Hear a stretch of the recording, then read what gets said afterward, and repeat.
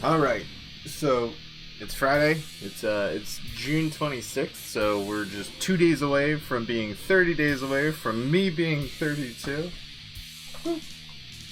So, obviously I'm about a half an hour late to start, but that's because I woke up around like 9:30. I'm sorry, I woke up around 8, went back to bed until about 9:30ish. Woke up, got a shower, went out, grabbed some beer. By the time I got ready to get beer, I found out that it was like 10 o'clock already. And so I putzed around for a little bit, got everything situated. And what I've been trying to do for the past few minutes now is I tried getting a couple stories and a couple different things up that I wanted to talk about. So that way we can kind of get into this. So we'll just start showing the screen here. We'll get into this in a minute. There was something I wanted to talk about first. So, not that. Where is it? Actually, here. This is one of the first things I saw. So we might as well watch this. Harmon put a gun to a woman's head and stole her wallet. Stephanie King defended. I still love him today. I'm gonna keep loving him. Yeah. Cause to me, he ain't do no wrong. He just shot a cop.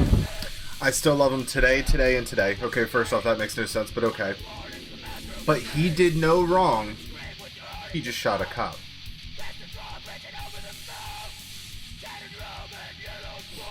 So, shooting people isn't necessarily off the question. But as long as it's a cop, it's okay? Like, no, that's still illegal. That's still wrong. You shot somebody. You deserve the full extent of the law. And if you're shooting at a cop, well, you're going to get shot back. Like, let's be real here. You shoot at somebody with a gun. If you don't knock them down the first shot or kill them, they're shooting back. You know what I mean? So, like, welcome to America. This is how this works. You don't get to just shoot people. Like, that's not how it works. Like, I have a gun. I don't just run around shooting people. That's fucking illegal. Like, heavily illegal. I can't even brandish my firearm. That's illegal. You know what I mean? In some counties, printing is illegal.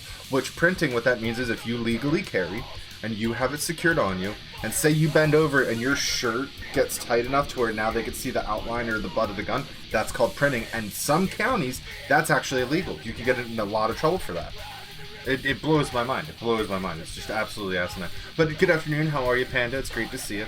So again, if you guys didn't see this, this lady says that regardless of what he did, even though he just shot a cop, she's still going to love him because, after all, he just shot a cop. Harmon put a gun to a woman's head Disgusting. and stole her wallet.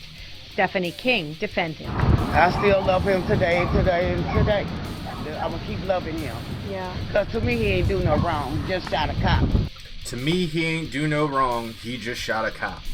So that's why every time you see, somebody who gets shot by the cops, it's always, oh, he was a great person. It's like, well, we have video evidence here of him actually assaulting people right before he started assaulting the cops, steal the cops, weapons and whatnot, and then tries to fire it on them. Oh, well, he still didn't do anything wrong. He's still a perfect little angel. It's like, no, that's a violent criminal. Oh, how dare you say that about my baby boy? It's like, what the fuck are you on?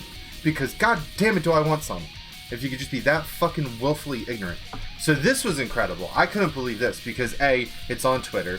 B, I'm sure they allow this type of messaging all the fucking time. C, who knows what they're really saying, because again, it's a language I don't know, I can't speak, but it is transcribed in closed captioning. But wait until you see what is said here, because this is fucking hate speech. This needs to fucking be condemned. This needs to be stopped. But no, religious freedoms. It's fucking stupid. حديث ابن عباس عن الرسول صلى الله عليه وسلم من وجدتموه يعمل عمل قوم لوط فاقتلوا الفاعل والمفعول به الموجب والسالب جروب بدر تقول انت موجب ولا سالب طب انا مش عارفه ايه طب انت اقتلوهم الفاعل والمفعول الصحابه كلهم اجمعوا على قتل اللوطي لكن اختلفوا في طريقه القتل منهم الان لا يحرق بالنار. I got no problem saying it. I don't like Islam. سيدنا علي واخذ به سيدنا ابو بكر ومنهم قال لا اللي يرمى من اعلى مكان شاهق ويتبع بحجار ده قول ابن عباس ومنهم قال For people who can be like, well, that means you're Islamophobic. No. I'm an atheist. I don't like organized religion in general. But when you have a modern day organized religion that is literally committing acts of terrorism and saying that people need to die just because of their sexual preference, their gender, their race, or whatever, that is a hateful fucking organization, needs to be abolished.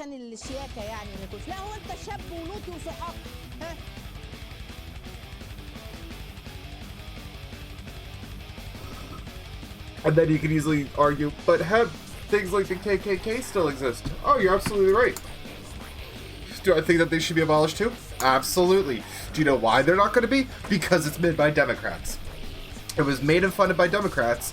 You will never get them to defund it or to label it a terrorist organization. I tried calling somebody out for that before too. They're like, oh, it needs to be labeled as a terrorist organization. Like, you realize that the Democrats made it, right? So that will never happen.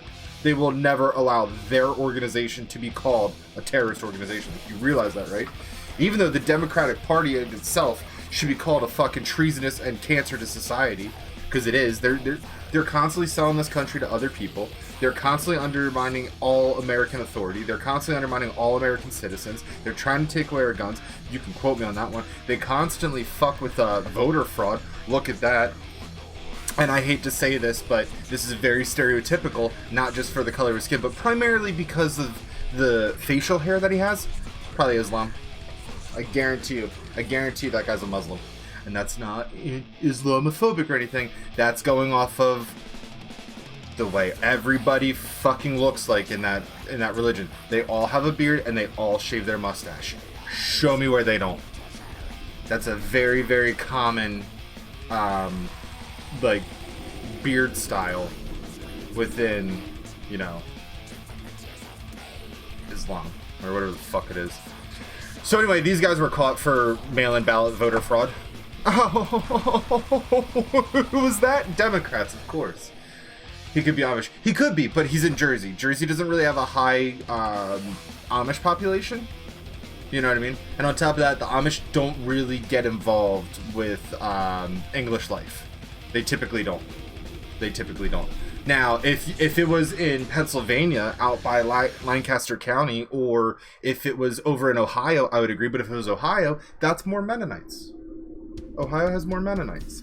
But, you know, Pennsylvania, we have a huge Amish population. I love them. Even though they're, like, inbred and whatnot, like, it's whatever. I like what they do.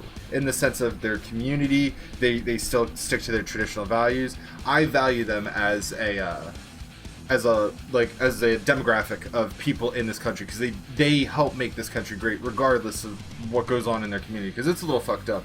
I've seen the Amish Mafia. I know what happens there, even though that was a TV show. I know what happens. But no, and you're right. He could be Amish, but let's be real here. He's over in New Jersey. He's a Democrat, and he was committing voter fraud with mail-in ballots. Most likely Muslim. I'm just saying. Like, and in my opinion, guess what?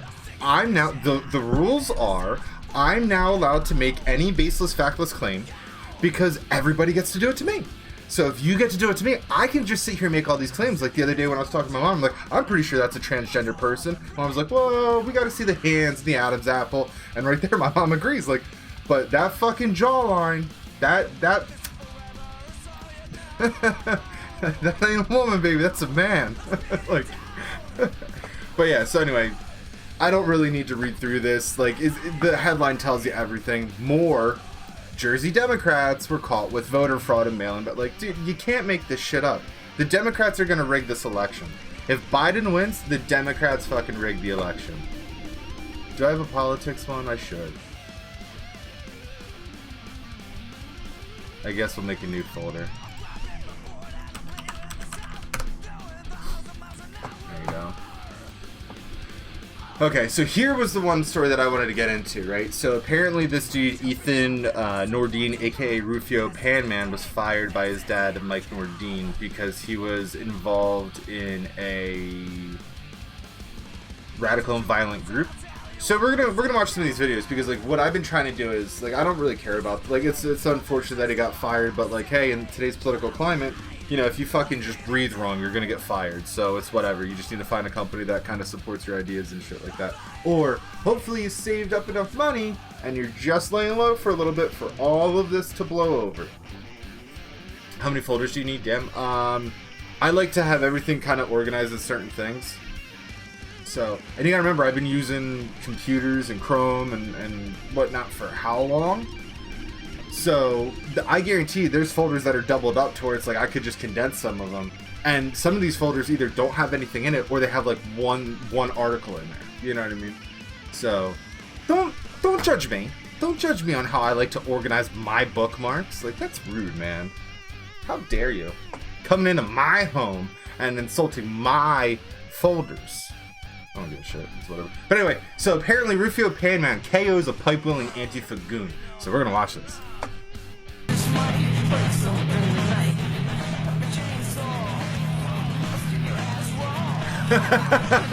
Just boom, one punch. Fucking get out of here. See, like, my favorite part about... Like, here's the best part about this. This is what Antifa doesn't understand. They've never been in a fight in their entire life. I guarantee you. And on top of that, because they're blocking their faces, they're not going to be able to see shit. Boom, just comes out, knocked out. Get fucked, you little Antifa weasel.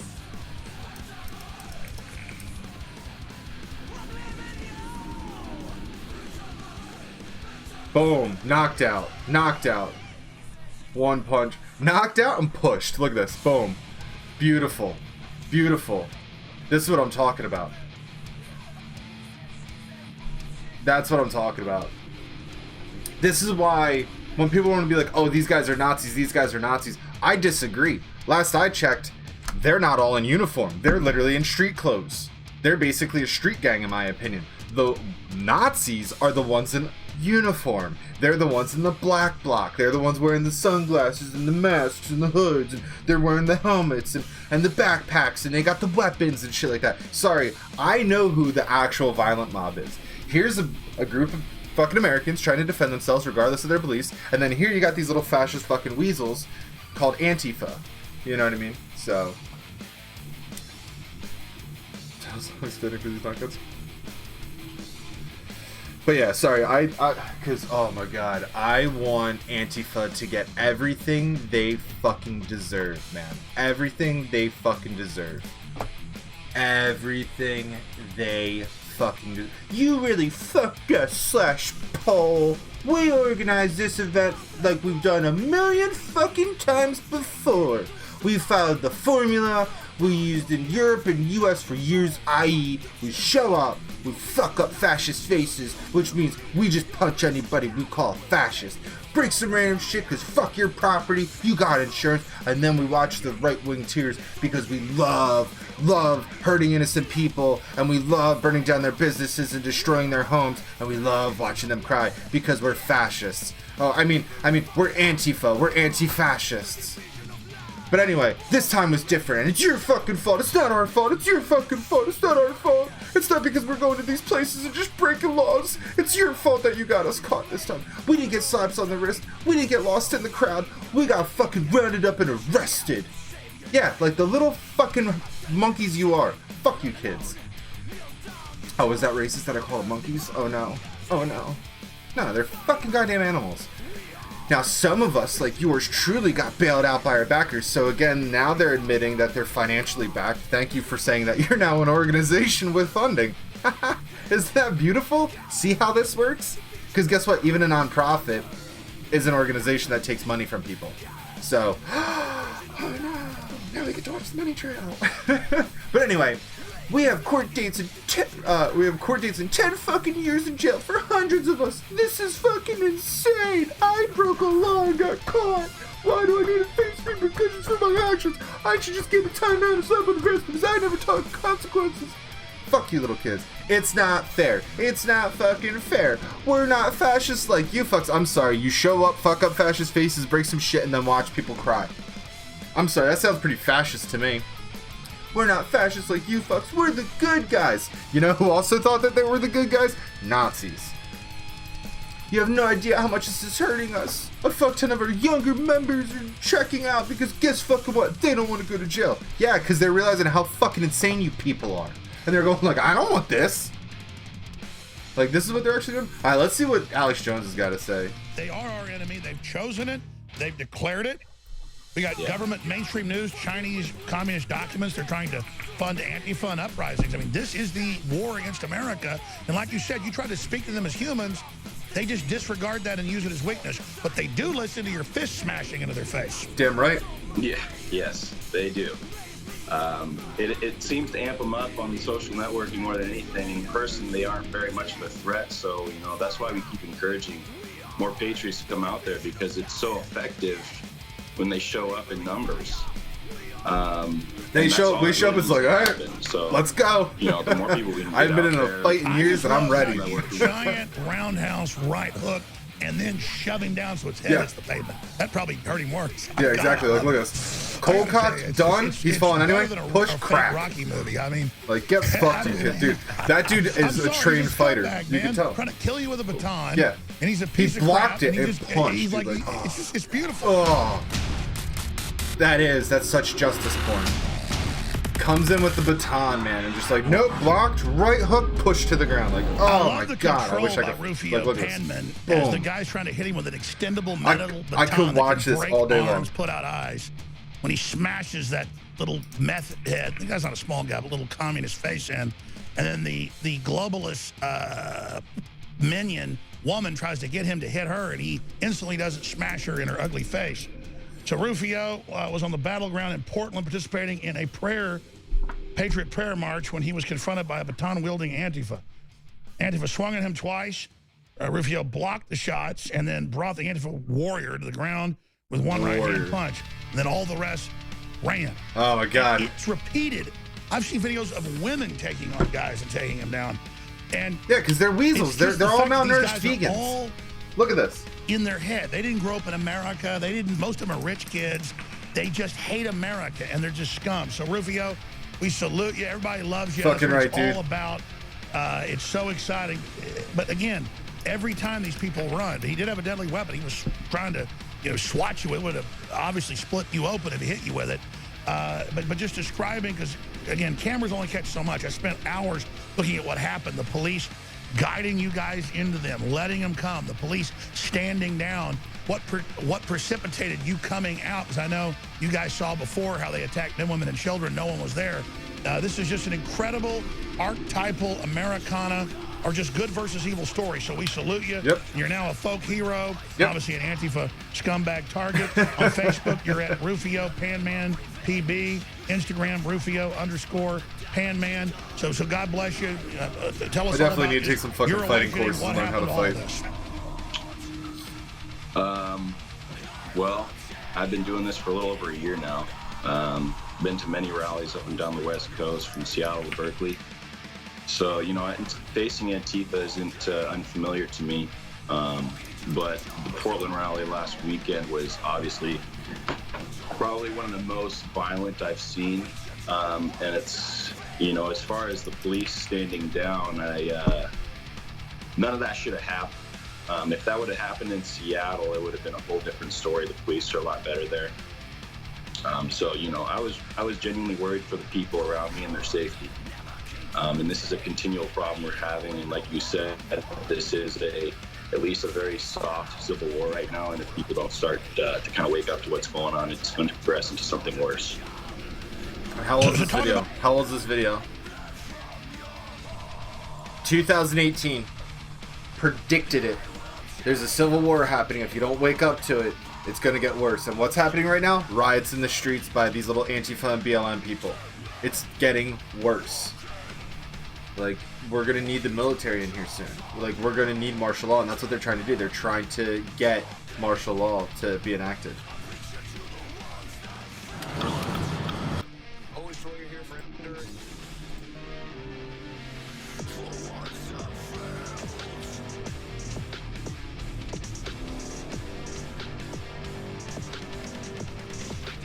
If I ever went to one of these protests, I'd be rocking a helmet. We've been on the right side of history forever. Abraham Lincoln founded our party to fight slavery, stand up for freedom for everybody, and the left has been on the wrong side of every single time. And identity politics, now it's institutionalized racism. They're always on the wrong side of every fight. And today, you guys are on the right side of that fight. So thank you for being here. I'm proud to stand with you guys. Oh, there's tons of people with different beliefs and ideas. I think that eventually we've got to come together, but we can't do it if Antifa's in the middle constantly causing violence. It's not about race, it's about what's on the inside. We're here to promote freedom and God, and that is it. And we actually have that American spirit where we're going to stand up for what we believe in, unapologetically, unafraid. Our country's getting soft. it's getting soft, and we need leaders to step up. Yep. You put your country first, you put your family first, put your community first. Whatever God has entrusted you with, you take care of it. Yep.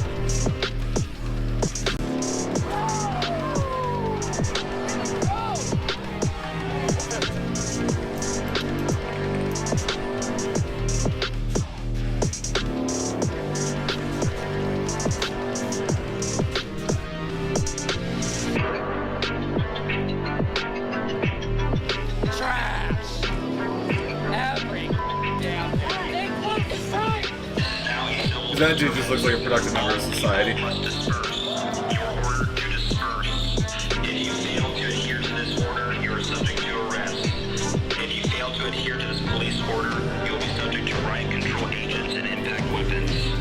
Yeah, so right there. Fucking move. Leave.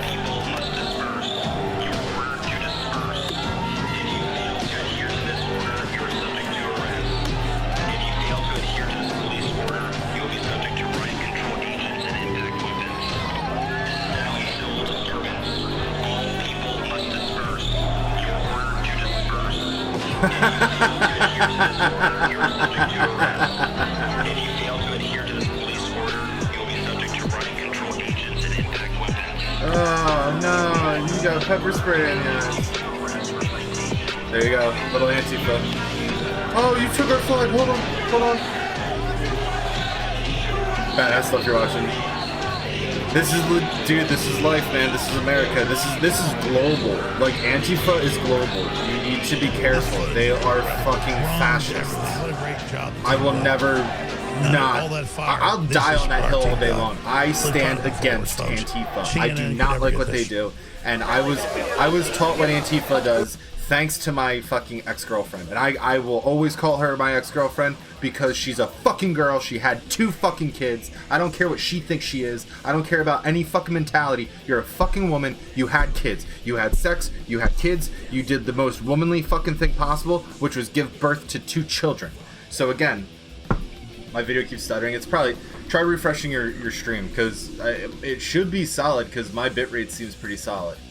But either way, so Blocking tried explaining to me one time that Antifa was the good guys because they go and just beat up Nazis, and beating up Nazis in American pastime. And like, again, just trying to gaslight me thinking violence is okay. And it's like, no, violence is never okay, because the way you need to talk to these people is you need to talk to them. You need to show them why they're wrong and what they believe in, and you need to beat their ideas with better ideas, and then they need to come to your level. You don't go down to their level, you need to bring them up to your level. Once you bring them up to your level, they'll start seeing things differently. It's all about your perspective, and you got to find out why they believe the things that they do, and you need to show them why it's wrong. Antifa doesn't allow you to do that. The leftists don't allow you to do that. They don't want to do that. The moment you try to explain things to them and try to talk to them rationally, boom, they punch in the face because now you're a fascist, now you're a racist, now you're a Nazi because they said something, or you said something they didn't like.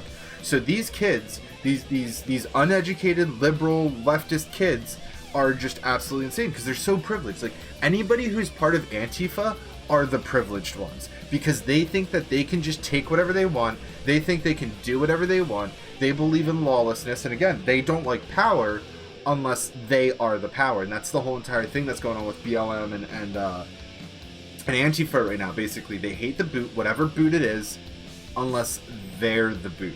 And BLM even said that. They're like, they're like, give us what we want or we're going to burn this whole system down, or we're going to replace it. Replace it with what? Your armed thugs that are just going to walk into homes, demand money, demand whatever they want, and if they don't, they don't give it up, you're going to kill them?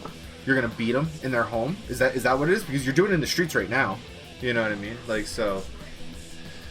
I'll highlight what I said with this rant and everything like that. It's not a big deal. I'll add a stream marker right now. So I'll highlight this, including this little part, because we're gonna watch this video again. But again, like, this is important, and anybody who stands up for America or anybody who stands up for what they believe in, they're labeled a racist and a Nazi and whatnot. It's just like, dude, like, what? Because technically, you guys are the racists and the Nazis. Like, like the other people. It's like, you have no idea what you're talking about. But it's because they believe in gaslighting. And they just try to lie to you because it's Marxist ideology that they think that they can control history through consciousness and will. And you can't do that. Like, you're not going to be able to do that with people, especially in America. Like, that Marxist ideology does not work in America. That might work over in places like, fucking Germany or Europe or Australia or wherever. I don't care. Not in America. That's why we fled all those other countries. Nobody leaves America to go to socialism. Everybody leaves socialism to come to America. Think about that. And actually, there's a quote somewhere. Where is it? Solid question. Has anyone ever encountered a person who's fled capitalism for socialism? Nope. I fled socialism for capitalism, and proud citizen paying all dues to become one. I'll never surrender to the communist funds by Soros and the hypocrite in Capitol Hill. Just witness how a small minority burns and destroys a great country. Wake up, America. Exactly. Like I love our immigrated public. I started my whole life with 2 end parents. I don't know what that means. What is 2 end parents? Gaslighting a mass is possible. Yeah, exactly. And the media's doing it constantly. Who are you with? Oh yeah, Patriot Prayer, right? Yeah. Fascists. How you gonna call somebody? Look at this dude. What the? Even, yeah. Look at this dude. Walk away with your silly asses. It was a successful day overall, but coming to a close, we're about to head to the next one. So that's that. And anyway, so tune in to all the different streams. It's going to be going up on YouTube, InfoWarsStore.com. And yeah, be tuning in tomorrow, where we will be flying into Oakland to get out of the street. Look at these guys. Look, get out of here. Get out of here. Or what? Or what? Get out of the street. Get out of our town. You don't need no mask. Go. So the cop's just like, hey, just get out of here. Look at these people.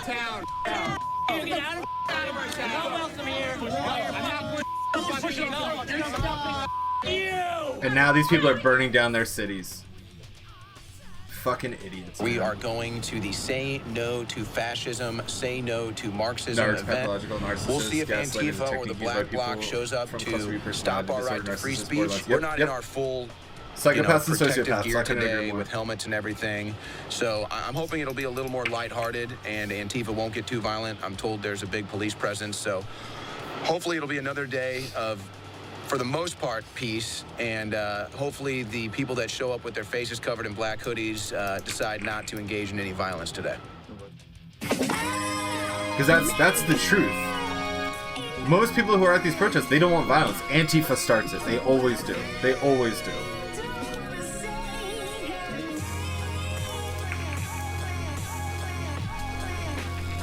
Wait, what was that sign?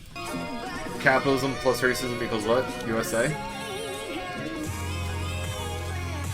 Equals fascism. Okay. First off, no. No, it does not. Not at all. Fascism is what BLM and what Antifa does. Racism is prevalent in all cultures, all walks of society. Everybody is slightly racist. I don't care what you have to say.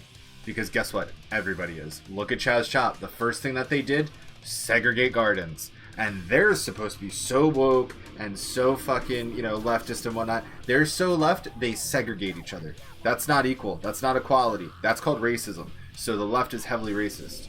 But capitalism is just fantastic. Capitalism technically defeats racism and it defeats fascism. But whatever. This is just an uninformed fucking sign because they literally have no idea what they're talking about because nobody ever taught them what capitalism truly is. They never taught them what racism truly is. And they never taught them what fascism truly is. So if you say capitalism plus racism equals fascism, it's like you are far from the mark. Because last I checked, the Nazis were not cool with fucking capitalism. They were actually vehemently against it.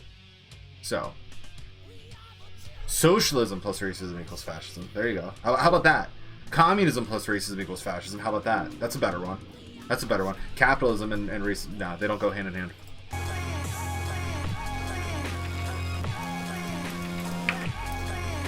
Good. Look at that. Look at that fucking purple-haired bald motherfucker. Yep. Push that old guy. Get him out of there. I'm the motherfucker hero. Oh, yeah? I'm the Vietnam vet. Damn right. I'm the one fighting for freedom. As they shoot down Fuck my yeah. friends and relatives in America like fucking dogs. I'm the one. I'm the fucking one.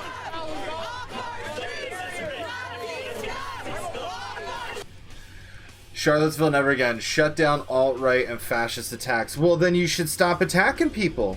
Trump must be something. be resigned or be removed by any means necessary. That's a threat. That's actually a threat. Like, that's no longer free speech.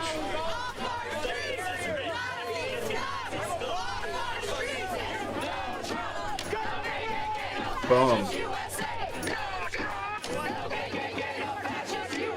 Oh yeah, don't record me in a public space, you fascist. But he's the fascist because he's gonna sit here and just get in people's face and try to like push their cameras away. Like, no. It's funny, wherever Antifa shows up, it basically looks like, you know, you're the ones with the something weapons protecting white supremacy. First off, no, they're not. They're protecting law and order. When people get unruly, they're going to sit here and riot crowd control. They're not protecting anybody. They're literally protecting the people from themselves. They are the line of law and order. When you guys get unruly, they're going to get in. They're not protecting anybody. They're literally, I mean, they are. They're protecting people from people. You know what I mean? So it's not like, oh, no, we're protecting white supremacists. They're protecting you, too. Why do you think that there's cops right there, you know, back to back? Because they're watching both sides to see who aggresses. And guess who it's going to be? The left. Always. It's never the right. The right never just throws a punch unwillingly or, like, unprovoked. It's because somebody's trying to attack them. Academy Award-winning information.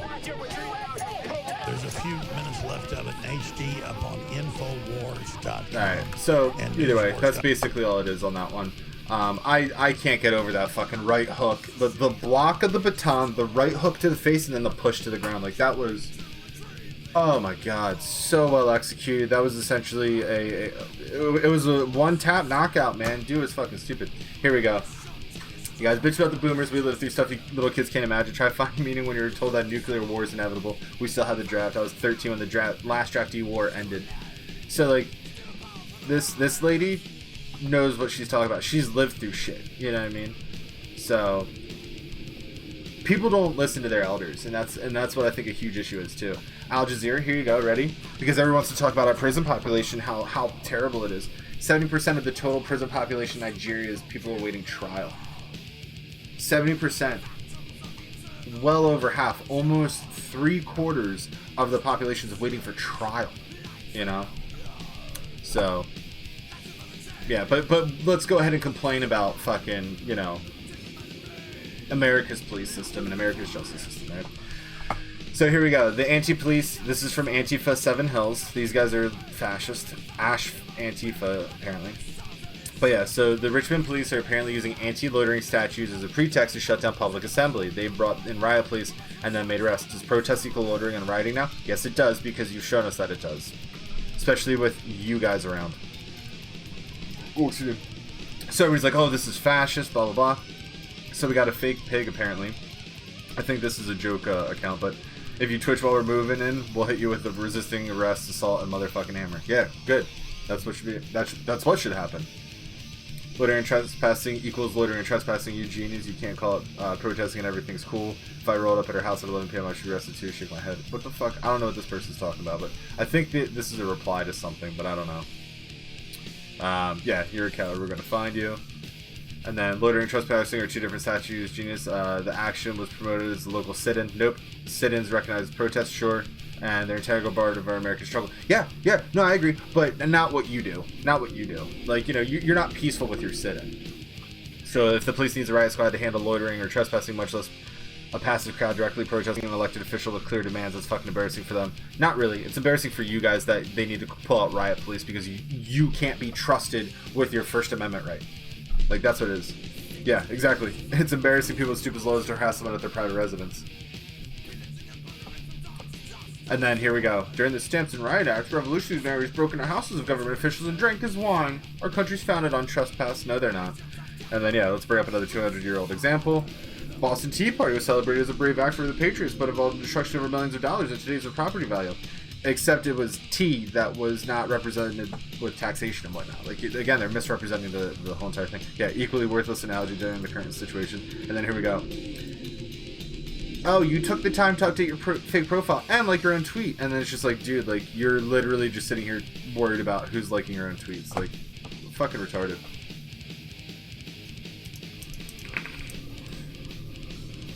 I'm with you on everything.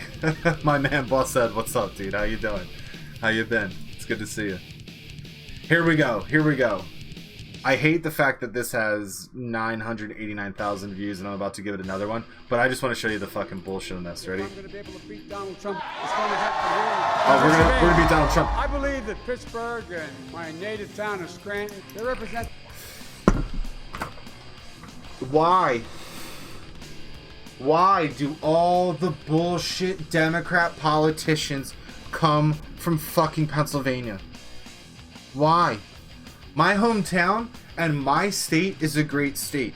We are the one, we're Philadelphia, for fuck's sake. We helped found this goddamn nation. And then we have fucking idiots like Joe Biden born here, becoming fucking members of Congress and destroying the nation for all the people. We got people like Harry J. Anslinger, who's literally inciting racist laws, who came from Altoona, PA. You know what I mean? And god damn it, I hate Joe Biden. The cities and towns that make up hardworking, middle-class Americans. Make up hardworking, middle-class Americans. Okay, so why is our steel industry gone then, Joe Biden? Huh? Middle-class Joe? Where's our steel industry that was huge in Pittsburgh? Do you know why the Pittsburgh Steelers are called the Pittsburgh Steelers? Oh, I don't know. It's because maybe it had a fucking booming steel industry. Trenton makes world takes, right? Right? What was that? Great in manufacturing. Now they do nothing. Where you at, Joe? Who are the backbone of this nation. Oh yeah, All my time in public life, I've been referred to as middle-class Joe. Yeah, middle-class Joe, the person who fucking wipes out the middle class with his crime bill and shit like that, you piece of shit. Always meant as a compliment. Oh yeah. That I'm not sophisticated. No, you're not sophisticated. The fact of the matter is, I'm awfully sophisticated about no, you're not. Why, how, and who built this country. Except for the fact that he's a career politician, been in politics for over 30 years. Because I think he was like elected in like the 80s or some shit like that, if not earlier. So I think he's actually been in politics for close to 50 years. But either way, he's done nothing. He's done nothing for this country. He's done nothing. But you know what he has done? Where is it? Where's the Biden crime bill? Oh yeah, Biden's just a fucking idiot.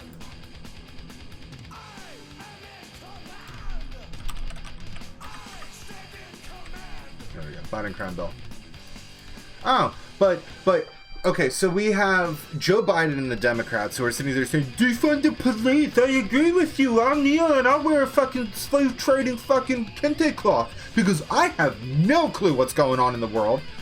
But let's see, Joe Biden wrote the 356 pages of the Violent Crime Control and Law Enforcement Act of '94 that was then signed into law by President Bill Clinton, Democrat, and this 356-page bill gave 100,000 new police officers, 9.7 billion. There we go. 9.7 billion in funding for prisons, 6.1 billion in funding for prevention programs, and where are we at today? Oh, the police brutality. Well, look at who wrote the fucking book on it. Written by Senator Joe Biden of Delaware. So he's from Scranton, but he had to go to Delaware to get elected because they're fucking retards too. Like, oh god, don't get me started on this shit. It's time to start rewarding work over wealth. Oh really? Really? So then why is your son going ahead and getting a fucking shit ton of money from a Ukraine firm and shit like that? Oh, we're not gonna talk about that, though, right? We're not gonna talk about your collusion with the Ukrainian president and everything, though, right, Joe? We're just gonna talk about how, oh, we need to get back to workers. Like, get fucking real. You're gonna sit here and sell more jobs out to China. You're gonna sell more shit out to other fucking countries, and you're just gonna profit on the movement of products. You're not gonna fucking profit on a fucking actual manufacturing here. Like, god damn it, Joe Biden's a piece of shit. Such a piece of shit. Tax cut for the very wealthy and corporations. 40 million people have lost their jobs. 40 million people lost their jobs. Why? Are we talking about the COVID pandemic where all the Democratic states shut down fucking and they're still shut down? And we're now just about to get out of, what, month 3 of the lockdown? Is that why everybody's unemployed currently? Is that why? No, we're not going to talk about that though, right? It's a right, not a privilege. We have to stop this administration's effort to gut it. We want to terminate health care. It's well past time. Good, terminate it. Wage nationally be a minimum of $15. Nope. No, you're going to fucking put people out of business if you do that. So, you can't sit here and just say we want the national wage of $15 an hour. You can't just do that. That's not how it works. There's no national minimum wage law from my understanding. It's all state and local. Pennsylvania's like $7.25. Hasn't increased in fucking, I don't know, over a decade. But guess what?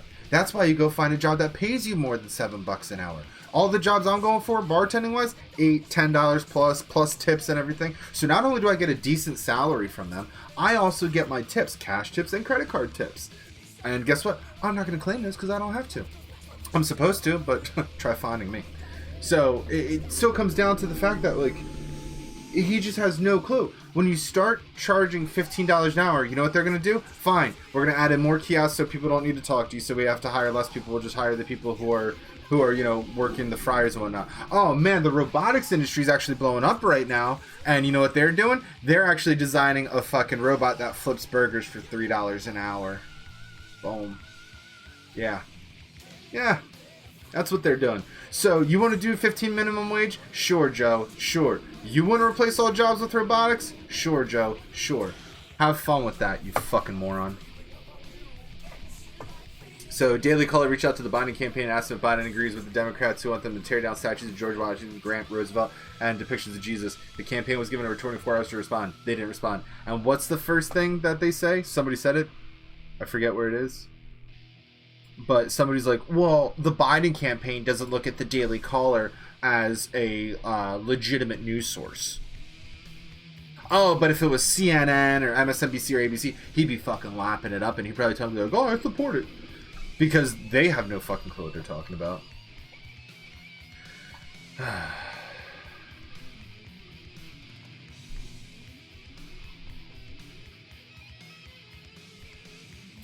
If my brother was sentenced to 4 days before my dad died. My brother had the stem cells my father needed to save his life, but the judge denied our request for temporary release. If the judge had shown mercy, there's a chance my dad would still be alive today. I think about that often. Oh well, too bad. So sad. Why didn't you have the stem cells? How come nobody else had the stem cells? How come you didn't go out and search for more stem cells? Why was it just your brother needed to have them? Get fucking real. What, was he just born? Because, like, last I checked, stem cells comes from aborted fetuses. So, here we go. So, Eddie Zipperer, I guess. It was fire to hear about this thread on the D Benigno show, and shout out to the Parler handle, blah blah blah. But anyway, so this is the Biden landslide map on CNN this morning. So this guy decided to put together a thread showing how good pundits, expert scientists, and the media generally are actually at presidential elections.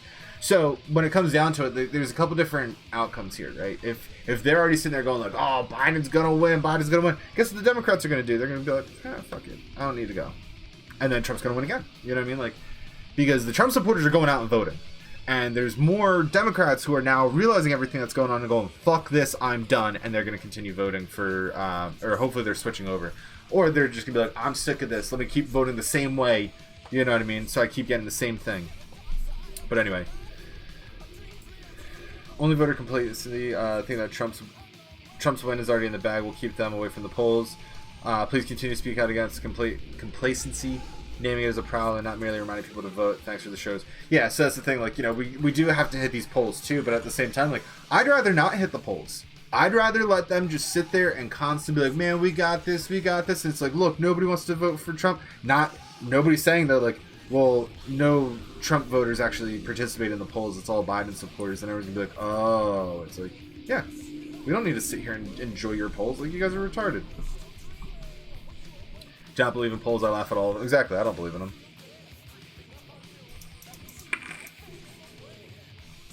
Even this will backfire. Stated Biden's the lead, but I'm okay with it because 1, more people will turn out to vote for Trump. 2, less people will vote for Biden because they think, we got this, I don't need to go. Yeah, exactly. The only way Biden truly wins is if they do mass voter fraud. Biden's popular because he hasn't been seen. If he actually campaigns, his numbers will tank. Exactly.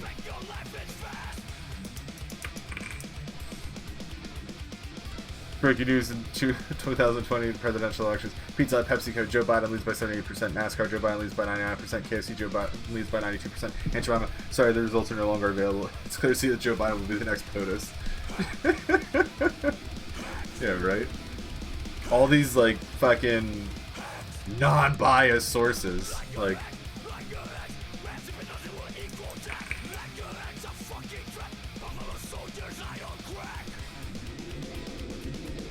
if Biden can't get PA, he definitely can't get a state like Texas. We're also turned into these polls because they're so accurate last election. Yeah, because, like, what was it? They showed, like, Hillary had, like, a 90-some-odd% chance of winning, and, like, Trump had, like, an 8% chance, and boom, he got it, in my opinion, in a landslide. You know, because I don't recognize the popular vote. That doesn't mean anything to me. It's not a popularity contest here. We're voting for the best person to run the fucking country. Oh. COVID infection, Matt. All blue states. Heavily blue.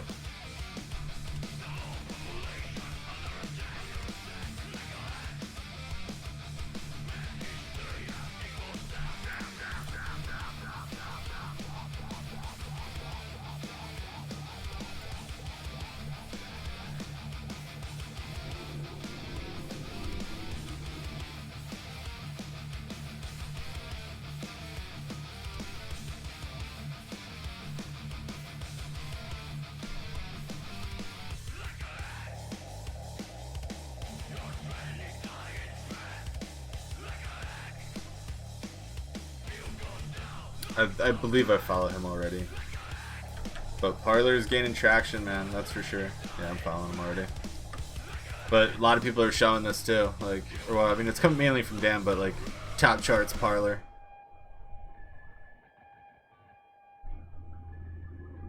Klein.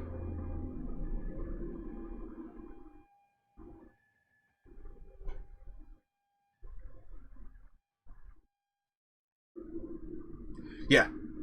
Yeah. She left me. And it's funny because she keeps trying to say that I just left her and stopped talking to her. It's like, no, you said you didn't want to be with me if I'm spreading misinformation on my Twitter. Because I was calling out what Antifa does and I was calling out all this shit. And I'm calling it like I see it. She didn't like that. So she blocked me on Instagram because she's posting about all the protests and she didn't want to hear my opinions or anything like that or me to see it because we're going to have opposing views on it and she didn't want to argue or whatever. So she stopped talking to me. So once I saw that, I'm like, okay, so you blocked me on Instagram. Like, that makes sense.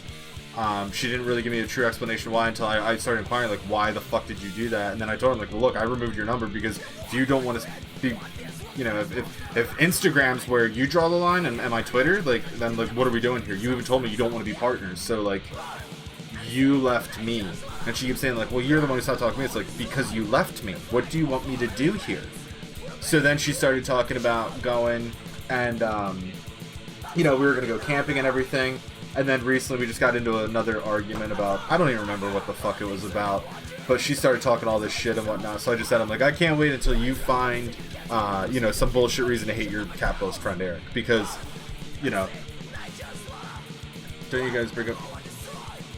Well, yeah. I didn't want to. I kept saying, I don't want to do this. I want to talk about things. I want to do things rationally, but she refused. And then she started feeding me a bunch of lies and whatnot. She said, like, oh, well, I'm also trans. It's like, wait, I thought you're non-binary, which means you don't subscribe to either gender. But now you're saying you're trans, so you're transitioning from female to male?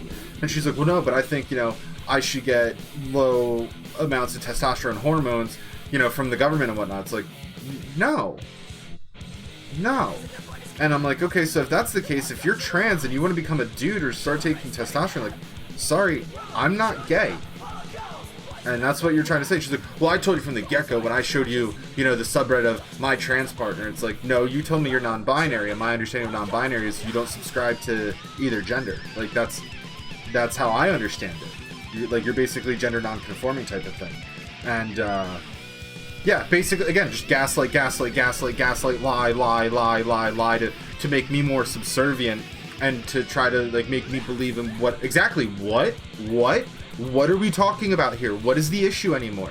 So, again, like, it just blew my mind. It's like, dude, I'm done. Like, I can't do this. Because this is somebody who is, A, raising children and wants me to raise with them. Every time I try to correct anything that they fucking put in their head, I will now have to try to recorrect, and that's going to cause issues. It's not worth it, man. It's not fucking worth it. So I dodged a huge bullet there. Because no doubt, if if blocking was ready to lead me over just my political viewpoint without even properly talking to me about anything rationally and looking at any facts, then that was, you know, if we were to go down that road and actually get married, that's a future divorce. We would get divorced probably within 6 months. You know what I mean? Because something would happen and, you know, we would move in, she would get to hear more of my crazy thoughts and ideas or what I believe in, just boom, immediately be over. So again, I dodged a fucking bullet there because she left me. Like, thank fucking God. I had a different opinion about blocking too. I saw a lot of red flags, but rose-tinted glasses, man. I fell in love with somebody. I'm gonna view past the literal red flag that's sewn but torn off your fucking jacket because you're too lazy to sew it back on. But yeah, your little commie flag. I saw past that. I went to the communist prom with her. I saw past that because I wanted to be part of her world and I wanted to see if maybe we can actually find some agreements and whatnot. But of course, I'm a capitalist, I'm an American, I'm a patriot or whatever. People don't want to talk to me. No, he's a Nazi. He's a racist. You don't want to talk to him. Yep. You nailed it. You nailed it. Why is rapey the new transphobe buzzword when their general preferences are questioned? I'm not saying you have to suck dick, I'm just reflecting internally why you believe you can't be attracted to a woman with a penis. What the fuck? This is what I'm saying, like, what? Like, of course you can be attracted to a woman who has a dick. Not being attracted to one is an indicator of being incapable to it. Yeah, like, I don't understand people, man.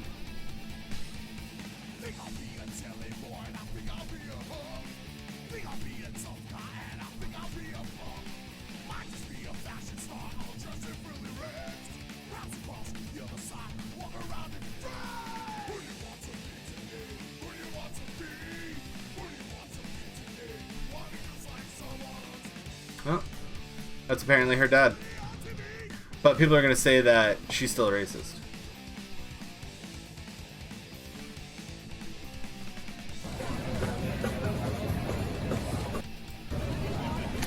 Wait, hold on. I mean, even with masks, they're less than 6 feet apart from one another. They're very close together. But don't worry, these protests don't spike COVID cases. No. The spiking COVID cases are from, like, you know, the Trump rallies and going out to the store and whatnot. Like, get real. I'm over it.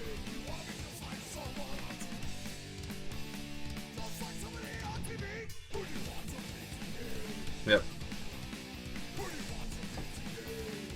These are the truly racist laws.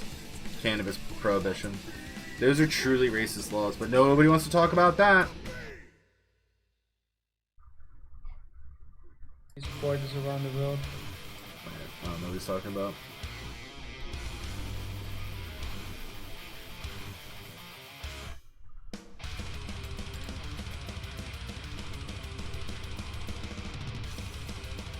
Yeah, right, dude. If I see that, I'm probably moving countries or something like that. I'll go down to, or I'm going to a red state. I'm not fucking dealing with that in a blue state. I'm going to a red state. I'll like move down to Texas or some shit. I don't know. Or I'll find like a red state that legalized and just move there.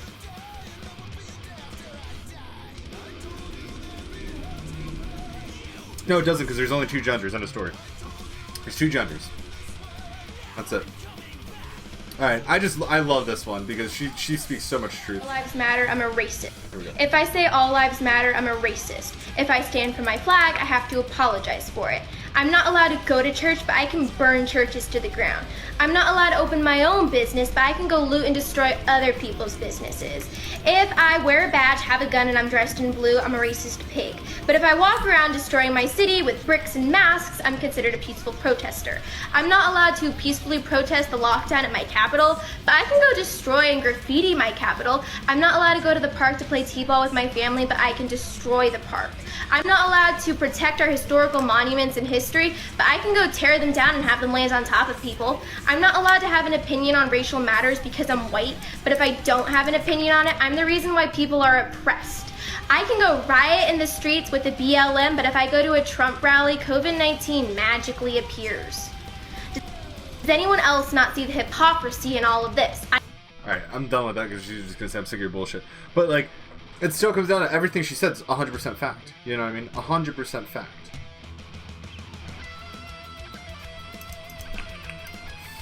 Joe Biden is on a hiring spree across the battleground states. Where are you getting your money from, Joe? Where are you getting your money from?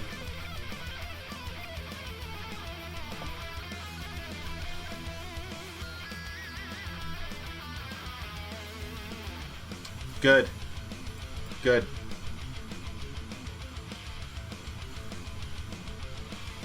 I won't comply now, look.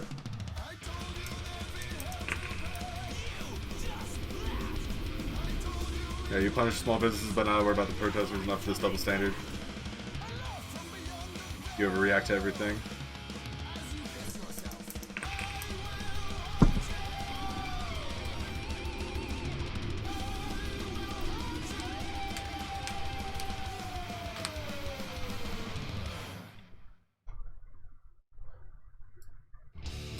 Yep. Allowed 60,000 person protest, not allowed 4th of July, scapegoat bars. Truth.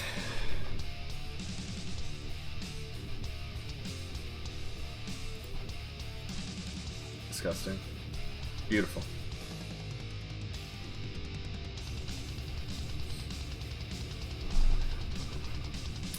The Houston Association of Realtors will use primary to describe bedrooms and bathrooms on listing services instead of masters, amid increasing the calls for racial... Oh my god. It's the master bedroom. You don't need to call it the primary bedroom. That's so fucking stupid. For 2 hours, I'm now getting 2 minutes. I'll get right to the point. After waiting for 2 hours, I'm now getting 2 minutes. I'll get right to the point. This board is pretending that for the last 3 months, your emperor, Dr. Levin, has not been against a mask declaration. Now, all of a sudden, we're pretending that masks are everything, even forcing speakers to use masks. I would like the board to take a position. Was Dr. Levin wrong for those 3 months? And if he was this wrong, why has he not been removed? Why has he not been fired for being so catastrophically wrong? Or do you not really believe he was wrong? You're just wearing these masks because it is a signal of your great virtue. Damn! Damn. Because for the last 3 months, we have not worn them, and Ventura County has done outstandingly well and continues to do outstandingly well because we are not Los Angeles, we are not New York City, we never were going to be any of those things. Ironically, this is one of the few things Dr. Levin was actually right about. He has been wrong about everything. He is the one who told us we would have 400 to 600 hospitalizations a day. He revised that to 200 to 400 a day. We still haven't reached that in 1 day. We're barely over 200 for the entire ordeal that you guys have put us through. We now are panicked over 51 total hospitalizations in a county with 8 hospitals. Can you people do math? Can you please do basic math and understand where we are on this? This is not a crisis. You, however, have created one. You, in an effort to try to prevent all death, but we've had 43 deaths, have now ended all relevant life. And you should all be ashamed of yourselves. And this will never be forgotten. Ever be forgotten. You will all be held accountable eventually, in this life or the next. You all better hope there is no hell, because when you die, that's where you're going. And guess what? You're not going to be dying of COVID either. Thank you. Damn right. Damn right. That dude's... Fuck. Oh my god. Yes. Like, he's so right. Like, you're not going to die of COVID. You're not.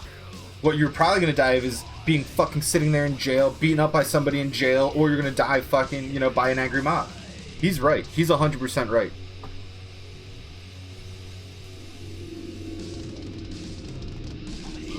Oh, excuse me.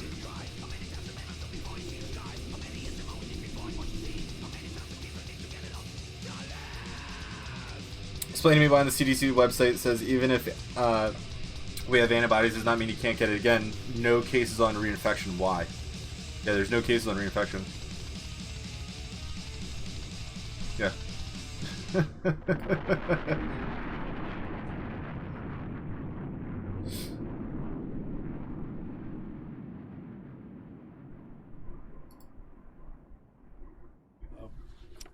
we are beginning a program today which will certainly grow into something larger and larger, and that is a community contact tracing program. Gross.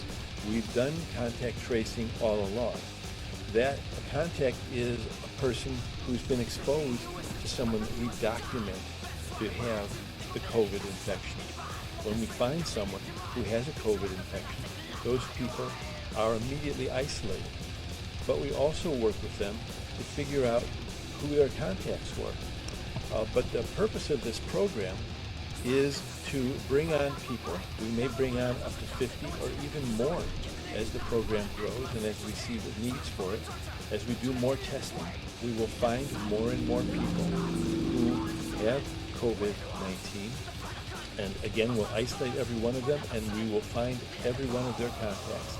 And we will make sure that they stay quarantined, and we'll check in with them every day. We're going to do a more complete job, and we're going to do a more meticulous job of... I can't listen to this dude.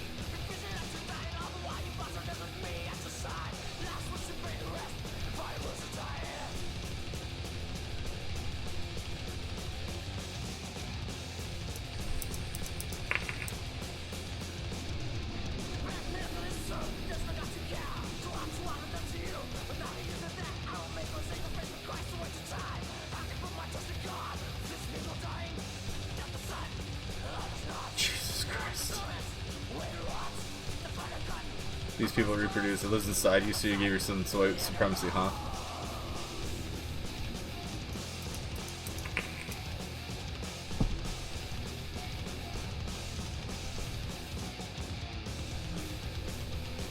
That's that person's family, but don't worry, she's gonna be a racist, though.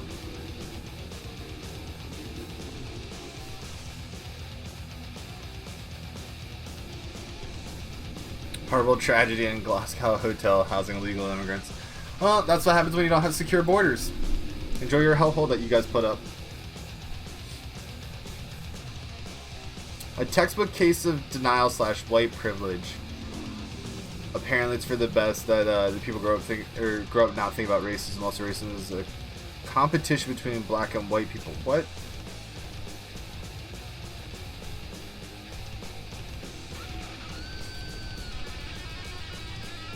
All right, let's see.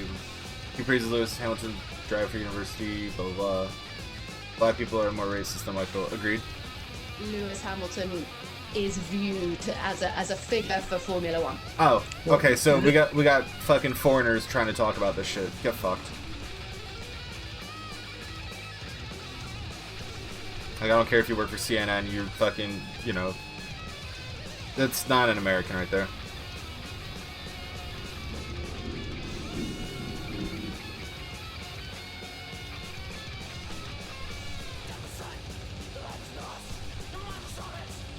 Yep.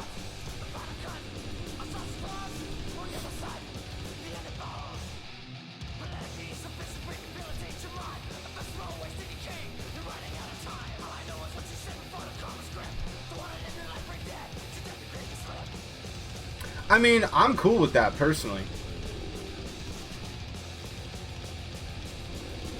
That's just me. That's freedom of religion. I mean, yeah, if offended anarchists can tell George Washington. Yeah, like, I mean, you're right. Technically, you have the right to do that, but I'm cool with it. I'm cool with the Baphomet. But I'm one of those people who'll be like, Hail Satan. You know what I mean? I personally like satanic ideology. I'm just not about to give somebody fucking money to join a church. Or to join an ideology. Like, nope. And it's funny, too, because, like, the Church of Satan will even say, they're like, well, you know, we're Satanists. We still need to get paid. It's just like... Yeah, but I'm not gonna give you money to say I agree. Like, no. That's not how this works. Because guess what? I'm a Satanist. I'm more important than you and your church. You know what I mean? I like Satan ideology or satanic ideology. I think it makes sense. Daily Color finds Team Biden in no rush to say if their candidate agrees with Dems tear down statues. Okay, so what does Twitch you got to say about this one? Because they're gonna show like other people talk about it.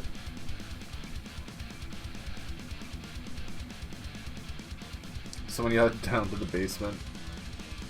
I think this would be an easy one. Yeah, right? This would be an easy one. Silence equals consent, right? He has no idea, so the answer is yes. Donald Trump even fucking chimed in. Yeah, I mean, like, silence equals violence, silence equals consent. You didn't say anything for 24 hours, so that means you agree with it. Cool. And now the world gets to run nuts with that. And then he has to try to explain, well, no, I agree with some of it, but I don't agree with some of it. Like, oh, man. The Lincoln Project? Who's Peter Strzarek or whatever the fuck his name is? Former FBI agent. Okay. Counter-espionage section that led the FBI investigation into Hillary Clinton's use of personal email server. So wait, if he's the runner of Lincoln Project, that doesn't make sense. He's the runner of Lincoln Project. But he led the FBI's investigation, so no wonder why they didn't do anything.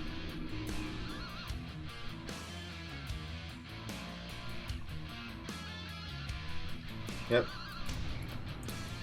To undermine the Trump presidency. Yeah, no, and again, he does it constantly. If he's the head of the Lincoln Project, or if he's advised by it, or no, he's advising the Lincoln Project. Okay. Yeah, no wonder why.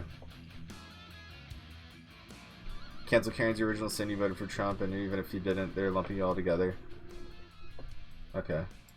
A message to anyone in our audience who is white and female. White women, please be careful out there, please, because the far left, they hate you and they are after you. They want to destroy you, get you fired, run you out of town, humiliate you, and anyone who knows and loves you. This is no exaggeration. And by the way, your original sin, you voted for Trump. And even if you didn't, they're lumping you all in together with this nasty racial slur they've invented just for you, a Karen. It's quite pejorative. Definition: Karen is a mocking slang term for an entitled, obnoxious, middle-aged white woman. And apparently it's perfectly okay to use. White liberals will use it against white women they don't like. Liberal people of color will use it against white women they don't like. It's a new chapter in outrage culture. And maybe since with COVID we don't have that much to do anymore, this is the new thing. A person was writing with chalk on the front of a house, Black Lives Matter in San Francisco. And we've seen a lot of people writing things on buildings, defacing things, breaking things, all in the name of social justice. So this woman asked a man who was scratching Black Lives Matter into the side of a house, what's going on here? Is this your house? Because if it is, that's okay. But if it isn't, that would be kind of a problem, right? Watch. Is this your property? Hi, I'm asking you if this is your property. Why are you asking? Because it's private property. Because it's private property, sir. We're just saying, absolutely, your signs and everything, and that's good. This is not the way to do it. And you don't know if I live here or if this is my Doesn't matter property. if you fucking live there. You know. That's why we're asking. Because you're accusing me of a crime, correct? What I'm asking you is why are you... And I'm not answering you. Okay, that's fair. Oh, okay, well then, call the cops. Lisa and Robert. Yeah. I'll be right here. Okay, thank you. Bye. So 15 million people watched that video clip in 2 days. That's bigger than the opening for a Star Wars movie. It turns out it was his house, but he would not say that. And the mob said it was racist to question a man of color writing Black Lives Matter on the house.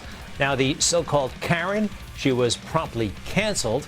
She was identified as Lisa Alexander, and turns out her sins were far greater than what happened in that video. You see, she's successful. She runs a skincare company. She's pretty. She has privilege. And she even wears her sweater in a preppy, snobby way, they were complaining on Twitter. Within hours, a big customer of hers, Birchbox, jumped on board. They called her actions racist. They condemned her. They condemned the company she started, everything. They severed their relationship. And before the end of this weekend, they even got Lisa apologizing, called what she did racist. And this morning, her husband, who barely said anything in all of this, he was fired by his employer.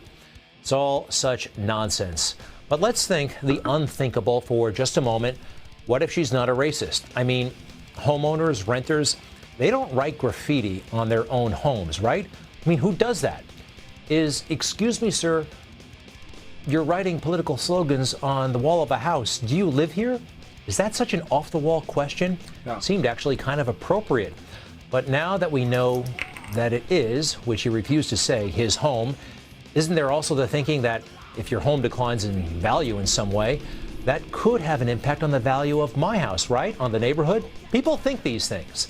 Now, the guy who took this video, you can see him.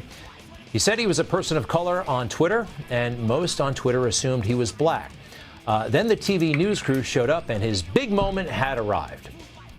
My first instinct is, again, I'm a person of color in Pacific Heights. This is San Francisco's maybe richest, whitest hood. Juanilo says he's a proud gay Filipino who knows what discrimination feels like. So this isn't the first time I've experienced fear, maybe even a little bit of loathing that just kind of creeps out. He had 33 Twitter followers on Monday. Now he's got a platform with more than 10,000.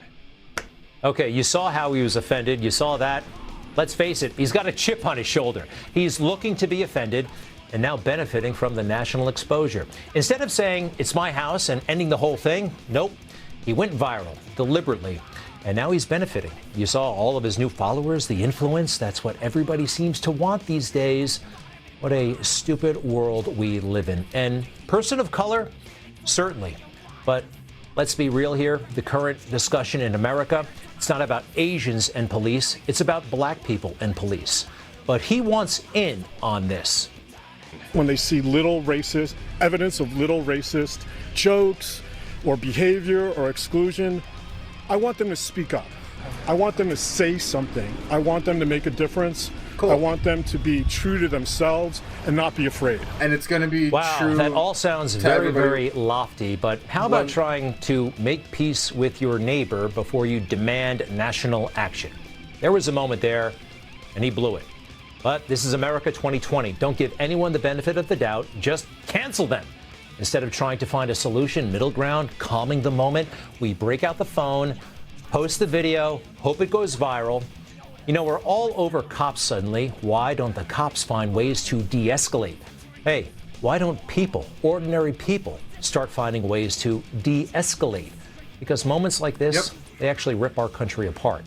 They do. I am no preacher, but have you noticed how it seems like fewer and fewer people are talking about faith, about forgiveness, about letting things go, giving people the benefit of the doubt? You know, I love the message, forgive us our sins, and we forgive those who sin against us. We used to worry about the government, Big Brother watching us. Now it's your next door neighbor, and you are one mistake away from losing everything. You know, we know we're not going to commit a crime, but who among us knows we're never going to get into an argument, make a mistake, say something clumsy and awkward? Lisa Alexander does not seem like a crazy person or a racist. She may have made a mistake, and now she's the one who loses everything. That is not justice. That's digital vigilantism, and it can happen to anyone. By the way, the mainstream media mob, not any better. Donald Trump calls them the enemy of the people, and sometimes I think, boy, he's got a point there. Yep, he does. That's all we have for today. Thank you for watching. Thank you for trusting us. Don't trust them because they are liars. They don't deserve our trust. In this very tense moment in America, they are fanning racial strife by not outright lying, certainly leaving out crucially important facts. We turn now to Atlanta and another police-involved shooting of an unarmed black man. Unarmed, another one, again, unarmed. That was Mika this morning. Meet the Press yesterday, Chuck Todd show reported a man was shot by police running away. George Stephanopoulos, same thing. And then I finally saw what happened. Rayshard Brooks, suspected DUI, resisted arrest, struggles with police, stole a taser, and then, here's the important part, turned and fired that taser at police. That's the part they did not report, what we can all see. Now, shooting anything at cops, that fact is relevant, it's important, and potentially makes this shooting justified. I do not know. I'm not an expert in tasers. It does. I'm not an expert in the use of force. But leaving that information out, that is a sin of omission. You know, our racial divide is bad enough, but they're betting that this hurts Trump, and it just might. But more importantly, their dishonesty is hurting America. What is their motivation here? I actually think it goes beyond hurting Donald Trump. I'm not sure why they're doing this. George Stephanopoulos, Chuck Todd, each make more money in a month than most Americans will see in 20 years. Yep. You think they're being paid all that money to just tell it like it is? Are they being paid all that money because they're exceptionally gifted at presenting information? No. Is it their charm? No. Something else is going on here. I'm not sure what it is, but whatever their agenda, it's not truth, justice, and forgive me, Superman, it is not the American way. Couldn't agree more with that, man.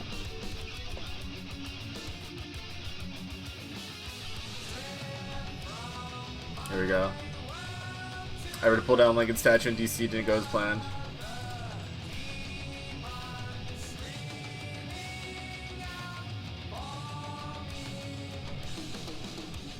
Report from the Lincoln statue tear down party. Protesters, you can hear a little bit of chanting. Happy to show you that behind me. But as far as like people tearing the statue down tonight, I see very, very little chance of that happening. One, there are huge barricades around the statue. Two, there's not really many protesters here. Three, there is an act of God currently happening, and it seems like God wants to protect Abraham Lincoln, that is, and has sent a massive thunderstorm to this area, and that is certainly disrupting probably the plans to have a little tear down Lincoln party tonight. So that's the report from Lincoln statue here in Washington, D.C. There you go. And now a rainbow. That statue looks like this.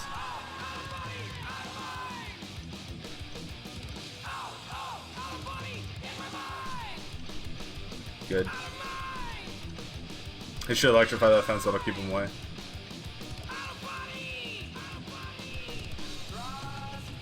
Nothing says Black Lives Matter better than a couple of runway models, or runway model blondes lecturing and swearing at black cops. Yeah, true.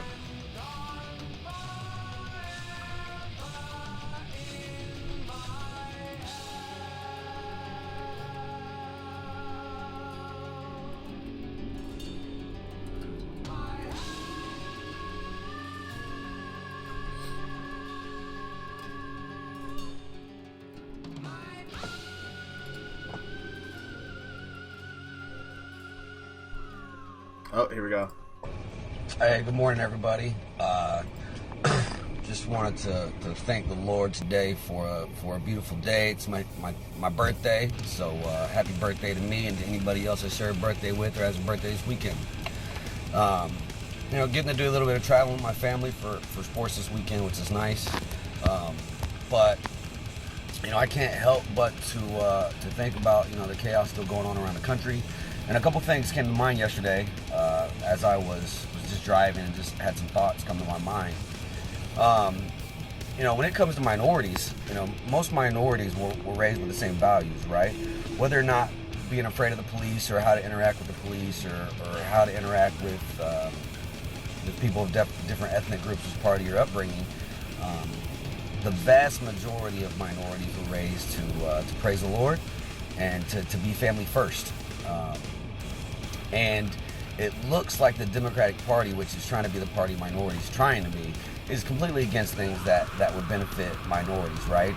They're trying to eliminate God from the world, and while you have the right to believe whatever you want, I don't think you have a right to push your belief on me. At the same time, I think minorities deserve to be able to defend themselves, to own weapons, just like everybody else. They have that right. We have that right. Every American has that right. And I don't know why any minority would vote for somebody who's trying to limit your right to defend yourself. So from my perspective, it seems like most minorities should be conservatives. They protect the family. They allow you to defend yourself. They don't raise taxes. They don't do a number of things. Just to piggyback off of what's going on today in today's world, it's just crazy, man. White guilt is amazing, right? It's just. Well, that's true. White guilt is amazing.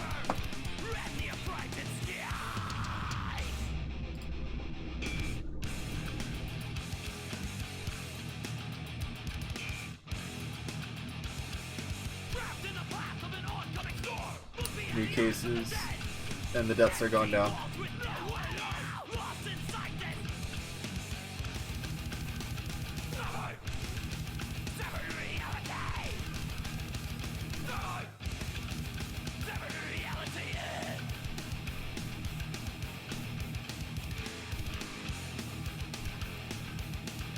So we kind of watched Tim Pool talk about this because, like, all right, so, and I agree with his stance on it. Basically, the businesses and whatnot that surround the Chaz Chop area over in Seattle are now suing the city.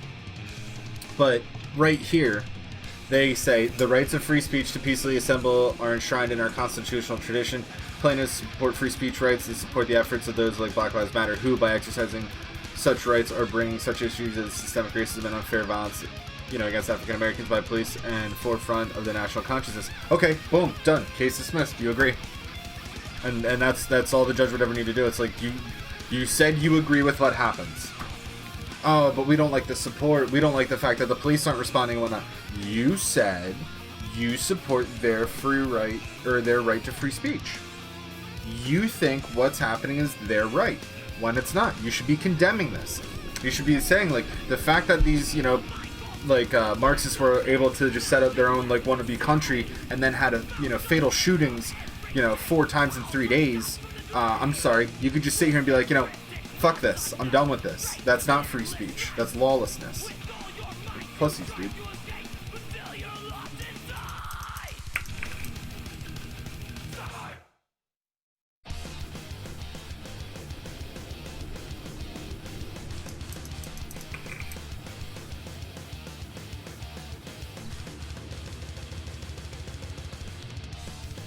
The number of COVID patients discharged from hospitals in Arizona continues to rise. That's good. Council advances plan to dismantle. Oh my god.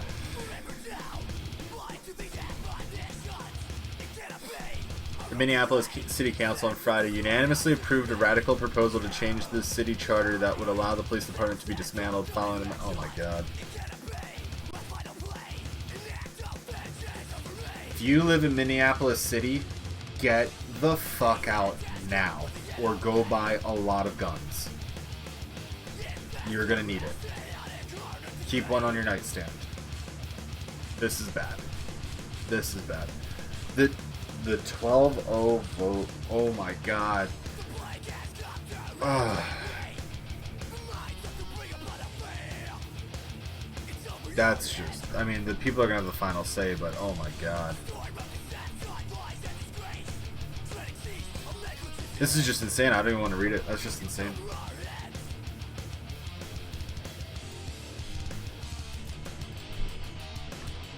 Actually, wait a second.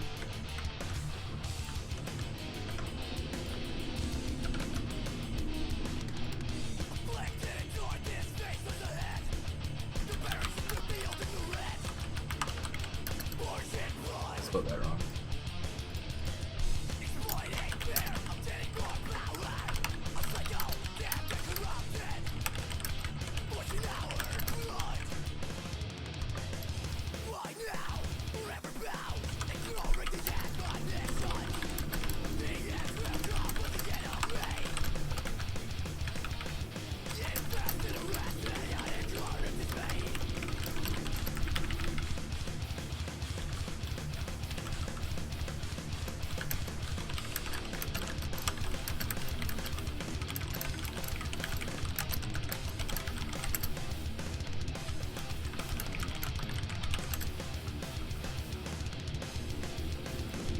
Because, like, the best part is they're completely ignoring any issues here. Oh, we're just gonna defund the police. That'll fix it. Yeah, sure. You got it. You guys nailed it. You beat systemic racism. You defunded the police. You didn't go after the laws that they enforce, though. You didn't go after the policies that they use or procedures that they use when they're engaging with people. Don't worry about that. That's not what actually needs reform. We just need to get rid of the whole police department. Well, you already burnt one to the fucking ground. It was a 12-0 vote. I can't believe that. It's all for re-election. That's what it is. It's all for re-election. They want to get re-elected.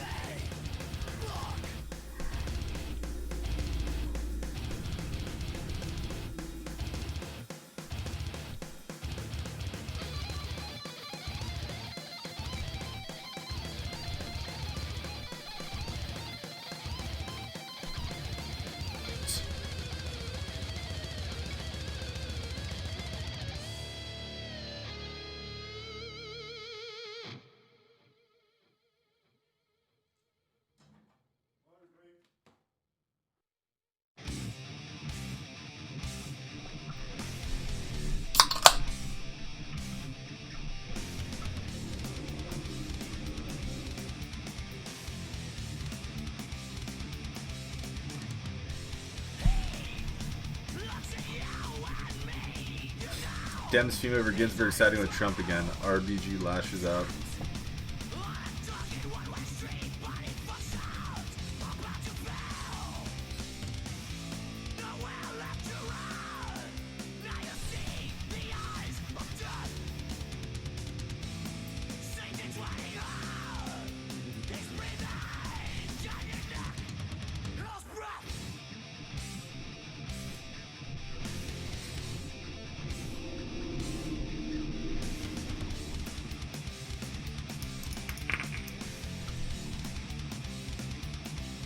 She's a feminist icon. That's pretty damning indictment of a certain kind of feminism, though. Ruth Bader Ginsburg sided with the conservatives on this awful decision. I don't understand why there's an issue here. Why didn't you retire under Obama? That's not how life works.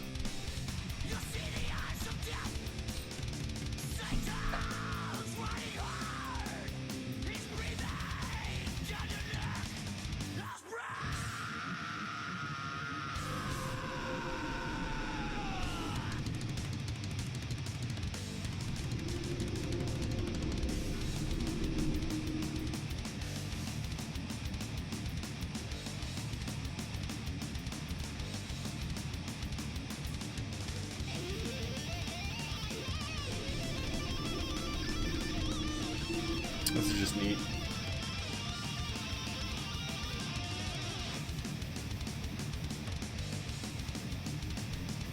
What? Is that real? No, that's like felt. That's not real. There's no way that's real. That animal's too cute to be real.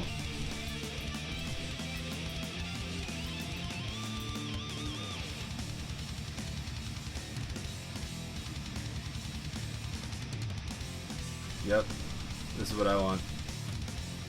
I'm definitely more interested in the industrialization of hemp than I am, like, I want recreational cannabis, don't get me wrong, because like we need it, but I'm more interested in the industrialization of hemp more than anything. I just want weed to be legal so that way I can consume it the way I do alcohol and not have to worry about losing my gun. Like, that's it. It needs to be legalized like alcohol. Or it needs to be treated like alcohol, because alcohol is way worse.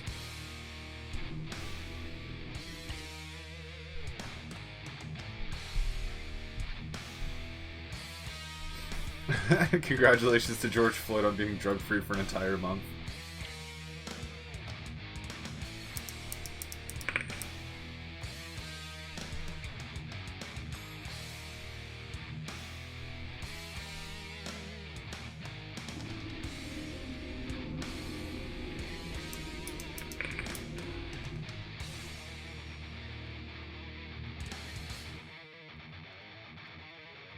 Fight.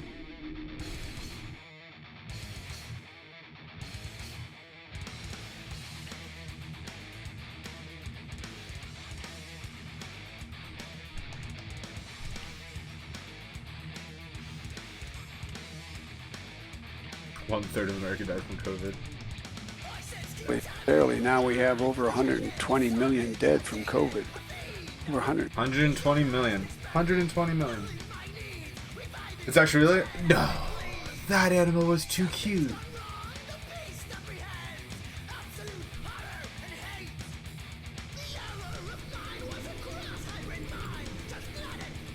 First, his spokespeople tried to say he was joking.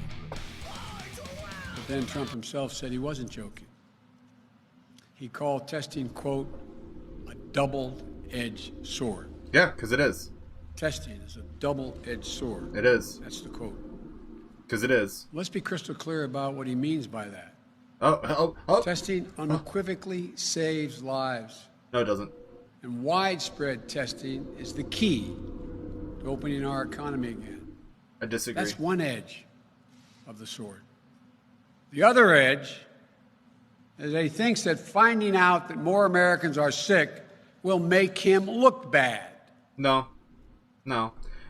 It's if we do more testing because we have a lot of people and we find more cases, it's going to look worse. That's the issue. It doesn't make him look bad. It makes the situation look worse. But when you get more testing and the infection rate goes up, the mortality rate starts going down. So that's why it's a double-edged sword, because like people aren't looking at it objectively like that. Because if you want to do more testing, fine. Do it on your own state's budget. And on top of that, when it comes down to it, you need to realize that, yeah, everybody basically has it. It's the common cold. It's just a matter of how bad is this infection actually, hurting us? How bad is this virus actually hurting the people? It's not hurting the healthy people. It's hurting the people who have pre-existing conditions. That's where the mortality rate comes from, because the people who die with COVID didn't die of COVID. You see the difference here?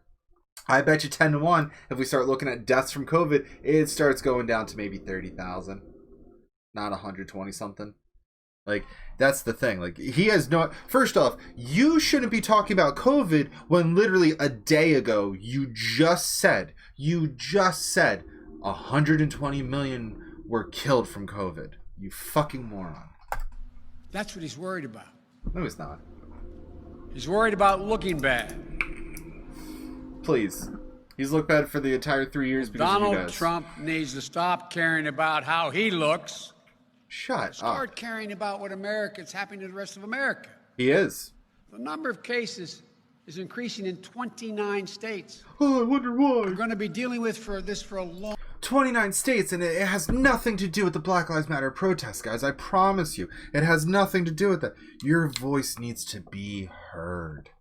Fuck you, Joe. long time. Trump can't wish it away. He can't bend it to meet his political wishes. Sure we could. There are no miracles coming. Want to bet? We're not going to have to wait for this miracle because none's coming. We're going to have to step up as Americans, all of us, and do both the simple things and the hard things to keep our families and our neighbors safe, to reopen our... And sadly... Wait, what was that? What was that? We're not going to have to wait for this miracle because none's coming. We're going to have to step up as Americans, all of us, and do both the simple things and the hard things. Hold on. To keep our families and our neighbors safe, to reopen... Keep our families and our neighbors safe. What was that? What did you just fucking verbally vomit? That made no sense. Oh, and they're going to quickly cut off into another segment because they know that he just rambled like a fucking goddamn, like, onset dementia fucking old hack. He said 120 million Americans were killed from COVID. He said that at a press conference. 120 million Americans. It was 120,000, and half of those. I think it's maybe 20,000. That's what I think it is. I don't think it's 120,000 because if you die from a car crash and they do a test on you and say that you have COVID in your system, they will say you died of COVID. That's how the hospitals are getting all of their funding right now. Why do you think Trump's going, no more federal funding for this? We're done. We're done. This was supposed to go on for 2 months, and not even. It was supposed to go for 15 days, and we're on month 3+. So no more funding for you guys. If you want to do it, you can go ahead and get your taxpayers to pay for it. And guess what? They're all going to say, go fuck yourself. Yeah. But, and you know, we have the highest cases. Why? Because we do the most testing, on top of the fact that we have 300 some odd million people in this country. You know what I mean? And Joe's trying to say we fucking lost a third of them to the fucking COVID. Like, are you kidding me?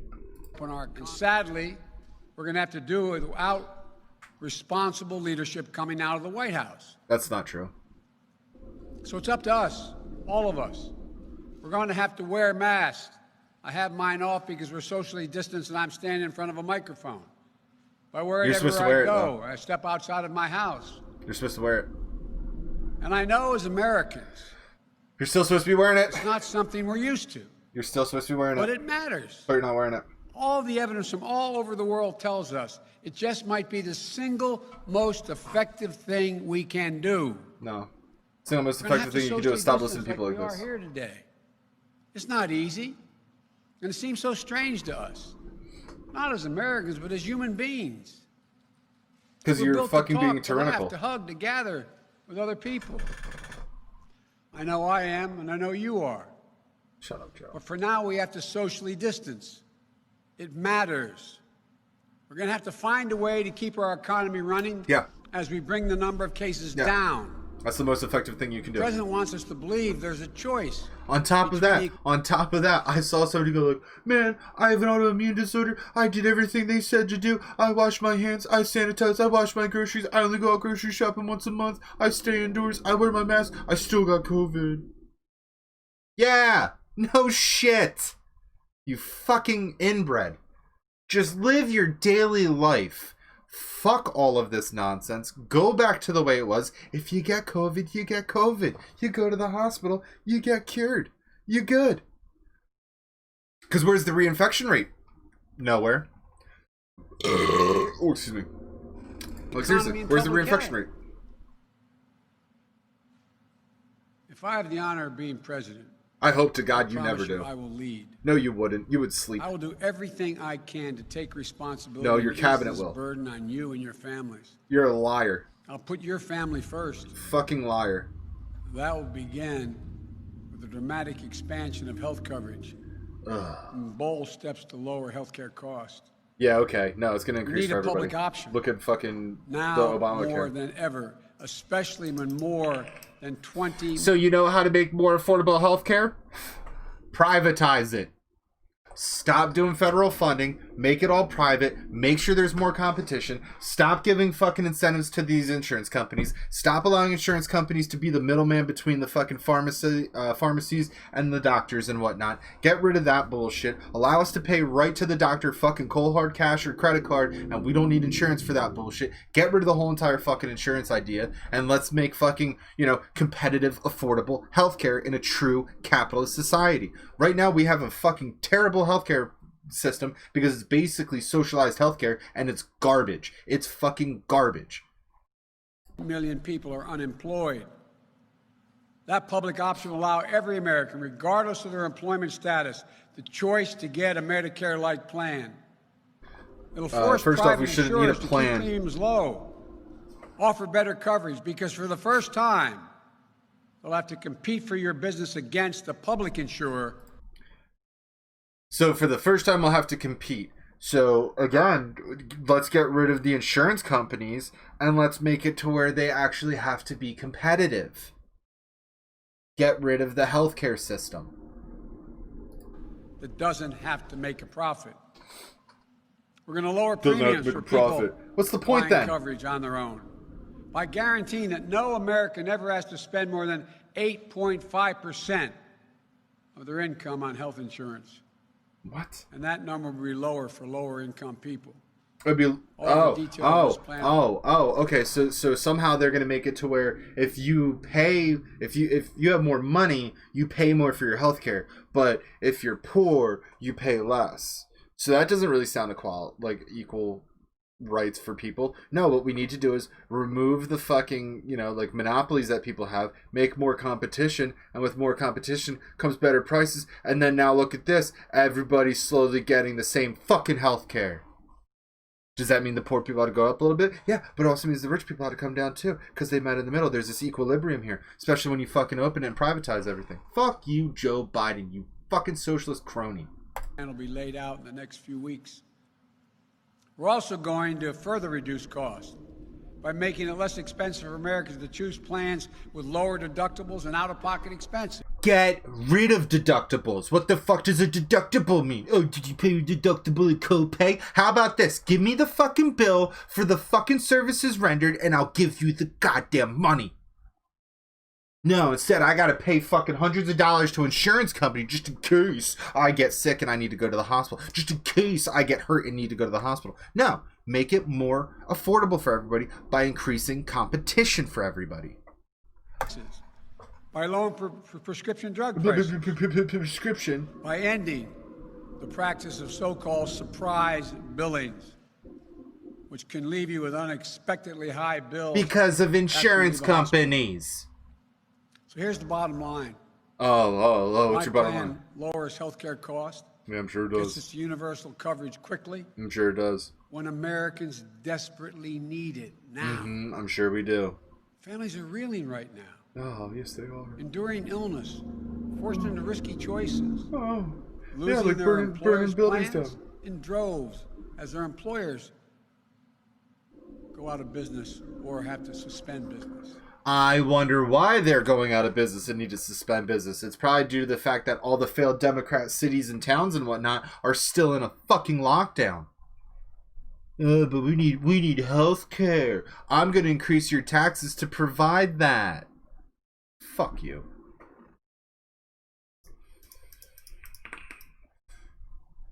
Full video Parlor app. Yo, he's a Parlor? My boy.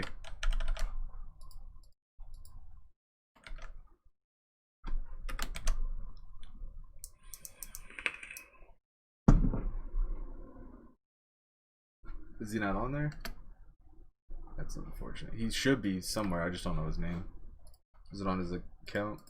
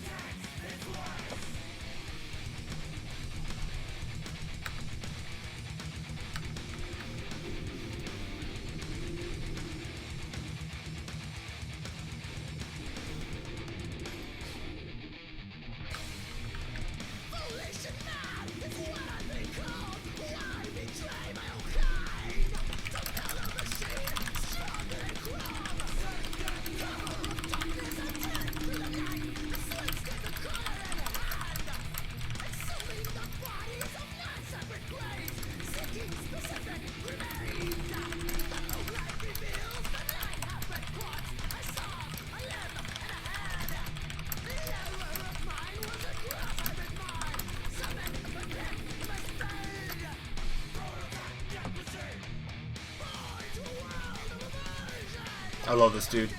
Army vet and whatnot. Enthusiast of all things fisticuffs, first generation Puerto Rican, it looks like, descendant. I love that dude. He's fucking good, man. There are 13 Baltimore high schools where 0% of students can do math at a grade level and other... At grade level, okay. And other half dozen high schools where only 1% math proficient. Do you really think these students even know enough about General Stonewall Jackson to be mad at him? No, they do not. And how many hours do I have left? 11 hours, thank God. 11 hours left of my suspension.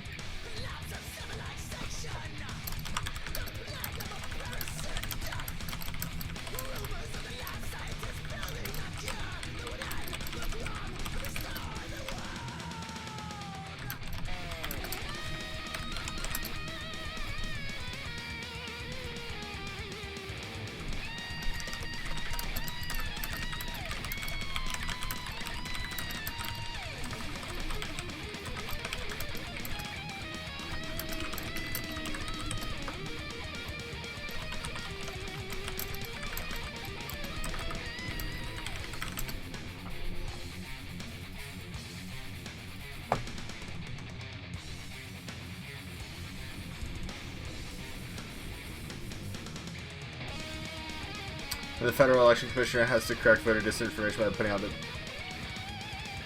out by the president, who claims they're now being parroted by the Attorney General. Fact check, false. That's not true. Yeah. How can you say this is false? How can you say this is false when he literally... When did he post this? June 22nd, 2020. So how can you sit there and say it's false? You don't know. Election administrators say it's virtually impossible for a foreign country to enter counterfeit ballots to get away with it. Bullshit. There's no basis for the conspiracy theory that vote by mail will corrupt the election. I disagree. Bet you 10 to 1 a Democrat. Bet you 10 to 1.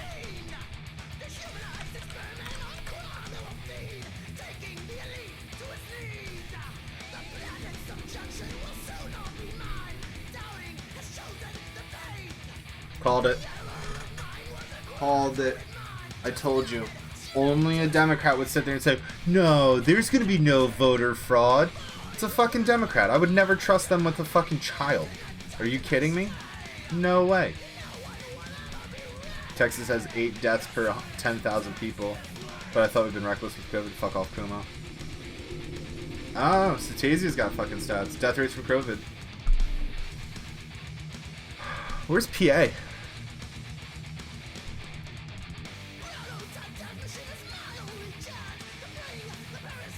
$51. That's low. New Jersey's the worst. New York's the worst. Go figure. Democrat, Democrat, Democrat. Like, all these are like Democratic states pretty much. Go figure. Hawaii is really one of the worst Democratic states. Like, they're basically a socialist country at that point. But luckily, they don't see a whole lot of people coming in. Plus, they're shut down. They're locked down. Montana low, Alaska's low, makes sense.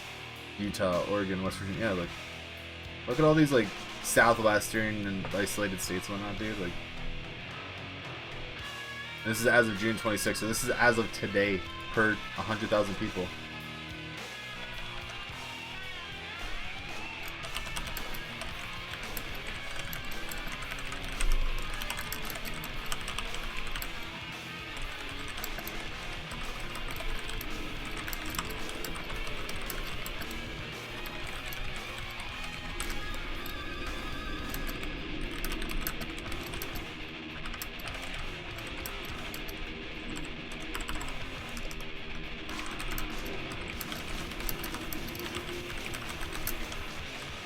Fatality, I guess.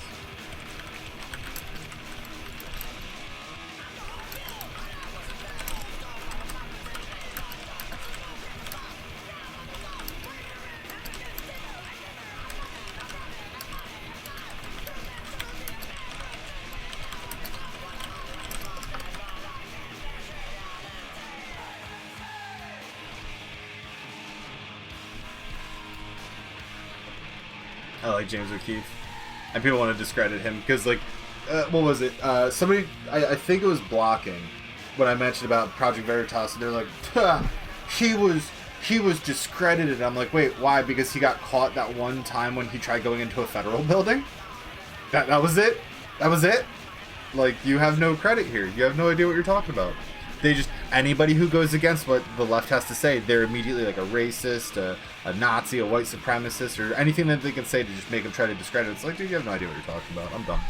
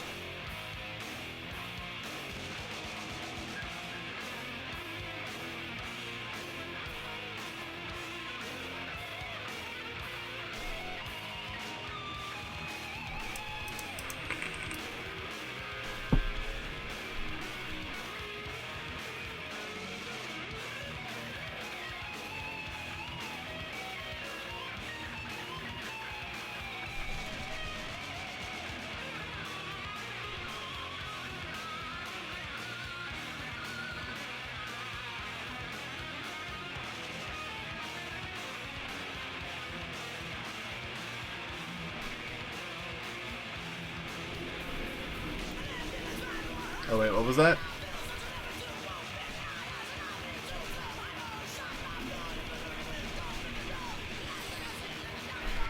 People are insane. They're absolutely insane.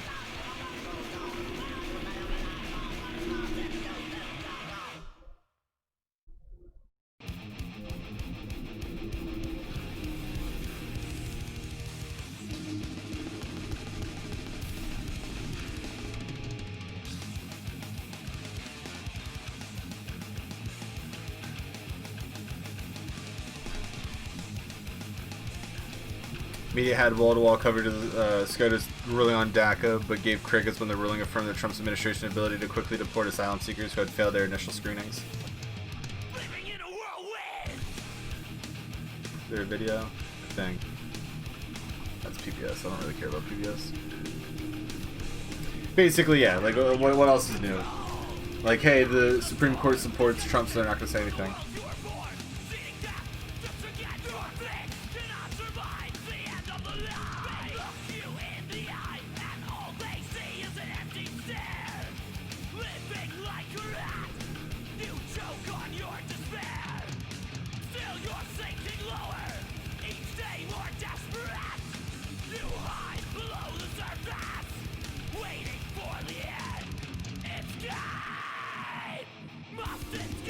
Alright, so let's see what these guys gotta say. Senator Joni Ernst silently supports the GOP lawsuit attacking the Affordable Care Act. She had no interest in listening to my concerns regarding our son with a serious brain disorder. When Senator Ernst first ran for the Senate, she said that she would go to Washington and make them squeal. Her allegiance will forever be to the big farmers as long as they keep paying her the hundreds of thousands of dollars. She has voted to end the protection of people who have pre-existing conditions. There was one health insurance company that would deny coverage to women if they had been pregnant within the last 5 years. I have so many friends that rely on the Affordable Care Act for their health insurance after losing their jobs to COVID-19. Look at that. Joni Ernst just ducks her head. If you support this effort to deny our health insurance coverage, then I ask you to say so. What we need is less squealing and more healing. I do know where Teresa Greenfield stands. She would be a true game changer in Washington, and that's why she has my vote. Let's send Joni home. Jesus Christ. Of course it's the Democrats. We need the government tea. Don't take it away from us.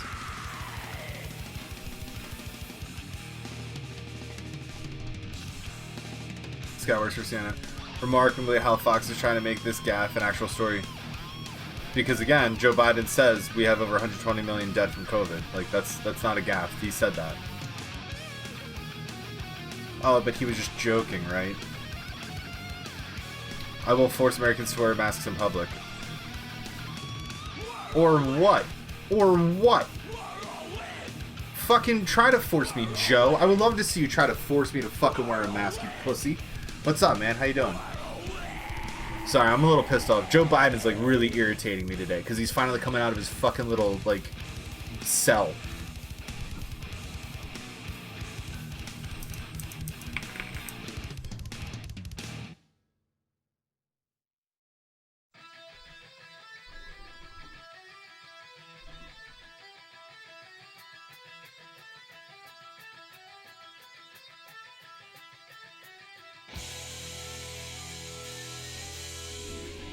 That's gross.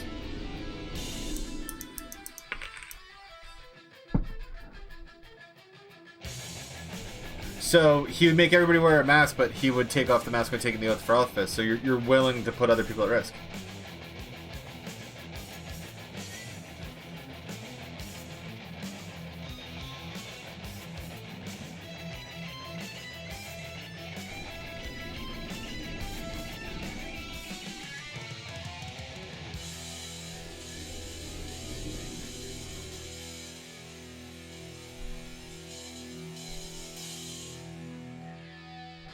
Bone.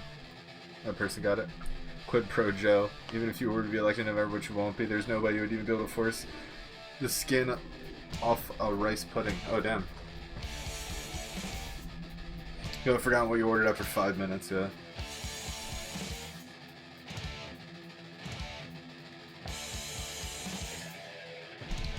Yeah, why hasn't the media been all over Joe's race relations from back in the day?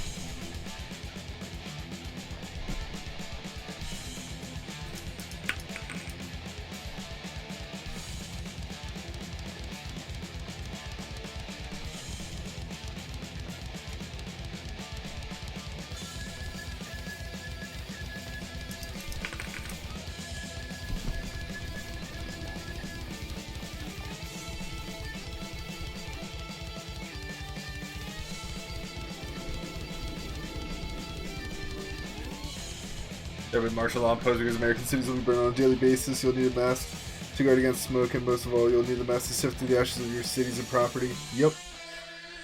So true.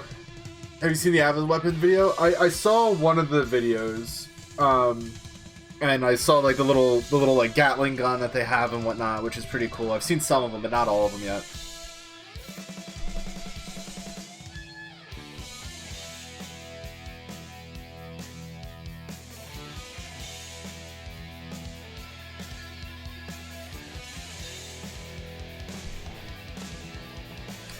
I avoid any businesses that require them. Yeah, unfortunately I don't have that choice.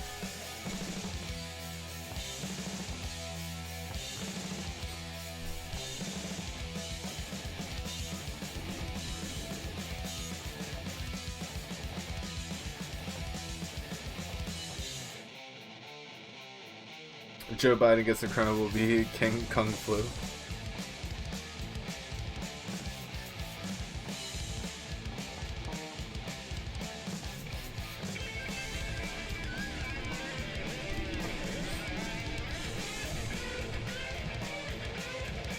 Oh, no, no, no.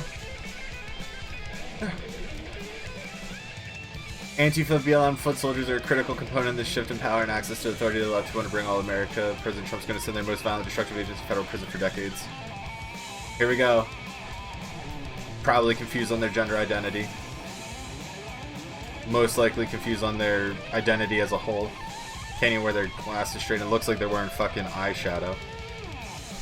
And then he's just a white supremacist. The one that came out today? No, I haven't seen the one that came out today. I didn't know there was one today.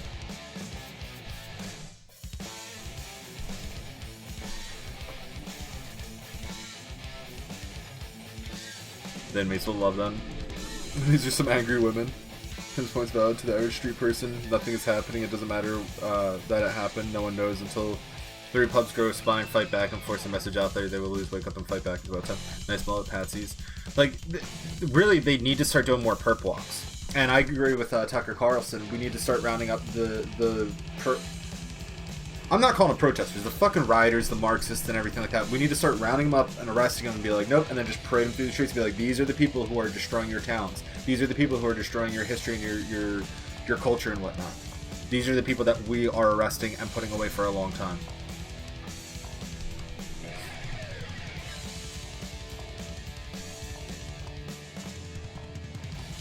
Look at my shitty prison art. Do blondes have more fun in prison? Yeah, exactly. It can't happen fast enough. I can't wait till all those little weasels are fucking arrested and they're locked up for a decade plus.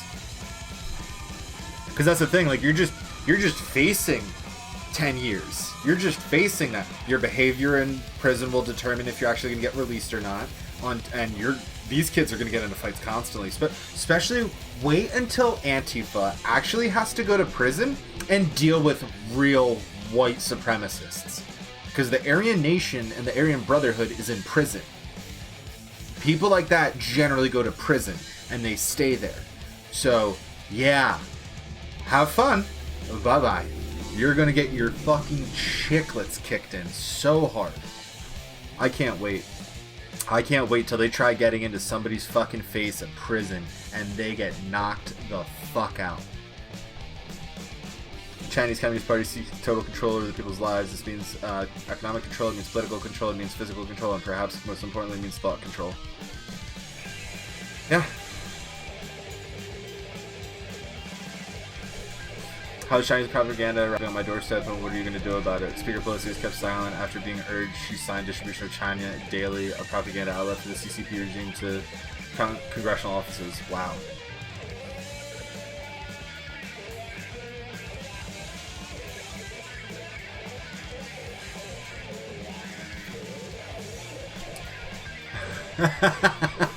No wonder why they want to go after Barr so bad. There's dozens more with 200 plus coming. Federal charges. No namby-pamby local arrests where they're let out almost immediately or given light sentences. These rioters are facing decades in prison, and the mainstream media won't tell anyone, rioters especially, about it. Yo, I love Barr. Please, please, please. Oh no. Because it might dampen their enthusiasm. Some people, like Tim Pool, decide the president's just putting out his chest and spouting enemy rhetoric. Roosevelt just said the feds are watching and recording everything, identifying crimes and collecting evidence. Yeah, I agree with that. Like, this is the problem. Oh, dude, I'm sorry. My bitrate does look like it's going down, but I'm at 3.4, 3.5K, kilobits per second. But, yeah, so here we go. Here's more. Look at this little guy. What was that, music note under your eye? Oh, man. They're going to have so much fun with you in prison. Oh, look at him. Look at this little Marxist. I'm gonna tear down the fascist regime. Okay. And then this lovely specimen of a person, if you can call him that. Greasy ass fucking hair. These fucking winged glasses, which no doubt this person identifies as a female and they're trying to transition. Even though they have like fucking stubble on their face. If you went like this and rubbed it, you would feel stubble. I guarantee you. Oh, just Another great specimen of society. Look at that unkempt hair. Look at that, man. He just looks so happy to be there. Not only that, it's really funny how many of these little weasels wear fucking glasses. It's so funny to see that. Because these guys literally can't fucking see anything without their glasses. So anytime you get into a fight with them, just go, boop, take off their glasses, punch them in the nose or something like that, poke them in the eye, because they love eye rakes, you know what I mean? Alright, give me a second, I need to take a piss. But, dude, yeah, like, look, glasses, you know what I mean? He's probably wearing contacts, but either way, when it comes down to it, alls they're doing is straight up just gathering all the evidence they need. And if Barr's sitting there saying, like, they're facing decades in prison, you're not going to see the Trump re-election. You're losing your voting rights. Not that you guys vote anyway, because you think you need to get change through direct action by burning down buildings and tearing down statues. Like, these people are fucking so off the point. Like, they're far from the plot. They're on another book. They're not even reading reality anymore. And it's fun to watch them implode from within, because eventually, especially now that the president said Antifa is a terrorist organization, boom, you fucked. Oh no, it's an ideology. Oh, guess what? There's more history on your books than you believe, and you guys are fascists. So, I call it like I see.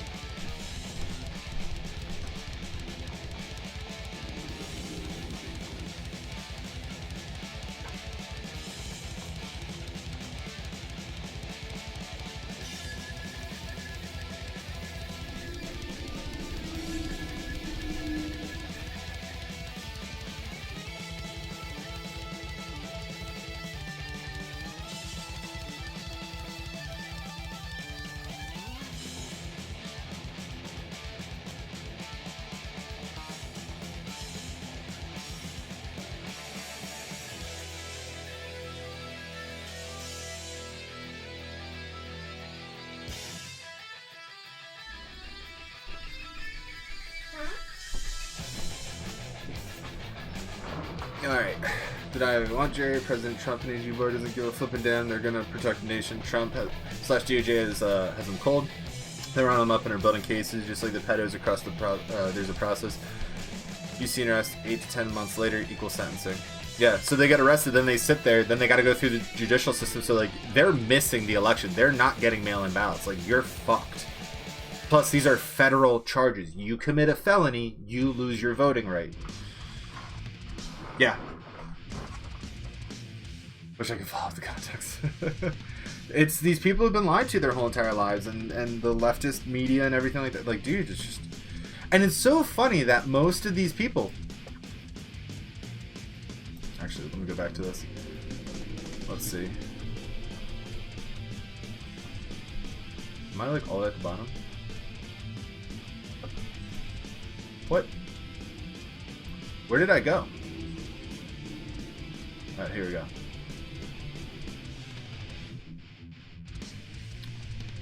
Alright, never mind. But either way, when it comes down to it, they're all white. They're all fucking white. And yeah, he's probably Asian, but guess what? At the end of the day, white. White passing. White. White. These are the people who are destroying the country. White. Don't care. White. White.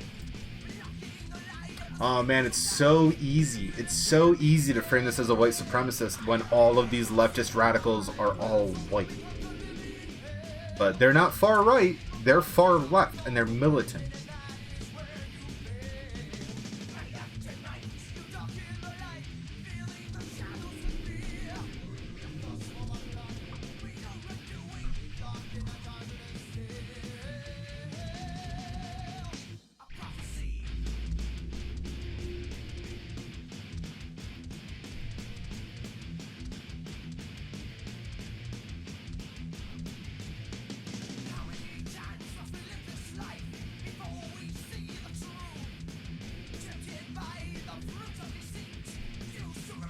Protests are effective when they're expensive.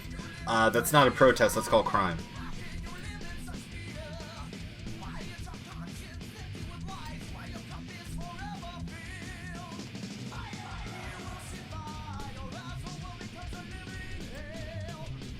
Yeah, no bail while awaiting federal court. Agreed. How's Mike Pence saying everything's going great? Because it is.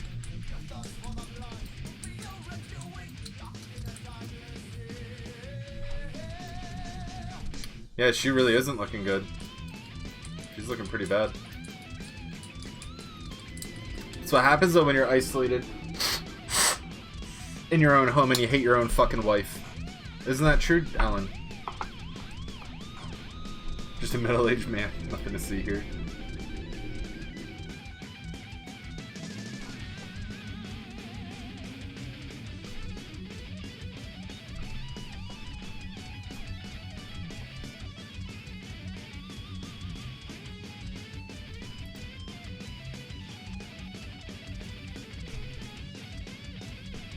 Oh, God. Before he testified, he said to me, Madam Speaker, do you think, and I'm very proud for the Judiciary Committee, that before he testified, he said to me, Madam Speaker, do you think that I can tell George's daughter that his name will be always remembered because you'll name the bill for him? And I said, well, I'll recommend that to the Judiciary Committee and to the Congressional Black Caucus who have shaped the bill. But I only will do that if you tell me that this legislation is worthy of George Kirby's name. And he said it is. She can't even get George Floyd's name right. It's been a month. It's been a month, and she called him George Kirby.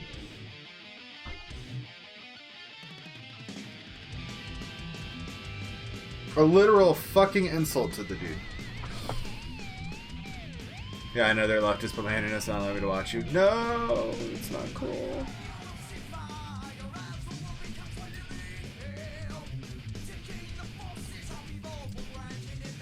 There we go. Defund the police for Muslim rule. So obviously this is going to be kind of like mostly opinion based. On top of that, let's go ahead and submit this to news media. So, addressing the elephant in the room on Tuesday, Representative Steve Green, Republican, I guess, said that Antifa and Muslim organizations plan to police Minneapolis under Muslim rule. 2 weeks ago, the Minneapolis City Council voted to abolish the city's police force. So what does the city have to do or have in mind to replace law enforcement? Green said, what you're looking at, in my humble opinion, is communism moving into Minneapolis and St. Paul. Yeah, because you're doing nothing about it. Green went on to say that Antifa and Muslim organizations plan to police Minneapolis under Muslim rule. Cool. Oh my God. Oh, I'm a Twitch affiliate. I'm just not partnered. I don't have enough views to be partnered. I need to have like over, what is it, like fucking 75 people on like a daily basis, and I never get close. I'm lucky if I hit 10. You know what I mean? I'm lucky if I hit 10. Apparently there is a quality option. I just need to like do. I don't know what I need to do, because like, where's? Yeah, I only have auto or 720p 60 source, so that's all I have. I think I can do something. It might be in my downscaling or some shit like that I might be able to fix. I was just trying to fix like this stuttering issue, so I went through and changed a lot of different settings on my OBS, and I never actually like did much about that.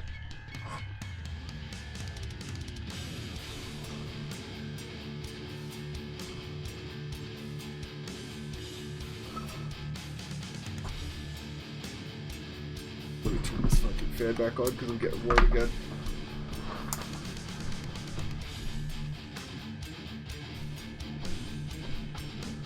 Like, alright, so I'm just saying this now. If they try to police Minneapolis under Muslim law, well, women now have to wear, you know, those outfits, on top of the fact that gays and homosexuals and everybody will be beaten in the streets and killed. So have fun with that.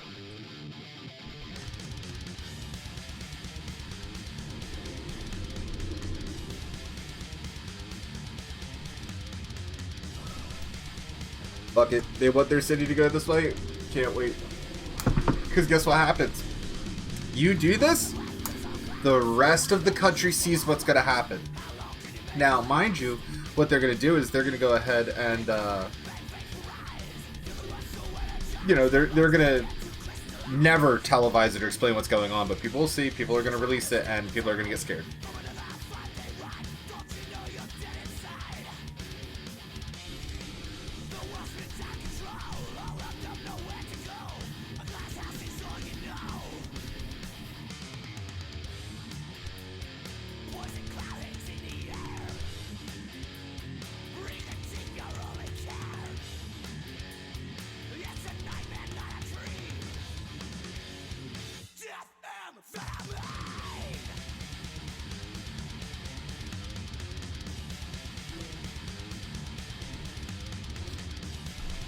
Alright, so anyway, New York Times reported that many have called for relying on more self-policing by the community in ways the attendees often do events at like music festivals. No, they have security. They'll even have police. With the police stepping away only for true emergency arises. Like, dude, like, some cite as an example of how in the days after the killing of Mr. Floyd, teams made up of a dozen members of American Indian Movement patrolled streets and directed traffic in Little Earth housing communities in Minneapolis. Okay. In 2016, Minneapolis Muslims in Man on the Street interviews openly say they preferred Islamic law over American law. Of course they're going to say that. Shahira patrols are common in Germany, Britain, or even in New York City. In New York City, there's a Muslim community patrol, MCP. They wear uniforms that closely resemble New York Police Department uniforms, also drive cars that appear at a glance to look like NYPD cars. That's scary. They enforce the fundamentals of Shahira. Like, no, thank you. Siraj Wahaj, there was a Muslim leader, said the mosque need protection and MCP cars can help stop people who were not following the rules and regulations of Shahira, doing what they're not supposed to be doing, but still doing it. What is Shahira? Like, you're coming to an American society and whatnot. You need to explain to us what your laws are. You can't just be like, well, I don't like American laws, I'm going to enforce my own. That's not how this works. Wish you the best too, man. As this shit, I need to figure out what I can do for you guys, because a lot of people complain about that, and I think that's another reason why, like, you know, people don't really stick with my channel long, because I don't have the options for them. Let's see here.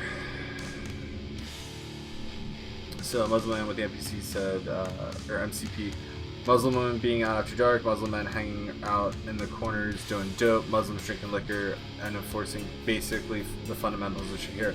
So, okay, if you're doing that to Muslim women, Muslim men, and Muslims drinking liquor, I don't give a shit, but you cannot enforce your laws onto Americans. That's not how this works. If Muslim patrols are initiated in Minneapolis, they would probably perform in the same manner. Democratic represents, I hate her. She's a cunt. And she's an anti-Semite. The jihad terror recruitment capital of the United States. Shahira law promotes waging war against and subjugate unbelievers, so it isn't unlikely to be a priority to stop young Muslim men who engage in jihad activities. True. Islam historically has never had any difficulty coexisting with authoritarian governments and coexist with Antifa enforcers. True. Minnesota State Democratic Representative Mohammed Noor of Minneapolis didn't refute Green's statements, nor said that rather than talking about things that inflame people and create division, Minnesota needs to address the challenge before it. He said, talk of Antifa/Islamic rule in Minneapolis might inflame people, so keep quiet. Keep quiet, that is, if you oppose such an eventuality, not if you favor it. So right here, so you better keep your mouth shut about, you know, Antifa and Islamic rule, because we're going to come after you the moment we take over. That's straight up what this is basically saying. You know, keep quiet, that is, if you oppose it. Such an eventuality, because eventually it's going to happen whether you like it or not. And, you know, but if you're in favor of it, feel free to talk about it all you want, because we won't come after you until we want to enforce our laws. This is just insane. Nor went on to say Minnesota is awake. No, they're not. They're brainwashed.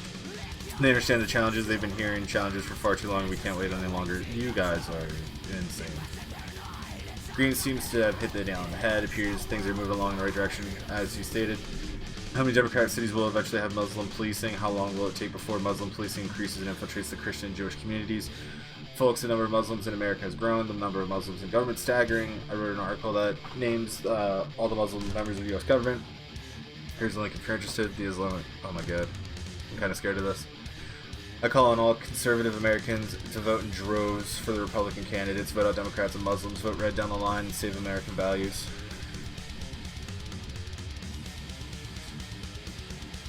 One, 2, 3, 4, 5, 6, 7, 8, 9, 10, 11, 12, 13, 14, 15, 16, 17, 18, 19, 20, 21, 22, 23, 24, 25. Oh my god, that's too many.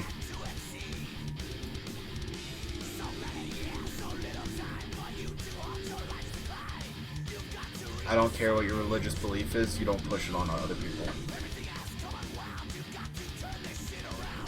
I don't support that religion either.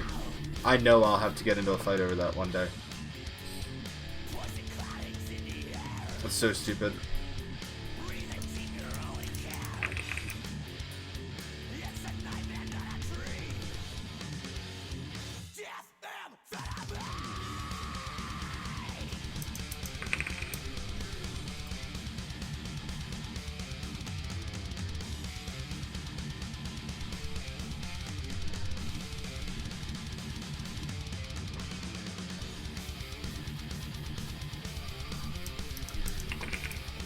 Nyla Rose.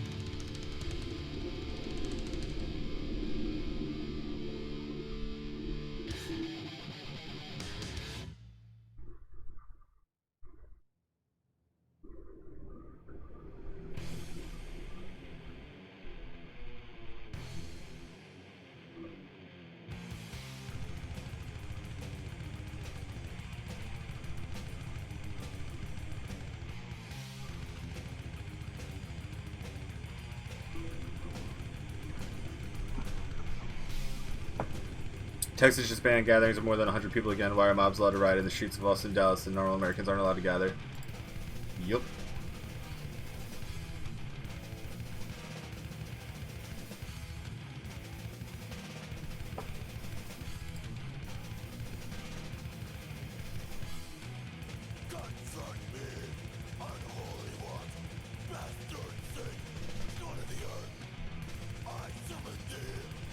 Alright, so he's on the left, so that's cool.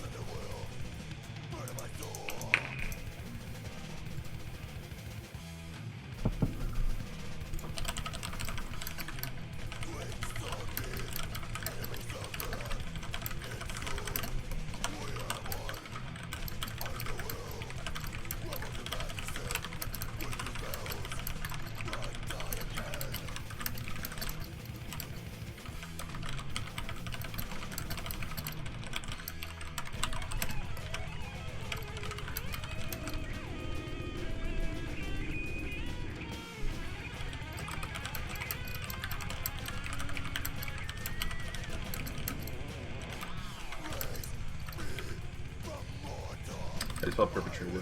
PR.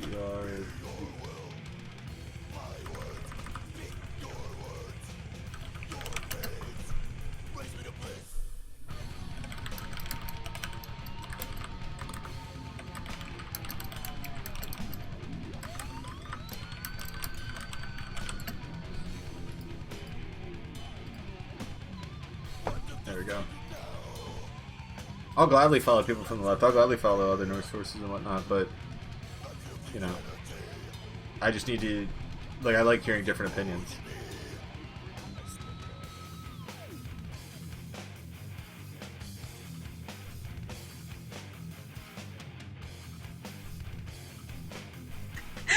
Trip 2020. 2020. Pops, that's who I am. That's my daughter. Now, for all y'all rats that went to daggone Radford, keep it real, you rat.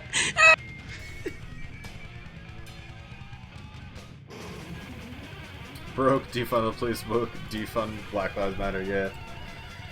Here we go. Let's see what Daily Signal's got to say. Darwinning, what's up, man? Oh god, not you again. I know, right? I can't believe I'm coming back every time. Are Black Lives Matter trained Marxists? Yes, they are. They straight up say it. What's the official organization? Alright, so this is something we should probably talk about, right? More than one Black Lives Matter appears to exist, but one primary associated with its best-known founders that receives the largest level of donations is the Black Lives Matter Global Network Foundation.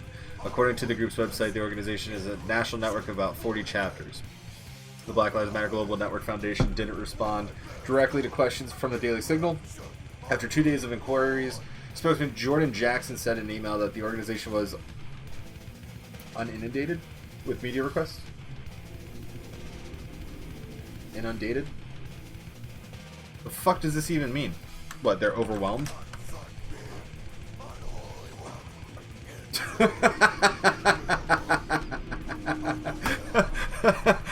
Overwhelmed. Call Called it. Called it.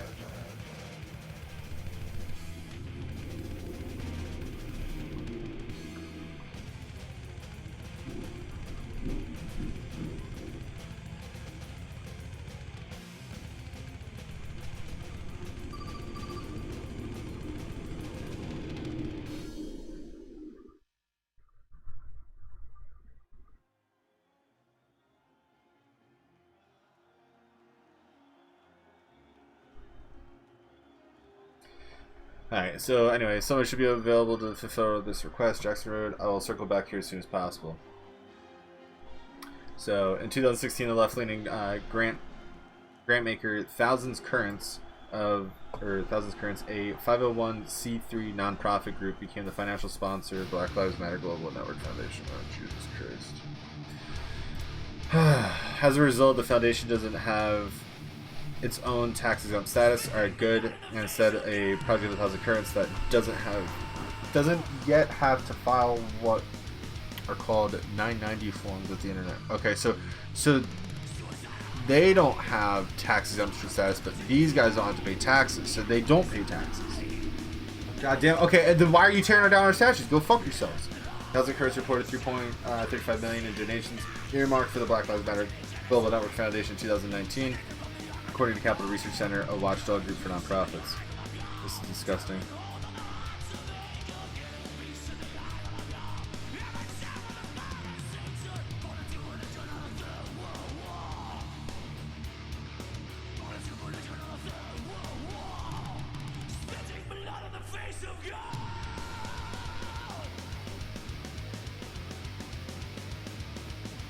So, pledges of donations skyrocketed on May 25th of George Floyd, a handcuffed black man in police custody in Minneapolis. Those donors include major corporations. Yep. Thousands Currents has been a fiscal sponsor of BLM since 2016 and served as the back office support, including finance, accounting, grants management, insurance, human resources, legal, and compliance. Donations to BLM are restricted donations to support the activities of BLM, Thousands Currents said in an email to the Daily Signal. Boom. So, they're literally saying we support it. So now we can go after them for funding a fucking terrorist organization. And deferred to other questions about the BLM Global Network Foundation, Thousands Currents reportedly gave a total of $90,130 in grants to the Santa Clarita, California-based Black Lives Matter Foundation, according to its tax filings for fiscal years of 2017 and 2018.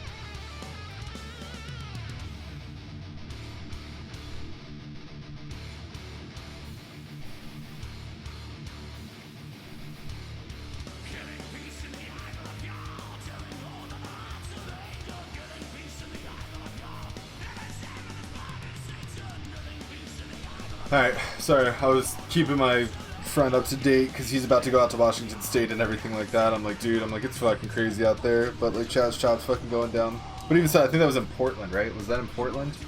Or was that Seattle? No, that was Seattle, and Seattle's in Washington. So, either way, it doesn't matter. Like, this shit's insane, right? So I just told him basically what happened with Chaz Chop. He's like, I have no idea what that is. I'm like, well, basically, these guys set up an autonomous zone. They kicked out the police. 4 shootings in 3 days. They kicked out the police when they tried to help the victim. And they also transported the victim elsewhere. And then Raz, the self-declared warlord, basically complained at the EMTs when they couldn't go in. Like, that's basically the really, like, hardcore soft-boiled version down of, like, what just happened at Chaz Chop. It's so stupid. Raz, the fucking SoundCloud rapper, self-proclaimed warlord of fucking Chaz Chop. He should face federal charges. I mean, he's gonna. He handed out a firearm to allegedly a minor, definitely under the age of 21, because they only asked that they're over the age of 18. They didn't go ahead and do a background check or anything like that. He just handed them a gun. That's an illegal transfer of a firearm and whatnot. At least they could go after him for that. I would. I'd be like, you gave a firearm to a minor, even if they're 18. Doesn't matter. Like, bad. But anyway, so the second organization, according to BuzzFeed, is a one-man operation separate from the Black Lives Matter Global Network Foundation. After Floyd's death, the foundation in Santa Clarita raked in $4.3 million in donations. People are so stupid. To add to the mix, a separate movement for Black Lives has a financial sponsorship from the Alliance for Global Justice. Oh, God. The W.K. Kellogg Foundation gave a 3-year, $900,000 grant, 3,000 currents to help organize local BLM Global Network Foundation chapters, according to Capital Research Center. Oh my God, Jesus. Amazon announced that it would give $10 million to 12 groups, including Microsoft, enough to give $250,000 to it. Or a quarter, right? Yeah, no, it's $250,000. Airbnb announced that it was giving $500,000 to the NAACP. By the way, I watched Steven Crowder's coverage of Chaz Chop and everything. He sent Quarter Black Garrett out there, and then what was it? Ethan First or some shit. First Ethan, or I forget what the fuck the dude's name is. They got weird names for everybody over there. But basically, they sent out their little journalist team. And they found that Raz Simone has a property on Airbnb in Seattle. So what they did was they rented it out for the night.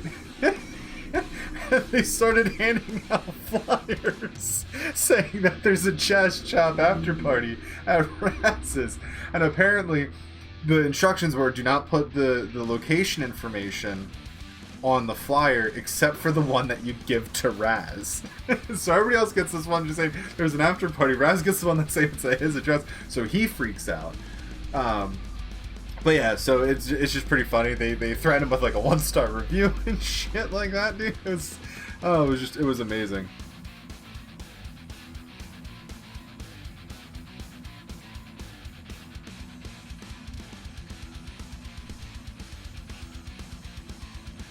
But anyway, of course George Soros backs it too. Ooh, that's nothing new. So what do they want? It doesn't hide its more out of the mainstream views, although many of them are stated in broad terms. We disrupt the Western prescribed nuclear family structure requirement by supporting each other as extended families and villages that collectively care for one another, especially our children, to a degree that mothers, parents, and children are comfortable. So only mothers, parents, and children. So that's not including any men, right? That's not including any men. Just let's be real here. The website uses the words comrade several times, and one is to say, we practice empathy. No, you don't. We engage comrades with the intent to learn about and connect with the context. So only comrades. They don't talk to everybody, only comrades. They only talk to their friends or allies or whatever they're calling it that day. So although the organization states that we are unapologetically black in our positioning, whatever that means, it focuses heavily on something that traditionally has not been part of African American activism, sexual orientation, and gender identity. We make space for transgender brothers and sisters to participate and lead. We are reflexive? Yeah, reflexive. We are self-reflexive. What? Denoting a pronoun that refers back to the subject of the clause in which it was used, myself, themselves. Always holding between a term and itself.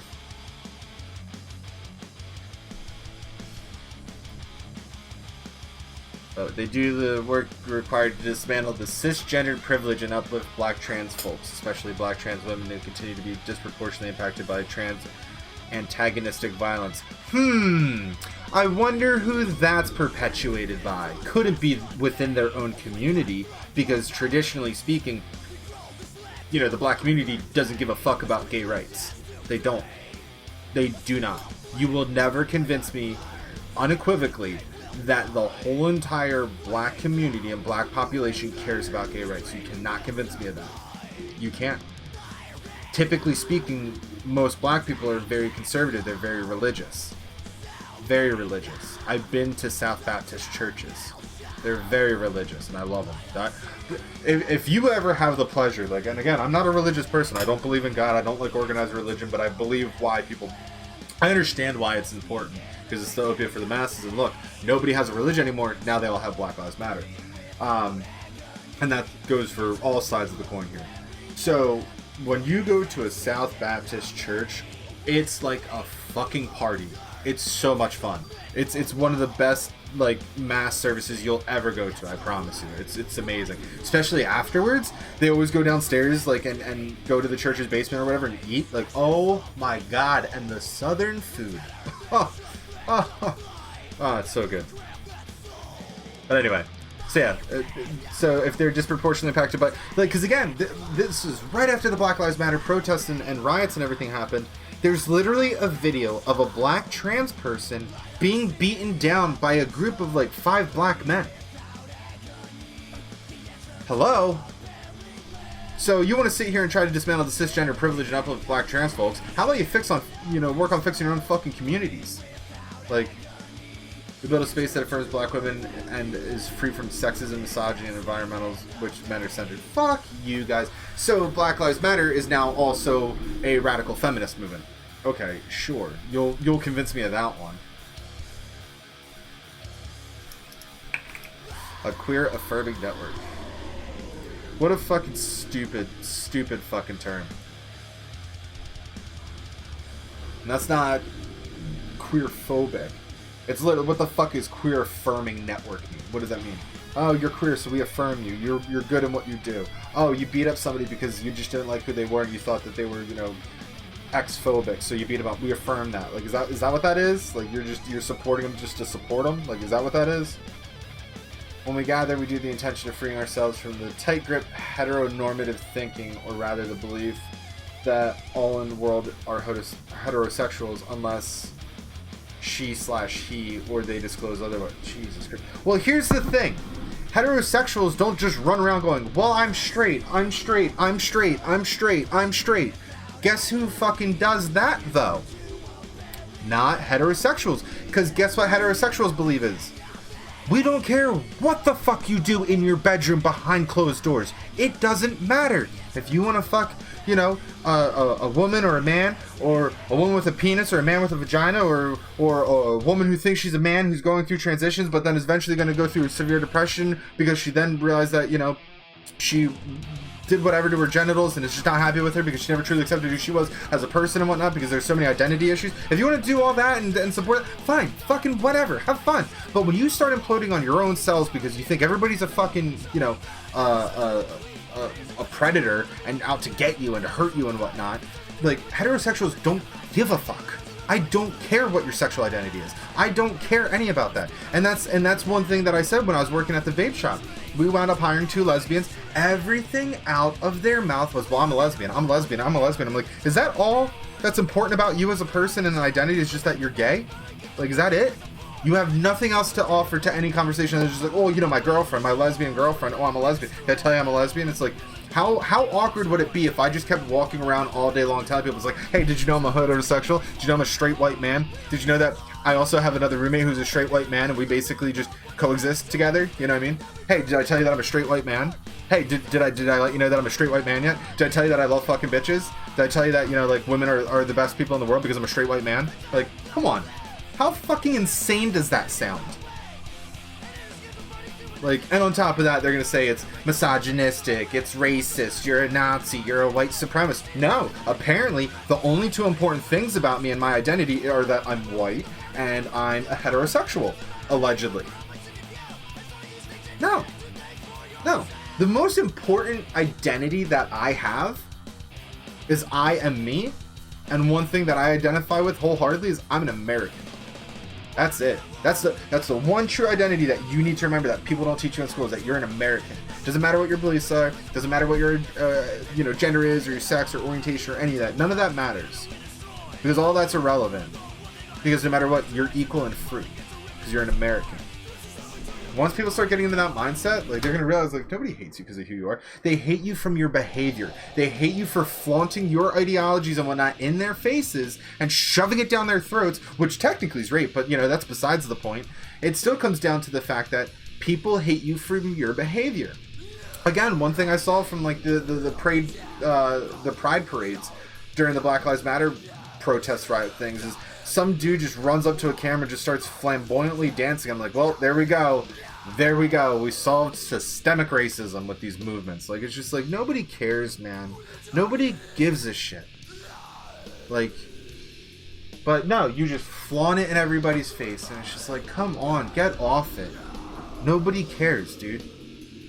Oh, but you should care. Like, why should I care about how you identify? I shouldn't. I should go about my daily life and worry about what I need to take care of, not what you need to take care of in your personal life. If you think the only thing that's important in your life is telling people your identity and that you're gay or whatever, or you know, you identify as your ethnicity, like, fine, dude, whatever. But I don't need to hear it, and I'm not a racist or X-phobe because of it. I just don't need to perpetuate your stupidity and bullshit. That's what it is. So you can say whatever you want. I don't have to listen to it or agree with it. That's my right. But anyway, it also fights age discrimination. We're cultivating an intergenerational and communal network of free from ageism. Sorry, no, there is this thing called ageism because you have to be legal in order to buy tobacco and alcohol. You have to be legal in order to buy firearms. You have to be legal to vote. You have to be legal enough, or old enough when I say legal, you know, you have to be old enough to vote. You have to be old enough to be able to go into armed services. You have to be old enough to work. So, like, there is a reason why it's called ageism. Because when I have a little pissant 13-year-old trying to cry to me about some bullshit they don't understand, go fuck yourself. You're too young to understand how this world works. Your parents failed you. You should get smacked a little bit more for your fucking stupid mouth. That's the fact of it. Because my mom and I even had a conversation about it. She's like, I don't think I was abusive. I'm like, no, you weren't. You put us in our place every time we acted out. Like, I understand the importance of discipline. She's like, so you would hit your kid? I'm like, fuck yes. I would grab a 2x4 and fucking smack him with it if I needed to. But I want to teach that kid how to fucking act properly. And also how to speak to people. I'm not good with it. What's 1,000 Currents? I don't give a shit. They're funding terrorist organizations.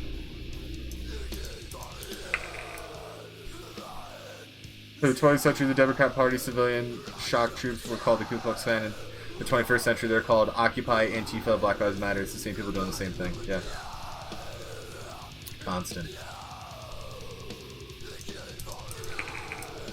76 like notifications. It's insane. The number of Arizona ventilators used by COVID-19 patients dropped yesterday by 103. Ugh.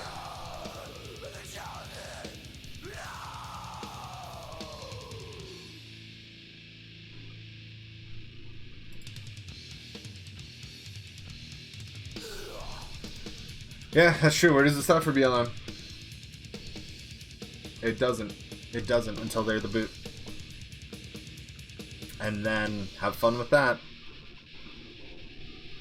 Because, like, you want to see racism, that's what it's going to be. Antifa sounds like one of the islands cut from Kokomo. No, it doesn't. If the poll said Biden was up 100 points on Trump, I would, yeah, same here. Of course I would still show up and vote for Trump. Are you kidding me?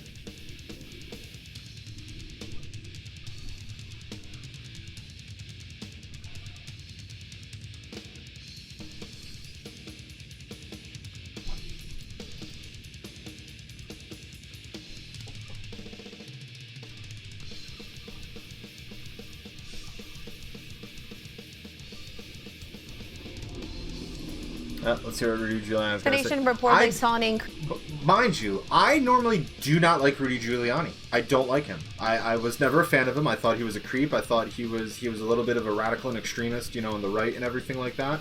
But again, as you get older, you get a little bit more conservative and everything. And on top of that, I actually spoke to somebody who's been through New York and whatnot, and he said, he's like, no, Rudy Giuliani was one of the best, man. He was tough on crime and everything. He's like, New York was at its best peak when Rudy Giuliani was around. So when I started hearing that, I'm like, okay, so this is somebody who actually works and goes through New York and actually has to deal with it. You know what I mean? I only went there a couple times to skateboard. You know what I mean? and I never ran into an issue. I've actually walked up to cops scared, going like, hey, you know, I don't want to bother you, but like, how do I get to Penn Station from here? You know, and they're like, oh, just go up here, turn here, and go down there. I'm like, oh, sweet, thanks, man. I just, boom, immediately skated away. You didn't fuck with me. Why? Because I'm a law-abiding citizen, and I'm posing no threat to a cop. I'm just oh, it's because I'm white, though, right? Racists. Increase in shootings over the weekend. One America's Jen Pellegrino spoke with the former New York City Mayor, Rudy Giuliani, about that trend.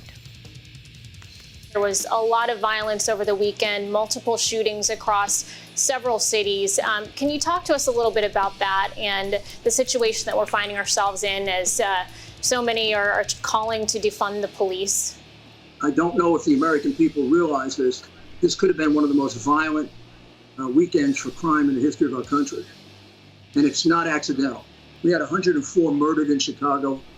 As of now, 14 killed, including a 3-year-old whose name we don't know because Black Lives Matter. In Seattle, we had a 19-year-old killed in what I call the killing zone, which they call the autonomous zone, which is a totally euphemistic way to describe anarchy. And this is only the beginning of it. It's at least 100 people wounded, somewhere around 20 or 30 murdered in one weekend. And all of it connected to so-called protests. These are protesters who want to do murder. These are protesters who want to destroy businesses. These are protesters who kill children. And these are protesters who want to change your government and take away your constitutional form of government and replace it with an authoritarian socialism where they rule you. This is exactly the game plan of Antifa, the Black Lives Matter movement. If people would take the time to go back and read what they wrote about what they were planning to do 3 and 4 years ago, they are now carrying out their plan. And once again, the American people are being victimized because the left-wing press covers up. You know, based on your experience as the mayor of New York, what can we learn from, from that, what you did in New York, that could be used in law enforcement nationwide?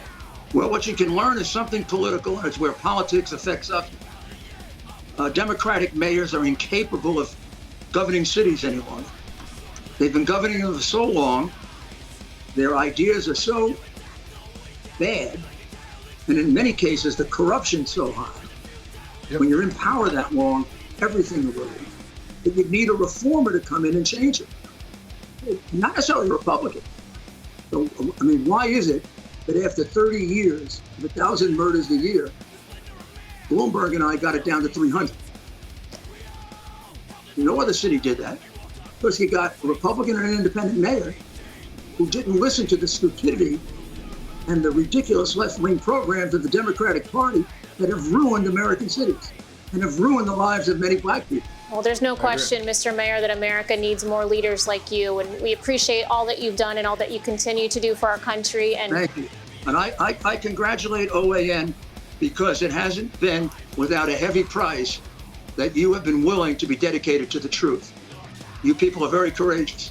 Want to see more videos like this? Click on the link below. It's really upsetting when somebody needs to say you're courageous for speaking the truth. Like, it's just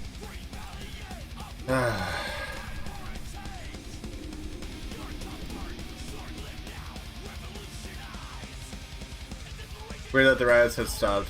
Back to COVID we go. Well, no, they haven't stopped.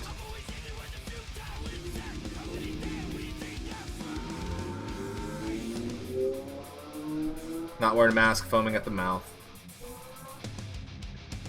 Not wearing a mask, not wearing a mask, not wearing a mask.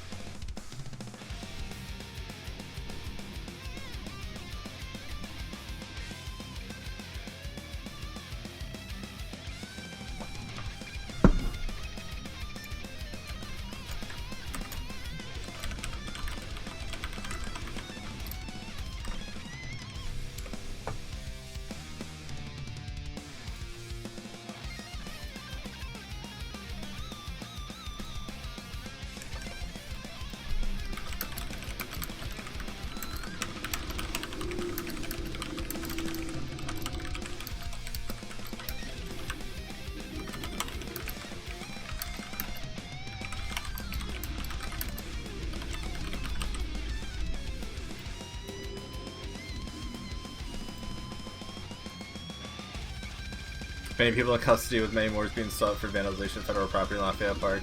10-year prison sentences. Yep. And it's gonna be more than 10 year. Like that's just the basis. So you mess with federal property, boom, that's just one charge, 10 years. Now let's go ahead and with inciting a riot, go ahead and talk about, conspiracy and everything like that. Oh, the charges get worse, and guess what? Because of what you're doing and how everybody perceives it and whatnot, you're fucked. Like, you are fucked. I hope I get called for jury duty for some of this shit. And the moment I go in there, they're like, they're guilty. Nope, like, I'm an American patriot. You guys picked the wrong person because these people are guilty. Yeah, here we go. Million dead from COVID. Barely. Now we have over 120 million dead from COVID. Over 100. I mean. I really. Barely. Now we have. I mean. What do you mean?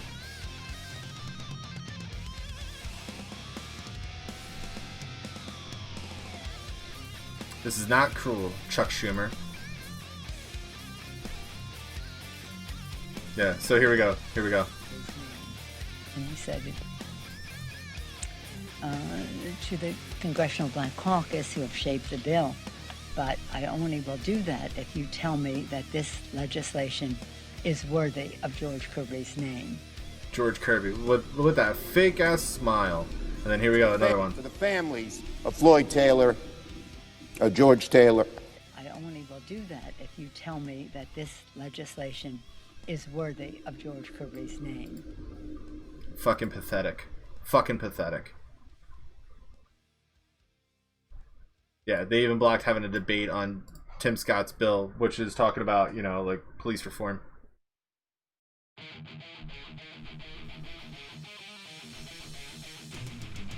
Chuck and Nancy, remind me of the name of the poor unfortunate soul we're supposed to be pandering about today.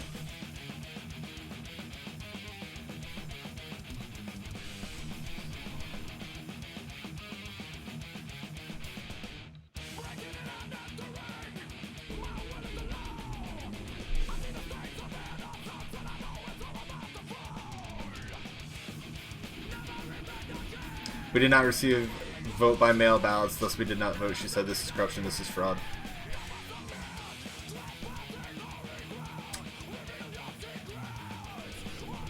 I'm not going to say anything about that photo. Don't want to come off as anti-anything, you know what I mean?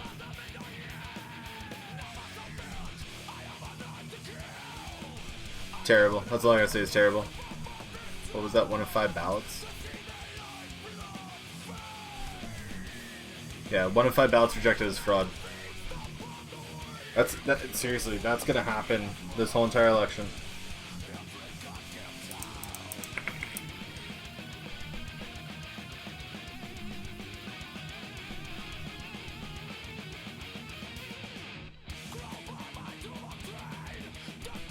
Glasgow stabbing suspect killed after 6 people, including police officer, injured. Aren't you happy that they took away knives or guns?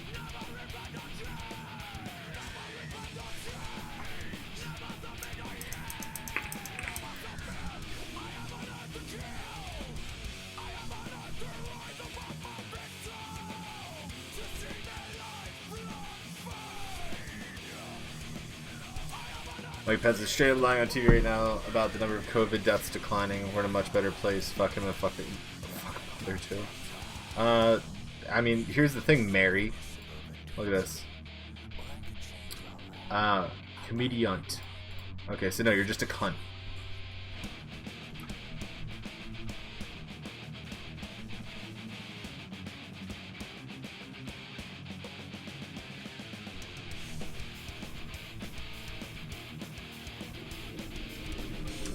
I agree with that.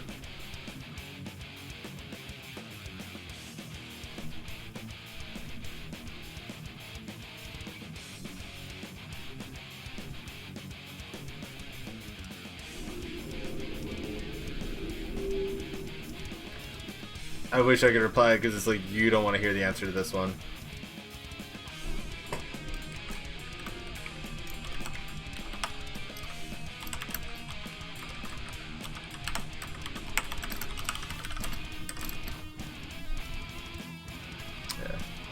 10 hours.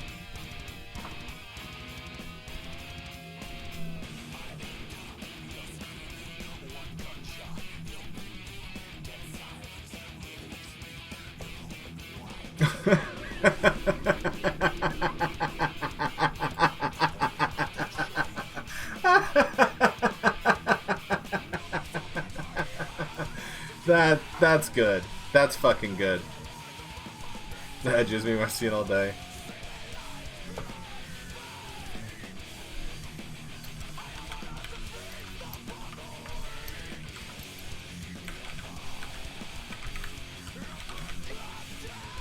Oh my god, that's too funny.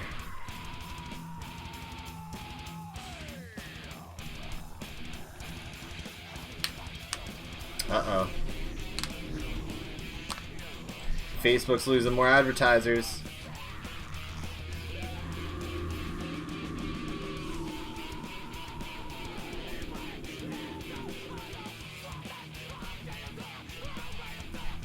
Let's just see if we can watch the video.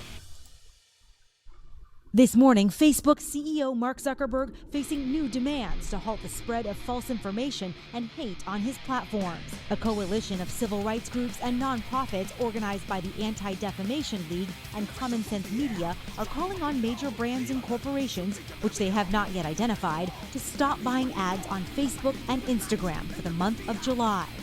It's called Stop Hate for Profit.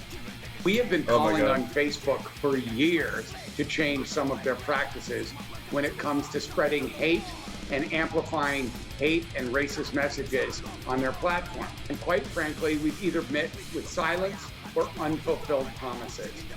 The campaign comes as Facebook grapples with a firestorm of criticism inside and outside the company for allowing false information and racist hate speech to spread during protests nationwide following George Floyd's death. Facebook, which has 2.6 billion users, brought in nearly $70 billion in advertising revenue last year. The civil rights organizations are counting on major brands to join the temporary boycott to force sweeping changes, including that Facebook stop generating ad revenue from misinformation and harmful content, automatically remove all ads labeled as misinformation or hateful, and automatically flag any extremist content in private groups for human moderators to review. Examples provided by the ADL show a post spreading misinformation about the death of George Floyd placed next to a Hershey's ad, followed by a white supremacist publication. In a statement, Facebook responded, writing in part, "Our focus is to act on what is most important, removing hate speech and content that harms communities. In the first quarter of this year alone, we removed nearly 10 million pieces of hate speech. We have made progress, but there is still much more to do." Why do a pause of advertising? Why not just walk away from Facebook advertising? If they do not make the changes that we're calling for in their basic core practices on their platform, then we will take the 30-day pause and turn it into a long-term boycott.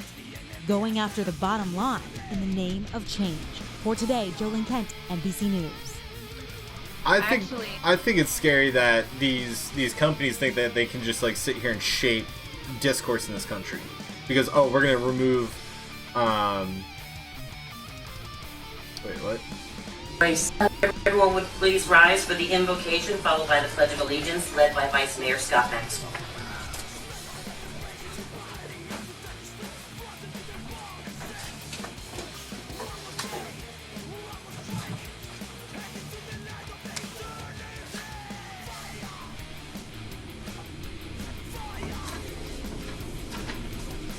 Why are people leaving? Duly noted. Our collective atheism, which is to say loving empathy, scientific evidence, and critical thinking, leads us to believe that we can create a better, more equal community without religious divisions. May we pray together. Mother Earth, we gather today in your redeeming and glorious presence to invoke your eternal guidance in the universe, the original creator of all things.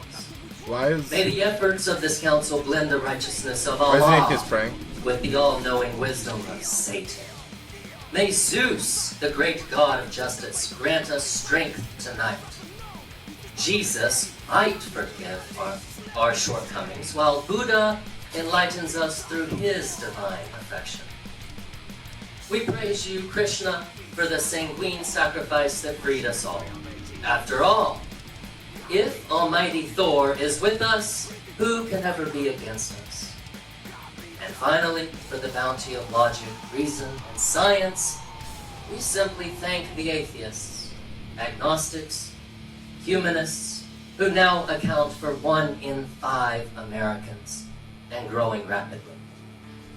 In closing, let us, above all, love one another, not to obtain mythical rewards for ourselves now, hereafter, or based on superstitious threats of eternal damnation, but rather embrace secular-based principles of morality and do good for goodness sake. And so we pray, so what?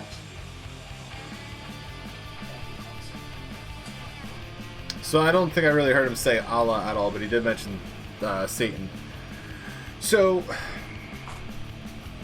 maybe he did say Allah, but like it still comes down to the fact that he praised a lot of different gods. I don't understand why. Like I get his point, but as an atheist, you shouldn't be sitting here praying and mentioning other gods, because atheists don't believe in God. The only difference is their whole entire laundry list of gods they don't believe in just contains one more. You know what I mean? Which is the Judeo-Christian God. Everybody else, atheists don't believe in. Which blows my mind that somebody like this has such a public forum and pushes such fucking wrong verbiage from an atheist. It would just be like, alright, let us pray. Alright, we good? Because that's what a prayer is.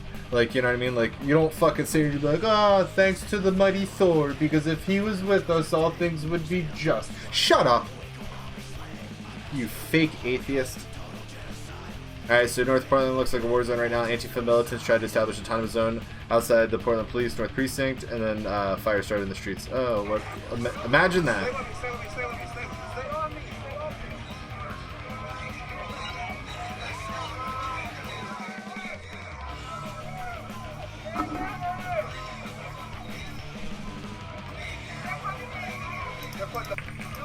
Like a little cardboard shield that the person had.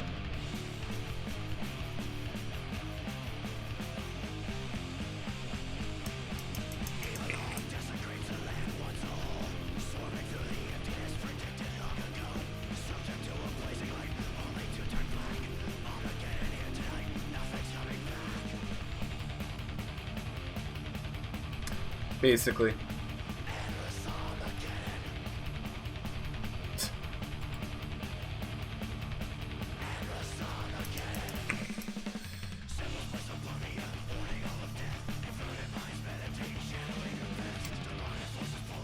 I'll allow it.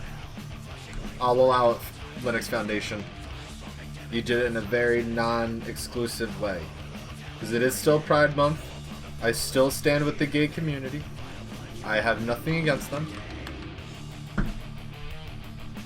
Where's your mask? Don't fucking worry about it. How about that?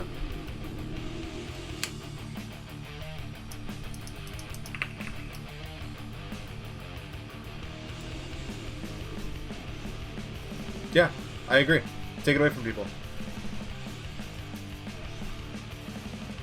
Focused on over the course of what our task force has been focused on over the course of the past 2 months is to partner with states to save lives and safely reopen. What our task force has been focused on.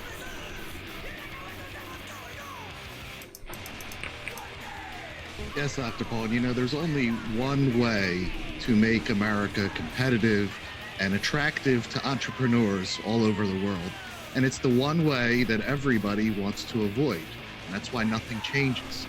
We absolutely need to cut American government interference in our economy.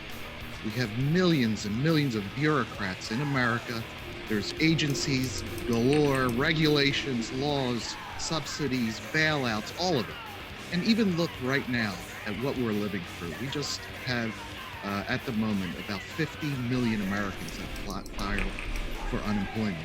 And about, I read, close to 100,000 businesses that are not going to reopen.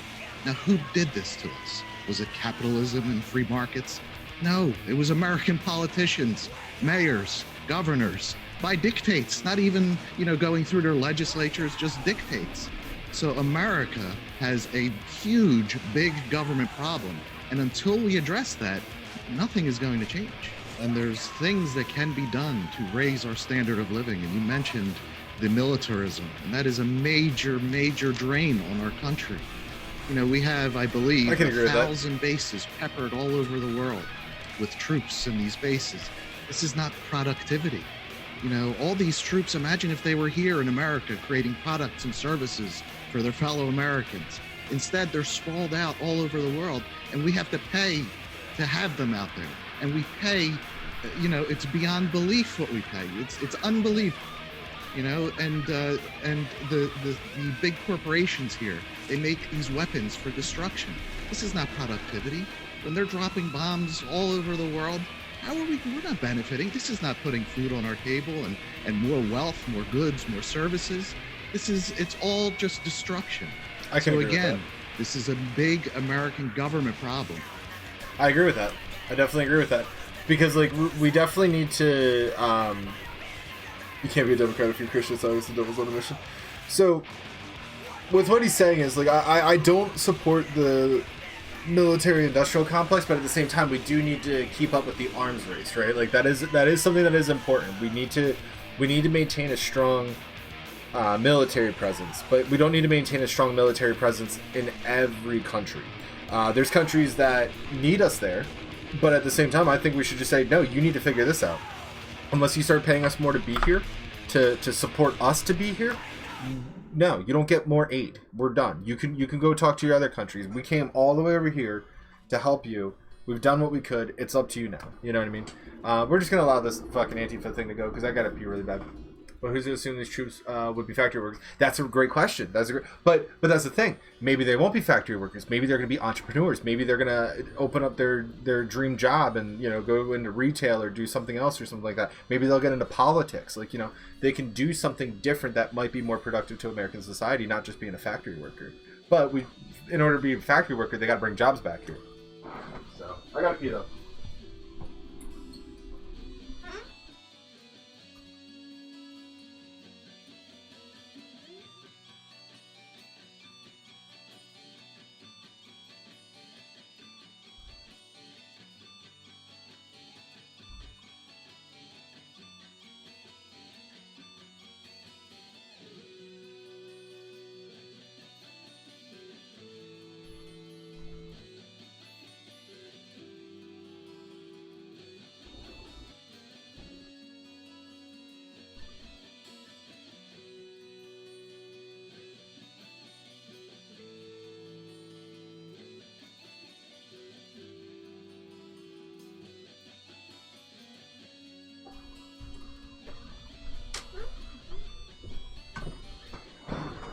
I feel bad. Flufferton meowed at me and I didn't say anything to him.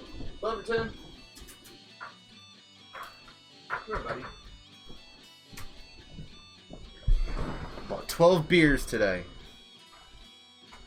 So I don't know if I'm going to have a night stream tonight. I might wind up passing out drunk.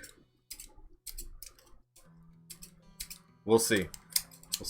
We'll see where the day takes us. Because fingers crossed I'll hear from fucking the place that I applied to.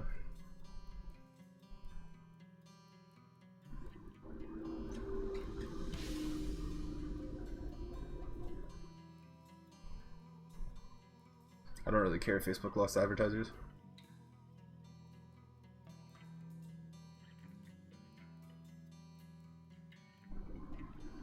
California governor declares budget emergency due to COVID-19 pandemic. Well, maybe you should have, ran your state better. 11 people shot in under 12 hours across the city. But don't worry, let's keep defunding the police, right? Or they could be stuck in poverty they were in before they joined the military. That's true. But at the same time, if that's the case, them being over in another country, especially if it's a third world country, they're still in poverty. They might have like a tent with AC and whatnot, but they don't have much. 7-year-old girl was grazed in the leg and a 19-year-old man was shot in the leg. Don't worry, let's keep defunding the police. Woo! This is such a great movement.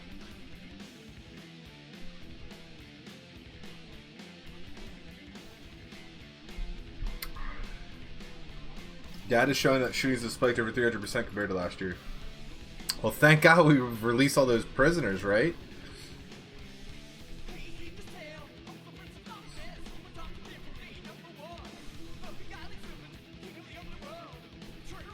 Yeah. We have to give that NYPD more training on human law and how to treat people regardless of the color of their skin. What are you even talking about, user from New York?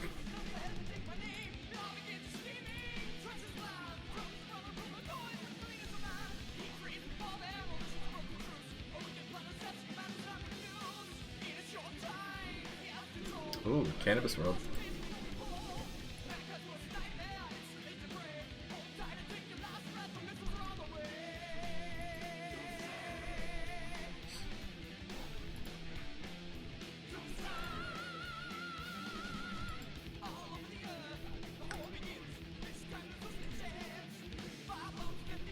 Part is a little bit wonky. They really need to work on the site a bit. It's not bad though.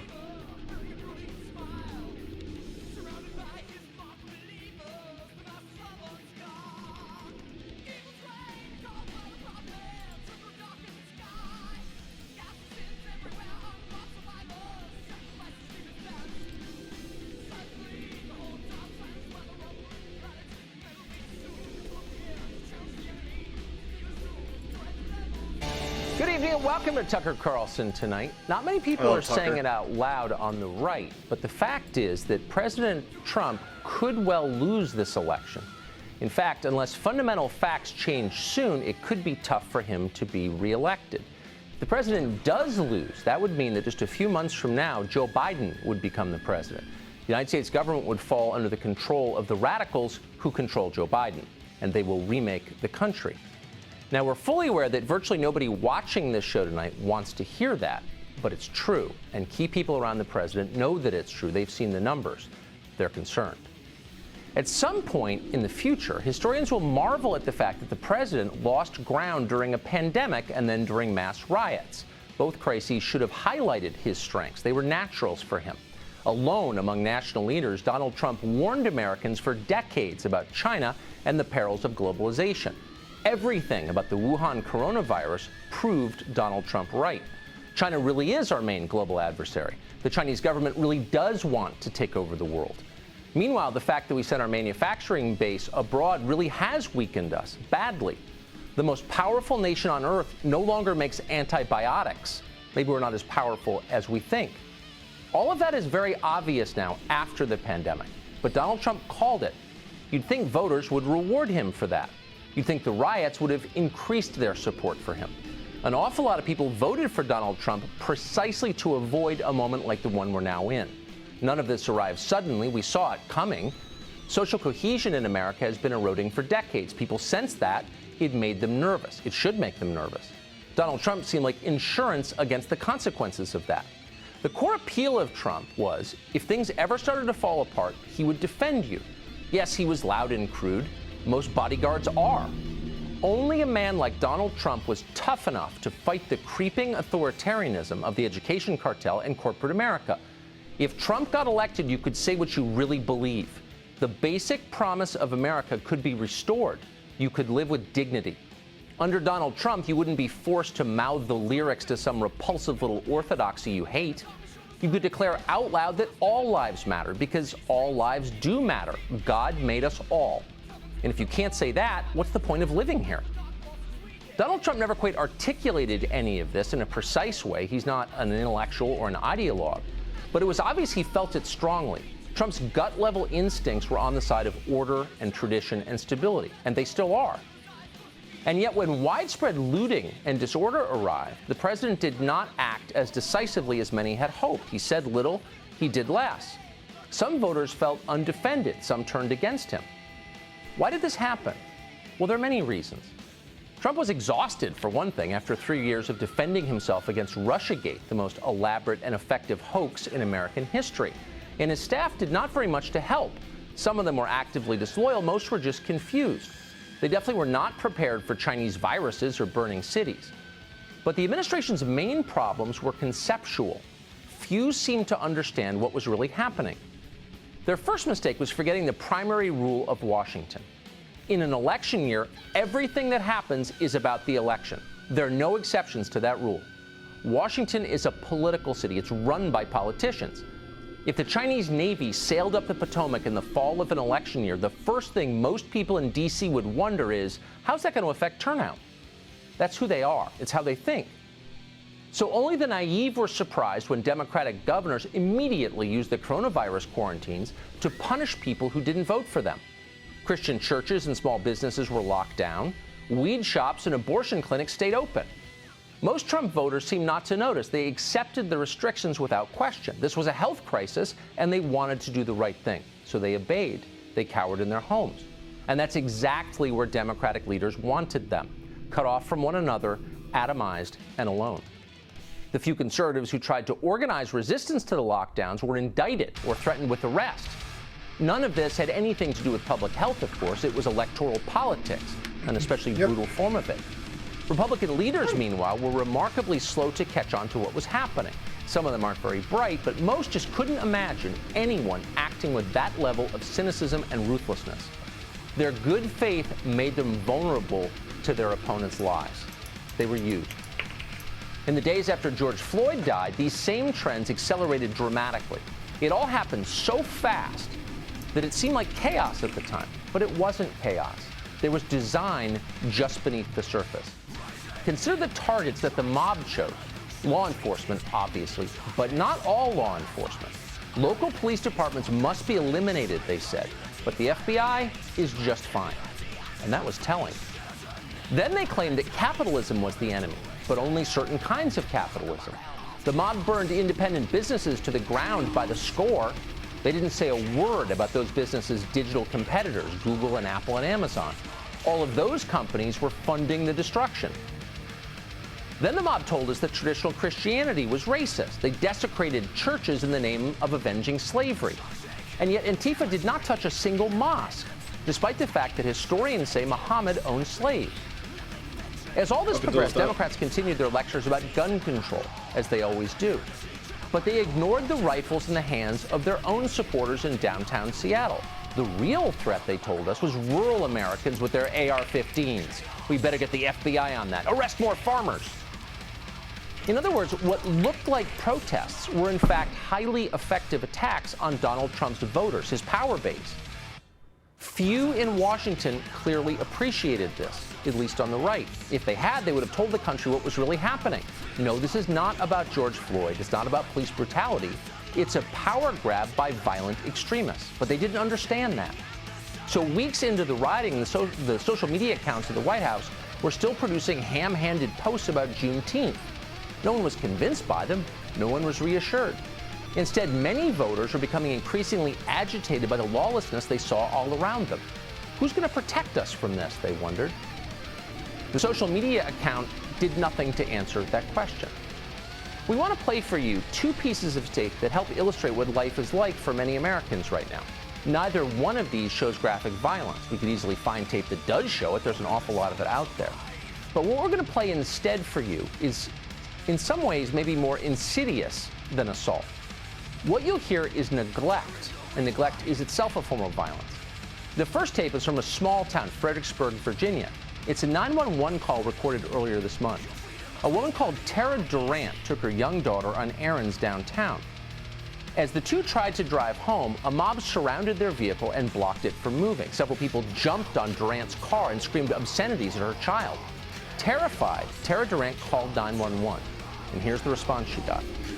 They're on my car, right? They're on my car right now. But we would suggest you slowly drive through the area. Don't hit anyone with your vehicle. I cannot get out of here, okay? You have to be patient, but I'll let the officers know, okay? Are you serious? The city told us that we can't do anything, ma'am. The city told us that this is a sanctioned event. Get out of my car! You know, this is going to get dangerous. I got a kid here. Yes, ma'am. We would suggest that you call up City Hall to let them know about your frustrations. Get out of the road! This is getting scary. Oh, they're on my car. They're on my car. And I got a little girl They're on my car. They're on my car. Ma'am, comes the reply. We would suggest you call up City Hall to let them know about your frustrations. Those are verbatim quotes. It's hard to listen to that tape without feeling emotional. A woman and her child were terrorized by a violent mob, and then they were intentionally abandoned by the state that has promised to protect them. It was the ultimate betrayal of citizenship. You should know that the mayor of Fredericksburg, Virginia, a woman called Mary Catherine Greenlaw, later apologized.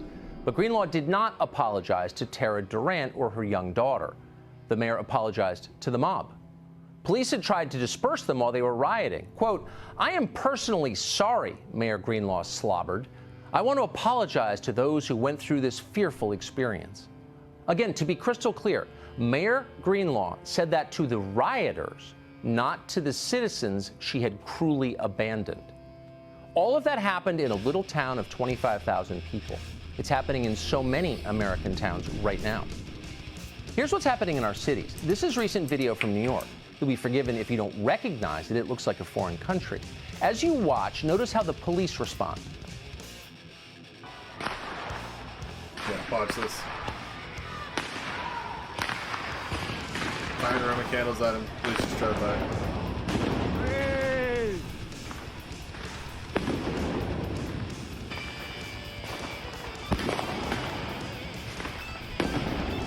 The squad car just rolls on through. The cops don't even slow down. They've been told not to. They don't try to enforce the law. They can't enforce the law. Keep in mind, decent people live in that neighborhood. Decent people live in every American neighborhood. How would you feel if you lived there? You'd be very afraid. You'd feel like things were falling apart. More than anything else, you would want someone to restore order. You'd want a leader to take back your neighborhood from armed children, because armed children are far more threatening than even the worst rogue cop, always. But local leaders are not doing that. They are not restoring order. They're ignoring the suffering of their people. So what is the White House doing about this? Well, the president announced 2 days ago that anyone who topples a statue on federal property will face 10 years in prison. That is a welcome start. What we're living through right now, despite what people have told you, is not a local problem. This is a national crisis. The riots are designed to produce a national result: the destruction of our system of government and the removal of Donald Trump. People expect a president to respond to a moment like this, to fix it, and they have a right to expect that. The president runs the country. If the rioters were Saudi nationals, it would be very clear that there is nothing local about what we're watching. We would understand immediately that it's terrorism. The president would give a primetime address. Within hours, the feds would be hunting these people down and arresting them. If the rioters were white supremacists, they'd already be in prison facing life. So the question is, why isn't the Justice Department responding like this? That's not clear. Some blame the White House counsel's office. They say it's dominated by Bush partisans who were hostile to Trump. We don't know if that's true. If it is true, there's an easy solution to it. Just ignore their counsel. Send the lawyers to the basement till November and have them reorganize the card catalog or read Reader's Digest from the 70s. Only a fool lets lawyers make critical decisions anyway. They're not wise. If they were, they probably wouldn't be lawyers. Others say career bureaucrats at DOJ or federal prosecutors in the states are dragging their feet. The Attorney General, Bill Barr, says he is overseeing 500 separate investigations into rioters. Good for him. Presumably one of them is into the destruction of the Albert Pike statue in Washington. It took place last Friday. It was on live television. So far, no one has been arrested for it. It would change the course of this country's future if the Justice Department rounded up the leaders of Antifa tomorrow, along with every single person caught on camera torching a building, destroying a monument, defacing a church, and put them all in shackles. And then frog marched them in front of cameras like MS-13 and called them what they actually are: domestic terrorists.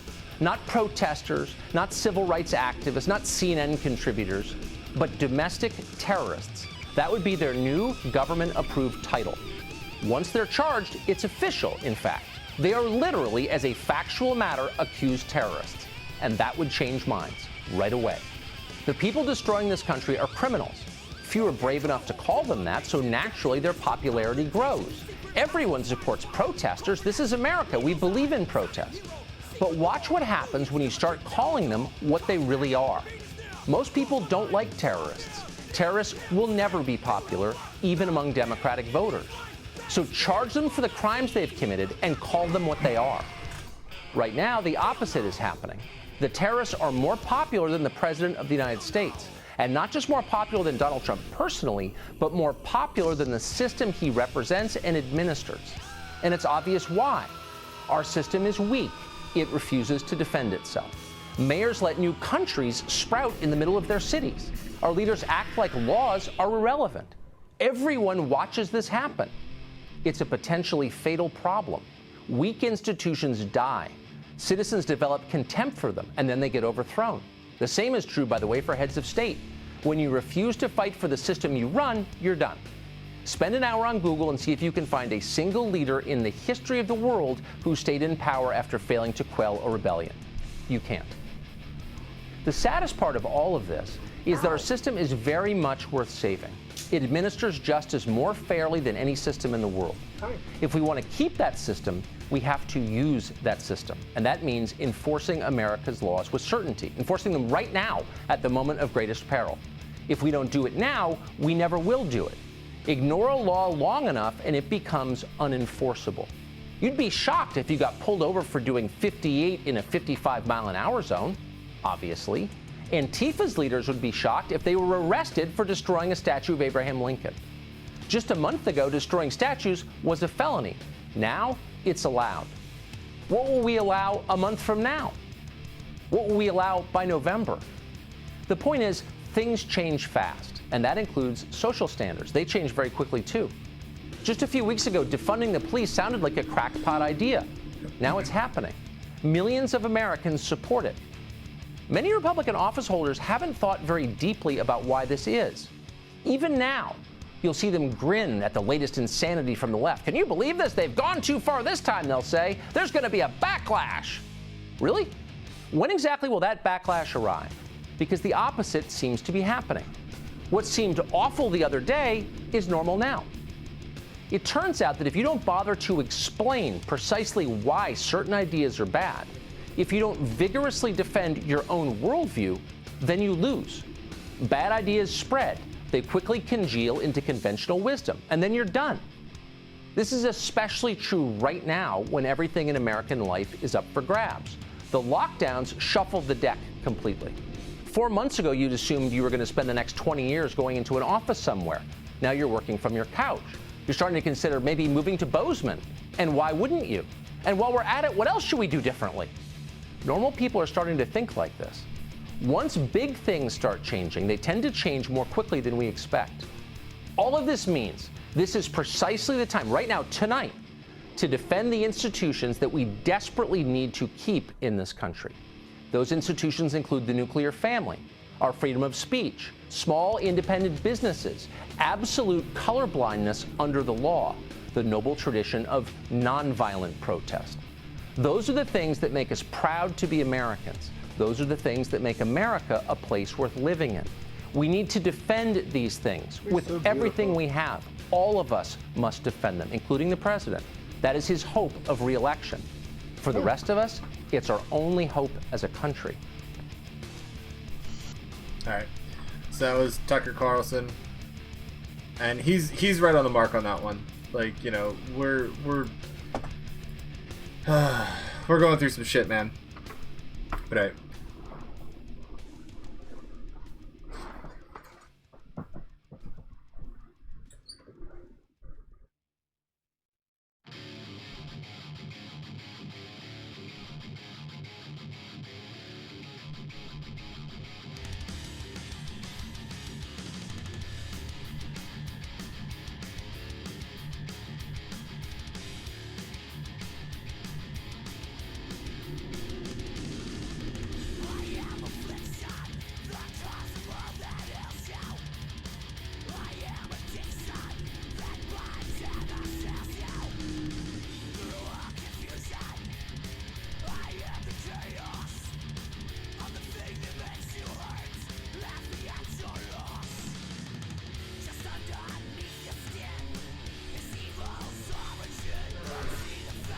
All right.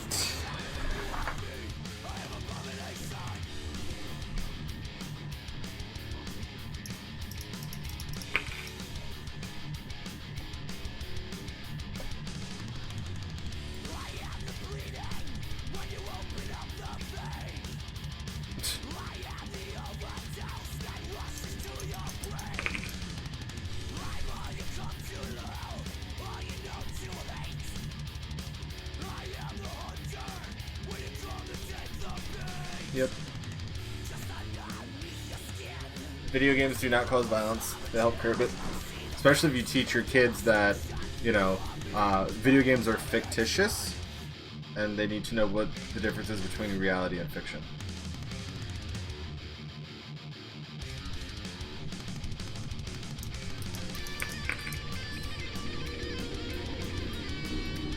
The spikes that are happening in some states are mostly with people under 35 years old. This is likely a result of the protests that the media highly encourage as valiant efforts. Thank you. Somebody speaking fucking actual, like, truth.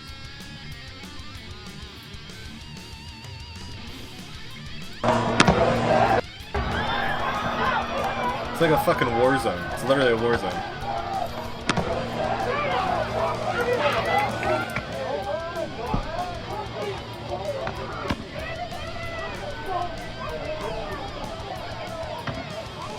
That's what I like to see.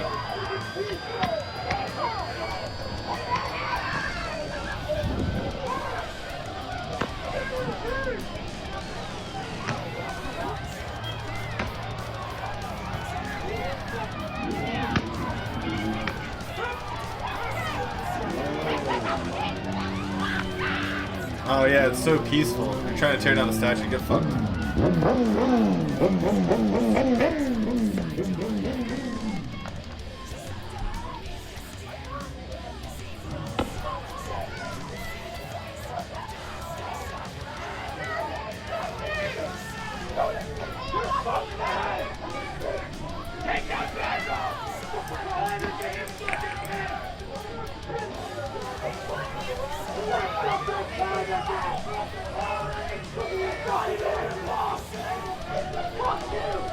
This type of shit makes me want to like join the police just so I can join in on them on the fun.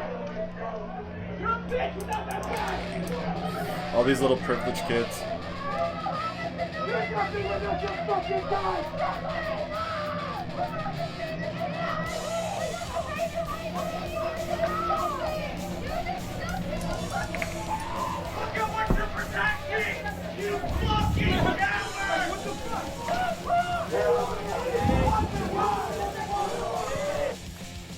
That kid probably only has a skateboard just to smash shit.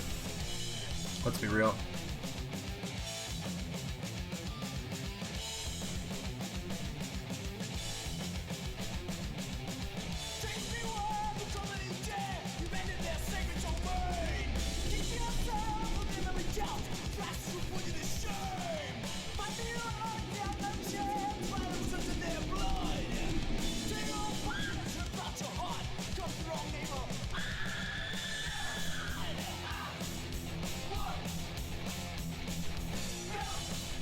I would love to retweet, but I'm on suspension.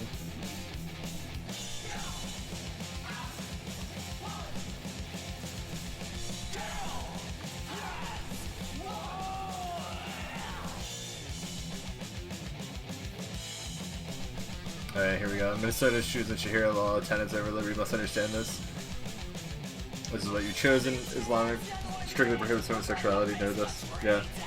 They're done. They're so done. The Muslim police force and the Antifa people will start fighting each other.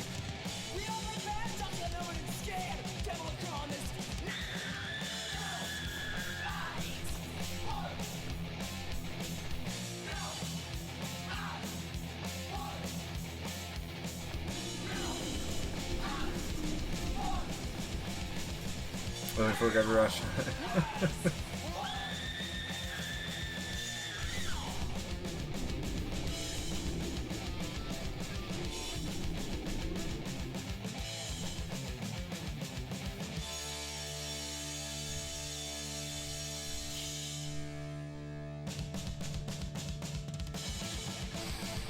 I still can't believe they vote to abolish their police force.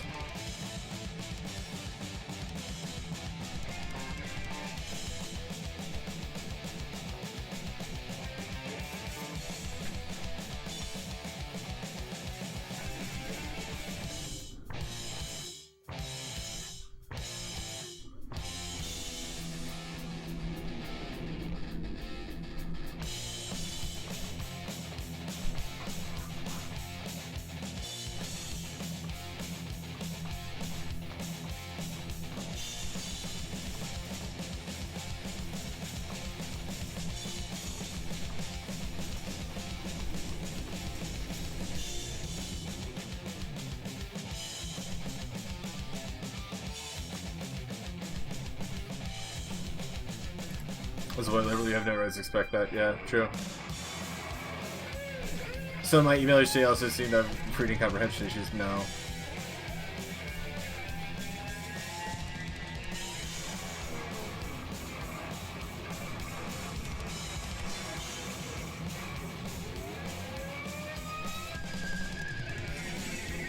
That's actually a nice looking controller.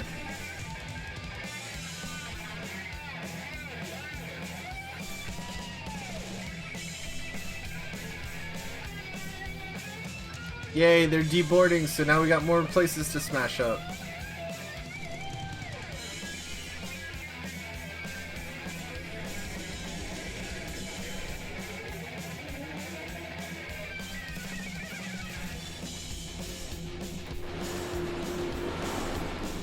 Sarah Gitter runs a wig store in Brooklyn. She's not allowed to take clients because her business is considered non-essential. She got sick with COVID in early March and closed her shop for a while to protect others. But when she felt it was safe, she opened right back up. Thank God I opened, because technically I'm only allowed to open this coming week. I wouldn't have been able to last this long. Dude, no way. I would be homeless. She says people have different opinions on how they want to handle the virus, and that people should have the freedom to act on those opinions. That's on us. That's on me, and that's on them. That's not on the government. Why is the government telling me when it's safe, when it's not? Sarah wanted to get the virus so she could become immune, instead of being held hostage by it, living in fear of getting it and passing it on. The first time that I was ever sick, that I remember actually being thankful for being sick. You know, I was shivering in bed and I was like, thank God I have COVID. In May, New York Governor Cuomo disagreed with protesters demanding he reopen the state, and he said police should enforce social distancing at those protests. Later, Cuomo encouraged protests over the death of George Floyd, but told them to, quote, be responsible. He wouldn't allow certain businesses to open until Phase 2, and churches not until Phase 4. He pointed to churches specifically, saying, quote, the gathering is the issue. And yet, mass gatherings at Black Lives Matter protests were allowed to take place during the lockdowns. But then when they gave the protests their blessings, I was like, okay, they have this agenda to get everyone to comply with whatever they say. So today it's masks, today it's the businesses, tomorrow it'll be something else. You know, that's what scares me. Kevin Hogan, NTD News.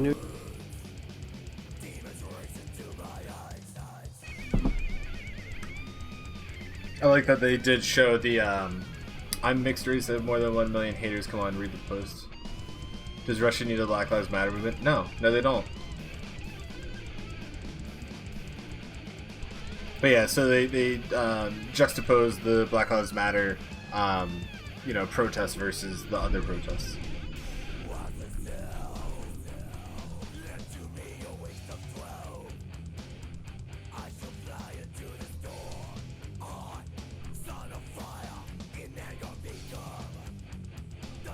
Yep.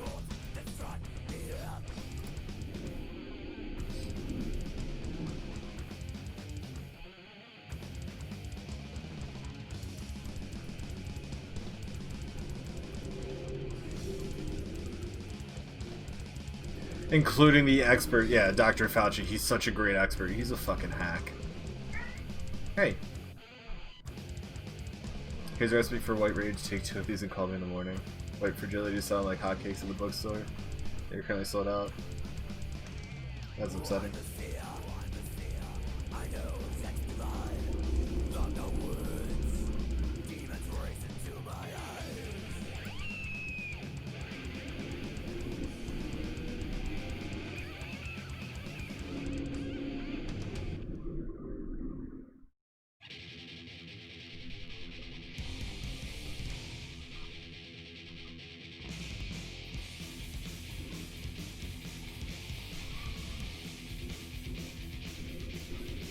Imagine a country where people are ridiculed for not wearing a head covering in public. Pardon me, face covering, face burqa.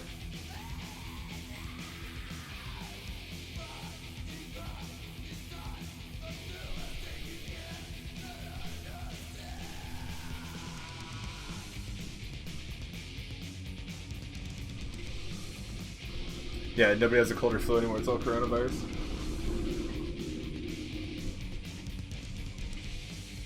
To be fair, it's not flu season. Welcome back, dude. To be fair, it's not flu season, so that's why nobody has the flu just yet. That's gonna be around like November, December time. Once we get closer to the election, that's when flu season really starts kicking up here in America. And on top of that, they're just gonna be calling the flu COVID. Oh, excuse me. When the flu is something completely different.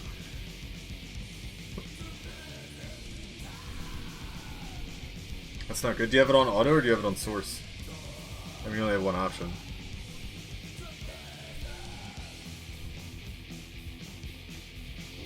These protests are a result of unplanned spontaneity. Then who the hell is protesting and strategizing and coordinating, deciding what to do, where to meet, and who to target? I need the FBI to expend the same energy looking at that as they spent looking into Trump. Yeah, except they're not gonna.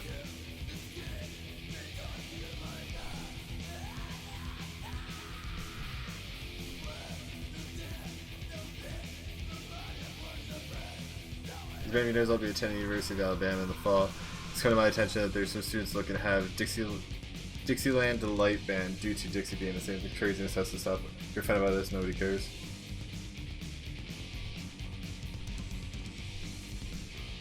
I can't wait for this. That Antifa's gonna be challenging the Hells Angels. Oh please. I know, I wish I had more opportunities or more options for you too, but I honestly don't know how to do it. And in order to get it, I think I would need to end my stream, change some settings. Let me see.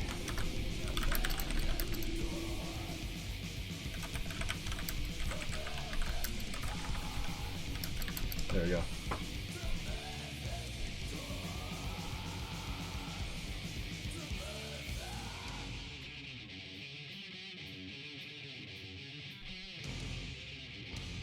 Transcription is guaranteed for partners, available when possible for affiliates and unlikely for everyone else. Stream at 1080p is a real gamble unless your partner. Yeah. So I think that's probably why I don't have the options, most likely.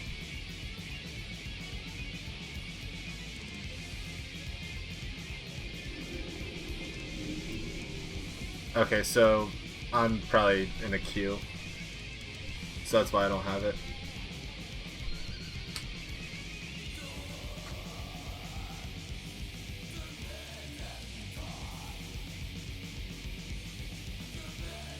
Yeah, a Black Lives Matter leader says activists will burn down the current U.S. system if they're not given what they want.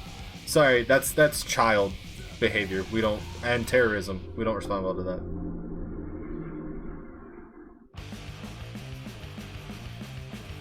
Yeah, if you're wearing a mask to protect yourself, why are you worried about others wearing a mask? Aren't you protected? Why are we being told to wear a mask on a virus is 98% recovery rate, but there's never been, we've never been made to wear a mask for other flu viruses.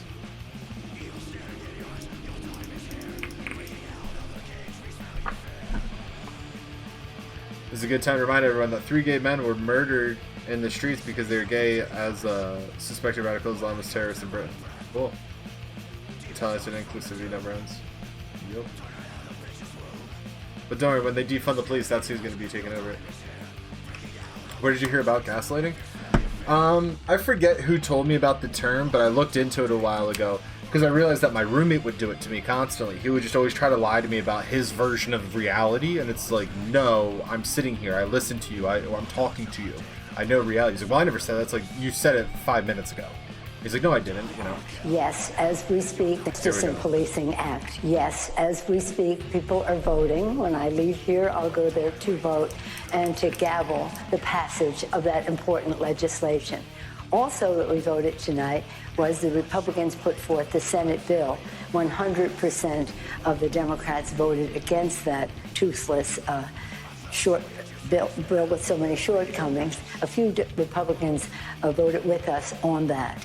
But this is an historic day for us. 1 month since the sad death, 8 minutes, 46 seconds. I can't breathe. We'll never forget that. And since then, hundreds of thousands of people in the streets, day in and day out.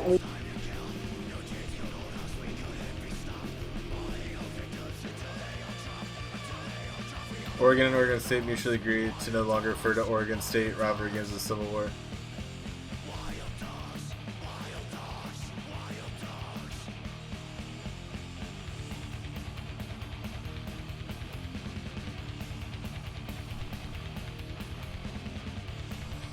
Oh, guns are so bad because 3 months later she shot and killed herself. Like, I'm sorry. So, because your mom was mentally unstable and had a gun and ended her life, that's now the fault of everybody else?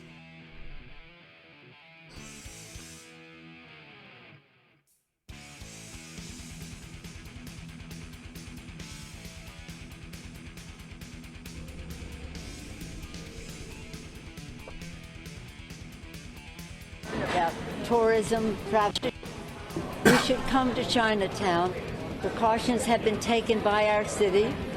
We know that there's a concern about tourism traveling all throughout the world, but we think it's very safe to be in Chinatown and hope that others will come. You should come to China. So she's encouraging people to go to places where there's a pandemic. Cool. Idiot.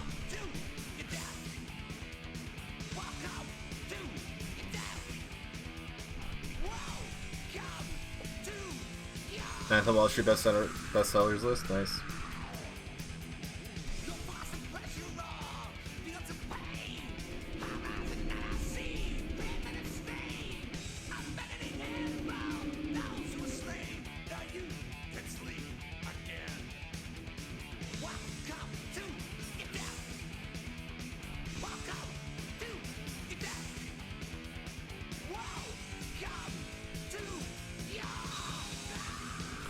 And retweet this like your mother's life depends on it. Dude, 73. How many people do you got? How many people do you reach with your stupidity? Wow, that's too many. Justice, no peace! No justice, no peace!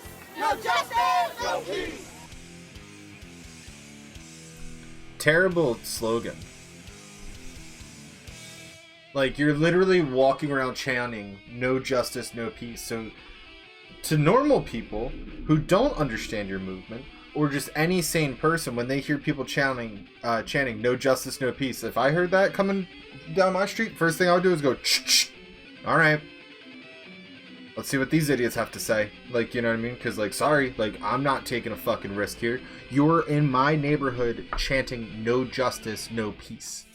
So what that's telling me is you're not there to be peaceful, and you're not there seeking justice. That's what that means. Taking another piss.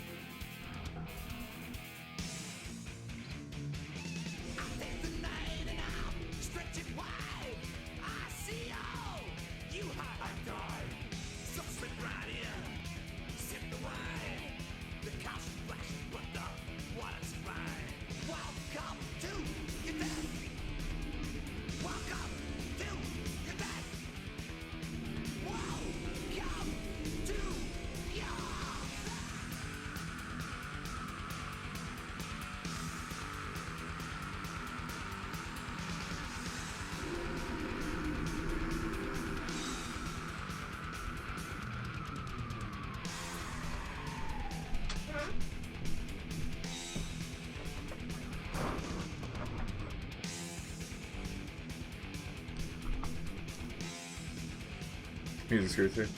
No mayonnaise, no cheese. Yeah, right? Should President Trump join Parliament? Yes. Yes, he should.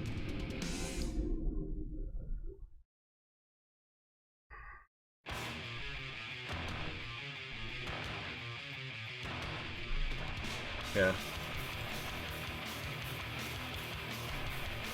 Like, the way I look at it is no government officials forcing me to wear a mask. It's all local businesses, and it's not worth it to, like, I'll sit there and in the store just sit there and laugh at everybody and be like, I know I'm wearing a mask, but this is fucking stupid. Like, this is 100% stupid. When I have the flu, I still walk around and fucking order my shit and walk out. Nobody cares. You get sick, deal with it.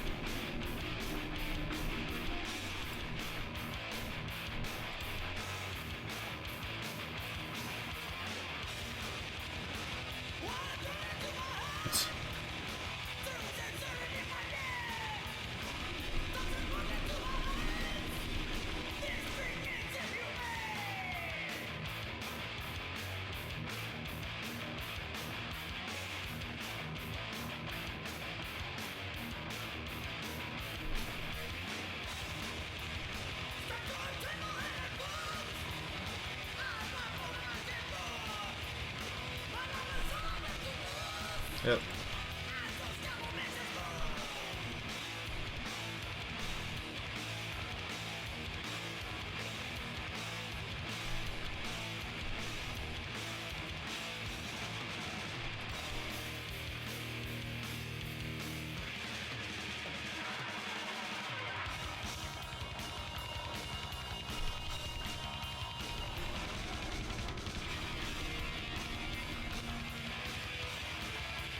I like how these people are just like, ah, it's a fake account. It's like, okay, but this is still a conversation that we can all have.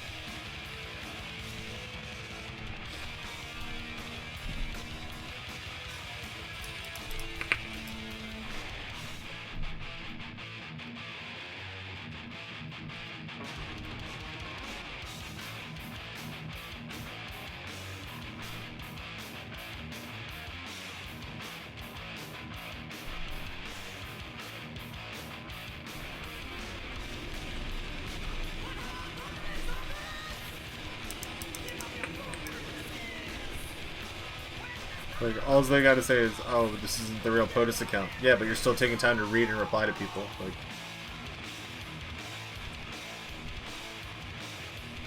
is this somebody who's getting offensed?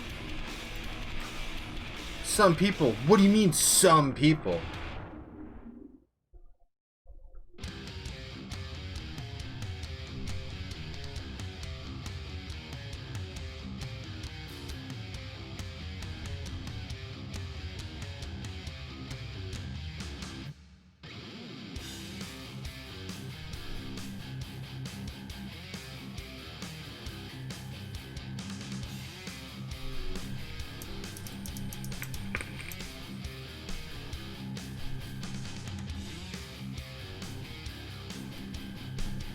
Pussies.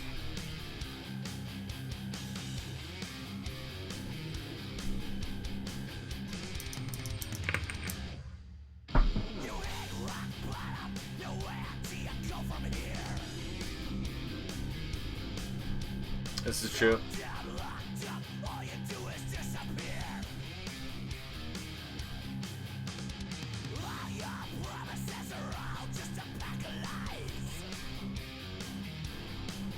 Yep.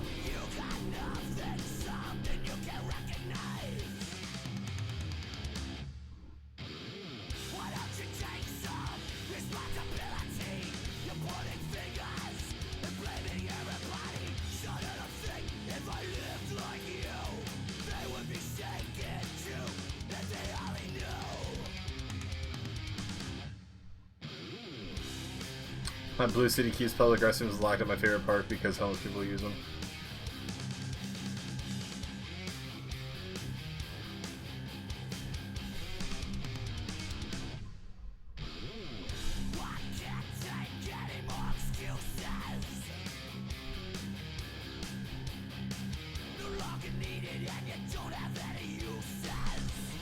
Catcherd is always correct, or is correct is always something silly. Let me introduce you to the Dems' top scientist, Greta Thunberg. Jerry! Jerry! I spent 60 hours a week for the last 5 years trying to warn people. Just know you should not worry, there's no path to victory for them only one. Oh no, trust me, I know. Again, dude, I'm doing this because you obviously are an intellectual person as well. And I'm able to point out and see the hypocrisy pretty quickly. Like, the COVID restrictions I thought were very heavy-handed and unnecessary, but hey man, I got to work from home for a little bit. I didn't really care. I literally sat here just drinking beer, fucking just spouting bullshit to people. And then eventually I lost my job. But that's besides the point. The point is, I now have the freedom to where I can go find another job, especially a job that I want to do, which is like get into bartending so I can talk to people. But I'm pretty sure that now I'm not going to be hired for the place that I interviewed at, because they're like, oh, well, you got an Evil Genius tattoo. You know what they went through, right? I'm like, yeah, and I support their decision. One of their employees was sitting there, like, you know, spouting violent rhetoric. They fired him because that goes against their ideas. What's wrong with that? And it's funny too, because like I'll even show you what happened. Basically, they made a statement that said like, we fired somebody because, you know, they go against our ideas and everything like that, blah blah. So people found out what he posted on Facebook, which is basically saying kill all cops and shit like that. So everybody started freaking out on Evil Genius, saying that they're bad and everything. It's insane. Never talk about your beliefs to liberals, they'll destroy you, just hide your shit from them. I typically try not to, because they don't want to talk. And it sucks just talking to the conservatives, because they're the only people who want to talk. My mom's kind of liberal and whatnot, but there you go, yeah.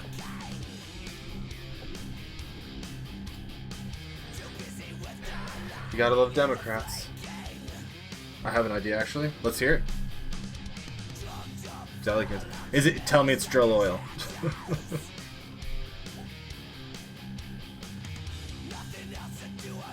The corporation that forms the city that you live in.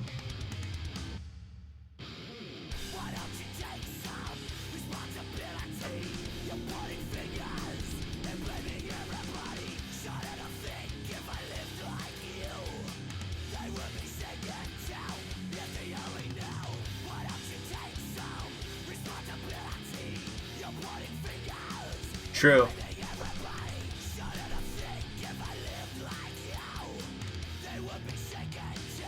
True. Because then they're racist if they do that. Here we go. The anti-fascists.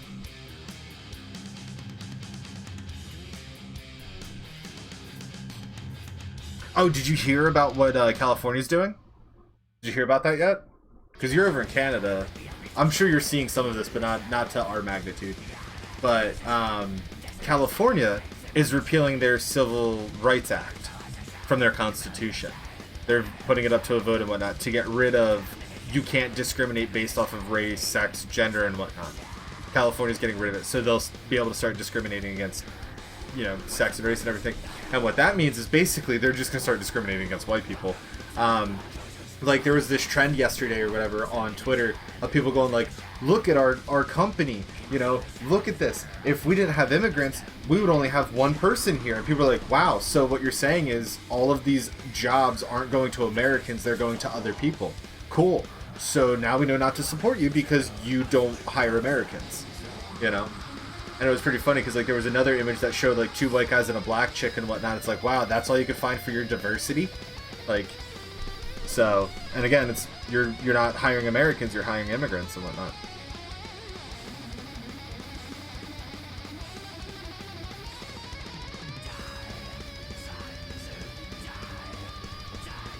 Here we go.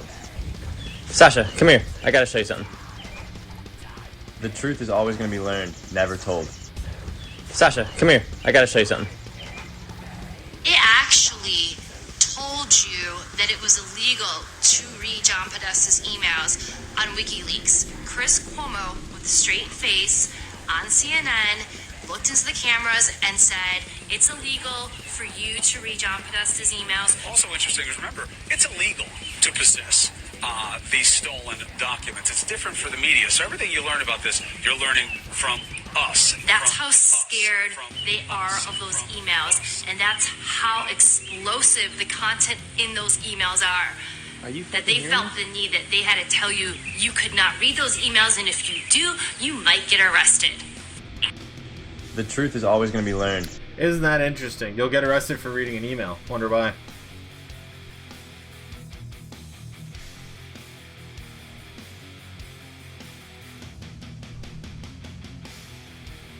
With the murder of George Floyd, where they're handling the police.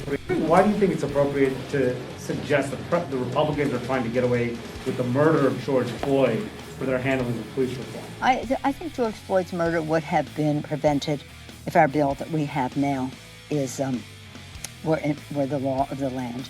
And that's what we're talking about, is how we go forward. It's local state law. I don't have any, I have no... No, I do not. I do not. I do not. I'm telling you, we're talking about something that is an incident that everybody saw. The martyrdom. Everybody saw 8 minutes, 46 seconds of a knee on the neck. That should... And then... He was high on fentanyl. He was high on methamphetamine. He had heart conditions. He had COVID. So technically speaking, regardless of what Derek Chauvin did, he died of COVID. That's how this works. They come up with a bill that says, or the president comes out with his whatever it is, saying, you don't even know. You don't even know. No chokeholds, but maybe some. Yeah, no, First off, it was chokeholds are banned unless the officer's life is in threat. So, fucking read the bill sometime, Nancy. Absolutely not. Why do you think it's appropriate? She's terrible. She's absolutely terrible for America. She keeps pushing this fucking racist agenda. But why should people want to make a change, though? Well, that's up to them to decide. Why should they? It's for them to decide. Well, make your case. I'm not going to. But why? I'm not going to. No, I lost my job because one day I finally had enough. Because, like, dude, I've been sat here for the past 3 years from my girlfriend and my work basically trying to gaslight me. I had a pretty big mental break a couple weeks ago. But one day, I just finally said in a meeting, I'm like, you know what, guys? I'm like, I suggest everybody do the same. I'm like, I'm having a morning beer. And they're like, wait, what? They're like, take the rest of the day off. I'm like, all right. I'm like, can I use my PTO? And they're like, yes, you can. I'm like, all right, as long as I got my PTO for this, I'll see you guys tomorrow. And then I just logged off.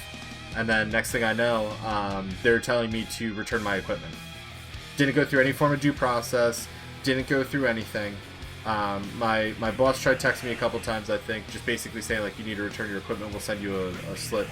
But I think it was like, either way. A lot of shit happened, and I had a huge mental break, so I don't remember everything that happened. I don't truly know what happened, and they didn't tell me, and I'm not going to ask them for the truth. I'm just going to see if I can get my unemployment. Yeah, exactly.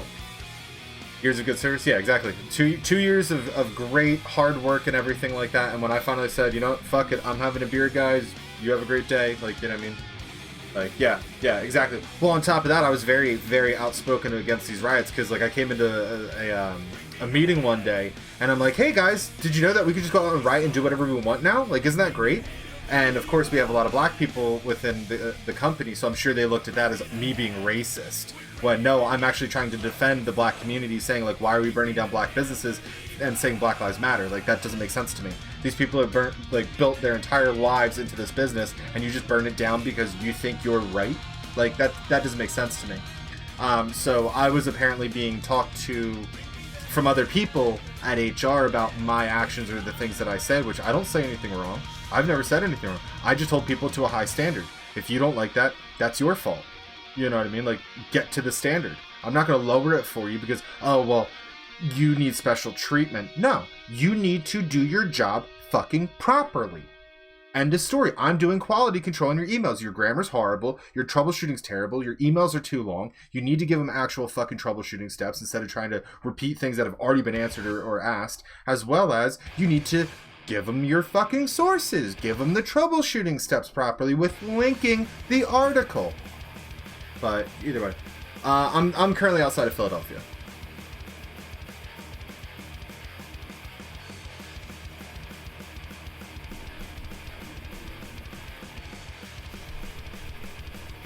That's just insane.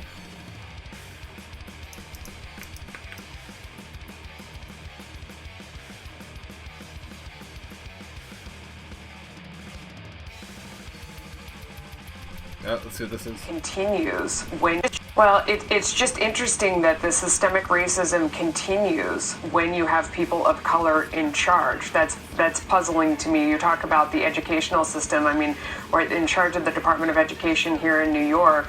You know, we have a person of color, and it's a disaster for people of color. So, I don't know, it makes the problem very puzzling. Thanks to all of you.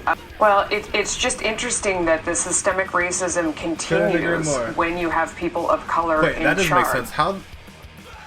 I'm still down $30, but I'm over 1,000 in my personal account on Stash. Obviously, other stocks went up, so that's cool. Other stocks went up while my other stocks are down. So in total, I'm down, but I'm still above $1,000. Like, I'm good, man. I got a couple months worth of rent and whatnot. I'll be able to find a job, no problem.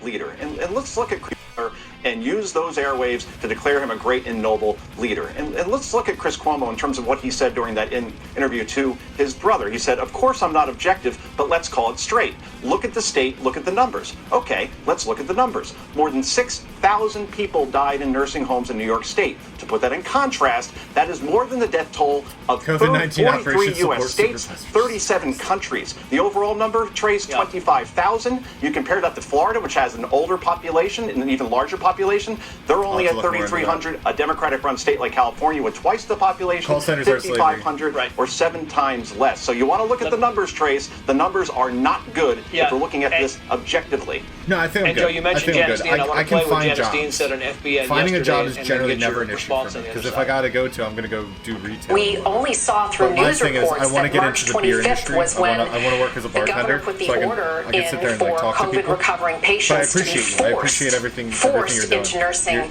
and always considered you a friend, Jerry. I've always assisted liked living you. I always knew facilities. that you were a legit It was person. only May 10th that he reversed that decision. We couldn't visit them. We didn't have a wake. They weren't able to have last rites, and we did not have funerals for them. Yep, true. Yeah, I mean, as you say, Joe, you lose No, and I both of appreciate your that. in-laws Hopefully I won't in a need case it. like this. Her But husband, if I do both need his it, parents. you'll be the first person I It is contact. unbelievable to think that this wasn't brought up at some point in time on all of these appearances on CNN.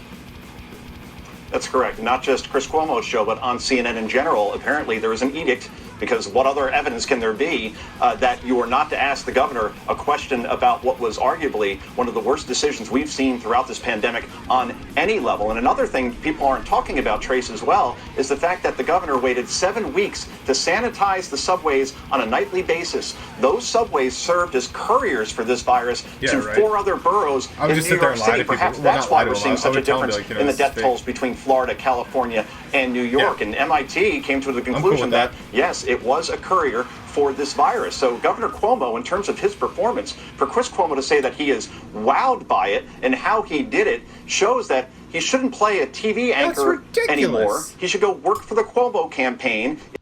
But how long will that last? You know what I mean? Because that'll only be until face masks equals more freedom. No, they don't. As pointed out by Surgeon General, face masks aren't meant for infringing on your freedoms. Yes, they are. Face masks are mean less asymptomatic viral spread, which means more places open and sooner. If more people wear face masks and go out in public, we'll have more freedom to go out. You're lying. Do you have a law? Where's your law? Yeah. Yeah, exactly.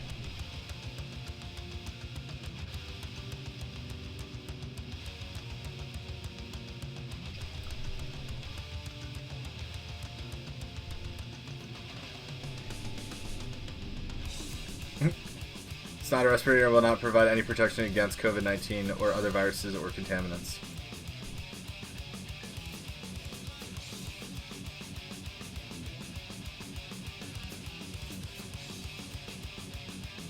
I'm sorry that you're being bashed. Dude, fuck these people. True. Yeah, I guess I need to do that. I need to... My one of my good friends, actually, he works for the city. He's part of like a tree team. Like ever since he started working with these local companies and doing like tree climbing and tree services and whatnot, like he found that as one of his greatest passions. And this dude is the one who like taught me computers, right? So he found that to be one of his greatest passions, is climbing up trees and cutting them down. Like he loves that. He loves being an arborist.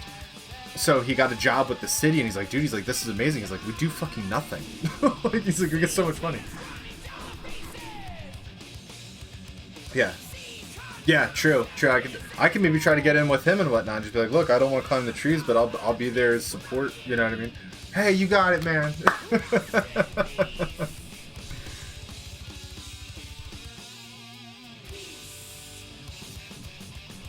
By law, no, that would be unconstitutional. Exactly. Or what, we get arrested. Law and order is also required in Pennsylvania. I don't see much of that being enforced. Reminder, it's not law. It's actually mandated by the PA Health Department, which is enforceable. It's actually not, because there's no legislation. Exactly, it's not a law.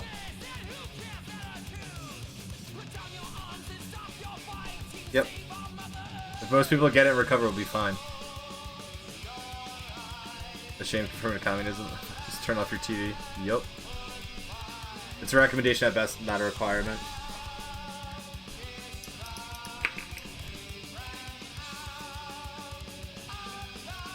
So I could just sit here and say, like, no, I have a medical condition, I can't wear a mask, and if they say, let me see your medical papers, I'll just be like, I don't need to, that's not a requirement. I don't need to show you my medical papers.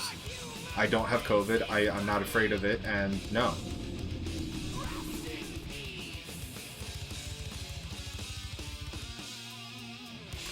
True. I stayed in a call center because it's what I could do. You know what I mean? Like, at the time and whatnot. Trust me, I want to do something different.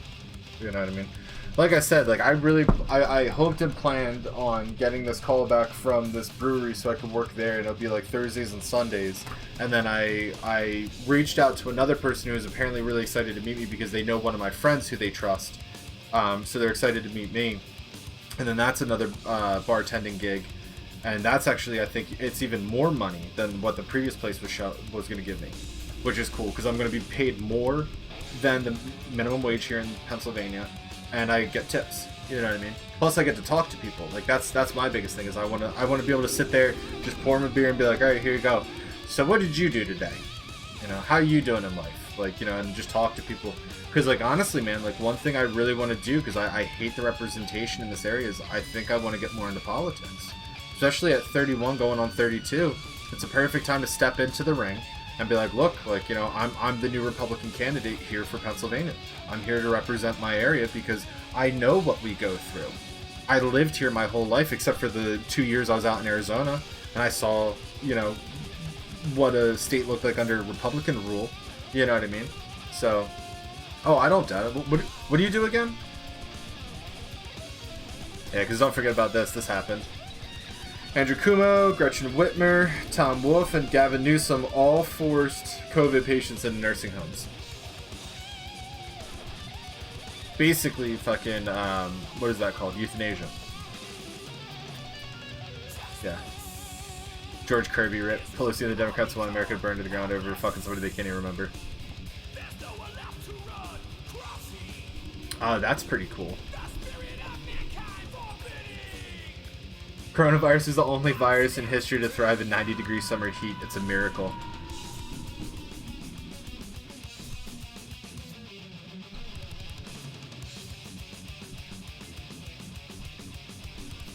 Many people are really getting tested. I don't believe anything.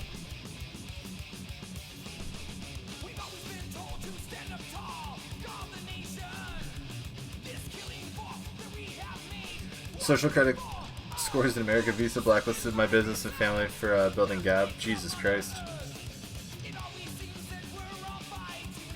Fuck Visa, man.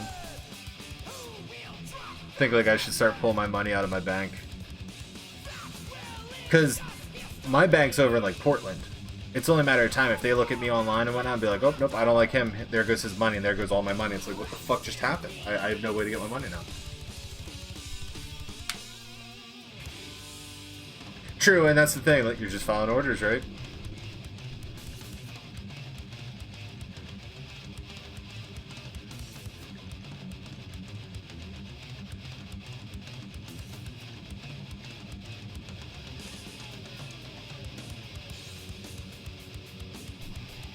This is actually pretty funny. I just love Taz and Excalibur on commentary. They're This fucking contest is hilarious. set for one fall with a 20-minute time limit. Approaching the ring first from Winston-Salem, North Carolina, weighing 230 pounds, Griff Garrison. Griff Garrison, the Ivy League MVP, as he's known, making his AEW debut tonight. Hold on a second. He's called him an Ivy League MVP. That's what he calls himself. Well, he's a good-looking young athlete, but he played football at a school called Guilford, which last I checked is not an Ivy. Hey, man, that's what it said on the trunk. I'm just telling you. He's a double major in education studies and history. That I know. Introducing first from Winston-Salem, North Carolina, weighing It does. That I know. Minneapolis unanimously approves abolishing the police force. I believe this is actually coming from a black cop, too. Like, he's an ex-cop, if I'm not mistaken. Fight tech tyranny. On Friday, Minneapolis Council voted 12-0 to approve a measure to abolish the city's police department. The unanimous vote will not automatically dismantle the police department, but it's the first step in a much longer legislative process, according to the New York Post. The idea of dismantling the police departments gained recognition among city council members amid citywide and eventually nationwide riots after George Floyd, according to Nancy Pelosi, George Kirby, was killed by the police officer Derek Chauvin last month. Which, it's really upsetting that they're saying Derek Chauvin when there was two other officers kneeling on the middle of the back and the lower back of George Kirby, according to Nancy Pelosi. And then also there was an Asian officer just sitting there walking back and forth, allowing it all to happen. So I'm sorry, that's kind of like collusion, as well as that's kind of like involuntary manslaughter and everything like that, because they allowed it to happen. So it's not just Derek Chauvin, there's three other people that are involved here. So to put it all on him, that's not fair, especially due to the fact that Derek Chauvin, while yes, he did kneel on the back, not necessarily the neck. It looked like when Floyd was down, it looked like it was more along, like right where the spine meets the neck. That's where it looked like he was putting him down. But on top of that, according to Minneapolis Police Department and their failed democratic policies, that was proper procedure. So let's be real here. There's a good possibility that even though Derek Chauvin might be on trial, if he goes to a jury of their peers and they have a decent defense attorney and they explain this was all part of protocol, this was all this, while it was an unfortunate event, like these terrible procedures are what caused this, and this is what we should really be fighting, and this is what we should be going against, because these Democratic elected leaders and who are Democrats elect the police commissioners and enforce the policies and enact the policies that are really detrimental to people that they interact with on a daily basis. So that's really who we should be targeting. We shouldn't be targeting the cop that, while I don't disagree, he was just following orders. That's a terrible thing, because look at what happened. We need to talk about who's giving the orders. Democratic mayors, governors, police commissioners, police unions. Boom. Get rid of those and we can start getting progress. Don't blame the main person who's enforcing these fucking bullshit laws. You know what I mean? Because you gotta go to the top to figure out who fucking set them. So.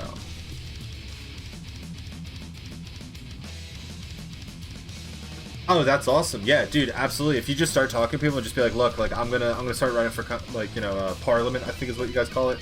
You can just tell them, be like, I want to represent you guys. I want to be in there and be your voices because I interact with you and I will never stop interacting with you. I want to represent you as my community. I think you'll be you'll do really well. I have a question that I never thought I would ask. How does one find their political party that aligns with their beliefs? Not gonna lie, I looked into various quizzes and tests last night and I kept getting all sorts of different answers. I go over my beliefs, but I don't want to piss anyone off or stir shit up here. Sorry, can't English as usual. You're fine, Code. You're good. Don't worry about it. Your English is fantastic. You blink! Yo!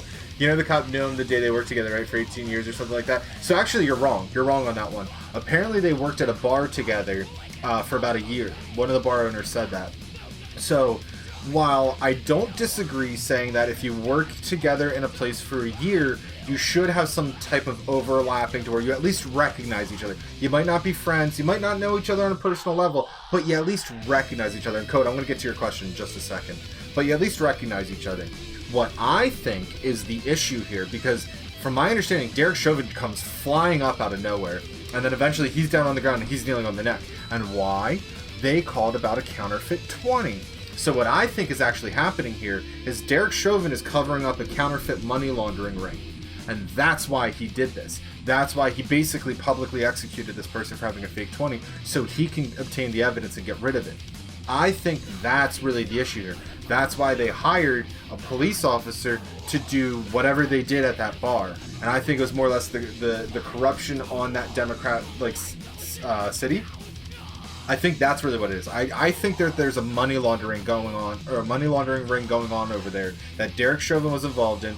George Floyd accidentally got caught up in, and now he's dead because of it. That's where I'm at with it. That's a huge conspiracy theory, but that's where I'm at with it because of all of the facts that keep pointing to one thing. George Floyd got called on because, while he was high on meth and fentanyl, that's besides the point. He got called because he tried passing a fake 20 bill, and then he gets executed. No red flags there? Nope, nobody. You're just going to be mad at the police. You're not going to talk about why Chauvin even showed up when he wasn't even there originally. There was the other officers. They already detained him and everything like that. They apparently had him in the car. Then apparently something happened and they pulled him out of the car and restrained him on the ground. And they followed MPD protocol, which again is set by the police union's police commissioner that is democratically, or that is given by the the Democrat mayor that was elected by all the people there. So, like, the issue is the people who are electing these people are putting bad policies that then oppress the people. Like, how do you not see this cycle? You've been voting Democrat for years after years after years and decades on decades, and nothing gets better in your cities. Stop voting for Democrats. It's the party of slavery, people. Get rid of them.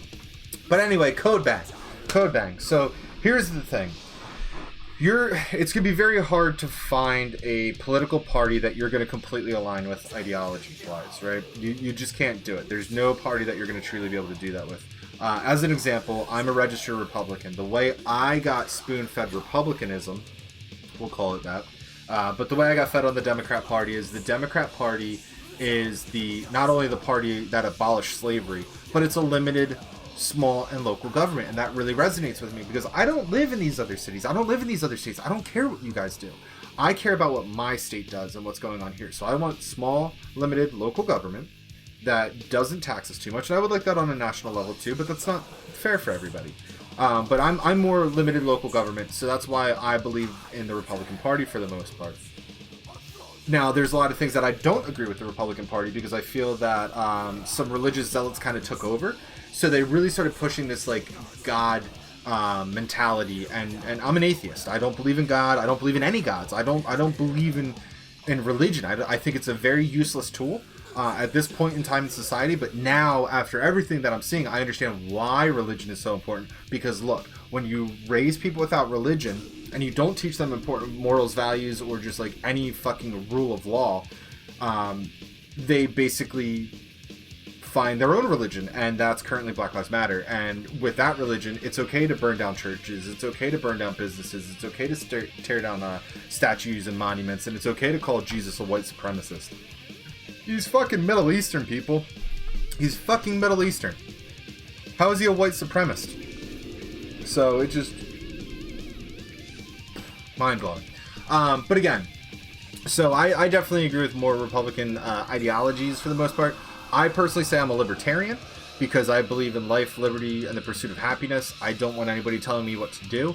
I don't want to tell anybody what to do. I want to go about my daily life and not have to worry about the government trying to oppress me for anything that I do. If I'm not harming any other people and I'm not harming anybody in my daily life or myself, what's the problem? No victim, no crime. Get off my case. Get off my back. Get the fuck out of my life. That's the way I look at it, right?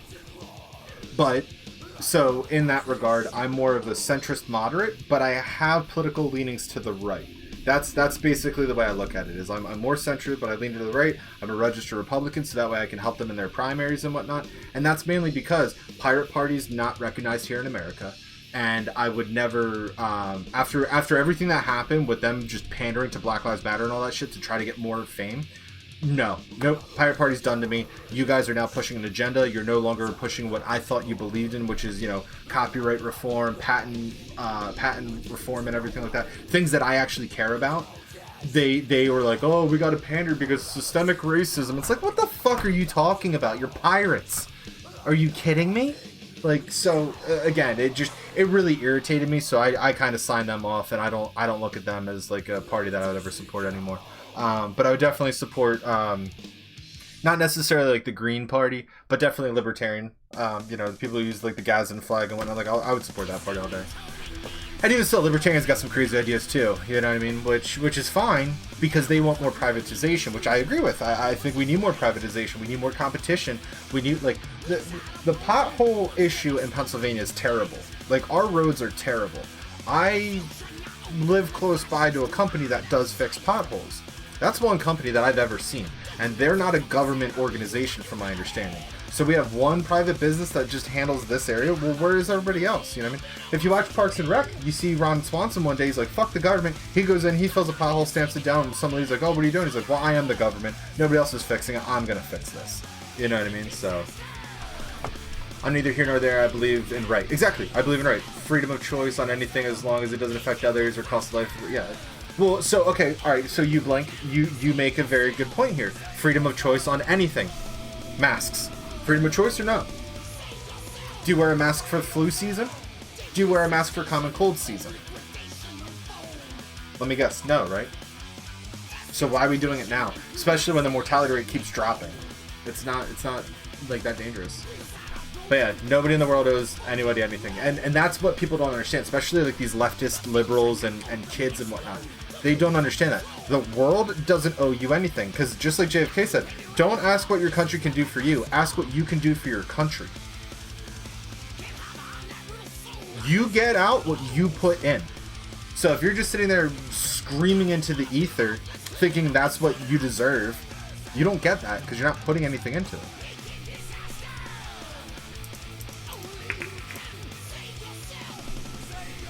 That's lucky for you. Like for me, if I want to go into my local beer distributor, I have to wear it. Luckily, it's a small store. I go in, I grab my beer, and I pay, and then I vehemently just constantly voice my opinion on the masks, how they're bullshit, how all this is nonsense and whatnot. I constantly talk about the riots and how they're tearing down our history. Luckily, a lot of the men who work there are all veterans, and they all hate what's going on.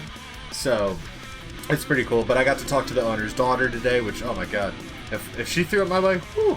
But yeah, so I got to talk to her today and everything like that. She's like, oh, you sound like my dad. Because I mentioned, like, yeah, I'm currently suspended on Twitter because I called somebody a retard.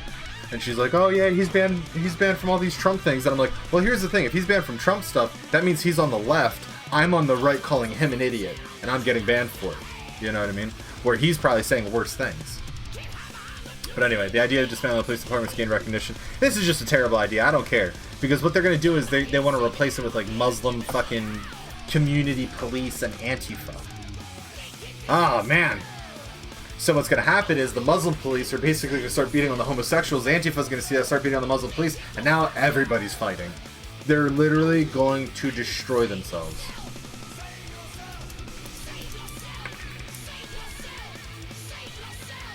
While jamming out to Christian music, he was by himself walking around to the Confederate monument, also known as CHIP, are Confederate soldiers located on the ground of the Williams County Courthouse, installed in 1899. This dude just walking around by himself, like, white guilt, dude. White guilt. Go get a job.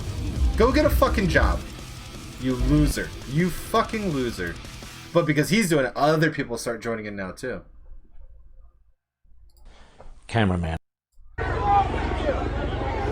That's our man, Richie. Cameraman. Okay, cool.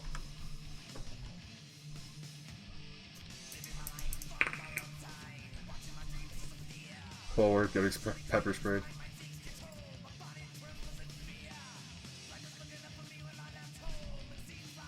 And she runs, like, departments or whatever.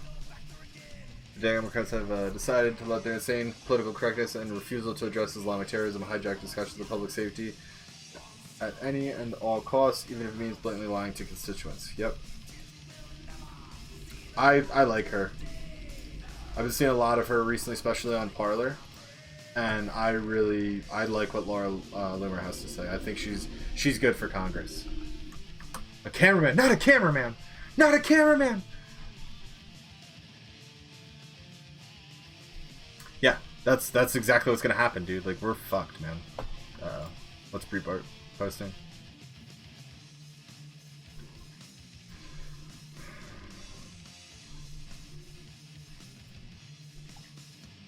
I'll talk to anyone as long as they have an open mind about ending systemic racism. Well, here's the thing. Systemic racism doesn't exist. And if you want to talk about that, I'll gladly talk to you about one law that I found on the books that is 100% racist. You ready to talk about cannabis legalization yet? Or do you just want to talk about defunding the police, who are enforcing really stupid laws? If we start changing the laws that they're enforcing, the police will stop doing stupid things. Like me personally, I think it should be legalize all drugs. Regulate them, tax them, and fucking, make sure that people are safely using them. Stop treating drug problem as a criminal problem, start treating it as a social problem and a mental problem, and then we can start seeing progress. But no. Instead, you got drug users who just immediately are believing that they're criminals because they're drug users, so they maintain criminal lifestyles. See how this works? How this works? Like, I know I'm allegedly a criminal because I enjoy cannabis. Really? I don't go out hurt people. I don't rob people. I don't break into places to get money so I can buy my drug. You know what I mean? I'm able to sit here and drink something that is way more lethal, that causes way more deaths, probably than police on an annual basis.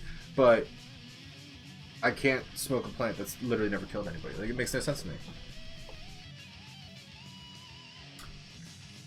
I believe in ending it. Let's talk.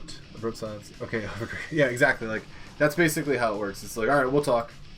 All right, so do you want to talk about facts? No. Good talk. It's like, what?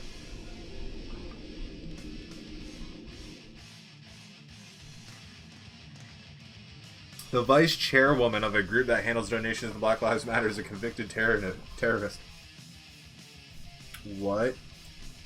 Seriously? No way.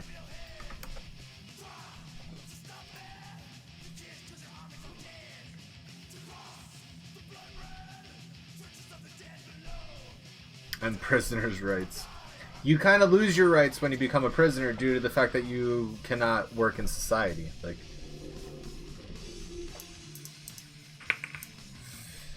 after living as a fugitive for 2 years, in 1984, while unloading 740 pounds of dynamite and weapons from a car into a storage locker in Cherry Hill, New Jersey. Jesus Christ.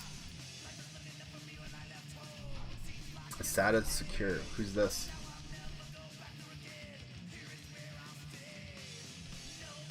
She's a former member of the Black Liberation Army who was convicted of being an accomplice in the first-degree murder of state trooper. Oh, alright, so she's a murderer.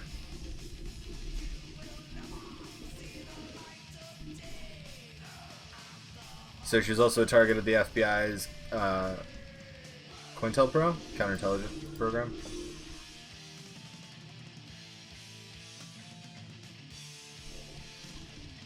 Her aunt, who would act as one of her lawyers. Gotta protect the family. Her sentence was commuted. Oh my god. So Bill Clinton let her out. Cool. Thanks, Bill. Thank you, Bill. You're the best.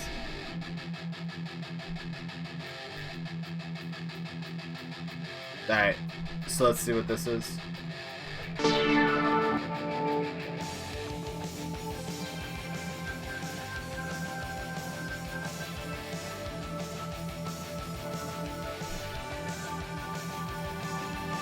Hey guys, welcome to the Liberal Hive Mind, the channel solely focused on exposing the abundant hypocrisy of the left. Here we go again. When will this autonomous zone lunacy end? It seems as though Seattle is on the verge of closing theirs, and CHOP will be no more. But of course, copycats are springing up across the country. It's become a fad. Young, useless millennials with nothing in their hearts but hate for the freest country on earth are in the streets, are taking over streets in a flawed attempt to overthrow the government or gain power. And that's what this is all about. It's all about power. If you think for 1 second it has anything to do with George Floyd, you are mistaken. It's very similar to Occupy Wall Street. Half the people, if you talk to them on the street, probably don't even know what the mission statement of Chaz or any autonomous zone really is. They're confused kids revolting against a system that they don't understand and a system that they're probably not thriving in. But what they fail to understand is what they're advocating for in this communist insurrection of government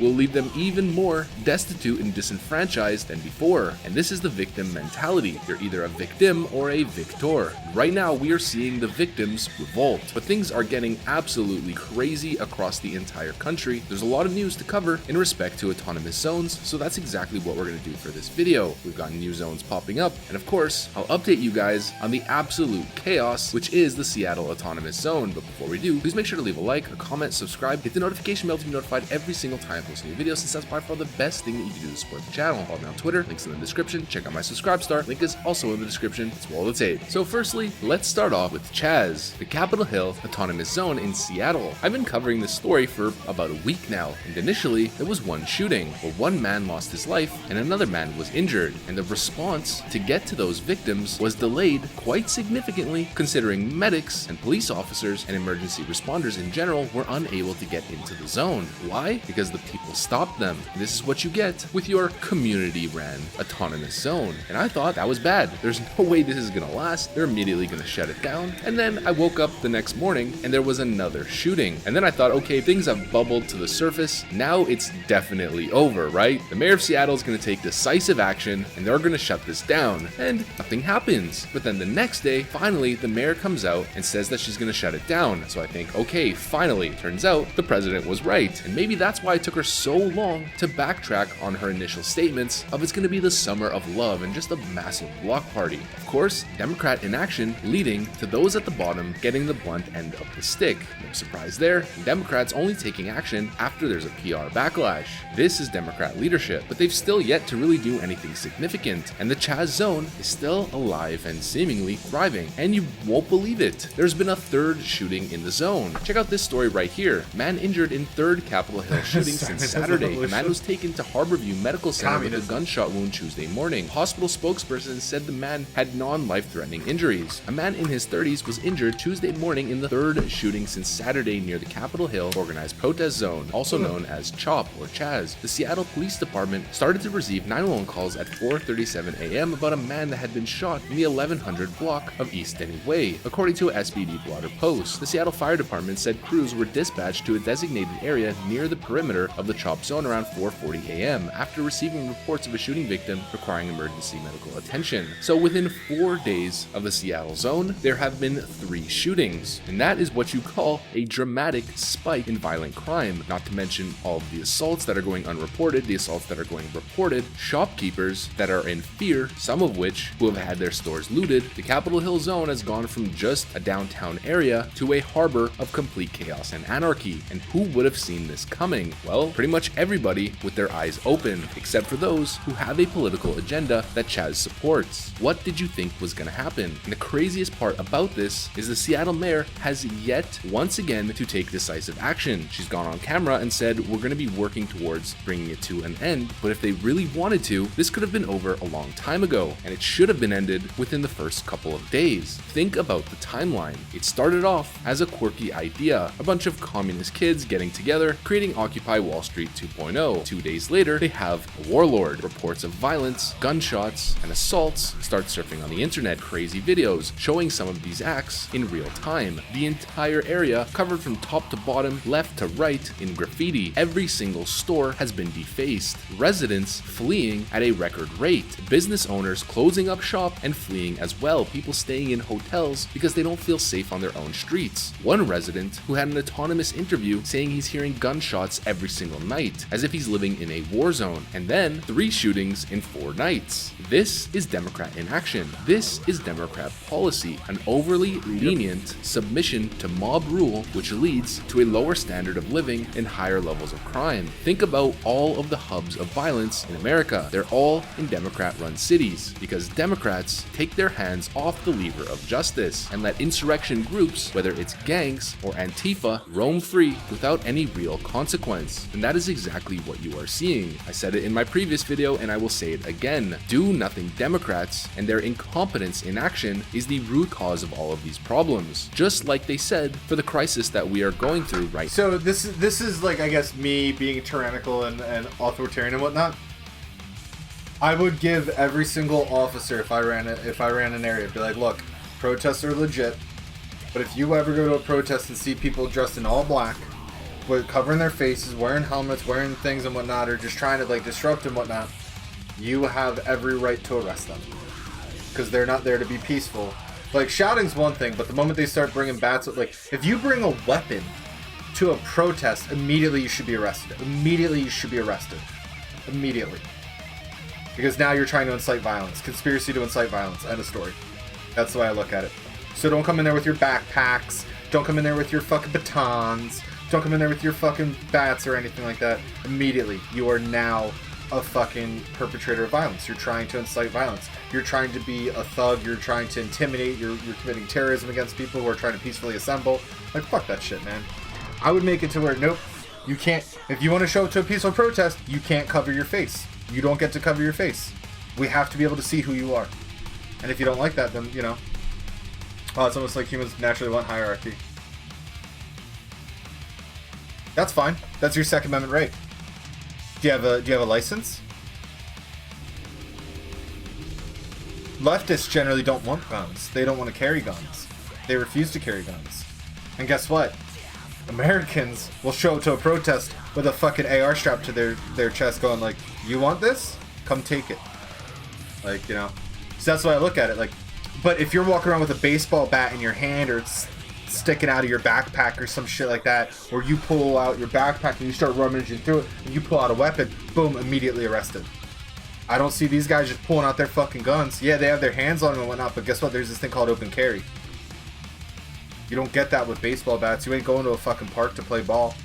You know what I mean? That's the way I look at it. Right now, they blamed all of the people who lost their lives on the president, even though he had nothing to do with it. They said the blood is on his hands. Well, in this case, the mayor of Seattle, the blood is on your hands, and you were warned multiple times that you should take action. The president told you as well, and you responded with go back to your bunker. These people are playing politics. It's the dichotomy between right and left attack the president instead of doing what's right. And this is what we see from Democrat leadership day in and day out. In fact, right now, I mentioned this again in a previous video, but I alluded to it and it didn't actually happen. This morning, it did. The Dems blocked a bill, or blocked the GOP's bill for police reform before it hit the floor, meaning they don't even want to discuss it. They don't want to get some sort of bipartisan agreements or reform the bill. They outright blocked it because they don't want to give a victory to the GOP. These Democrats don't care about you. They are using you and inciting violence and racial tensions because they believe it benefits them, gives them the ability to slander the opposing political aisle as racists. And now, like I stated earlier, or in the intro of this video, it's becoming a fad and copycats are springing up. In Washington, D.C., protesters seize quote-unquote Black House Autonomous Zone and force the D.C. police to retreat. Protesters in Washington, D.C. have reportedly seized an area near the White House they dubbed the Black House Autonomous Zone after police retreated. In the early hours of Wednesday, journalist Wyatt Reed posted a video showing police officers apparently retreating and leaving the area to the protesters. D.C. police just retreated after holding Black Lives Matter Plaza all day. Crowd just seized back the Black House Autonomous Zone and people are going nuts. And here's the clip showing exactly that.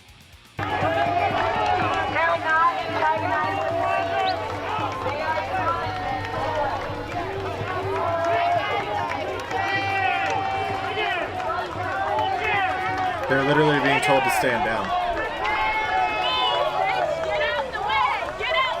And later on, the president tweeted this: "There will never be an autonomous zone in Washington, D.C. as long as I'm your president. If they try, they will be met with serious force," which then Twitter censored and wrote this tweet violated the Twitter rules about abusive behavior. However, Twitter has determined that it may be in the public's interest for the tweet to remain accessible. And here's the thing, is the president wrong? For him to say there will never be an autonomous zone in Washington, D.C. and they will be met with serious force, meaning exactly. We are going to put an end to this. Is that a threat of violence? I'm not 100% sure that it is.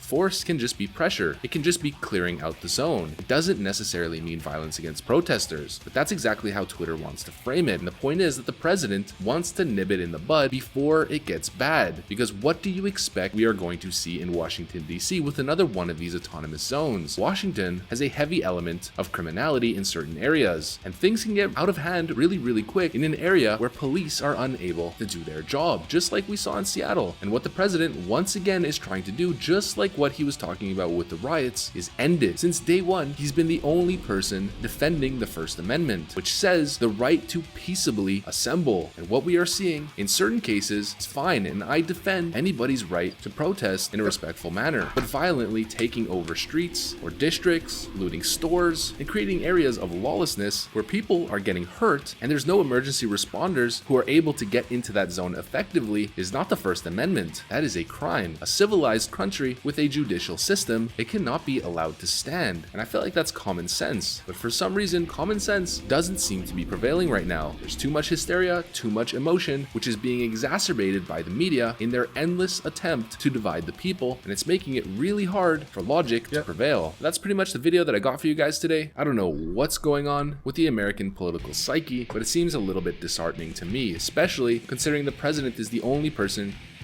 This executive order that is focusing on skills rather than degrees. Congratulations and thank you for your leadership. It's extraordinary. Yes, President Trump, thank you very much for your strong leadership. You know, I sit in the audience here as part of a participation. Yeah, it's really quiet. board, and I'm a recipient of the type of programs that you are actually implementing and supporting. I started out as a box handler in the world's largest logistics company, and so when I hear everyone talk about the dedication of the workforce and establishing some really comprehensive training, I took advantage of every training opportunity there was in that private sector. And perhaps you'll see another administrator similar to me based on the programs that you're going to advocate and support. And because of the public-private partnerships that this administration has enabled, the Paycheck Protection Program, just one example that has fortified small businesses, sustained their viability, and also protected their employees, a baseline of about 60 million employees. And so I thank you again for putting small businesses front and center. And one other comment, I'm looking at all of these private sector companies, the super leaders in your various sectors. You are the primary contractors for the subcontractors that I represent as an advocate for Small Business Administration. So once you actually, we're just going to pause the music. Your viability, the small business sector will then follow soon after. So thank you again, President. Thank you very much, Jovita. Thank you very much. I love these roundtables. I just appreciate your unrelenting focus on creating opportunity. What is this male chauvinist, misogynist currently doing? Oh, he's letting all the women speak first. Your leadership there, and it's been a privilege to be part of this. Like the three people we just saw talk are all women. Your work here, we are privileged to carry out your vision in policy and action, as Governor Reynolds said, and thank you for your leadership. Choice. How's that going? Choice, right? That's what we want. Please. Yeah, I was just going to say, thank you, Mr. President. From a university's perspective, it's often perceived as skills versus degrees, but in reality, in a skills-denominated future, it is that tide that lifts all boats, because even those who possess degrees, they can better articulate the skills and competencies that they now have for the future of work. And the reality is, too, is that it's also more fair, it's more equitable, it's more prosperous for our workforce, because what it really is wait, you just interrupted. About how what rude. you possess and what you can demonstrate, not how you acquired the competency and skill. Right. And so it just creates much more of an equitable pathway. And WGU, as a competency-based education provider, has always been focused on how do you articulate the outcomes of achieving a degree in a skills and competency-based way. So it's much more aligned with the future of work. And so it is truly that tide that lifts all boats. So this is a huge step in the right direction. So thank you very much. I agree with you 100%, I must say. I do. Okay, what do we sign?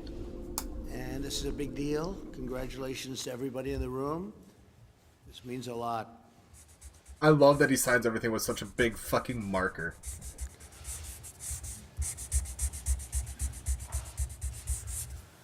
Okay, we'll do that for Maryland. We'll take this.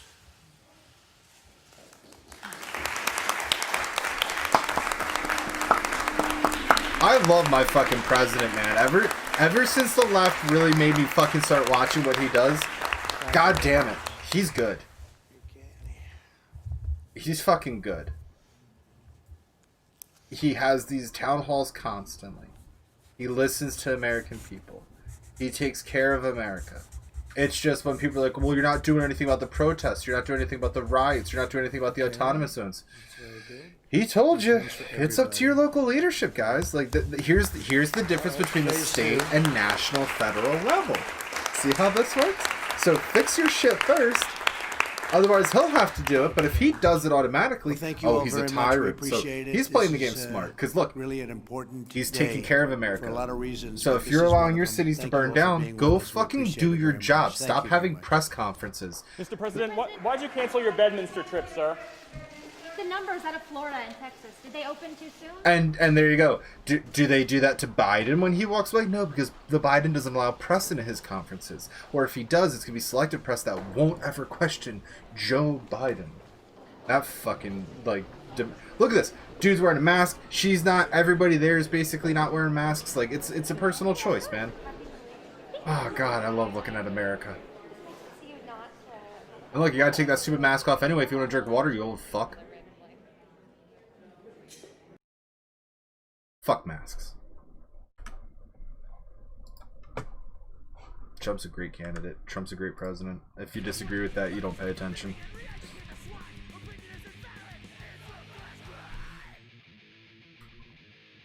Officer Tatum always has like short videos, so we'll watch this because like she gets worse. This video is brought to you by The Officer Tatum Store. The Officer Tatum Store. Get the merch link in the description section. Make sure you like and subscribe to the channel. Hit the bell so you can get notifications anytime I go live or make a video. Like this video, share this video, comment on this video, and let's get into this. Yep, exactly. Oh, he's smart not to do it. It's terrible. Ladies and gentlemen, he'll take care I know of the small business owners, I y'all don't promise. get tired I think of he me will. talking about AOC He's got because 4 more there's years plenty to do it, you know? of real estate here. When you think AOC cannot top some of the most ignorant things that anybody on planet Earth could actually say, just when you think there's enough, just when you think she has woken up, just when you think a human being can't get any dumber, she gets worse. These liberals, these liberal politicians, ladies and gentlemen, do not be defrauded. They are letting their intentions be known clear as the noonday sun. I want you to, with me, watch the video of AOC telling people that when the government opens up and you can go back to work, that you should not go back to work. You should protest and stay at home as if money grows on trees and you're going to be able to feed yourself with air. Roll the film.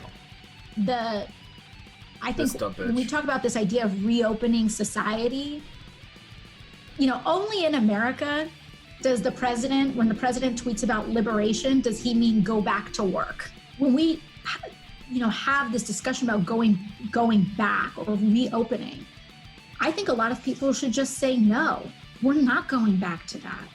We're not going back to working 70-hour weeks just so that we could put food on the table and not even feel any sort of semblance of security in our lives. So if you're not going back to work, what are you going to? How do you think people feed themselves? What world do you live in? You have to work. Remember the saying, if you don't work, you don't eat?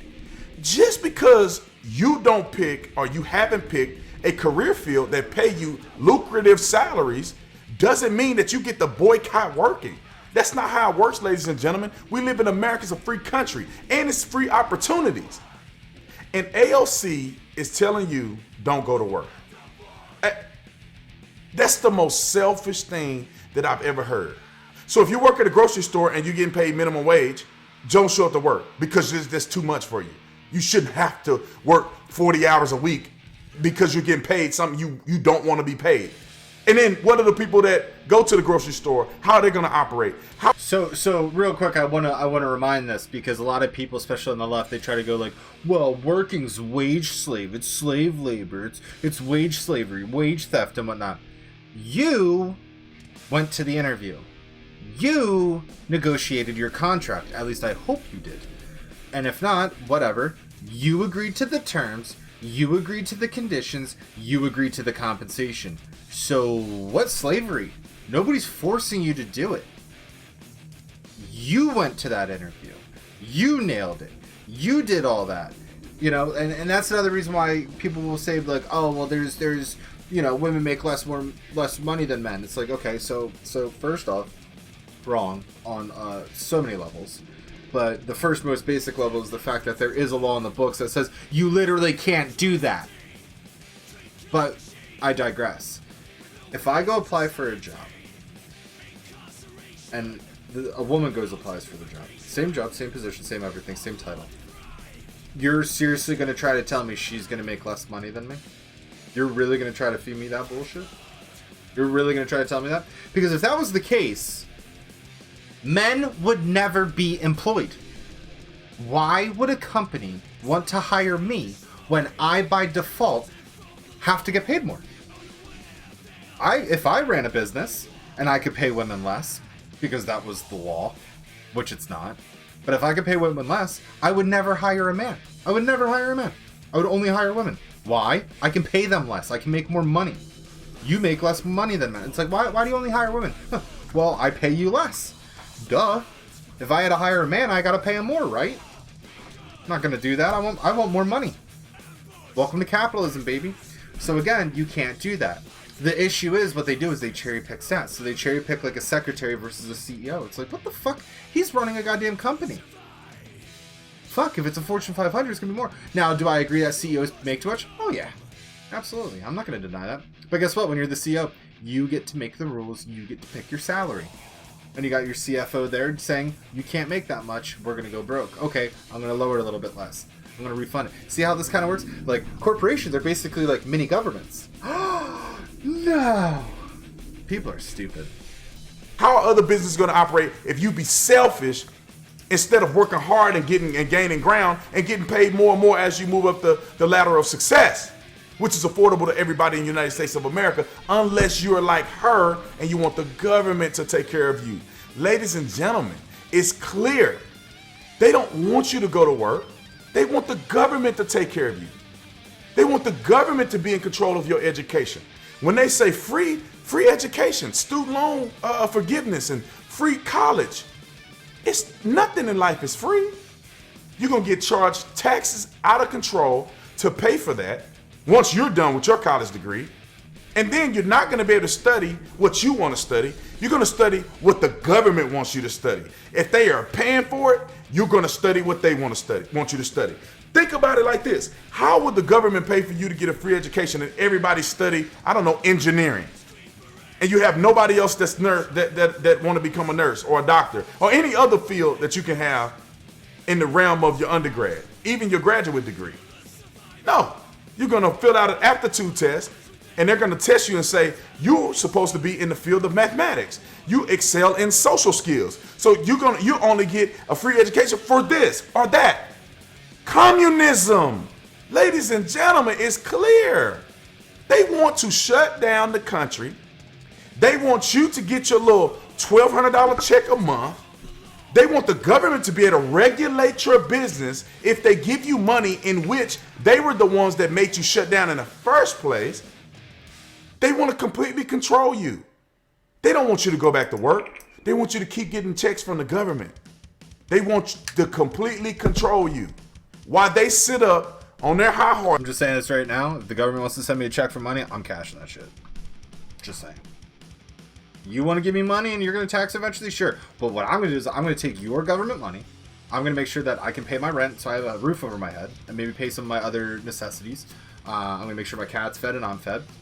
And then all that other money, or at least the bulk of it, I'm going to go reinvest into fucking capital. So that way I make more money off of that from the government's giving me money. So now I can fucking sit here and like pay myself other ways. Because like, here's the thing. Once you learn how to invest, you just make money. Your money makes you money. It's a beautiful thing. So the government doesn't want you to be a capitalist. They want you to be a socialist communist that sucks on their teat constantly and just leeches off of other people. Well, I'll tell you one thing. I'm no fucking leech. I just like free shit every once in a while. So again, I get it. The money is gonna come from somewhere. It's gonna come from my taxes or whatever. And like, hey, that's fine eventually.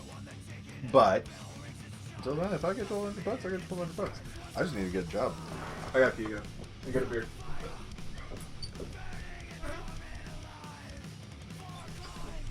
We'll let him talk.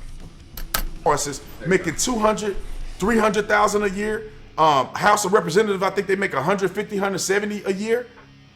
All of their other stuff is comp. They get all of this money and perks and deals, but they want you to rely on little pennies that they give you.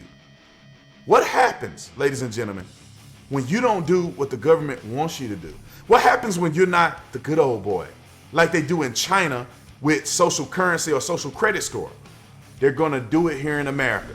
They want you to be vaccinated, and they want to be able to track you and see where you're going and see if you've been a good commie. And then if you're not, you can't do transactions at the store. Your electronic credit, your electronic check, or your cards are not going to work. I'm trying to understand the rules because here, you can't travel. I hate to because pause you the haven't video. been vaccinated. But I just want to pause this real quick because I do my best thinking while I'm in the bathroom. So, because I don't get the rules anymore. I don't understand the rules of engagement because of my race apparently, and I don't understand my systemic racism or my white supremacy. So I need to try to like vocalize this and see if I can get the idea out, right?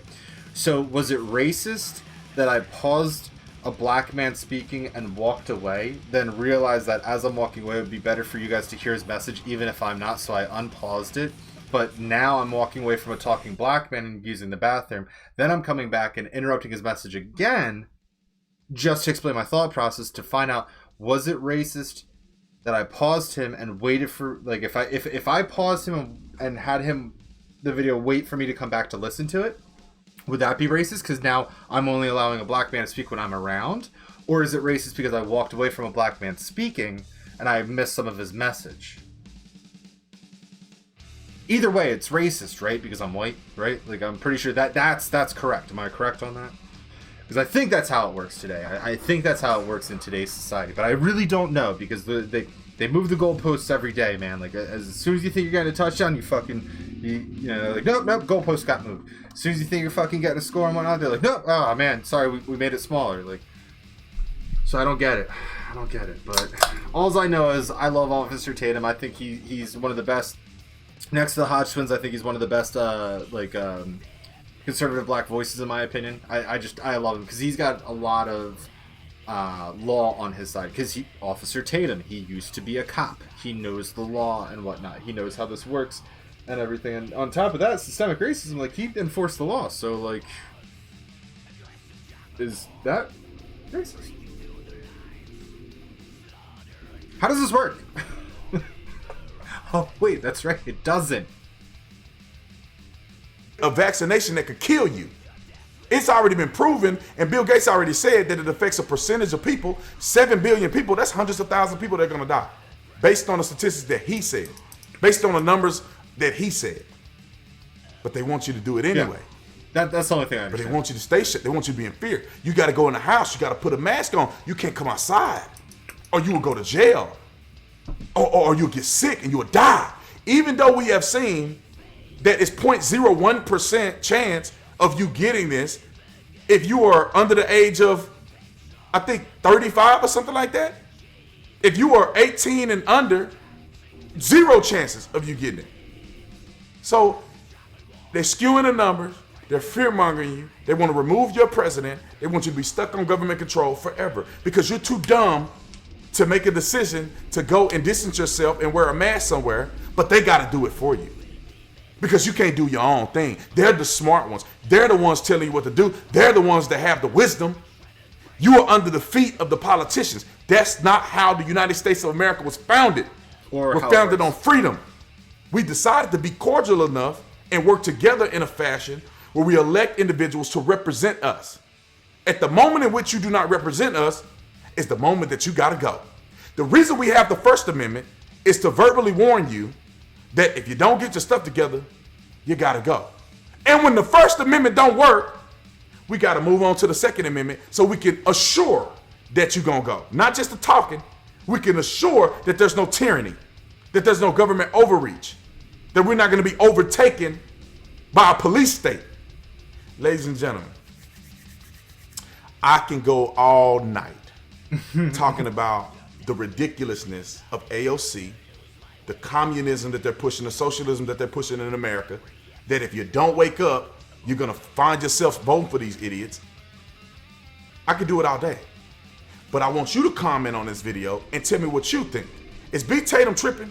Is AOC somehow a genius and we all ain't figured it out yet? Let me know in the comment section. Like and subscribe to the channel. Visit the Officer Tatum store. We get all the cool merch. Again, we have masks available. Beware that it is COVID season.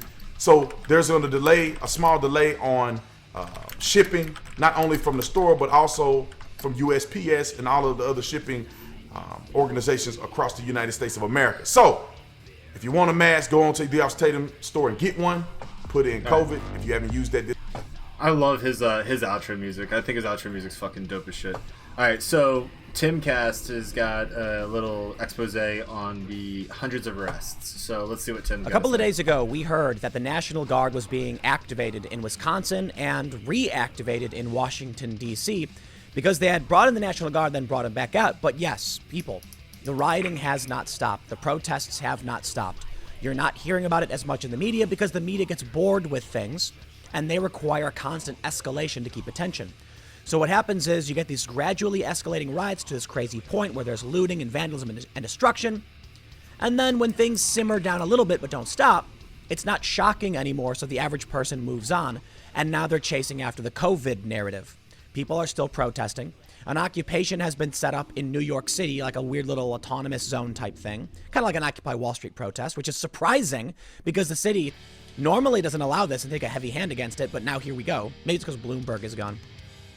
But Donald Trump is now saying the other day that hundreds of people have been arrested for toppling statues. I want to make sure I get he didn't give a specific number, but according to CBS, they say President Trump is applauding the arrests of hundreds of people in the wake of toppling statues and monuments nationwide during protests against racial injustice. He says, I mean, you're also talking about statues of George Washington, Abraham Lincoln. They'd like to get Jesus. You know that, right? They said, we want to get Jesus, Mr. Trump told Sean Hannity at a Fox News town hall in Green Bay, Wisconsin. After calling Chicago worse than Afghanistan, Mr. Trump revived an argument he made in 2018 for stop and frisk, the practice of police temporarily detaining, questioning, and searching civilians in the street for possible contraband proved controversial, with critics pointing to data showing it disproportionately targeted people of color before it was halted in New York City. So here's what Trump says. He says, Bloomberg blew it because he went crazy with it and ultimately took away a lot of rights, and it wasn't a good job he did. But former mayor and current lawyer Rudy Giuliani started stop and frisk, and he did it great. It was a great thing he did for New York. I don't want to read too much into that. The main point is Trump is saying straight up that that hundreds of people have now been arrested for the toppling of statues. The point he was making was that we don't have, like, law enforcement agencies aren't putting out press releases every single time they make an arrest for somebody who helped tear down a statue. Hopefully that's true. I don't believe it. Because the Department of Justice, is my understanding, does sometimes put out these press releases. And you'd think we'd hear about something somewhere, I guess. Even in conservative media, people have a vested interest in figuring out what's going on. And there are conservative journalists who would write about something like this, but we're not hearing it. So you know what? Fine. I guess you can take Trump's word for it. I'd like to see some hard evidence on these people who are being arrested. But these protests have not stopped. And I kid you not, about an hour or two before recording this video, they were still rioting and looting in Portland. Now, okay, I know. It's Portland, right? What am I supposed to say? No one's surprised by what Portland is doing. And I tell you what, man, I know it might sound like beating a dead horse, and I'm a bit reticent to even say it, but listen. I mean, we're a month in, okay? Let me pause in real quick because let me talk about that. AOC thinks she's smart. She's not. She's a bartender. So the best job she can do is be behind a bar and mix drinks, in my opinion. Rashida Tlaib, I don't know who that is, but if they think that Republicans see her as a sex symbol, I'm not gonna lie. My roommate even says it. He's not a Republican, but he's like, oh my god, she's so hot. And I even said, I'm like, dude, the only attention I would ever give her, and this is not a hateful comment, this is not anything other than consensual, but I would hate fuck her. That would be it. That would be it. The moment I'd be done, I'd be like, all right, fucking leave. Like, get out of my sight, get out of my face, get out of my life. You know what I mean? And then, of course, she would cry rape or some shit like that. When, again, it would be 100% consensual, and it would not be while we were drunk, unless it was consensual beforehand. You know what I mean? So that's the way I look at it. She's nothing good other than a fucking chuck and to mix drinks. She's not a politician. She's a terrible politician. She's a fucking socialist, commie. And she's some form of Marxist or some shit like that. Like, I don't like her. She's a terrible human being. While objectively she is attractive, she's a terrible human being and she has an ugly personality. She's a hideous person on the inside. So, that's what I have to say about AOC as a Republican. She's not a congresswoman. She is a bartender. That is it. Just like I could say, if I was to ever get Congress, I'm not a congressman. I'm just some skater punk who's here to represent his community. You know what I mean? Where I talk to my people. You give us issues, I go to them, I talk to them, I see how they want me to vote, and I vote. Or I vote with them in mind, which is typically speaking, throw anything in my face, I'm probably going to vote no on it. Because there's either a law on it already, there's something on the books that we need to review, or just no, because I don't agree with it. I'll read the bill. And especially if it's all in legalese, it's just like, look, I shouldn't need a political science degree or a law degree to read a bill. No. And they go, well, you know, like, oh, you should have a law degree to be here. It's like, no, I shouldn't. Is this not America? Is this not like representation? I'm representing the people who support me and who got me here. So no. Rewrite the bill in plain English to where it can't be fucking misconstrued and there's no loopholes. It's direct wording. They can't do it. They can't do it. They got to do something that's always going to give them a loophole. So that's the way I look at it. That would be platforms I stand on, where it's like, you want actual representation? Vote for somebody who lived here. You know, like, I don't need a law degree to do this. I shouldn't need a law degree to do this. The Constitution and Bill of Rights are there, man. I can read that and understand what they meant. I was written 200 years ago without all these law degrees and everything. You know, that's the way I look at it. We need better representation in our communities. To non-stop protest and rioting, almost over a month at this point. And there's not enough tattooed or bearded people in Congress, just saying. I believe it was the 24th of May when George Floyd lost his life. And the protests are up to only a few days after, so we're now moving out, you know, longer than a month of protesting across this country. Now, for the most part, the craziest riots and looting stopped in the first week, but it has still been going on. All right, so I think I actually can show you this tweet here from Andy No. He said at 8:01 a.m., police finally dispersed Antifa rioters after a long night and early morning of violence and arson attacks in North Portland. It started with an autonomous zone occupation at the North Precinct before devolving into street fires and looting. It has been going on for a month. Longer than a month now. It's not stopping. So what am I supposed to... What's supposed to happen? Who's supposed to take care of this? I honestly have no idea. Local government. But Trump has ragged on all of these cities. Because, Tim, here's one thing you don't understand as a milquetoast milquetoast fence sitter. And I love Tim. I love what he does. I love his independent journalism. I really like him as a person. I think him and I could find a lot of common ground on a lot of issues, especially now that he's understanding the importance of the Second Amendment. And he just bought a shit ton of guns, apparently. Oh, excuse me, COVID. And mind you, he lives over in Jersey, right? So, with that said, they have very strict gun laws, and it's basically next to impossible to get a gun, so I don't know how he's getting it. So, he keeps saying he lives in the Philadelphia suburbs, so I don't know if he's actually in Jersey. That's why I would love to meet these guys, and I would love to be like, hey man, like, I want to be on your show, I want to talk to you. Not only that, I do have a slight history with Adam. We met each other through the skate community and everything, so we would all get along on the regard of, like, I'm a skater, you know, I agree with a lot of the things that you have to say, but I feel like, you know, especially as a more conservative voice, I could definitely contribute more of a different opinion against everybody, even though half the time I'll be like, no, I agree with that, but like, here's the problem with that, you know what I mean? So I would love to sit down and be able to talk to him, but of course, like, he's an independent journalist, he makes way too much money, he would never listen to somebody who, like me, who has no voice. But at the same time, somehow, the Potent Brew podcast found me on Twitter one day and was like, hey, do you want to come on our show? And I'm like, sure, I've never been on a podcast before, let me check it out. They invited me onto the show one time, and I got to speak to Senator Dalen Leach about cannabis decriminalization, legalization here in Pennsylvania. And then I wound up going on their show another time, and I got to bring a guest, and I brought one of my friends who I love. He's part of the skate community and whatnot. I look at to him as like kind of like a brother and whatnot, especially because he lost his. So I try to be there as like a brother to him, and anytime he needs anything, like, dude, like, he reached out to me one time, I think when he went through like a massive breakup. I'm like, dude, I'm like, yo, come over if you need it, man. Ooh, almost put my headphones out. But anyway, you know, they brought me on again, and I brought my buddy there, and he's a cancer survivor and everything, like, to where like the chemotherapy and everything that he went through, I think it's like his whole entire left side of his body doesn't perspire now. He's like, no, he's like, I only need to put deodorant on one side. He's like, 'cause I don't sweat over here, so I don't smell. You know, like, he's like, dude, he's like, I have no sweat glands anymore. I don't sweat. And I'm like, that's just insane. Like, you know, but he's a cancer survivor. I think it was like lymph nodes, or maybe lung. I don't think it was lung cancer. It was something on his left. I know that. I want to say it was like lymph nodes or something. Something that obviously was very curable and treatable. It wasn't one of those cancers that if you get, you're basically dead. You know what I mean? Which also speaks something about, you know, like, our medical industry and the fact that, like, you know, especially if we privatize it, we'll have more competition. But at the same time, like, if you have cancer, they're not trying to make you healthy. They're trying to just mitigate it to where you stay on their programs so they can keep getting money and funding. Like, doctors and hospitals don't make money if they cure you. Right? Can we get on that? We can find all the cures to all diseases and everything like that. We can find all of that. They're not going to truly do it, though, because then you don't need them. If you could just go up to him and be like, hey, man, you know, I broke my arm. It's like, all right, cool, here's a shot. Boom, everything's back to normal. It's like, cool. Sweet. You know? Why would they do that? No, it's, here, let me see if I can reattach it. Let me see if I can do this. And it's like, now you're deformed and whatnot. It's like, well, now I got all this pain because my joints don't work and my nerves don't work. It's like, well, here's these pain pills. You know, like... So a lot of people don't look at it like that, and I gotta say, my dad had a really good idea to where he's like, well, he's like, I can't get sick if I don't go to the doctors. He's like, because then if I go to the doctors, they're gonna tell me everything that's wrong with me, and then I'm fucked. And I'm like, that's actually a really good point.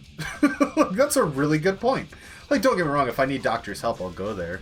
Like, you know, like when I had really bad ingrown toenails and whatnot, because I would constantly pick them as a kid, I had to get my toenails literally clipped out of my fucking body and chemically burned to where they'll never grow that way ever again.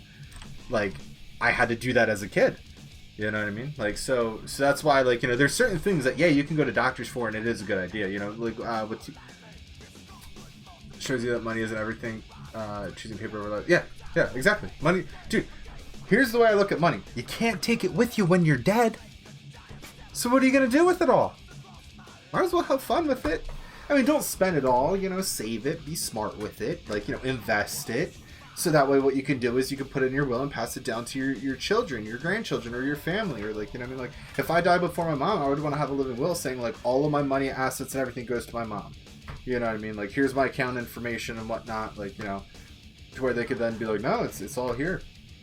I would just have to, like, you know, my biggest issue is when I die, because I don't tell people my passwords and nobody knows how to access my information, nobody will be able to let anybody know online that I'm friends with that I died.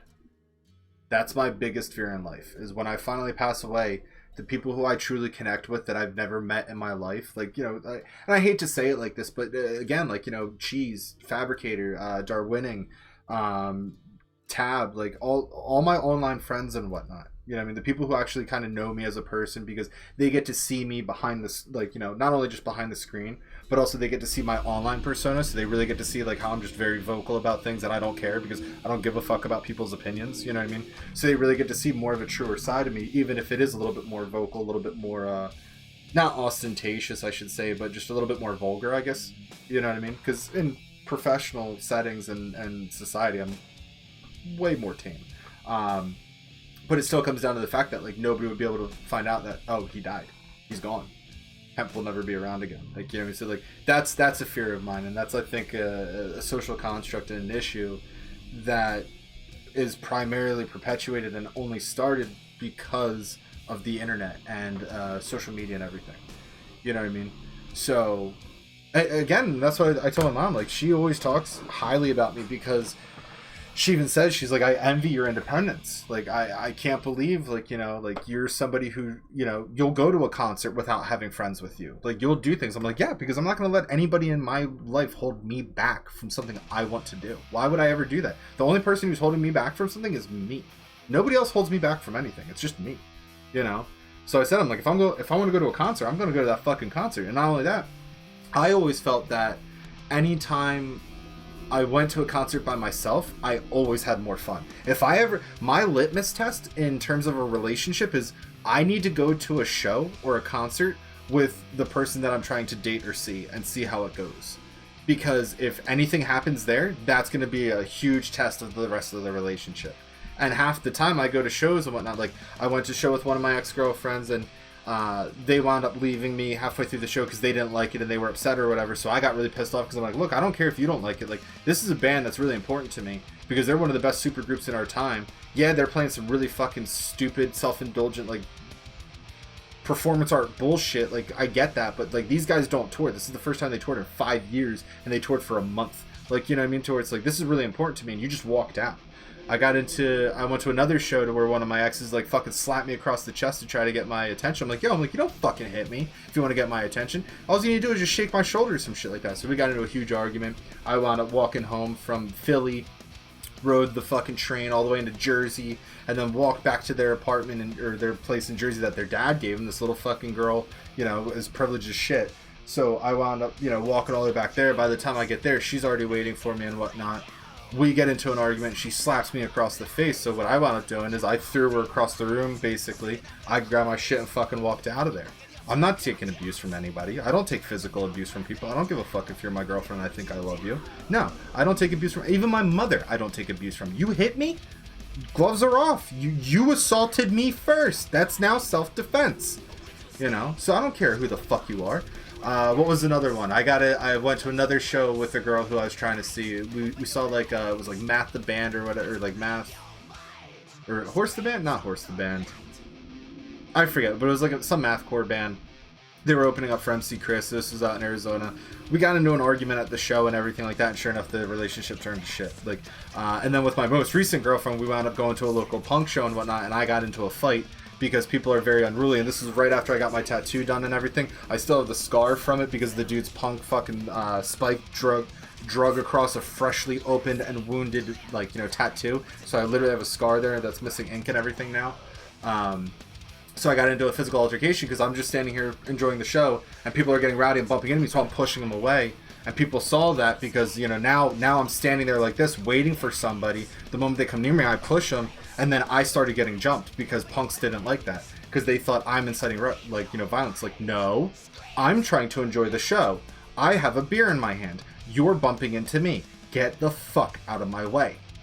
So I got into a fight and whatnot. I lost one of my favorite hats that night, and then Blocking and I had a massive argument. I had to walk home from a local city. Literally, like, luckily it's not far away. It's like maybe to get there will take me driving 10 to 20 minutes. But walking, it probably took me about like an hour and a half plus to walk from where the show was all the way back to my apartment here. So I walked there, and, you know, like, the whole time she's crying and, like, you know, like, text me like, you know, where are you and whatnot. I'm like, why do you care? You know, like, and she apparently waited for me for forever, which I got thrown out. I walked out. Apparently they started attacking her because she was with me or whatever. And then I just grabbed my shit and I started walking home because I'm not dealing with that. Like, I guess I should have waited, but I didn't. I thought she was just going to sit there and just be like, whatever, it's all good. You know, so I walked. I went home. And that started a huge issue, and that was like one of the first reasons why we split. Because of a huge fight that I wound up getting into, which in my opinion was no fault of my own. It's because these other drunk punks aren't fucking mindful of their own fucking actions on people. This isn't a crazy enough show to where you could just have a circle pit going.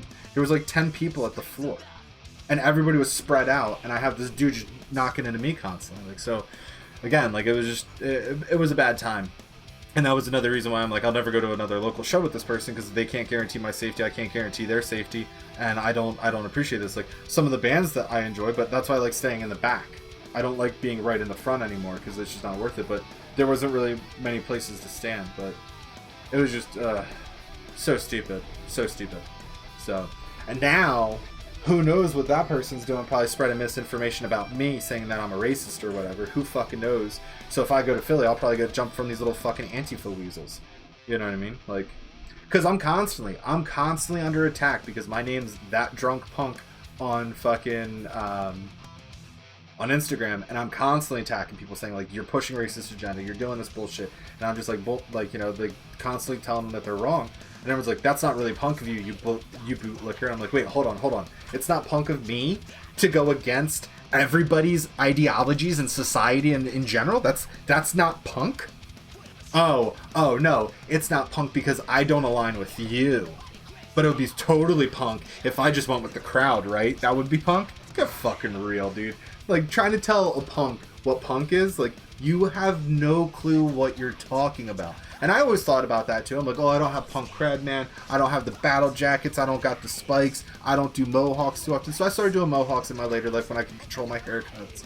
And, you know, where I worked didn't really care about what I did. And I would only hawk myself when fucking I was going to a show or something like that. And I got photos of me on stage with a mohawk and shit like that. So I got cred, you know, but a couple years ago, I got my first battle jacket. It was made by Blocking, you know what I mean? So I finally got a battle jacket, which is really cool. First time ever, you know what I mean? Like, but I don't need these stupid materialistic possessions to know that I'm a punk. You know what I mean? I don't need that shit. I fucking make my own jorts, man. I go to the thrift store, I buy a bunch of pairs of jeans, and then when summer comes around, I turn a couple of them into fucking jorts. There you go. And then I do the same thing next winter. Like, you know what I mean? I buy a couple pairs of jeans, and then come summer, I cut them into shorts, because eventually I get fat, or I slim down, so things don't fit me anymore, so I got to get rid of them, you know? Or they rip, so I got to get rid of them. I find it shame that Antifa uses anarchy for their violence. That's not what it's about. No. That is what it's about. So Antifa isn't anarchists. Get that straight. They're not anarchists. They're not. Anarchists do not use force to impose their will or ideology. If they did that, that means their authority, and that's not what anarchists believe in. They don't believe in authority. They don't believe in governments. That doesn't mean, like, so the fact that Antifa is getting labeled and grouped up with anarchists is really disingenuous to anarchists, because, you know, like Tim Pool even mentions, you got the leftist anarchists who are basically just chilling on a hippie commune, growing their own food, having a great time. There's no law there. They're all fine. They're happy. They're literally peace-loving hippies. That's like a leftist anarchist, right? Like a hippie commune. And then you got the people on the right, which are essentially anarcho-capitalists that believe like the only rule really should be, I believe, like, you know, what the economy says type of thing. Like, there shouldn't be authority over people. It should just be like kind of like what the business wants to do or whatever. So with Antifa, they're anti-fascist. But what they don't tell you is what anti-fascism means. They're anti-capitalist, because they believe capitalism is inherently fascist, which is not true at all. Capitalism is what gets people out of poverty. Capitalism is what helps beat slavery and whatnot. Capitalism makes competition. Capitalism lowers prices for everybody. Capitalism gives people more opportunities and more options. That's what capitalism does. Now, there is arguably a morality question behind capitalism in regards to using up resources, not just, you know, human labor, but we're also talking about finite resources as well as material resources. So, you know, like elements, you know, copper or everything like that, you know, things to make materials. And then you got the issue of when you manufacture, you're producing pollution and everything like that. But again, capitalism steps in, they regulate, they also go ahead and they innovate. So what they're trying to do is now they want to find cleaner ways to do this, more efficient ways to do this. So that progresses, you know, technology. And when you implement newer technologies, that can make things more greener. That can actually be better for the economy, or not the economy, but the environment and society as a whole. So, you know, like that's the biggest thing that the Democrats are going to say is they're like, Trump wants to bring manufacturing back. That's bad for fucking the environment. It's like, really? Really? Do you really want to say that? Because we can go ahead and look at, you know, like world maps and everything, and we can see what California used to look like and what it looks like now. It's basically a barren wasteland. And guess who's been controlling that constantly? Oh, yeah. Democrats. And what's going on there? Not a whole lot of manufacturing, just a lot of bullshit. So we can then also go ahead and talk about the country that does all of our manufacturing, China, and look at their pollution levels and whatnot. So if we're now taking some of it away from them and bringing it back to us, well, yeah, we're going to increase the pollution levels. We're going to decrease the pollution levels for China, which is actually a good thing, because now we're using capitalist solutions and capitalist ideas to help the environment. Now, you're going to argue that, oh, well, now we're producing more. Sure, but we're lowering the production of China. And on top of that, we can use innovation and we can use capitalism to make it better. That's one thing that China doesn't allow because they're communists. See how this works? Oh, man. Logic's fun, isn't it?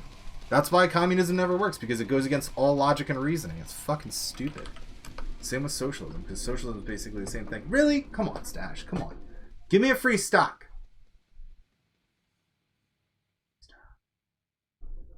Oh, get bonus stocks every Thursday now. Okay, so it's every Thursday. I gotta pay more attention on Twitter. I think it's a good thing that production is brought back to America under Trump. I couldn't agree more. Bring back manufacturing. I'm from a state that was heavily involved in steel manufacturing. I live very close to another city that was heavily involved in manufacturing. You know, so with that said, like, we need more. He says Democratic cities like Baltimore and Oakland are so lawless it's like living in hell, and claims Chicago is worse than Afghanistan during town hall, then warns Biden will destroy our country. Well, Trump's a little exaggerated there, but I understand the sentiment, and I don't think he's wrong. These cities are in really bad shape. In the Oakland, in the Bay Area, people have to put signs in their windows pledging allegiance to wokeness. Otherwise, people will destroy their windows. And it's not an exaggeration. Go to Berkeley, walk down the street and look at the businesses, and you will see the signs in the windows. It's really creepy. We know what those signs really mean. You know, the signs will say something like Black Lives Matter. It'll be the Revolution Fest. But they may as well just write, please spare my store. They may as well write things like, you know, please don't hurt my family, please spare my business, whatever. Because that's what they're really saying. There was a famous video from the Hamburg G20 protests of all of these storefronts completely smashed out, save one. And you know why that one wasn't? Right in the middle. Everything else destroyed. Because it had, I think, in the window, it had like an Antifa symbol. And so they left it alone.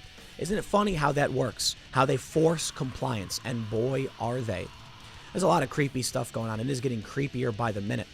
They're pulling out all the stops right now as we head into November, and I wonder what this really means. Because you can argue that the left is going crazy. You can argue that's going to help Trump. I can't, you know, look. It's only gonna I am of the opinion right now. Like, they don't understand what they're doing. I'm not entirely convinced like, Donald Trump is going to win. I know. It was not even that long ago. I was saying I think Trump's going to landslide. I don't believe the polls. Now I'm starting to shift a little bit away from that, and I'm leaning towards, I think right now, Trump is, if he stays exactly as he's doing right now, I think Trump will lose. All of these riots going on, and I'm seeing posts on Facebook from my friends saying we have no leaders, we have no leadership. And I'm like, so if the idea that Trump is trying to enforce is that the states and the mayors are responsible for their cities, it doesn't seem to be working among many of my friends who are not super political. They think Trump is supposed to do everything. Nope. And maybe that's the strategy of many of the Democrats as to why the Democratic cities because they don't teach you how the civic system works. Because they know because they defund education. Many of these governors, mayors, whatever, are not up for re-election. See how this works? And so when people go to the voting booth and they're like, everything's bad, I want to change, they'll vote for change. It doesn't matter if Biden is better or worse. It doesn't matter if Trump is better or worse. It matters if things are bad right now. But I don't know. Because the other side of that argument is, with these riots, people are going to demand law and order, right? They're going to be mad at the mayors and governors, and so they're going to vote for Trump because Trump is the strong candidate who's condemning all of this. But that implies people are smart enough to understand the president doesn't have the power to a certain degree to actually do anything. So I'm not convinced.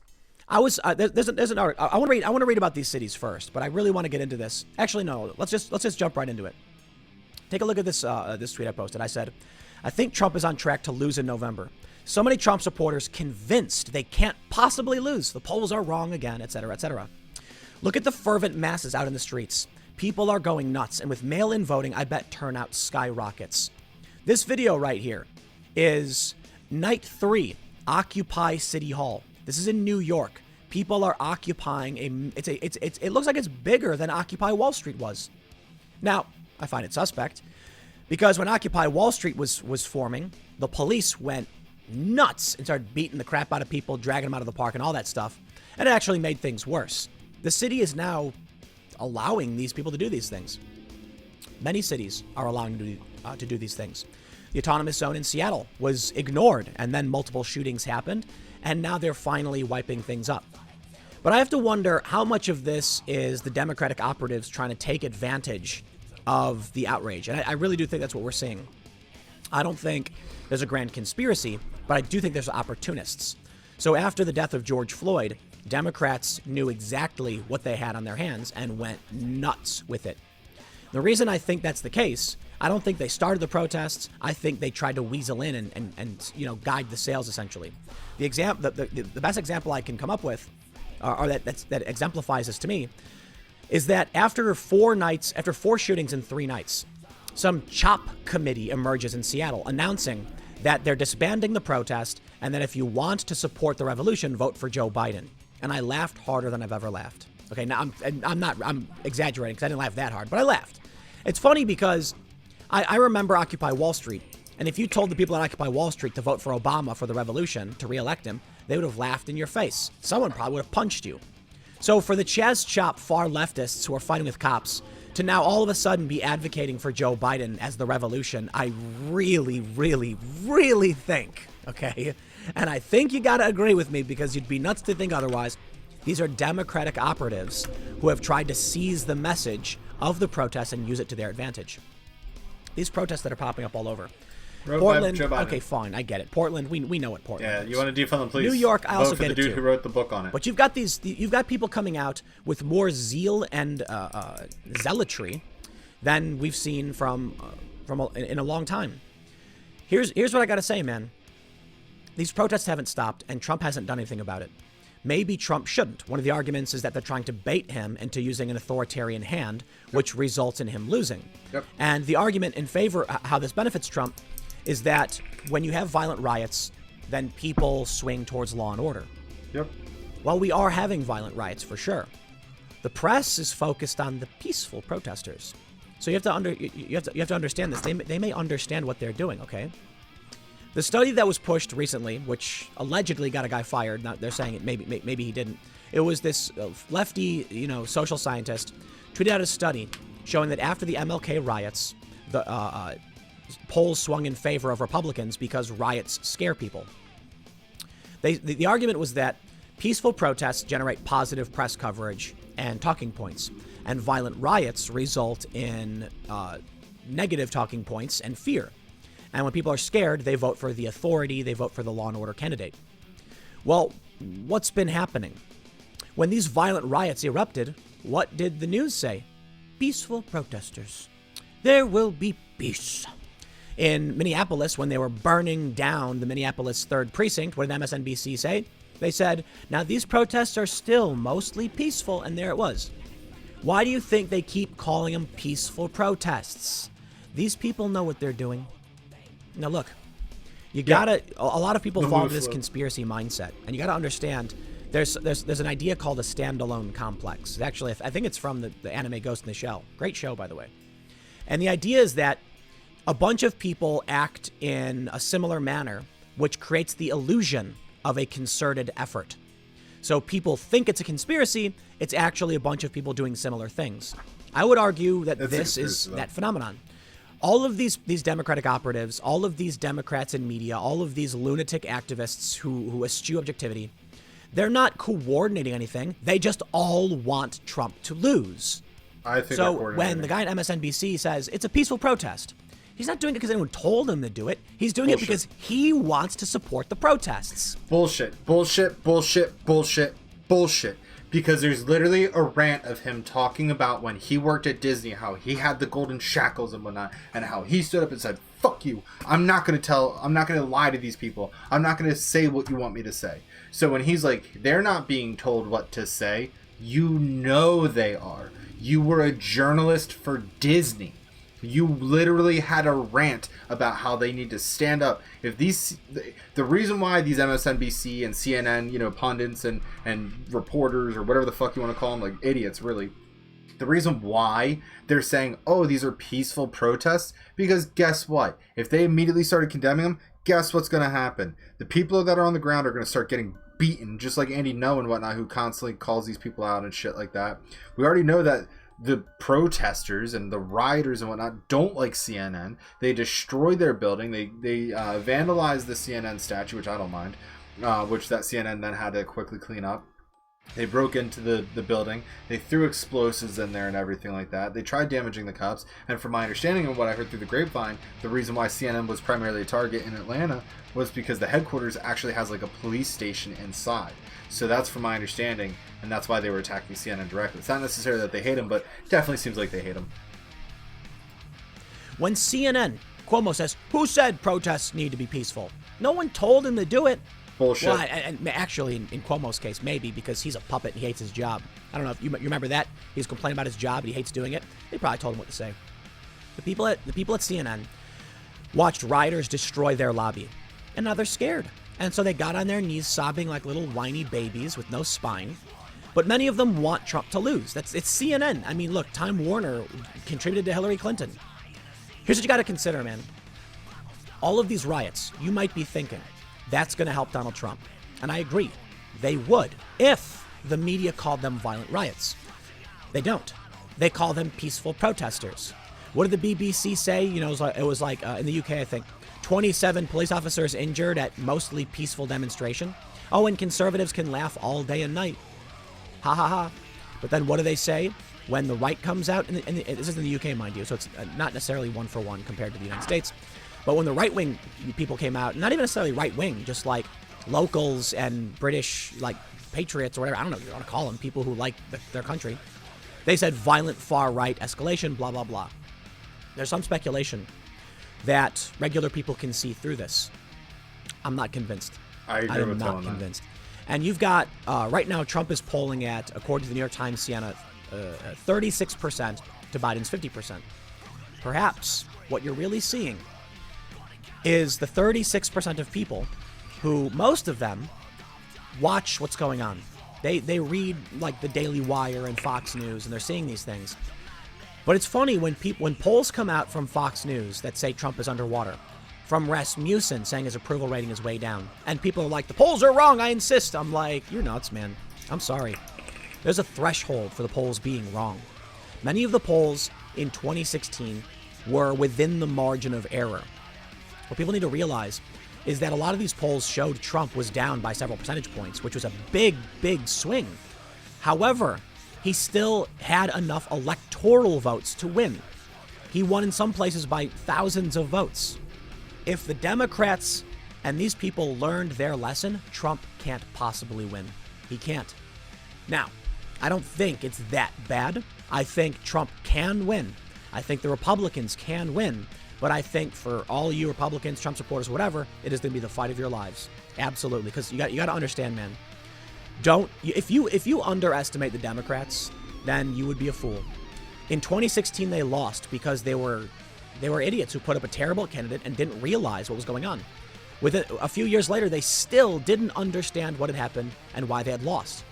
But now it seems like they're just, instead of trying to figure out why they lost, they're just doing, it reminds me of the Jericho missile from Iron Man, just standing back and just carpet bombing everything.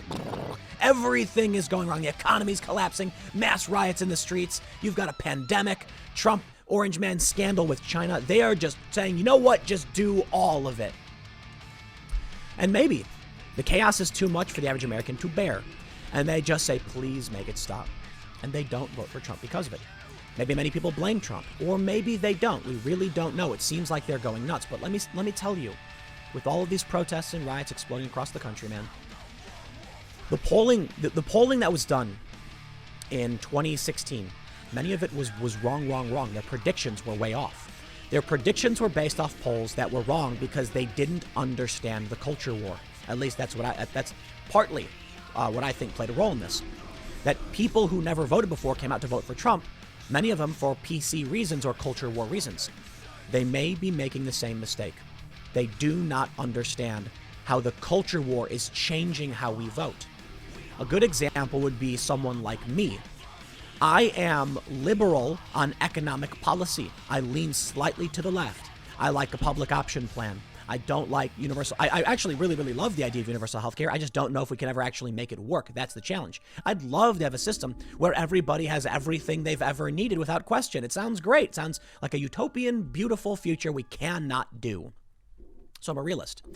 Idealistically, I'm actually fairly far left libertarian. I'd love a hippie world where we all get to, live like Star Trek with replicators and, it'd be beautiful. Everybody can share in the great bounty of a post-scarcity world, but we're not there. So realistically, more of a moderate lefty liberal type. Here's the thing, man. Here's the thing. I lean left on many cultural issues and many political issues. But the current Democratic establishment, the protesters, and the mainstream left are out of their minds. I gotta do a segment on this later. You see that Jenna you know who Jenna Marbles is? She's a YouTuber with 20 million subscribers, and she did this whole self-flagellation apology video where she's like, I can't believe I made all these jokes. Like, the most nightmarishly pathetic thing I've ever seen. So here's where we're at. I lean left. I'm not going to vote for Trump based on the economy. I don't care. I don't care about the economy. I know a lot of people do. But what these people aren't taking into consideration, which is good for Trump, is the culture war. And I've seen those progressives. I don't know if you saw my video on my main channel over at timcast.net several days ago, where progressive host Kyle Kalinske said the culture war is a bad bet, that Trump needs to get on economic issues, but he's not, he's going to lose because of it. I'm not entirely convinced. When they poll people at the national level, it's not that important. because we know that people in California are fired up, but California doesn't matter. They're going to vote blue. The issue is Pennsylvania, Wisconsin, Michigan, the blue wall states, Florida, the swing states. And some states may actually swing in a direction we don't realize. It's unpredictable, and it's hard to know for sure. Based on what the Democrats are doing, I think Trump is on track to lose. Not just because of the media claiming it's all peaceful, not calling Trump all the worst names in the book. They're trying everything, and that puts Trump at a major disadvantage. Yeah. National polls are so bad, manipulated. they're bad. You can try and pretend that it's the polls are wrong again. That'd be a mistake. Now, it's possible that the economy is less of a factor. As I mentioned, he's Moody's also a pedophile. He's also a racist. They didn't. He supports Moody's has been people historically from accurate until Donald Trump. KKK, like Robert Byrd. And Come on. They said that they didn't take certain things into account. You know, the Trump's voter base and things like that. I still Sorry, don't I was think on they Parler are. talking to somebody. I don't think like, people realize how they basically said they're like, I can think of a movement that talks about all lives. Someone it's like me, BLM. who's It's slightly like, on the left, really, dude? economically, but is leaning if Black towards Lives Matter was voting about for all Trump. lives, they would say all lives people matter. keep saying like, the left is saying Tim absolutely will vote for Trump. People on the right are saying, Tim, when are you going to announce you're voting for Trump? I'll do it when I think he's the right choice as we move forward. I'm not entirely convinced right now. I don't know what the alternative is, but we will see. Right now, Trump seems to be talking more about personal grievances. And look, you got address it or don't. He's tweeting. His tweets seem just mostly complaints. His rallies are talking about how he doesn't like people. The people who are mean to him. Where's his conversation about corruption? He's talking a bit about culture war issues. That's true. But he's not leaning heavy enough into what he's going to do about it. And what is he doing about it? And what are Republicans doing about it? Republicans, in my opinion, have done nothing. Not true, because you don't look into it. It's an authoritarian versus libertarian argument, right? That the Republicans shouldn't necessarily be doing things. The problem is the Democrats are. They've literally gotten on bent knee to the woke insanity. And I, as a moderate liberal person, look, I love The Daily Show with Jon Stewart, you know? Back in the day, we had real comedy. George Carlin was not a conservative guy. Neither is Dave Chappelle. That's what I like. I like a mature, responsible, confident talk. And if you want to talk about real ideas, we can do it. The culture war is a huge issue for me. When they tear down statues of abolitionists, when they tear down statues of our founding fathers, that freaks me out. Trump says he's arrested several hundred people. I like that. That's a good thing. Will that swing many Americans? Not if he can't get his message out. And that's what they're trying to restrict. Twitter is now censoring him, so I am not convinced. And you know what, man? I'll put it this. I could rant on this for a really, really long time, but I won't go on too much longer. Listen, how many people in this space, independent media, be it conservative or otherwise, warned that if the Republicans did not deal with censorship, they would be crushed? Everybody, every single person, libertarian, moderate, centrist, conservative, and now here we are. Trump is being drowned by negative press, as he's always done, as always. And many people are blaming him. Don't believe me? Look, I'm telling you, man. I think Trump can win for sure. I think he's in bad track right now. I'm looking at what my friends are posting. I'm looking at what people like. I know a bunch of people from Chicago who are apolitical, and I'm seeing what they're posting. And while many people have been activated more to the right towards Trump's camp, simply because of the culture war, I don't think it's a guarantee. The culture war is hot, hot, hot right now. It is aflame, and mail-in voting is coming. So as I said before, this may be the case. You get all of these kids who are memeing and TikToking and all these things to go after Trump, and they make it a meme game to vote against Trump because it'll be funny or something like that. They figure out how to weaponize the power of youth meme viral campaigns. All those mail-in votes are gonna put Trump at a major disadvantage. Why are we doing mail-in ballots? Why are we doing mail-in ballots? Why are we doing mail-in ballots? All polling places need to be open. The government cannot stop you from showing up and voting. Why? Why is that being allowed? Why are we talking about mail-in ballots? We've never had to do mail-in ballots before. That's a massive issue with me, especially when I have constant, floods of look at all this mail-in ballot voter fraud. Like I saw somebody go like, well, mail-in ballots, there's literally like laws that say you can't do it, and there's voter protection built in. It's like, what are you talking about? People are dropping off ballots by like the handfuls and whatnot to flood the election. People people are reporting that they're getting, like, Tim Pool even says he got a mail-in ballot for somebody who doesn't even live at his address. Are you kidding me? And people want to say mail-in ballots. Like, that's 100% fraud. No. My mom's like, oh, I guess I'm going to mail in my ballot. I'm like, no, you're not. You're going to go to your fucking local polling place and go vote. You're not mailing it in. What are you doing? What are you talking about? How old are you? I'm going to mail in my ballot. Might as well fucking email it. Or how about you respond to an online poll? Fuck. The economy remains strong. The Democrats would need historic turnout to defeat Trump. The economy is in the gutter because of COVID. Many people are smart enough to realize it's recovering, that's not Trump's if you fault. knew. And the polls actually favor Trump on the economy. Most polls show that the American people would prefer Trump over Biden in repairing the economy, so Trump still has that economic advantage. Yes, he does. However, the economy is bad. Many people aren't paying attention, so they'll just vote against Trump, blaming him for COVID like the media's been doing over and over again. Let's do my 6 month. Will mail-in votes give the left a much higher turnout? I believe That's the answer first, will like be yes. that flat line and to a first spike down. That was COVID. We want to make sure everyone votes. And then during COVID, I started investing more, and now look, if I'm everyone skyrocketing. votes and they vote against Trump, and Trump loses, well, hey, that's how the system works. Oh, excuse me. So what you need to do is I'm figure voting out with my your wallet. messaging. Everybody's going to play dirty. So it's hard to know exactly how you deal with this. I'm down. But I'll tell you what, man. $30-some dollars on my personal account, but I'm Here's still what over I think will happen. $1,000 on it. I think if Joe Biden wins, you take a look at like the Jenna Marbles video, one of the OG YouTubers, 20 million subs, crying 1,400. because she made naughty jokes. It's mind-blowing to me that you can have 20 million subs, get millions of views, all So when loving it comes you, down to it, and then get a few nasty Trump's tweets great and for the think that economy. Say what represents you all will. people. He's not the one who These shut people have down lost all the the plot. local fucking What do you goddamn think's going to happen states. if Biden wins and these people actually The take over? Democrats shut Nancy him down. Pelosi The was Democrats on aren't allowing it bent open knee because to the these people. Republicans were the literally, last to shut down she went in and wherever, the first to wherever it was reopen, with and they're Schumer and other doing Democrats, fine. and they Texas got is on their apparently knees talking about for shutting down these again, people. but that's retarded. Trump will and never kneel. Texans are freaking out on their Connecticut governor respect. who wants to shut down. These people have lost the plot. They've gone nuts. They're dogmatic ideologues. When Biden wins, So they sorry, take I'm over. voting with my wallet. And then Trump's guess better what? for the economy. Conservatives will do nothing. So much better. They won't protest. They Because we won't can't run, they protest won't Tim pass Pool. bills. We can't protest Tim Pool. When we go out to protest, we're told we're going to be locked the fuck up. We went out and shouted with our guns. We showed up with guns and said, you're not closing our businesses. We're reopening them. And what happened? When they reopened them, they were fucking to jail, Tim. How about you fucking talk about that? Oh, the conservatives won't do anything. Because when we do, we get fucking arrested. Fuck you, Tim. They'll do nothing. They'll do nothing. I'm sorry. It's just Fuck what you, happens. Tim. Moderates, of course, will do nothing. They'll just sit back and say, oh, well, you know.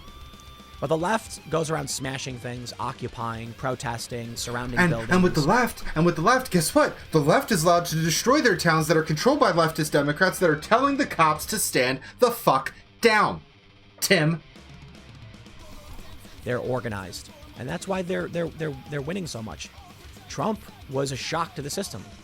But Trump ran when the Democrats were weakened by the revolution, the civil war with the Democratic Party, splitting them and giving Trump an opportunity to come in.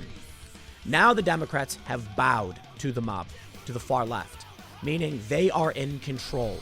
The far left also is like a very small percentage of the rest of this country. The country is 60% conservative, and guess what? All of the people who live in these cities, I'm pretty sure, are realizing and taking a huge red suppository right now, red pill suppository, realizing like, holy shit, these Democratic leaders are fucking allowing this to happen. You think that they're gonna be like, well, where's Trump? No, it's your local government. If your fucking shit, like, you know, education systems in your fucking cities actually taught you how the civic system and the branches of government worked, you would understand. He's lit, like, he could bring in the National Guard, he could bring in the fucking military if he wanted. He's not pulling out the Insurrection Act for a reason, because then the media and the Democrats get to paint him as Hitler, and they get to do everything they wanted, because look at what they did the moment he showed up with a Bible and held it and goes, nope, I'm now in front of the church that you tried burning down merely 12 hours ago. It's still standing. I'm still here. That was a fucking power move. And that was one of the biggest. And if he had a fucking tear gas protesters to get that photo, I don't give a fuck. Because you know why? The Democrats sat there and kneeled to the mob wearing kente cloths of fucking African tribes that literally sold people into slavery. Fuck you. Fuck you for that shit. You really want to try to pull that shit with me? Good. I hope everybody gets tear gas then. Fuck all you. I hate these protesters. They're not protesting. They're not doing anything. They're not addressing their grievances to the government. That's the point of the First Amendment. It doesn't mean you get to go in there going like Black Lives Matter into a fucking stupid restaurant while people are just trying to eat for the first time ever in fucking 3 months because you're insane Democrat leaders. No, you don't get to do that. That's not your First Amendment right. No, you don't get to do that. That's wrong. You do get to go up to Capitol Hill. You do get to stand there and go, Black Lives Matter to all your fucking Democrat leaders. And they'll go, you're right, you're so right, you're so right. Do you want to tear down a statue? Because we'll let you do it. Hey, how about the Democrat Confederates here? How about the slave owners that were Democrats? Hey, how about the KKK leader that was a Democrat? You want to tear him down? No, don't do that. That's our friend. Fuck Democrats. Fuck the left. Fuck Antifa. Fuck Black Lives Matter. There's no dispute. They know what they want, and they don't want Trump. But I don't know for sure. Some of these people may want to see the final blow end the Democratic establishment, in which case, with Bernie Sanders being knocked out, they let Trump take it to cause all of these Democrats to come crawling and begging to them. They're already doing it now. They're already doing it now, right? Nancy Pelosi couldn't even stand up after she kneeled. She kneeled for these people.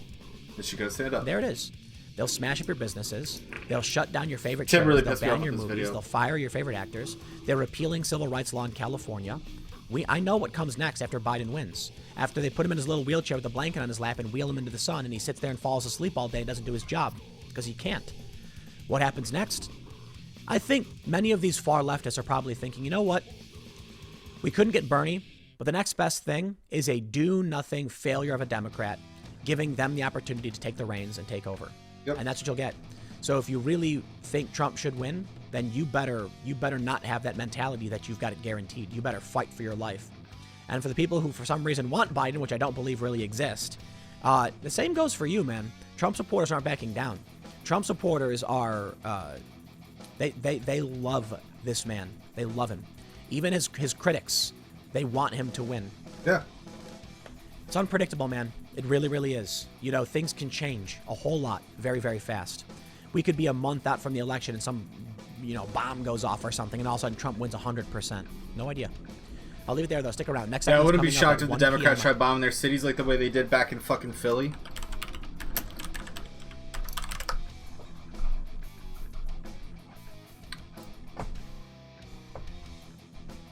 Where's the Wikipedia site? I wonder who possibly ran the fucking, the local government back then in 1972.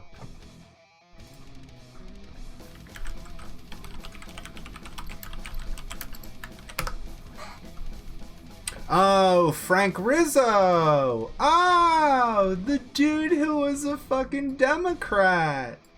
Yeah. Oh, and then he switched to Republican for a couple years. Yeah, this fucking dude. He was a strong opponent of desegregation.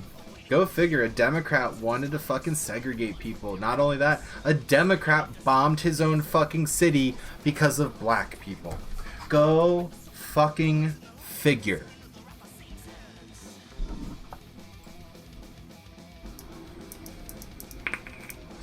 And it's funny too because Blocking tried to be like, well, what about when Philly bombed itself? Like, I don't know about that. And I tried looking more into them. I'm like, wow, this is insane. I can't believe they did that. But look, anarcho-primitivism, black liberation, animal rights, communalism, environmentalism. Like some of this ideology, I don't disagree with. This I kind of disagree with. Like, what do you mean anarcho-primitivism? You want to go back to like tribes? No, thank you. We're already tribalistic in nature. We don't need more of that, and we don't need anybody to fucking.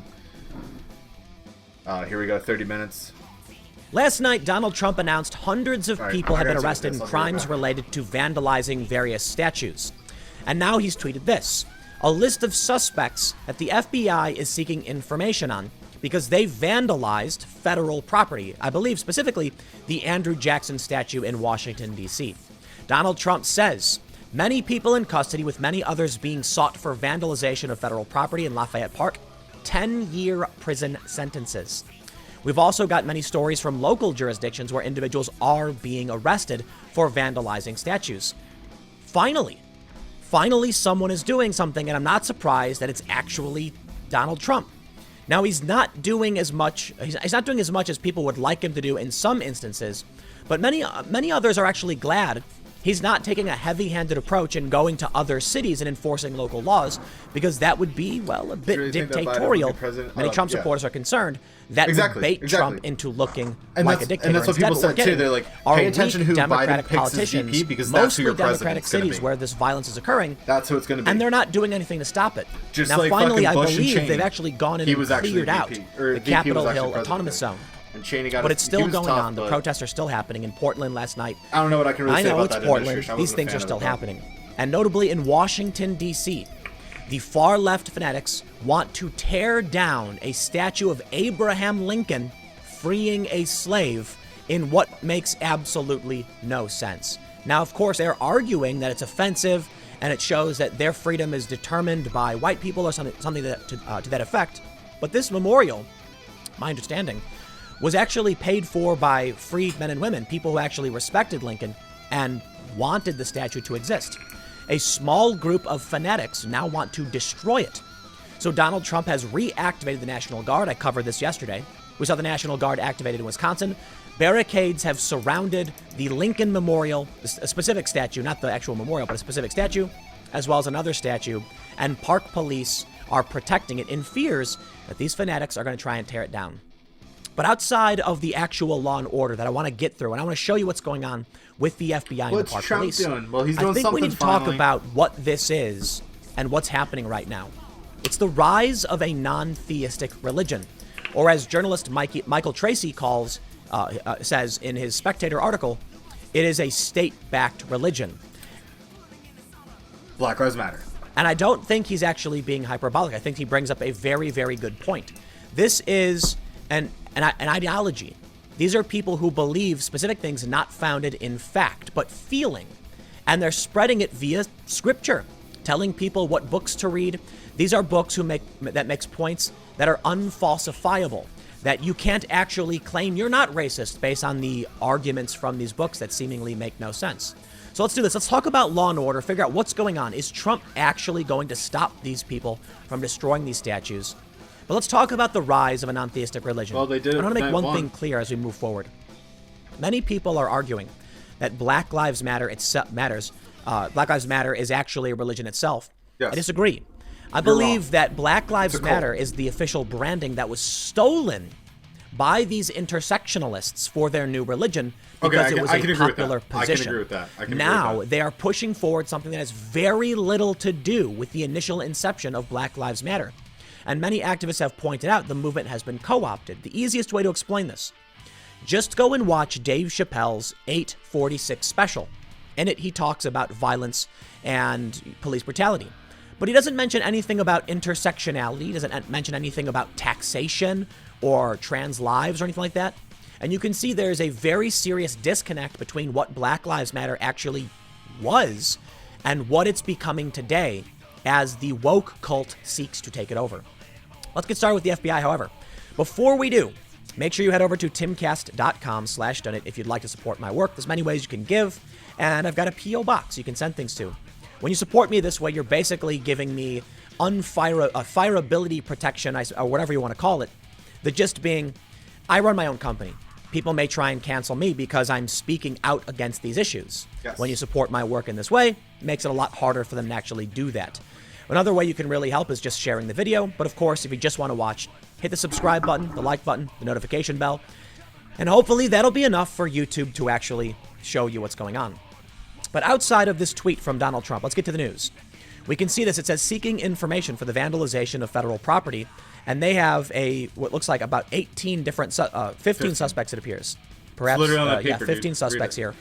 And they say the FBI Washington Field Office Violent Crimes Task Force, in conjunction with the U.S. Park Police, is interested in identifying several individuals who are responsible for vandalizing federal property at Lafayette Square in Washington, D.C. They mentioned this took place on June 22nd. Well, we have the story now from the Washington Post. They say, the Park Police issued a release Thursday night that included photos of 15 individuals on or near the bronze statue and called for community members to contact the department's Criminal Investigations Unit with identifying information. The U.S. Park Police and FBI are attempting to identify the individuals responsible for destruction of property and other related crimes. The announcement is the latest update in a series of clashes between Park Police and protesters over the statue of the former president riding a horse in Lafayette Square. It also comes as protesters vow to bring down other statues in the area, such as the Emancipation statue in Lincoln Park. I kid you not. It is a statue honoring Abraham Lincoln freeing the slaves. They said it was about tearing down Confederates. It wasn't, and it isn't. Many people will tell you it's communists. It is. Okay, that's an oversimplification. What we're actually dealing with, for the most part, is an ideology. Now, this ideology is, in a sense, you can say it's communist or Marxist, and it holds some of these similar tenets. It does. The reality is it's just an ideology that uses aspects like original sin. It's very... It's an ideology from Marxists. Literally...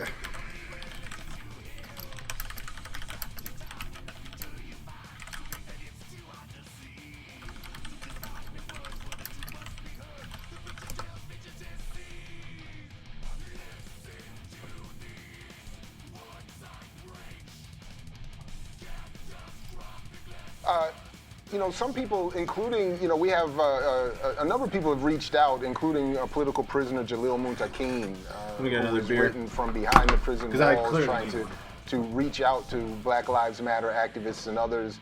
And one of the critiques that he shared, a loving critique, is I don't give a fuck about your protests. It's fine, but I give a fuck about when you're committing crimes. That there's a lack of I give a fuck about the fact that they call themselves Marxists in Black Lives Matter that would allow it to be to fizzle out. Marx was a fucking insane fucking in comparison ideologue. to Occupy Wall Street. As Thank you God he's all not around are advanced in your own organization, as you all are headed to Cleveland to participate in this Black Lives Movement conference, how do you respond to that particular critique? Again, a loving critique from an elder of the struggle that some others share, that I've even shared as well, to be frank, as a concern about, in part because of the co-optation and the appropriation, that a more clear ideological structuring might be of some value here. But how do you respond to those kinds of, again, loving criticism? I think that the criticism is helpful. I also think that it might, I think of a lot of things. The first thing I think is that we actually do. I'm a trained Marxist, and what I'm going to do is I'm going to sit here and tell you my ideologies and my beliefs and everything off of my iPhone that's built by capitalism. I have an ideological frame. Myself and Alicia in particular are trained organizers. We I agree. are trained Marxists. Boom, done. We're trained Marxists. That's all I needed you to hear. So don't worry, Tim Pool. You can sit here and say they're not trained Marxists, even though they're just fucking like.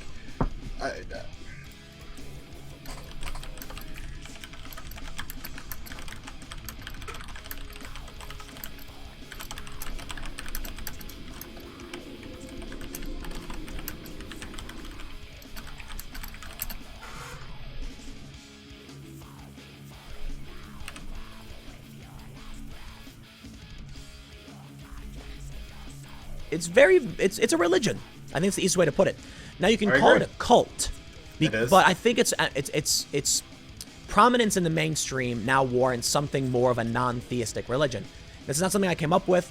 I think this is actually, you can look to people like Peter Boghossian and Sam Harris perhaps, who explain how this is a religion. The scary thing about what we're seeing now is that due to its non-theistic nature, it's extremely pervasive in government.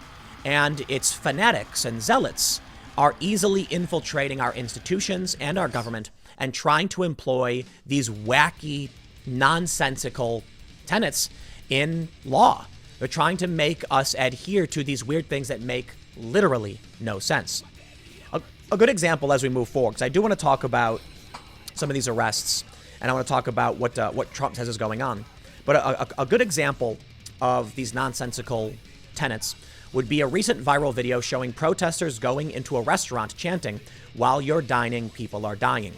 These people have been told over and over again that many innocent people. If I was sitting there, like, because I saw some comments and I agree with them. They're like, I should have sat there shouting, like, we want mashed potatoes, just to hear like the people would chant back, because all they need is one small person to chant, to say the chant, and then they'll all follow like the fucking coldest that they are.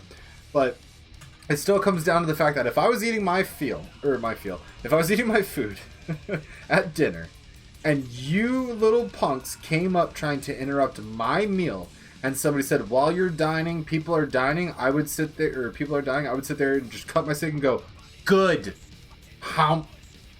Don't fucking interrupt my meal. I don't give a shit what other people are doing, because guess what? I don't give a fuck about your life. I don't. Does it affect me in any way? No. What decisions did you make today? Did those decisions lead into the fact that that person was dying? Probably. Am I supposed to care about that? No. Why? Because there's this thing called accountability.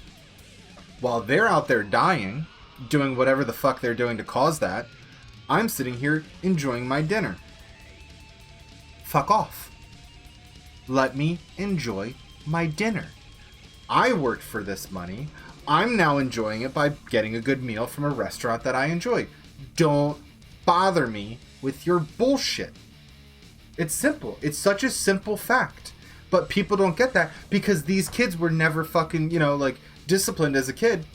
So they think it's like, I get to interrupt your meal because with these COVID lockdown restrictions, you all gotta eat outside because you can't eat inside because then you gotta be 6 feet apart, and that's not how restaurants are set up because obviously the Democrat leaders have never done anything in their life. Like, fuck these kids, man. I'm over this shit. I'm so done with it. It's been over a month.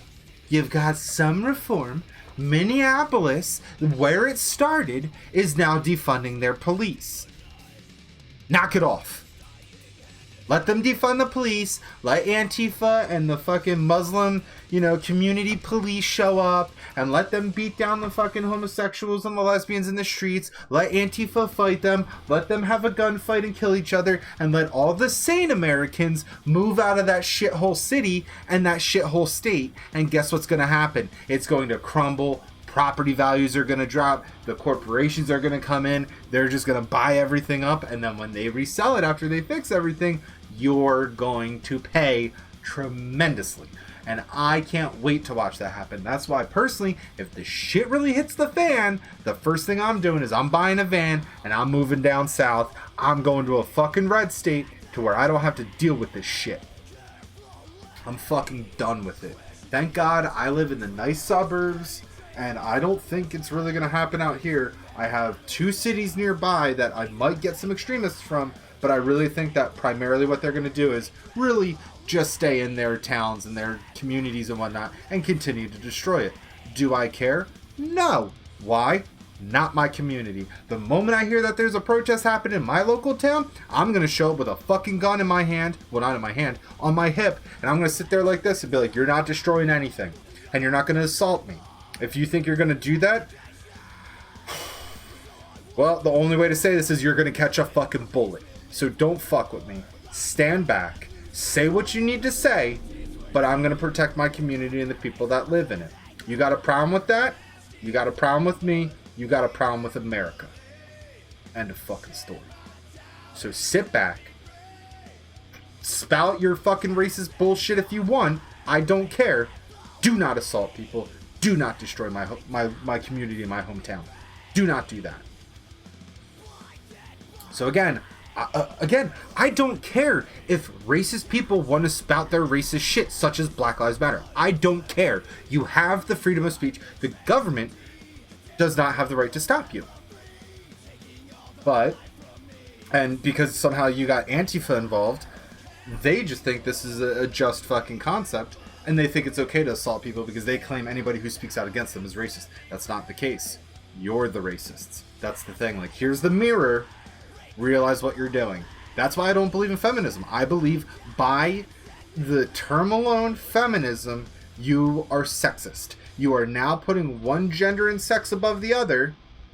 And notice how I said gender, but gender and sex above the other because you think they're more important. That's sexism. I'm an egalitarian. I believe in equality for all. If a woman touches me, I will knock her the fuck out. Why? Welcome to equality. Isn't that fun? I don't put my hands on you. Why do you think you have any right to put your hands on me? Because the moment you do, well, gloves are off. Let's go. Like, I'm done with this shit. I'm done with this shit. You need to be raised better. You need to fucking learn better. You need to learn how to be a fucking human and how to actually properly communicate. You insane fucking animals. People are being killed by police, but that's just not true, at least relatively. There are certainly innocent people or unarmed people who are killed by police, but the numbers are in the single digits or double digits. Out of 330 some odd million people, that's ridiculously So you want to be a pig? low. Okay, cool. In terms of terms of actual violent encounters with police, the numbers are also extremely low, and violent crime is going down. Now, these facts go right over the zealots' heads, and this is where things get scary. Social media platforms will actually ban you for challenging their religious narrative. And they'll give you freaky explanations. They'll try and justify it. And then they'll argue their private platforms. But the reality is, facts and science are not on their side. It doesn't matter. They believe it is. And they will mindlessly chant at you. I mean, you really got to look at some of these videos where the people are sitting in a park with their hands raised mindlessly. All right, shut up, Tim, because you're not really talking about much. What was that video? Because I just saw it on my Google feed. We need to look at this. City crew shows up with front end loader.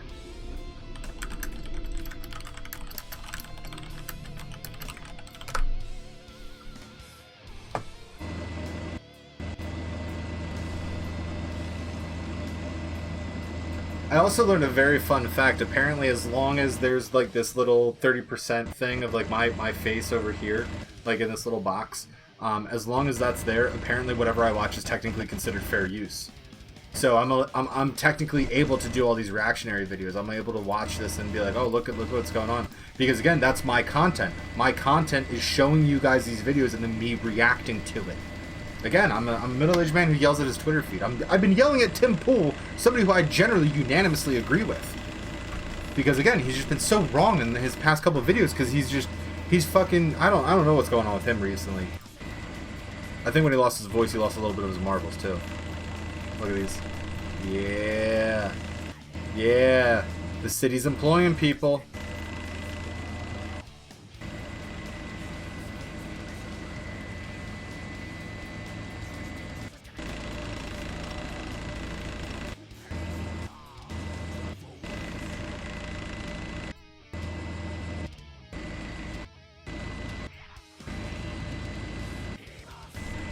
They're cleaning up Chaz Chop, thank God.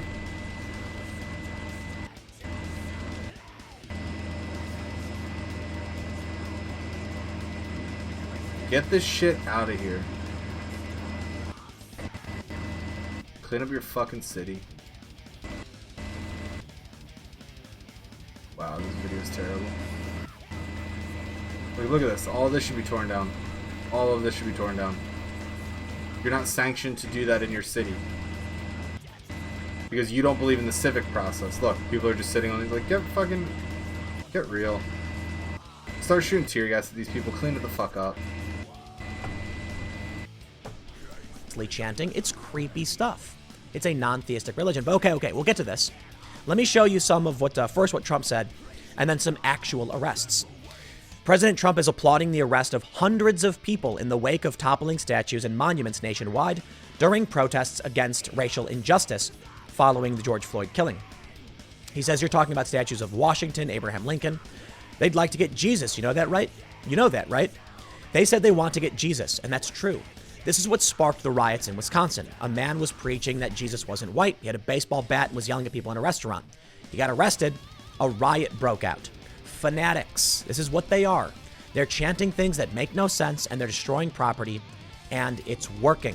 But a few people have been arrested. In Arizona, a man was arrested for painting a Confederate statue red. Over in Jacksonville, a man was arrested for vandalizing a statue of Andrew Jackson. Now, these are just some local instances. Trump claims many more have already happened. Because these stories are actually local, they don't make it to the mainstream. It's hard to know what's going on. But I will tell you this. As I've stated in many other segments, the protests have not stopped. Yo, Tyler, They're what's up, absolutely continuing. You just don't hear about it. Now, one thing interesting here is that Trump is asking for a toppled D.C. Confederate statue to be put back up. A statue of Albert Pike, a Confederate general and leader of the Freemasons, was torn down and set on fire on the night of Juneteenth. This, I think it actually should go back up. Yep. Now, first, let me just tell you, I think it should be taken down. I think many of these Confederate statues should be taken down and placed in museums. I just don't think they should be removed by random violent mobs of zealots who want to destroy these things without discussing it with the public first. You do not get to just enforce your ideology. It doesn't work that way. Imagine if any other religious group was going around desecrating statues and imagery, you wouldn't like that either, especially if it was yours. If someone went and vandalized, say a Black Lives Matter sign, people would be outraged. And they are. Apparently in one area where they painted Black Lives Matter in the street, someone peeled out over it, leaving tire marks, sort of vandalizing it, and they were furious. It's interesting then to see the media totally embracing this. The framing of these stories is, I gotta say, it's obvious, and but the it's museums also will just be torched by Black Lives Matter. We know that for the most part, because they already did it once. They did it in the intersectional social justice, whatever you call it, has been There's a video of somebody expanding. throwing like a it's been thing growing into the the past building, and then several he years. gets caught on well, fire now as these he doesn't young understand people start fucking, gaining power in backwind. newsrooms and So in large when he opened the door, institutions, boom, he it's got engulfed in infecting flames. everything. And this is, look, we can talk about opposing racism, but there's a big difference between what they're proposing, tearing down Abraham Lincoln, and actually discussing, opposing racism. I wonder how they try to claim that they oppose racism when they tear down abolitionists. It actually doesn't make sense, but they'll try to make it make sense, and then you'll see the pawns, I suppose, just repeating nonsensical statements their opinions appear to be coming out of fortune cookies is the way I describe it. They repost the same opinions, they repost the same comments, and they don't actually have conversations amongst other people. They just chant you down. The best example of this, maybe the weirdest example, would be Daryl Davis. Daryl Davis is very famous for de-radicalizing Klan members. Yep. This is a man who is a blues musician. He's a black man. And he actually befriended Klan members and convinced them to abandon the Klan.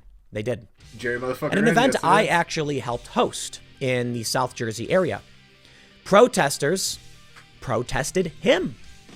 And when he tried to speak to them, they chanted him down, insulted him, and called him a white supremacist, and he was shocked. He posted about it, and this post went viral. Now, many people thought this was funny, but I actually think it's kind of horrifying. These people are blind fanatics. They don't know what they're talking about. They don't care. They just demand compliance. If you don't agree with them and worship the same ideology as them, they will chant you down and you will not be able to talk to them. This is fanaticism. It's very different compared to what they say about Trump supporters. They say Trump supporters are blind zealots in the cult of Trump. Nope. Now, I understand that argument, and I can respect it to a certain degree, but I'll tell you this. These Trump supporters you see out waving flags actually will try to debate you. So the easiest way to explain it, going back to Daryl Davis, you can walk up to a Trump supporter, talk to them, and they might not agree with you, and they might start yelling, and you might get into an argument, but it's very, very different, as to what these other zealots, intersectionalists do. Now, the main point I want to make here as I read you this story, this is an amazing piece from Michael Tracy. The main point that I want to make is that Black Lives Matter was a protest movement. Intersectionalists are using the popular branding to inject their fringe non-theistic religion into mainstream pop culture, culture, and law, and it's working. That a little bit. But let me just read this for you. I want to read you what Michael Tracy said because it's actually a really, really great take on what's happening. He writes for The Spectator, Black Lives Matter is a state-backed religion. Yep. In the eyes of many, this movement transcends politics. He says, protest often feels inadequate as a characterization for the public exhibitions that have erupted nationwide over the past several weeks. The term protest carries a connotation of actions carried out in opposition to existing structures of power. Hence, you protest against forces that are arrayed against you, even if some municipal bureaucrat might have reluctantly granted you a permit. However, at least in many jurisdictions, events which were presented as protests should more rightly be labeled as something along the lines of state-backed demonstrations. Michael Tracy is completely correct. All of these governors saying you can't do these things, but these were okay. These were state-sanctioned events. He says, for instance, in my otherwise sleepy town of Caldwell, New Jersey, high school students organized what turned out to be astonishingly large protest march. Notably, the students accomplished this feat with the complete cooperation and participation of community authorities against which the youth of a previous era presumably would have rebelled. Parents, elected officials, school administrators, and even the police. It thus took on the appearance of an authorized civic gathering, almost like a 4th of July celebration or a Christmas tree lighting. At the request of students, a police detective sang the national anthem, which made for a bizarre contrast with the legions of suburban white women in yoga pants kneeling with their fists raised defiantly to the sky. Incongruous as the optics may be, these are, in a way, a new kind of state-backed demonstrations. Of course, not every protest across the country has received such explicit state backing. One feature of this movement, if you can really call it that, is its astounding geographical reach, with demonstrations sprouting up even in the unlikeliest of regions. A map of recent protest-like actions in Pennsylvania shows events in even the most conservative rural portions of the state, apparently without much in the way of resistance. So there is clearly something extremely novel about this phenomenon, and we've only begun to scratch the sociological surface. Yep. Among the reasons why the still amorphous movement became so widely popular with such breakneck speed, is perhaps because in the eyes of many, it transcended mere politics. Many so-called protests took on features highly reminiscent of religion, collective worship, public confession, and requests for salvation, devotional poses and gestures, group prayer, the creation of a new pantheon of martyr figures to revere, and the adoption of liturgical rites and rituals. Children and teenagers have been encouraged to publicly repent for their sins, with the original sin being white privilege. He then goes on to tell a story about young people espousing this nonsensical statement. I really do say nonsensical because, listen, it's I grew up disgusting. Catholic. Honestly, it's disgusting. And with all due respect, many of these things are founded in faith, meaning you have to just believe and have faith in what these tenets are. Nope. I see the exact same thing, and that's why I reject it. Perhaps these people didn't grow up with religion, so they don't understand what it is they're doing, embracing a new, non-theistic religion. Let's read a little bit more. Thou shalt not have other false gods before me. I'm an atheist, and I even know what the first commandment is. These people are worshiping something other than God.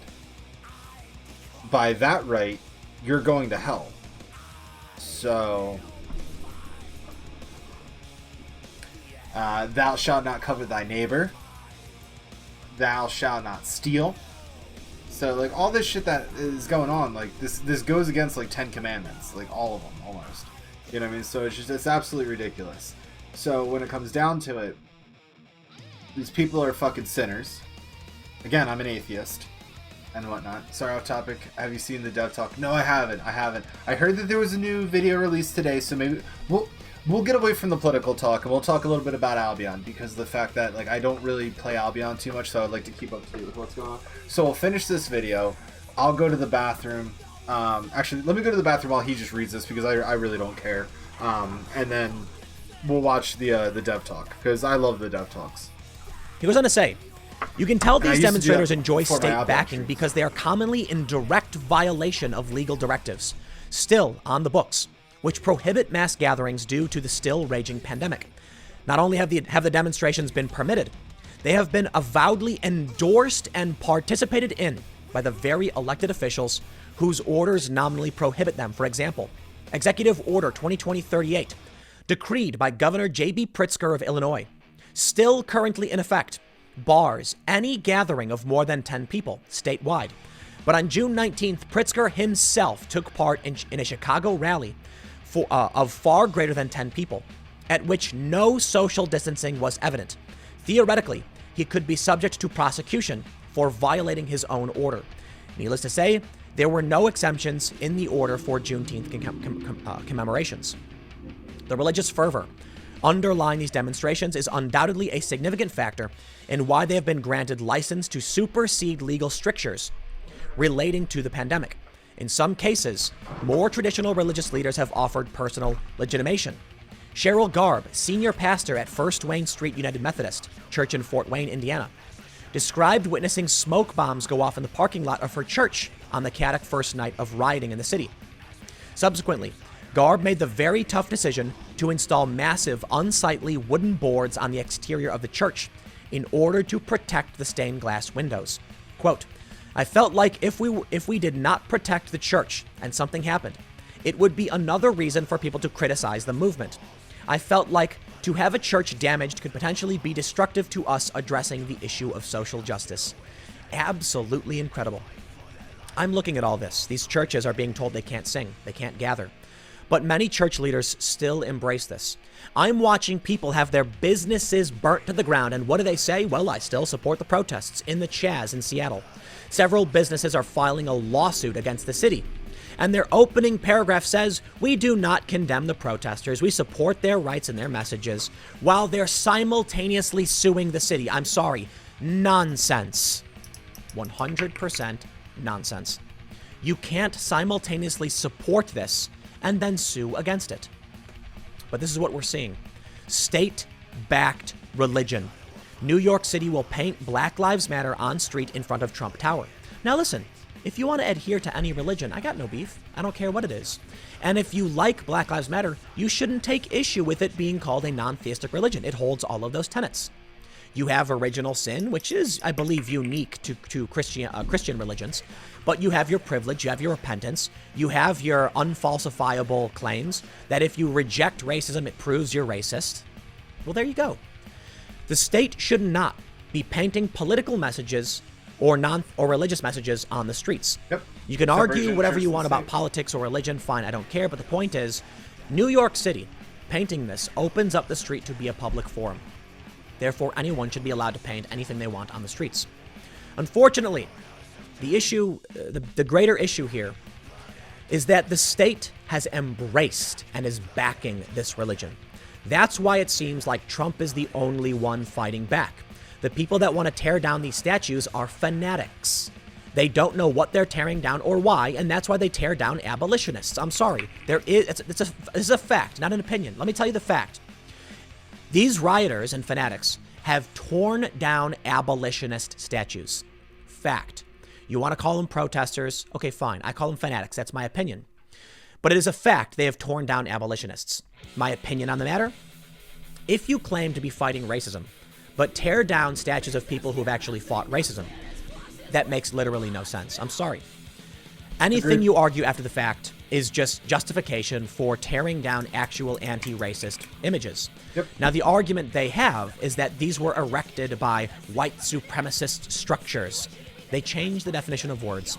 They renamed... Mind you, the Emancipation statue that's out in D.C. and whatnot was actually paid for by slaves. So they want to tear down a statue that abolished... that historically recognizes in monuments, you know, like the abolition and the Emancipation Proclamation and whatnot. It shows a freed slave in front of Lincoln. It shows the shackles that are broken. It was paid for by slaves, but they're going to say it was white supremacists that did it? What? So now you're saying slaves are white supremacists, right? Yeah, it doesn't make... Exactly, they're trying to rewrite history. Exactly, they're Marxists. Streets. They paint their messages in the streets. I think Tim They're tearing got down fucking statues. affected. Celebrities are coming out and crying, and I'll have more segments on this later, but listen, I'm telling you this now. I The truly most think important Tim thing got, for you to like, understand got reached is at. that Black Lives Matter is the official And somebody, brand like, name of probably, a burned him or non-theistic something. religion known as intersectionality. Black Lives Matter emerged, I believe, in response to Trayvon Martin. It had a specific purpose. Listen to Dave Chappelle, and you will hear that purpose, and you will hear what he's talking about. But listen to these people, and they are preaching some kind of religion. So I ask, why is it that the overwhelming majority of these people are white? Why are they not black? Because it is a progressive movement, and it's always been. It's been a white progressive movement. Progressive activists in this country are overwhelmingly white and have college degrees and make more than six figures. But we are really entering a dangerous place, in my opinion.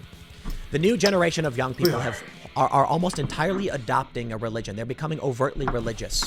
It's amazing because many people thought that Gen Z would be more religious in terms of Christianity. I don't believe so. Take a look at this story from Michigan. Michigan GOP candidate blames liberal universities for brainwashing his daughter with Marxist ideologies after she told residents, "Please, for the love of God, do not vote for my dad," in a viral tweet. I'm sorry, man. I actually will blame the parents on this one. Okay? Yeah. If you don't raise your kids properly and give them mental fortitude and train them, you end up with incels, and you end up with zealots. You end up with people with a deranged worldview that can't function properly on their own. If your children are disavowing you because you sent them to this university where they were indoctrinated, it is your fault, period. Now, this young one's an adult, fine. And I can blame the fanatics and the preachers, the firebrands of intersectionality. But the reality is, too many parents think they can hand off their kids to some institution and think that's it, they'll be raised properly. And then they're surprised. But it's the liberal university who did this. Sure. But you are the parent who should have prepared your child to better understand the world, to have the mental fortitude to resist brainwashing and cult-like ideologies. You couldn't do it. So this is what you get. Your own children disavowing you. You can say whatever you want, but it's sad, really. It's an issue with the parents. But anyway, Starts outside of the blame game, my opinion, this is a really good example of religious fervor. This young woman disavowing her own family is insane. It really is. That's what BLM wants, though. At least Christianity has honor thy father and thy mother. Yep. This doesn't. The religion of intersectionality says disavow your own family members. Now, that's why I would actually call it more of a cult, but it's become so mainstream. It is a cult. I guess you'd call it a religion. But to me, what makes something a cult, at least one aspect, is trying to sever people from their relationships. Religions literally don't do that. I mean, colloquially, they may, when you get people saying, I'll disavow my children if they're LGBTQ or something like that. But the Bible doesn't say to do those things. It actually says to honor thy father and thy mother. Anything that happens culturally after the fact is, in my opinion, not necessarily related to religion, but more the culture built around it, which can be problematic. In this instance, the cult is telling you to abandon your family. That way, they can keep you away. This is what cults do. They pull you from your family, they feed you all this information, they exploit your vulnerabilities, and this is what we have now. These people are going to go to prison. But I tell you this, heed my warning.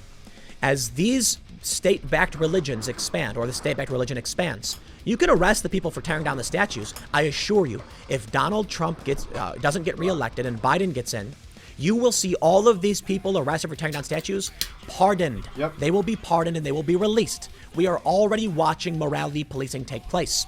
The state is already sanctioning these religious events. Okay? Read Peter Boghossian, okay? You gotta read this stuff, and I mean it. This is an article. I'll include it in the description below. This is from Patheos. Now, I believe this, I don't know who this is written by, Gene Veith. Patheos, I believe, is Sam Harris's book, Intersectionality as Religion. Read up on this stuff, and you will start to understand. And maybe you can talk to your friends about how they're embracing religious tenets. They might not want to hear it because many of them have been indoctrinated into a religion. But this is what's happening. This is the weird fracturing which creates the political homeless. The people of strong mental fortitude who have never been overtly religious are sitting back and saying no to this the same as they would any religion. And it creates a weird position where you have religious conservatives, be it Christianity, Judaism, or otherwise, and you have intersectional theists or intersectional religious folks, cultists, whatever you want to call it. People like me. I grew up Catholic. I left the church. I consider myself to be non-theistic, but I wouldn't say spiritual. I do believe in God. But I don't believe in any one of these one religions because the way I see religion for the most part is everybody trying to look at the same room through a keyhole. They can't see the big picture, but they're all seeing little bits. You got to find the truth somewhere within there. But I guess you can call it some kind of agnostic, not necessarily non-theistic for sure.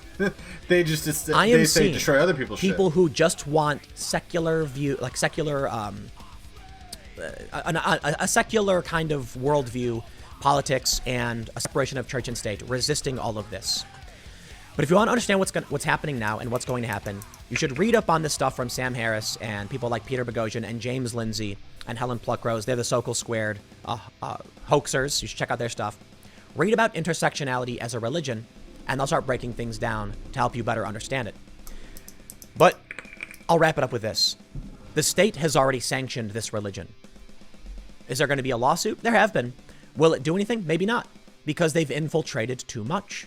It could be too late at this point. I guess we'll see how things play out.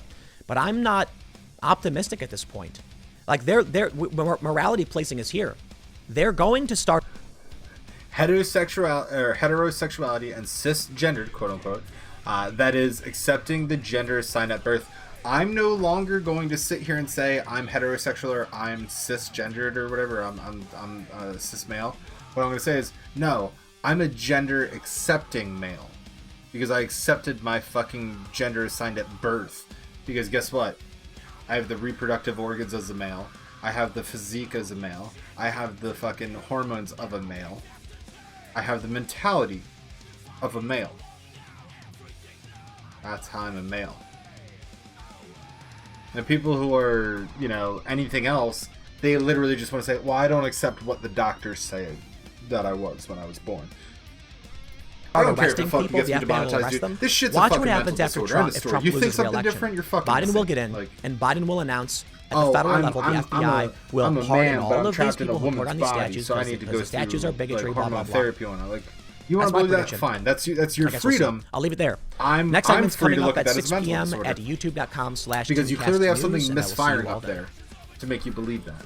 Whether you were spoon-fed that as a kid, or whether or not you found that out as an adult through your own personal experiences, I don't care. What I care about is I don't need to sit here and fucking, like, I don't have to entertain that. That's not an idea that I need to sit here and entertain. NYPD admits the system is imploding as crime skyrockets, fake news backfiring to help Trump. Fake news is backfiring to help Trump. All right, There's an old saying in journalism: what's bad for them is good for us. And what this means is that when chaos ensues around the country and around the world, journalists make money. They love it. Yeah. Now, feel free to criticize me for constantly talking about negative things, but this is the reality of journalism, whether it's intentional or not. People like talking about crazy things because it gets people's attention. I explained this earlier when I talked about why you're not hearing about the protests anymore. That as the protests and riots escalated to this extreme point where people were going around smashing up businesses, people were tuned in and paying attention. What was bad for them was good for the journalists, good for the media outlets. Eventually, things slowed down, but the protests did continue. All of a sudden, these kind of fell out of the news cycle. You weren't hearing about the 60,000 people marching through Seattle because it was no longer shocking. This was becoming normal, and people were getting bored with it, thinking, I know. So people in media love it when chaos happens. It is good for business. The reason I bring this up, NYPD police commissioner admits that New York City's criminal justice system is imploding after 75 are injured in 55 shootings in 1 week, following weeks of lawlessness. And I thought to myself when I saw this story, why is this happening? Why is New York, why aren't the police able to do their job? Why did they get rid of this 600, police officer unit, the plainclothes crime unit, reassigning these officers? And why are we seeing stories like this? Minneapolis Council puts plan to abolish police in motion. They're moving forward with getting rid of their police department. Certainly regular Americans like their cops. They do. The polls show it. Do people believe in police reform? 100%. Now, I mean 100% in the fact that people do. It's absolute. The actual number, I believe, is around 79% of Americans polled want some kind of reform. Most people do. There was one really interesting reform I saw out of Colorado, that police officers would be liable for up to $25,000 if they violate your civil rights. I like that. Kind of like it. Yeah, I like that. Now, the unions may still get their back, but I was thinking about what was happening with these unconstitutional lockdown orders. It's the individual cops who'd have to enforce it, and they could be responsible. But anyway, I digress. Why are the police under fire? Honestly, I don't think it's a conspiracy or anything like that. A lot of people like to assume there's someone behind the scenes pulling strings. It's not that. It's that each individual member of the media, and to an extent myself included, I'm worthy of criticism in this as well, they love putting out a narrative that creates chaos. That way, What's bad for you is good for us. That's what they say. All right, so I'm going to get. defend Tim here, even though I've been like cursing at him and yelling at him and whatnot because he's been really pissing me off today. I will defend him here. I don't think. Look at that face too that I paused it on. I don't think he sits here and tries to ensue chaos. I think what he does is he reports on chaos, and for the most part, he generally accurately describes what's going on. That's why I really like him, because he's typically a milquetoast fence sitter, right? Like, he basically sits on the fence, doesn't take either side, just watches what's going on, and calls it like it is. That's typically why I like what he has to say, and I follow what he has to say. That's typically why I agree with him a lot of the times, because I feel like politically him and I align in a lot of ways. But with that said, I do feel, especially in the last video we watched, he did get a lot of things wrong, especially from a conservative standpoint, due to the fact that he's not a conservative. And he's also not really seeing what's going on politically. He's only following the news. But then again, that's my perception. That's what I feel, because that's all I ever see. I don't see what he does on his off time. I don't know how far he actually looks into this. Whereas me as a person, I'm sitting here watching C-SPAN, and some of the little quips that I'm seeing from that. I'm sitting here watching the Hill's coverage as to what's going on in Washington and whatnot. He constantly reports on things like Daily Mail or his own political news sources and everything like that. So he's not really looking into what's going on. He's not showing you videos. And with him and his demonetization, he doesn't show you videos. Me personally, the way I look at it is I feel I can show you any video that I'm watching because A, it's my channel, my content, this is live. On top of that, B, there's that little 30% thing, I guess, of me in the corner. So, and it's my live reactions. On top of that, I'm also pausing the content. I'm not letting it just constantly go through. And the way I look at it is I have to deal with more copyright law infringements because I listen to music while I do all this.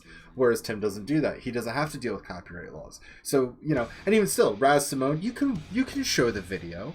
He's not going to come after you because he would need to come after you for a DMCA takedown. It's a fair use act.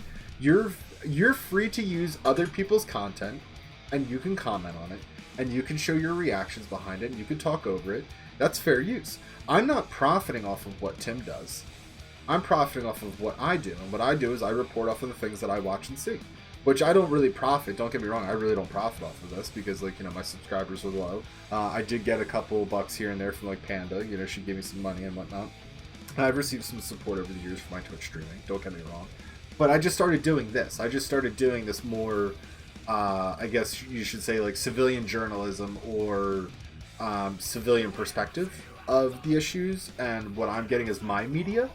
You know what I mean? Because I don't watch them. I watch Fox News. But that's because they do more things with the president than what CNBC does, or MSNBC and CNN and all that, and ABC. They don't really do live presidential coverings. What they do is they watch the president, they clip it out of context, and then they make fun of him, or they try to push an agenda with what he says. And it's just it's like, did you even watch the whole thing? I don't think you did. I think somebody sent this to you, and you're just now commenting on it, and you're pushing your agenda that you're paid for. I'm not paid for anything. And if I'm paid by anybody, it's by the people who watch me. So,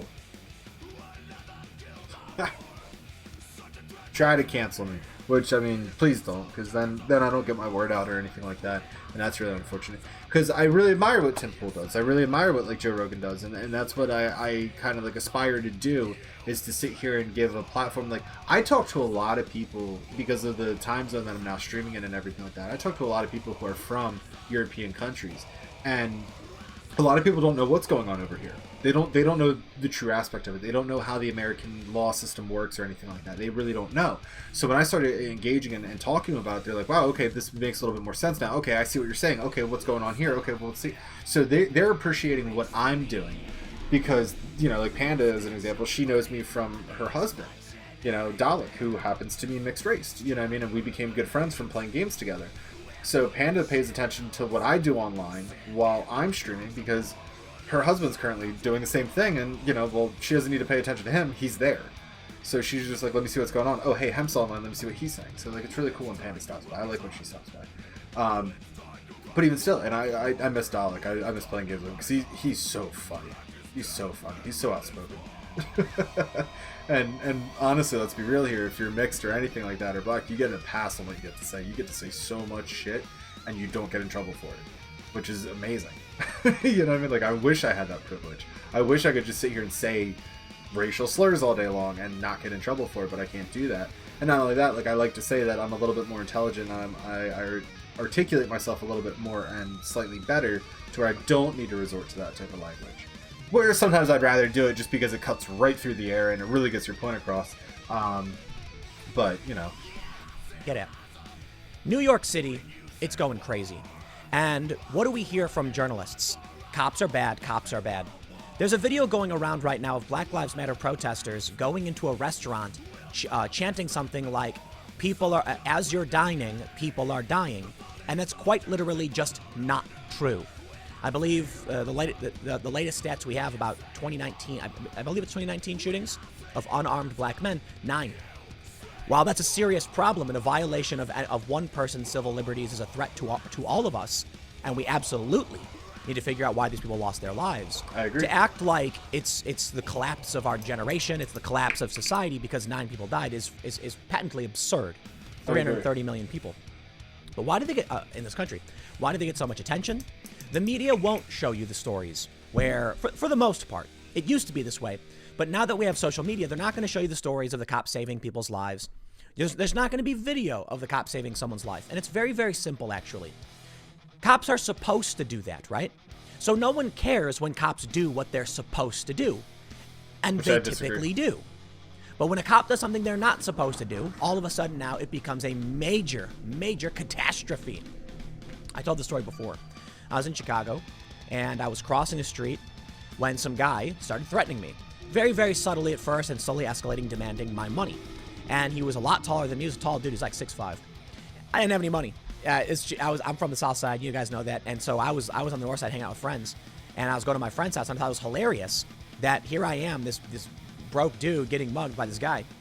And he starts threatening me, saying that he doesn't want to have to get, physical, but things could get dangerous. And I'm honestly, I was just walking, like, kind of laughing to myself. I'm like, what's this guy gonna do? Okay, I don't got it. You can frisk my pockets. I don't got nothing. But all of a sudden, some cops came out of nowhere, grabbed him, slammed him up against a fence, and I kid you not, the cop yelled, "Not in my town!" Turns out, this guy had tried shaking down some young women. Cops noticed him, started following him, saw him come up to me and do the same thing. Nobody films that. Nobody films that kind of stuff when that actually happens. And people often complain, where were the cops? Why wouldn't the cops stop things? Well, they can't stop every single crime. But no one's going to put up the video when the cop actually does his job.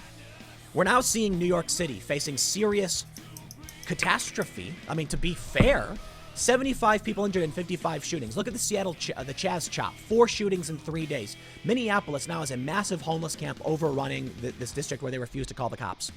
Because the media keeps putting out stories about officers bad.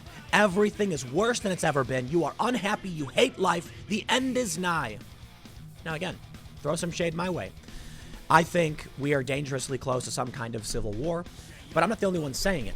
I don't do these stories. I don't talk about what's going on to tell you that it's worse than it's ever been, or it's an avalanche, I suppose. And again, self-critical, okay? Totally get it.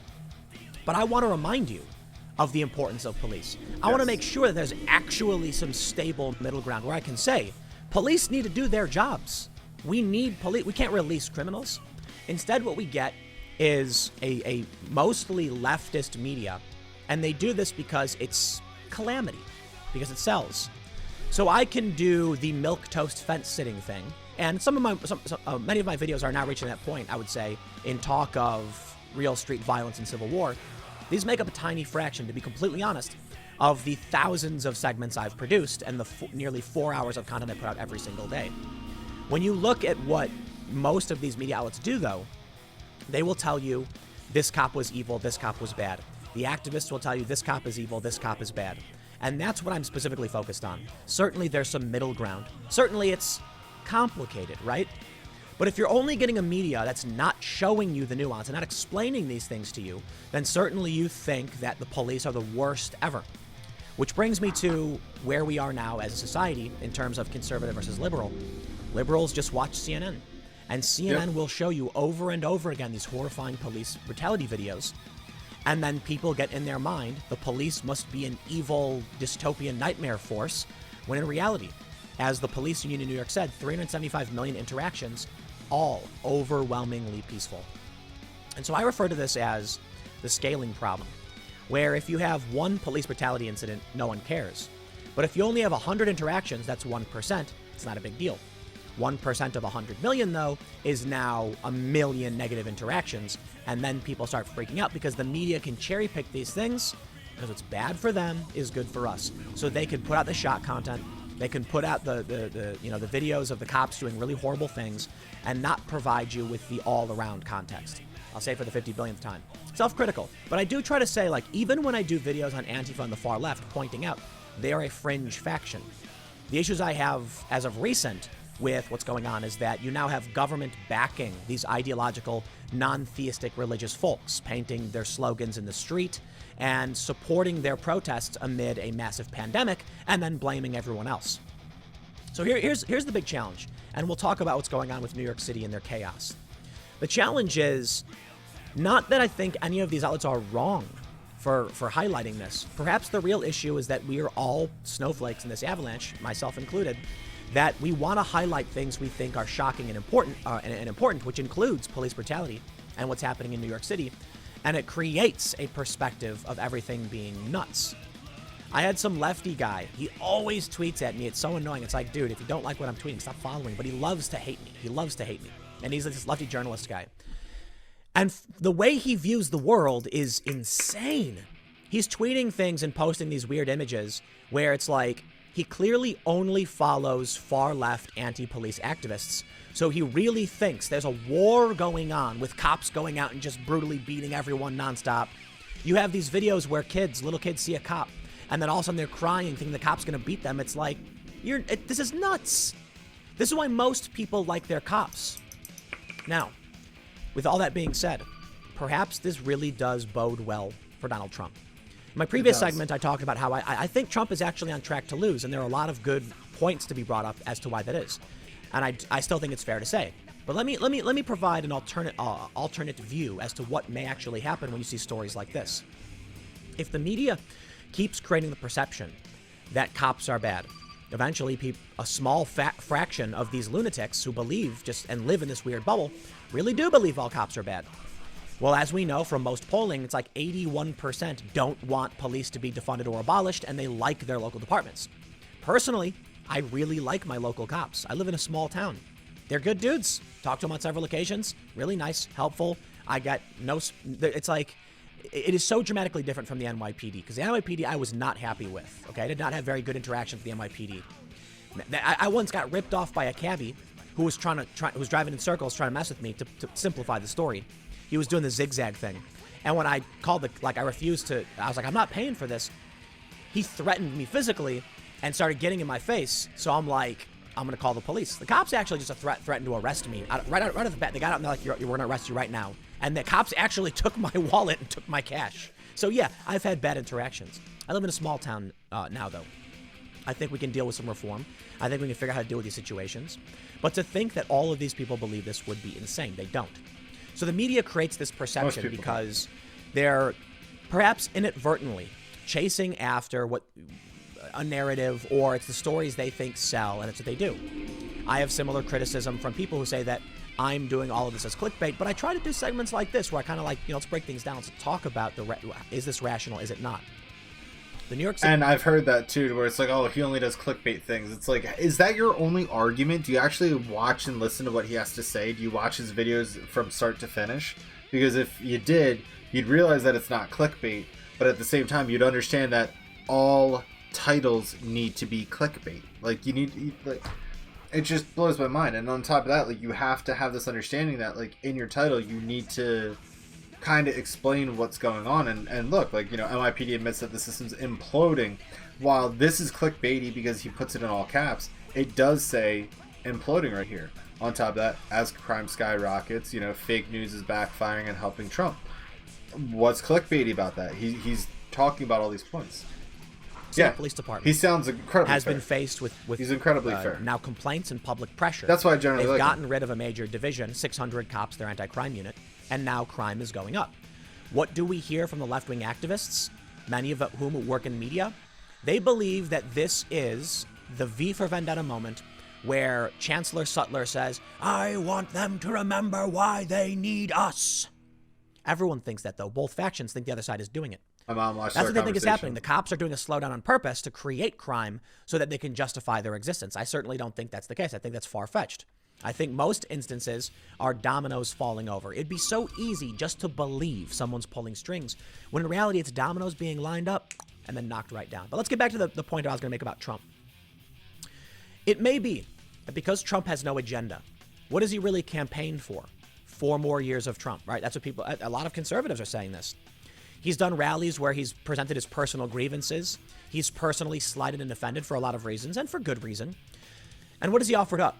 I do think Bill Barr has done a fairly good job in many respects, and I'm looking forward to seeing what happens in the coming months with Obamagate and this the Durham investigation. I'm not entirely confident. But what about what's coming next? Well, Donald Trump, I believe, should be focusing on recovery, economic recovery, COVID. Instead, he does these rallies where he complains about So yeah, my mom's like, I watched the video. That sounds not stupid. completely, it's like, no, you don't. Your lot. talking points are. Some of it's really funny and entertaining, and You're that I just get, brainwashed. and I understand people like this. But when you see stories, so I'll go back to, I want to make sure I get this point. When you see stories about Donald Trump, about the police being bad, it results in this. Police get put under public pressure due to fringe minorities who are wrapped up in nonsense, and then they end up believing crazy things. The police get pressure put on them to pull things back. Crime skyrockets, and the real result, the physical result, is people being attacked in the streets. That, in my opinion, will result in a vote for a law and order candidate. So there's a lot of reasons why I think Trump has some good advantages, especially as the media goes insane.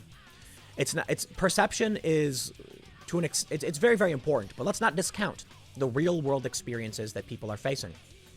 Let's say you don't watch the news, and you go outside and you see someone throw a brick through a window. Doesn't matter what your politics are. You go and buy a gun. And that was a story told to me by a friend of mine that they were I can't remember what city they were in, but they brought one of their lefty friends out and they actually watched some of the riots happen. And this lefty gun control type guy, your typical liberal, immediately went out and tried to figure out how to buy a gun. Now that's a perspective shift. You can talk in the media all day and night about the cops are bad. And we have 2 narratives that pop up. So the perspective could be all cops are bad and must be abolished, or the perspective could be that crime is skyrocketing and we need our police back. It's a coin toss. But there's one thing that's omitted in this whole conversation about whether or not this is going to benefit Trump. Physical reality and how it impacts the average person. So let's play a game. You put up 2 stories. One says crime skyrockets, no cops. One says police brutality bad, Black Lives Matter. One person sees both, and they drift towards one of the narratives. Maybe many people are drifting towards the Black Lives Matter, police brutality, narrative. And because of this, they're now going to vote against Trump. Some of these people now go outside, and what do they see? Do they see police brutality? They don't. They don't see the cop beating anybody. They don't see cops kneeling on people. They do see crime. They do see riots. They did go out and see massive protests getting crazy. So when it comes to reality, I think there is a net favorable bias for Donald Trump. You will not personally experience police brutality. It is rare. It happens. It does. It is rare. I've seen it. It is. I've had it happen. And if we want to play the race game and say it mostly doesn't, you want to go by the Black Lives Matter narrative and say that white people often get let go. Well, there you go. Imagine you're a politically uninitiated white. To stop him right there. Number of people shot to death by police in the U.S. by race. White, overwhelming majority. Black are arguably about half of the statistic. Hispanic are the most lawful bunch. You got other, which apparently is native, which makes sense because they make up the smallest amount of the population, as well as they have the least police interactions. And then there's unknown, whatever that means. But again, these don't fucking lie. These numbers don't fucking lie.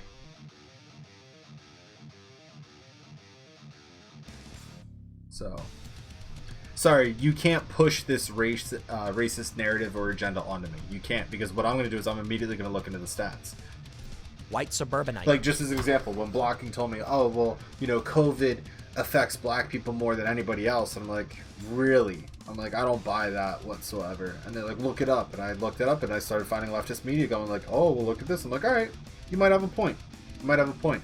And then next thing I know is within a week of me learning that, there's now riots in the street, low-income housing is being burnt down, businesses are being burnt down, black-owned businesses are being burnt down, like, you know, thousands upon thousands of people are in the streets in, like, urban neighborhoods and whatnot. I'm like, but I thought COVID affected black communities worse. So that's the immediate, like, shift. I'm just like, wait a second. I'm like, this is all fabricated then. That was the moment I'm just like, I'm done with this. Like, the moment I saw that. So I'll let him continue talking for a second. I really got to take a piss. And you go outside. You've been given these narratives, which is true. Crime is skyrocketing or police are evil. And what happens? You see a cop. What does the cop say? How's it going? Good day? Everyone's cool? You're all safe? Glad to hear it. Feel free to reach out to us whenever you need help. Oh, that's not what I read in the media. Then you walk down the street, you see a bunch of crazy people in black masks throwing bricks through windows. The point I'm making, you are much more likely to have encountered the real-world ramifications of physical violence from the protesters than you are from police. Now, it's true that I would say almost every interaction with the police people have are considered positive, but can leave a sour taste in the mouths of many Americans because you get a ticket and you're like, man, now I'm upset. You're not, you know, when you get pulled over, you're not happy about it. Maybe you broke the law, maybe you were speeding, maybe you blew a stop sign, you get a ticket, you're unhappy. This creates it creates the slope required for the avalanche to start. But in my personal opinion, when you have these shootings, actually, I'll give you a better example. Tucker Carlson ran this segment where it was a 911 call from a woman in, I believe it was Fredericksville, Virginia. And she calls 911 because the protesters are on her car banging on it, and they say, we can't do anything. Is she blaming the police? Probably for not helping her. And guess what? Her response isn't going to be defund the police. It's why weren't the cops there for me? This regular American encountered violent protesters and rioters, and the police were told to stand down. She is not angry because the police officers themselves didn't come. She's angry at the system. She wanted the police to come. Now, for sure, she's probably got some anger towards the police, but it's like this. Here's her levels of happiness. Here's the police, here's the protesters. The protesters and the police both go down, but the protesters go way, way down. Ultimately, many people may not go outside that often, especially with COVID.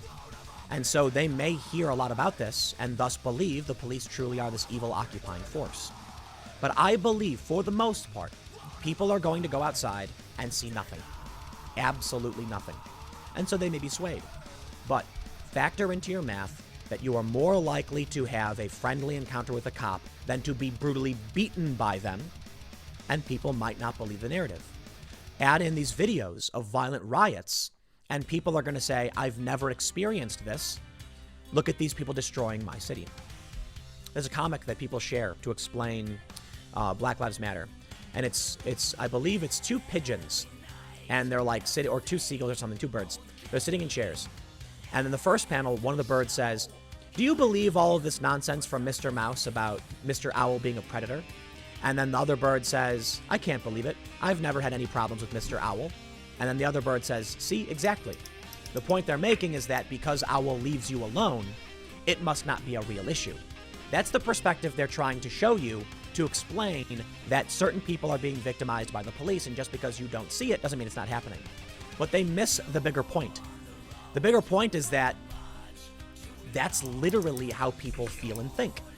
So you see these memes going around saying, and I've seen this a lot, and I actually disagree with it. They say, ever wonder how if you don't break the law, cops leave you alone? And I'm like, that's not true, man. That's not true at all. For the most part, it is. You absolutely can get jammed up by cops for no reason. Not disagreeing. For no reason. It happens. But most people who do not, like, you have a large portion of people who do not live in these big cities don't experience this. Now take into consideration the NYPD. Or actually, let's go to Seattle, because the Chaz is the perfect example of this. It is a hyper-progressive town with some of the far lefties you can imagine. And guess what? Inside the Chaz, many of these businesses are filing a lawsuit against the city because the police weren't there to help them. In one of the most progressive places in the country, Seattle, Capitol Hill district with other little vegan organic shops. They were demanding police support. So I'll tell you this, man. When you keep pushing this narrative, you may see people march in the streets, and many people who don't know anything may believe it. But I'm willing to bet that if you've got people even in Seattle saying, we want cops, then this narrative is dangerous for the left and not the right. I'll wrap it up by making sure I can give this point to you as concisely as possible in a few points. 1, it's hard to know how pervasive the perspective manipulation can go. And 2, the media will push these things because it benefits them as a business. 3, people are more likely to encounter violent protesters and rioters than they are to encounter violent and brutal police. But people are more likely to encounter a cop, which gives them a sour interaction because I got a ticket or something, than a protester at all.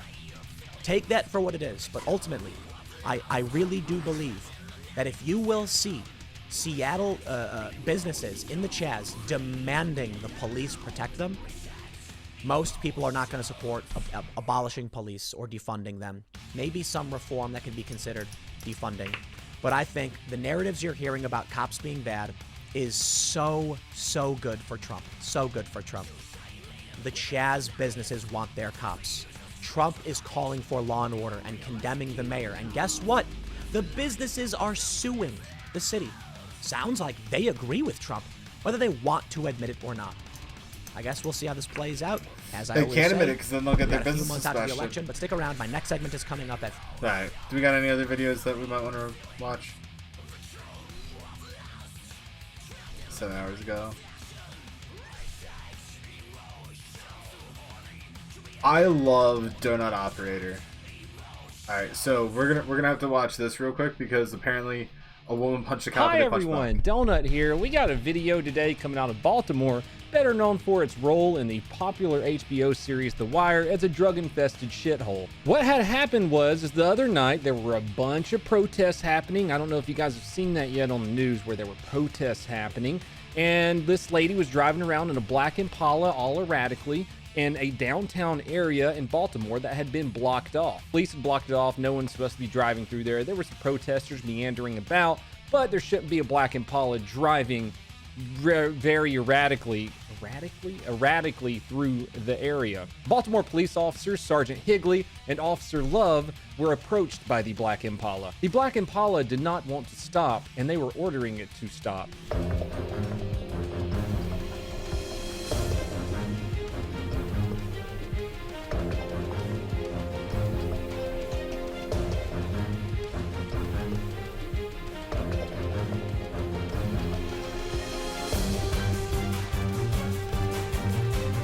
Wait, what are you doing?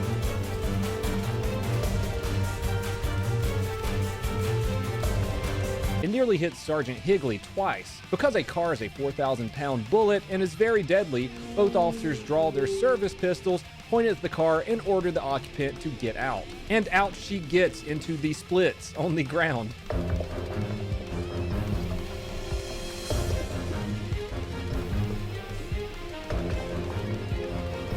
They're not wrong for drawing their service pistols.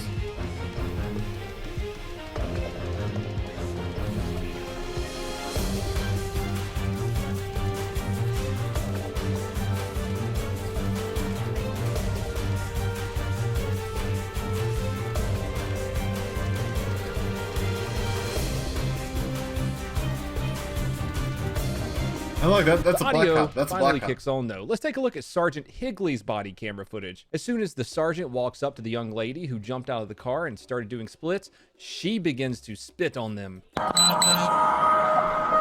we might need another unit here. She's sitting there spitting on us. Baltimore and gag. Don't touch me! You're not going to the Don't car. touch me! I feel threatened! I feel attacked! I feel attacked! I feel attacked! I feel attacked! Why you grabbing your tits? Don't touch me! Touch me! You're being video recorded. Touch me! If you don't violate my rights, I'm not going to violate yours. Hit me with your car. Put Yeah. you in the way.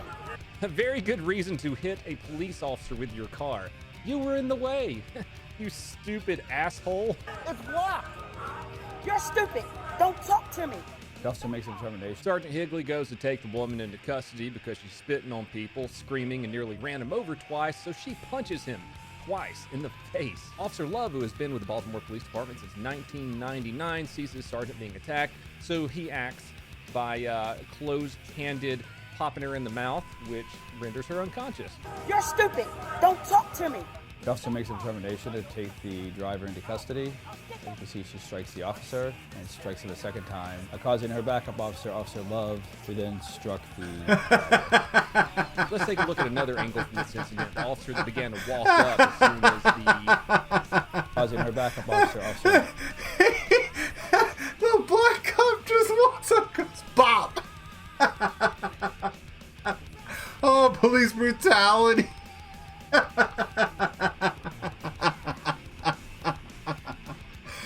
This bitch fucking tried hitting the cop with her car, got out, split on the ground, spit on the cop numerous times, started assaulting him, and then the other black cop punches her in the face.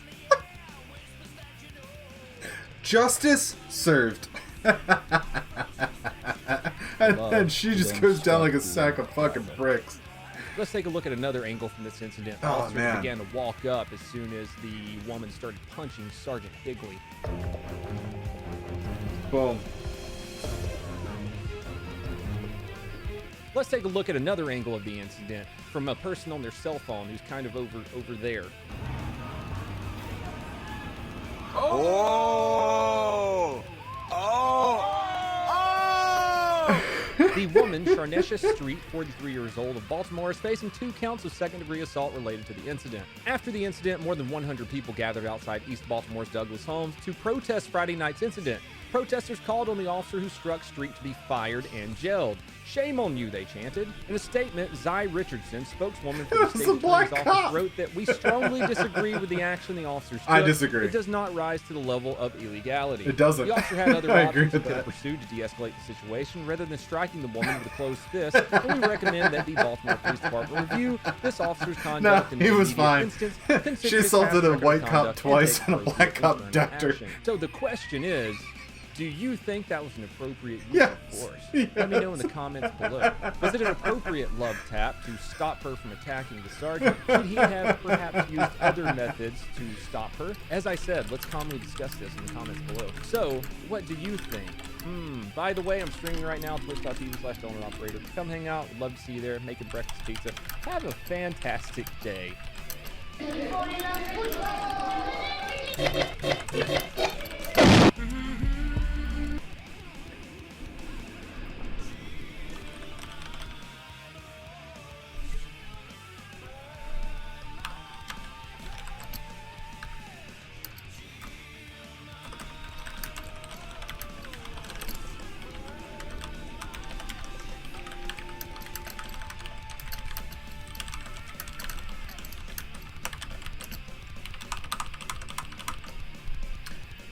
Because I don't want to be...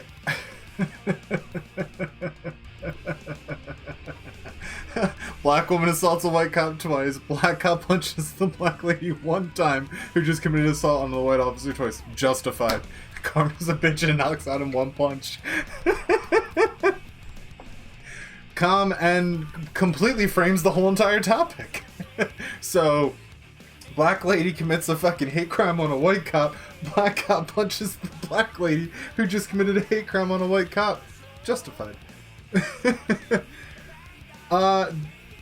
Kinda, yeah. I'd agree with that. I mean, they said, hey, don't do this, and she tried ramming him twice, so when you're trying to ram officers black and white, the black officer did it first, they both drew their service pistols. At that point... What do you really do to de-escalate? They got the person out of the car at least. That's a de-escalation. That's one. It took a gun to do it. Took 2 guns to do it. Then she sits down on the ground, splits her legs, and starts spitting on the officers. And then eventually she gets up, tries to like almost assault him, and then he just goes to grab her to arrest her. So like at that point, like they don't really need to try to de-escalate because this person's already escalating. And like, how do you do that? How do you do that? Justified. The black cop knocked out a black woman. Like, what do you want me to say? She assaulted a white cop because he tried arresting her after she tried literally hitting two cops with her car. I'm sorry. At that point, if they literally even shot the woman, I would say it's justified. But that's just me. And that's my perspective on the issue, because I literally watched the fucking body cam from the cop of the woman trying to hit him with her car.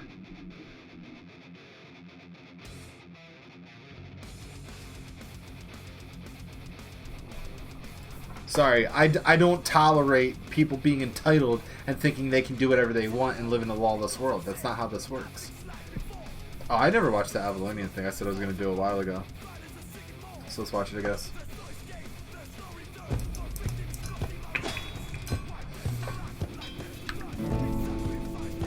Hello and welcome to another Albion Online Dev Talk. Today I'm excited to talk to you about the new upcoming Avalonian weapons. So this is gonna be a major combat extension. Because last time they brought out tier 3 artifact weapons, it was such a great idea. The Staff of Balance wasn't over OP in fucking 5v5 battles or anything like that. The Grove Keeper wasn't insanely powerful or anything like that. You know what I mean? Like, come on. But don't worry. The biggest one we had since the introduction of the artifact level 3 weapons. And we have 15 new weapons, each with a new cool ability and new mechanics, and 3 new offhand on top of that. So there is one. I think you said 15. German accent. Had since the introduction of the artifact level 3 weapons. And we have 15 new weapons, 15, okay. Each with a new cool ability and new mechanics, and 3 new offhands on top of that. Well, that's, yeah, like, so I was gonna say, like, there's no way there's one 50. new weapon that doesn't make per sense. weapon tree. That means 1 new mace, 1 new spear, and so on. And also we have 1 offhand per weapon branch. So 1 hunter offhand, 1 mage offhand, and 1 warrior offhand. All of these new items are available from T4 onwards up to tier 8. And each of these items has a unique look and a unique model. And this means there's 19 new awesome looking models. Alright, so Michelle Swan, or whatever the fuck your name is, Retro Man, because that's who he is. Do we have new icons for the spells yet? You know, when you're a healer and literally half of your fucking spell bar is literally the same icon. Do we have that yet? Do we have that yet? Do we have that small little quality of life fucking patch that we've needed for the past 3 years? Do we have that yet? No, we just got 15 new items, okay. In the game coming. And let's directly dive into some of the abilities of these new items. The first one I want to talk about is the Lucent Hawk. This is the Avalonian bow. Okay. Upon activation, you go in this turret style mode where you can become a sniper that can keep shooting skilled shots as long as the buff is active. I kind of like that. And the cool thing is you can aim each shot individually. They each have its own cast, and it's a long range, high damaging skill shot. And it's really nice to snipe enemies from the back row. But if you overcommit and go too deep into the enemy lines, they can easily interrupt you, and then you waste all your ammunition. And there's a nice risk versus reward in the skill involved. Okay. Then we also have a new Avalonian sword. It's a big two-hander called the Kingmaker. And its ability allows you to swing the blade around you in a circle, it's bigger knocking than a claymore. up all the enemies into the air. And while these enemies are still in the air, you're then slamming your weapon down in a vertical line, hitting behind you and in front of you. So not only is this an AoE interrupt, but it is a high damaging ability at the end, where it's really mattering where you position yourselves and how you rotate yourself to make really the most out of it and hit multiple targets at once. Fix parry strike, fix parry strike, fix parry strike, please, please, please, please, please. Give us the interrupt again, please, please, please. Oh my god. Could you imagine? Parry strike. Oh my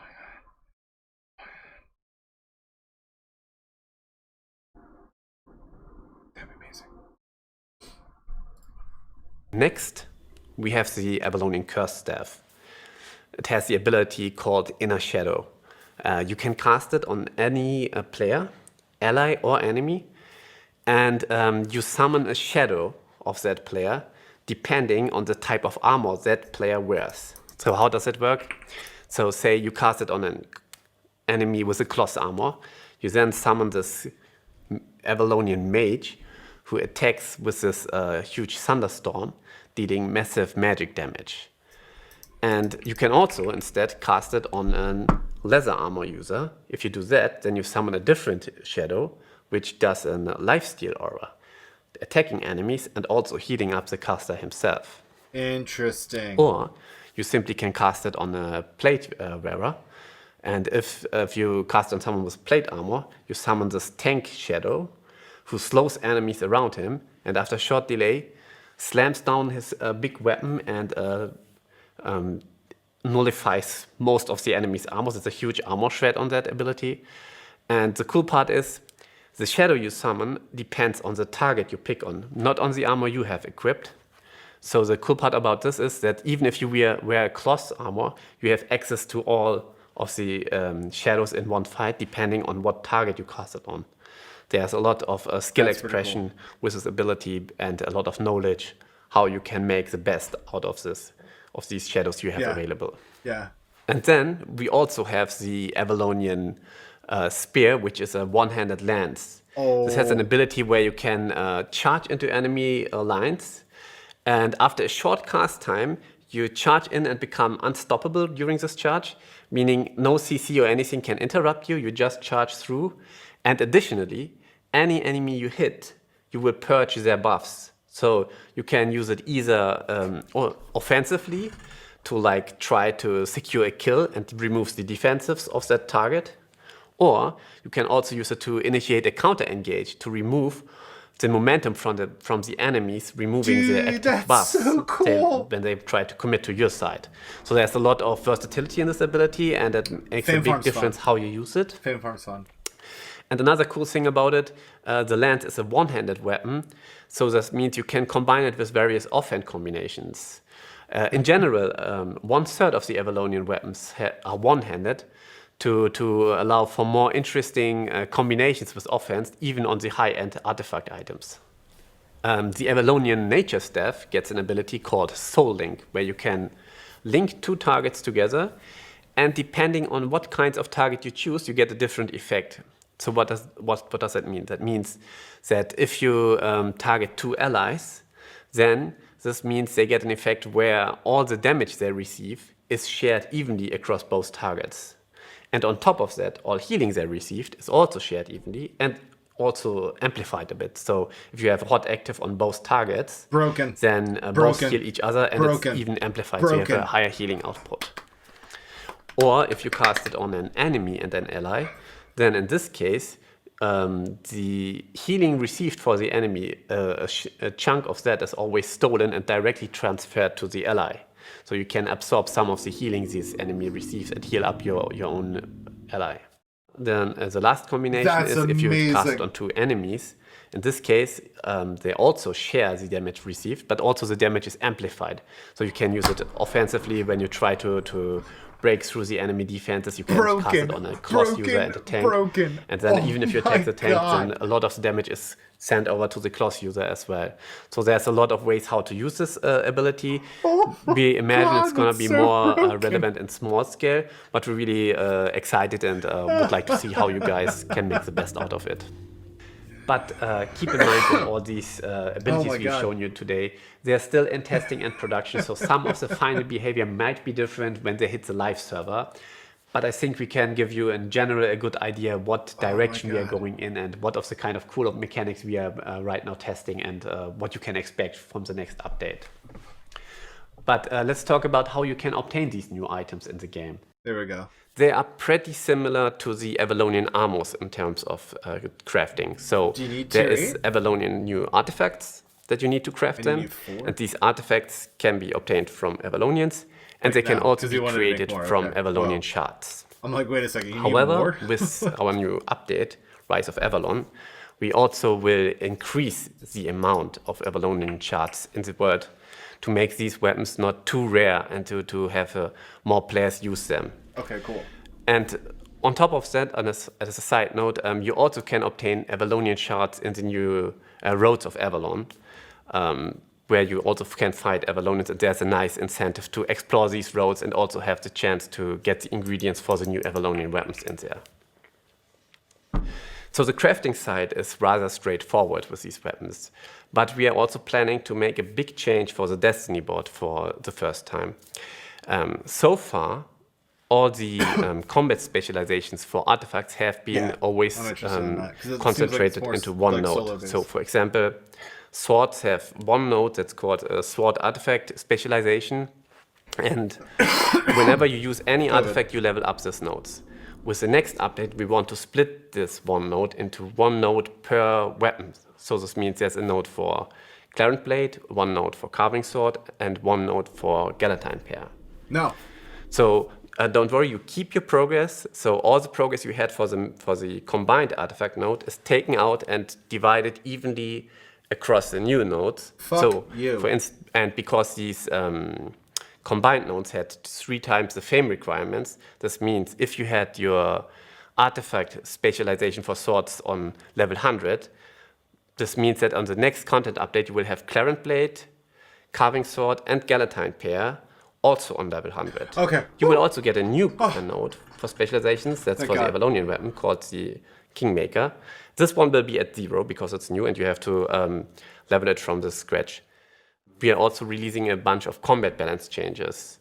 So one change we have been hinting at the past is there's already this new Arcane Staff W spell called Mimic. So the way it works is you can cast it on any player, and depending on the weapon type he has, you get a different ability. Say you see anyone with a Fire Staff, independent of what W spell this player has selected, when you cast it on him, you know on a Fire Staff you always get the Firewall. And then you can use a Firewall. Or if you see someone with an Holy Staff, you know you always get an Holy Orb. So it's independent of what the player has actually equipped to make it easier to use and more reliable on what what spells you can get with it. Okay, that's fair. And another big focus for this balance patch will be the 1v1 now that meta, it's by itself, it'll be a where lot we're easier. making various adjustments to make sure that 1v1 meta is in a more healthy state because it had a bit of a backseat so far. So the typical contenders are like solo healers, shouldn't be as sustainable as they are right now.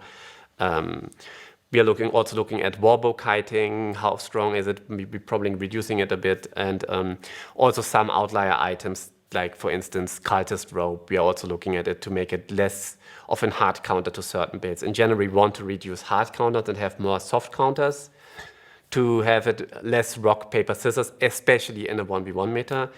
And the reason why we are having a look at the 1v1 meta for the next update is, of course, our next also big content update has another feature called the Corrupted Dungeons, where you can go in and fight other players, and the PvP scenarios are always max 1v1. But we will go into more detail in another dev talk. So for this dev talk, just know that we are already looking also at the meta adjustments to make this feature really shine at the best it can. That's all for today. Thanks a lot for tuning in, and I hope to see you guys in another All Albion they Online need to Dev do Talk. is just turn the E back on to where you can reflect it back. If you can reflect the E back, that would essentially nerf One-Handed Curse. That's all they need to do. That's all they need to do. You do that, you basically fix One-Handed Curse. But the moment you made the E non-reflectable, you lost any form of counterplay on that weapon. So I'm just trolling Jerry. Bruh, dude, you have no idea what we were talking about. Because you don't play against curse staffs half the time. Yeah, because again, the reflectability allowed there to be counterplay to it. You know what I mean? So, but with the reflectable E, there had to be that delay. But once they fix that delay, it's a lot easier now to just counter it with retaliate. So that's the thing. Exactly. Like, you know what I mean? Like, Hunter Hood is the best retaliate, but if you have Hunter Hood, like, all you need to do is just wear a mage robe, and now you counter anybody with a Hunter Hood. Oh, they're using Hunter Hood? Well, they're 4 stacks on Vile Curse, and I have my Death Curse on them. Let me pop my robe real quick. Now you're purged on the retaliate, now you're dead. So again, like, it just... there was so much more counterplay when you could retaliate it, and it required more skill. But now it's just like you can just throw it on anybody and never have to worry about the issue, because you're never going to get hurt by it. Like, it's so stupid. And I personally think that all weapons in the game should not have any form of non-reflective abilities. Every weapon in the game, if you do damage on somebody and they retaliate it, it should go right back to you. All that damage should go right back to you. And most people will say like, oh, well, you know, if I'm dropping brimstone, that's not fair. Bullshit. What they need to do is they need to speed up the cast time then. You know what I mean? To where it's less responsive time, so the skillful players have the ability to respond to that immediately. The less skillful players will still get nuked by it. But there should be an ability to where if you can nuke out a group of people, one person in that group should be able to kill you. You know what I mean? Because you're trading one for many.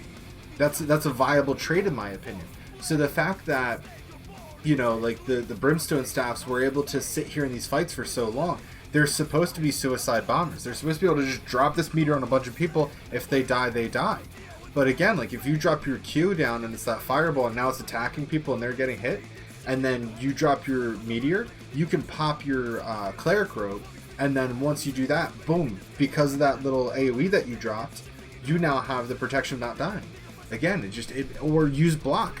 Drop it, and as soon as before it drops, block with the soldier helm. Boom, you're not going to get hurt. There's more counterplay here. There's abilities that involve this counterplay. But what people want is this, they want this maximum damage that literally has no repercussions for their actions. It's supposed to be a high risk, high reward gameplay style. So in order to get that high reward with the high risk, you need to alter your, you know, your abilities and what you're wearing in soldier helm. You know what I mean?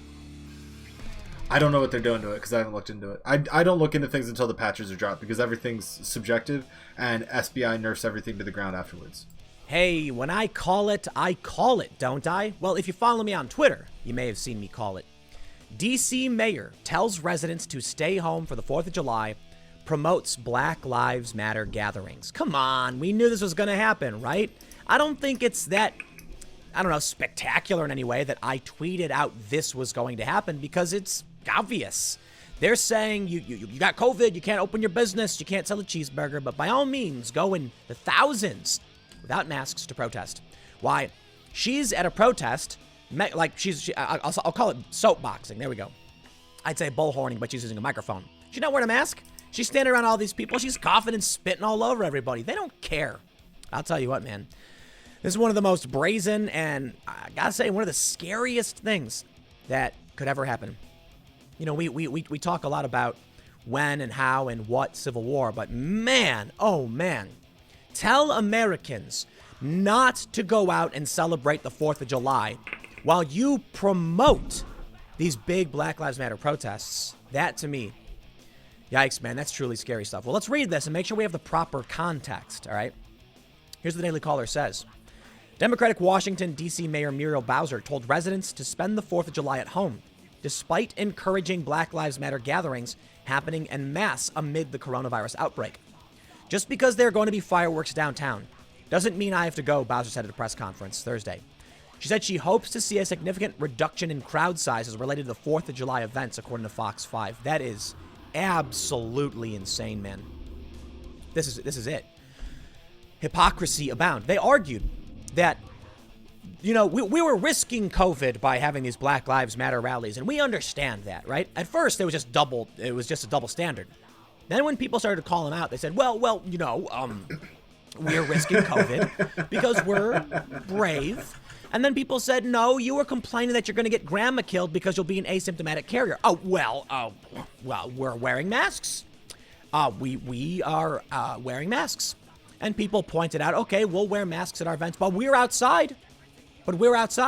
Okay, 4th of July, outside, wearing masks. Don't do it, don't go. Wow. And there it is.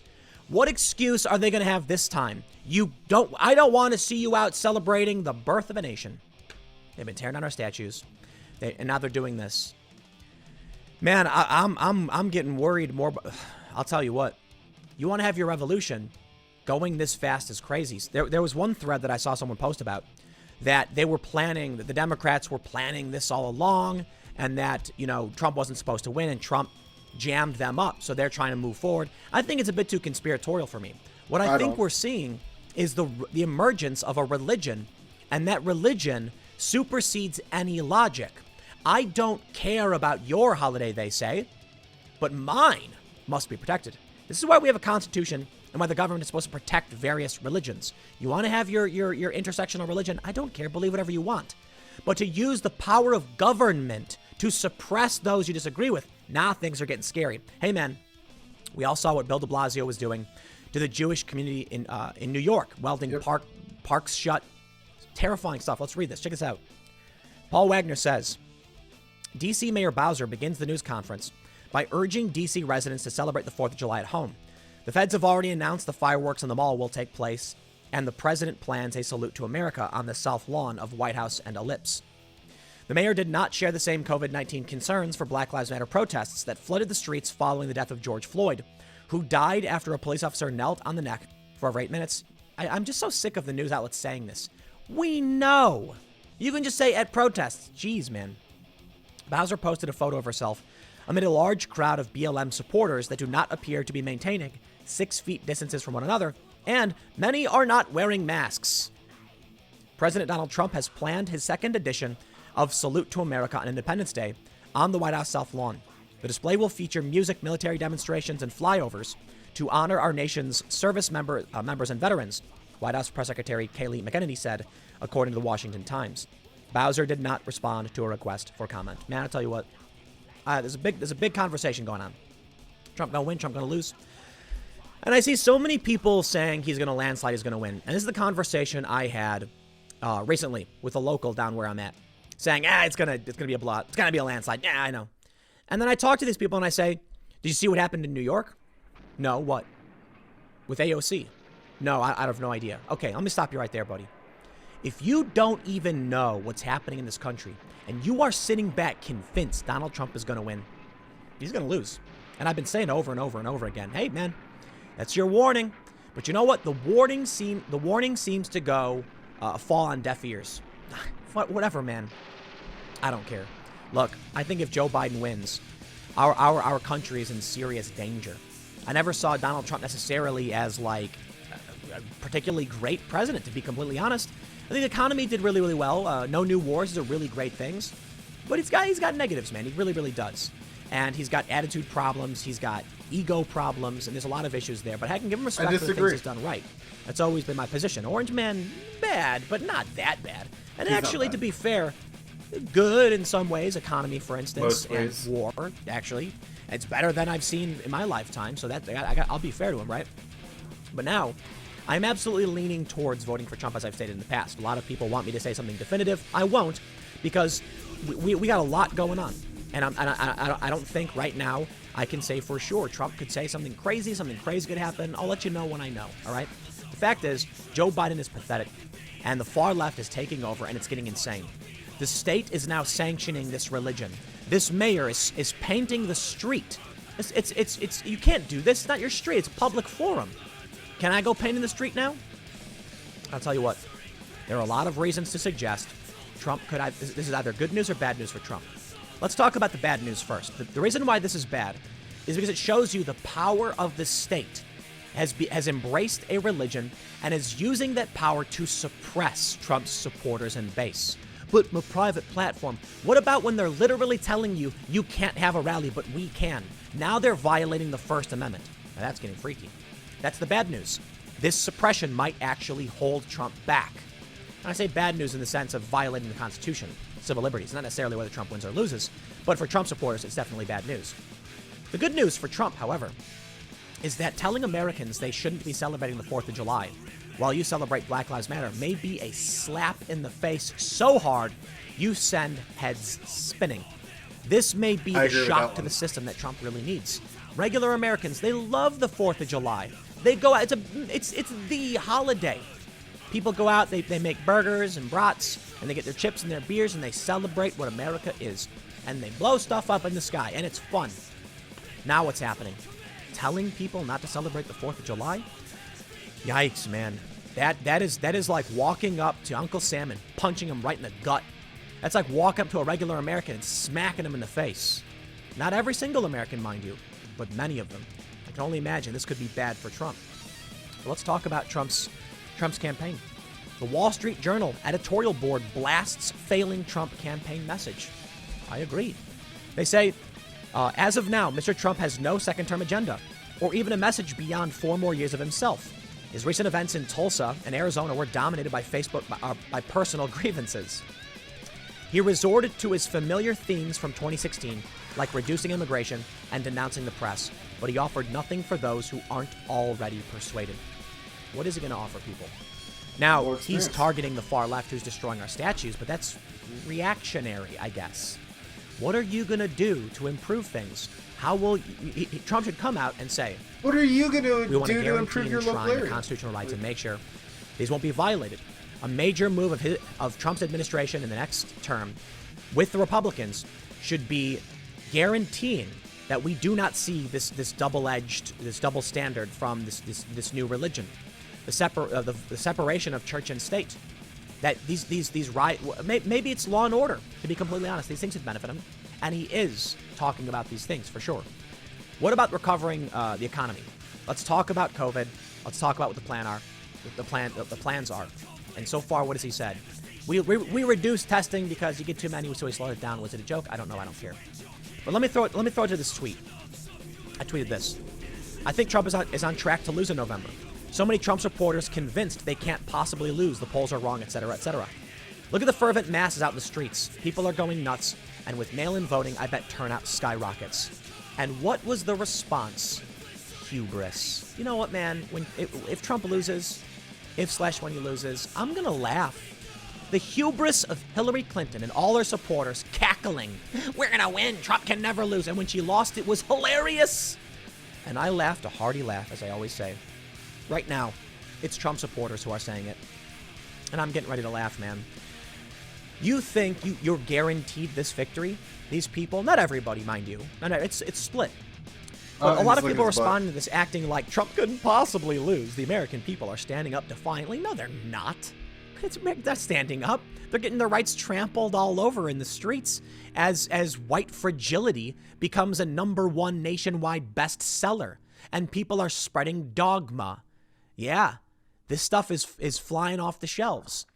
All I see from Trump and his supporters, yes, we see Trump supporters out in the street. Trump rally. 6,200 people.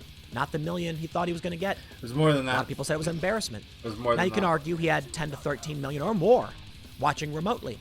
Okay. It was 7.7. And I've argued maybe these people are just hiding because they don't want to get canceled. At least my last. It doesn't matter what I think. Do not make the assumptions you've got it in the bag. And I'll tell you what, this tweet makes me laugh.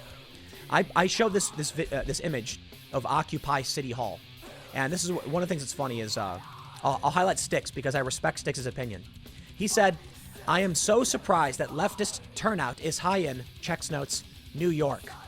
What is that supposed to mean? What does that mean? You mean that people who did not rally in 2016 are rallying right now in New York? Yeah, you should be worried, man.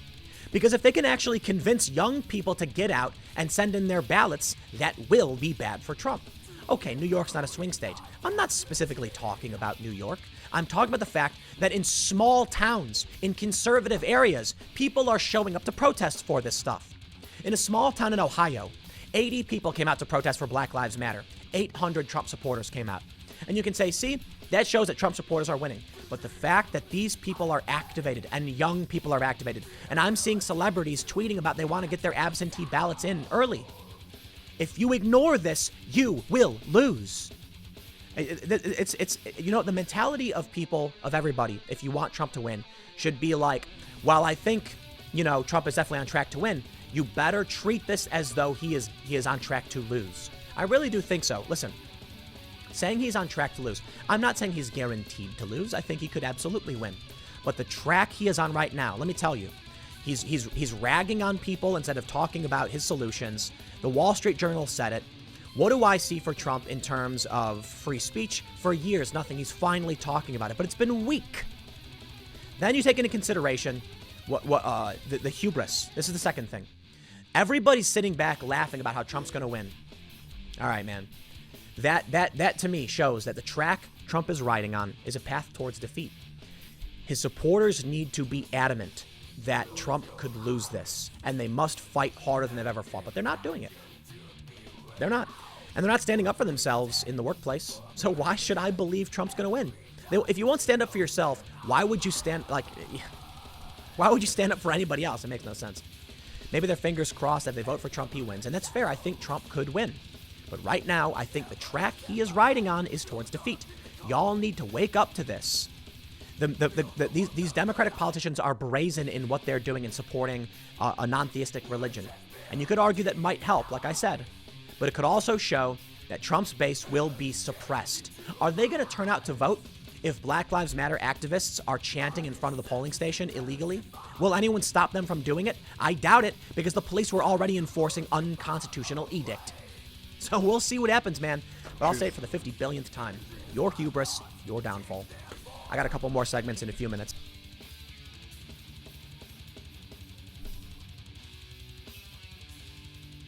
The #1 trending video on YouTube was a post by the ever-famous Jenna Marbles, one of the original YouTubers who, in a bizarre act of self-flagellation, made an 11-minute video where she apologized for being a comedian, because she had videos from 10 years ago that were offensive to some people, which is just insane.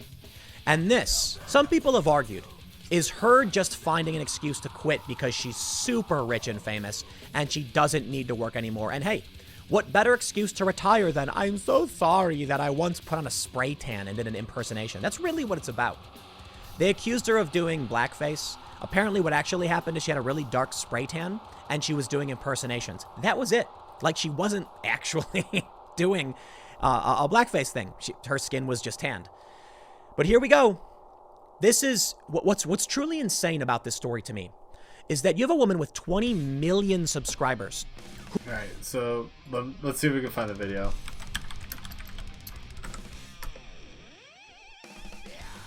Oh, here we go. All right, so I get it.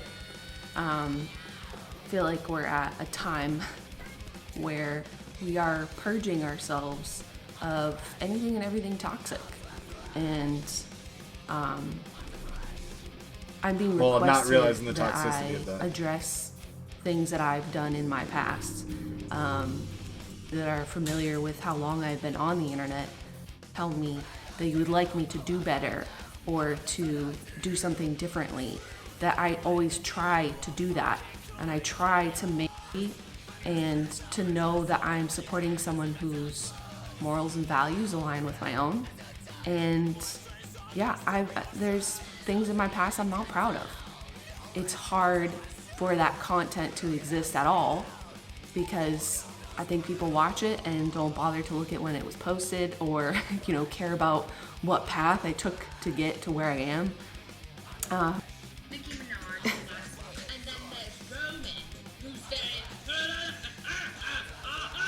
And I do just want to tell you that it was not my intention to do blackface, put that into the world.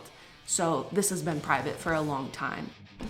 I'm not interested in it. I'm not interested in making anyone feel bad. Okay. And I'm embarrassed that I ever made that. Oh, shut the fuck up. No, you're not, because it was funny at the time. I hate people like that. Ow! Ow!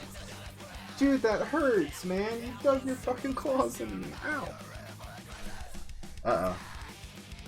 Here we go. After another week of surging crime and anarchy across America, President Trump tearing into Democrat-run cities and vowing to stop leftist mobs. These cities, it's like living in hell.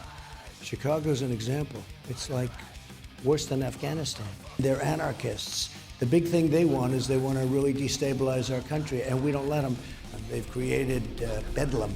They've destroyed very important things. I mean, you're also talking about statues of George Washington, Abraham Lincoln. They'd like to get Jesus. We're going to get tougher and tougher.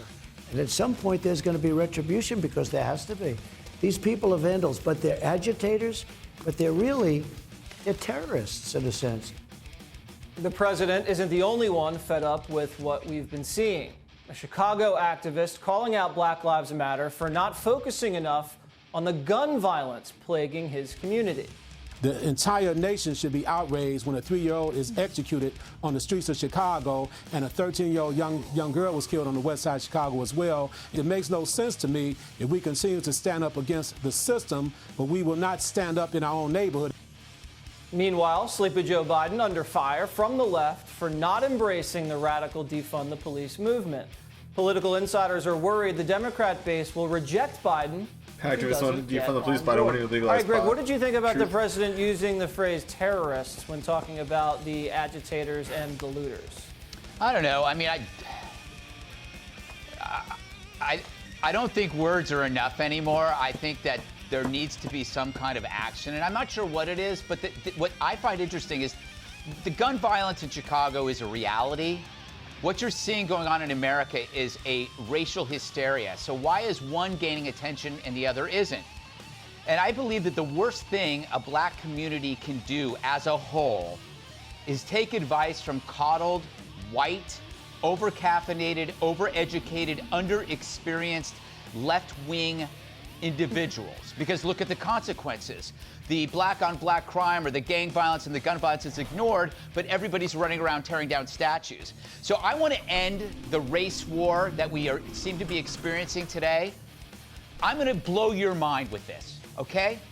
There are more differences and conflict within whites than there are between whites and blacks. There are more conflicts and differences between whites than there are between whites and blacks. When you look at those pasty white wimps out there running around vandalizing and destroying property, I realize that I have absolutely nothing in common with these laughable losers. And in fact, when anybody looks at the TV, they realize they have nothing in common as a white person with these failures. So it's insulting to me, and it should be insulting to every white person that you think that race binds us. It doesn't bind us. No, it doesn't. I have more in common with black winners than white losers. And that's the truth of all human beings. What ties us together is achievement and not grievance. So white winners and black winners are on the same side, and stay away from the white losers because they are poisoning the minds of everybody.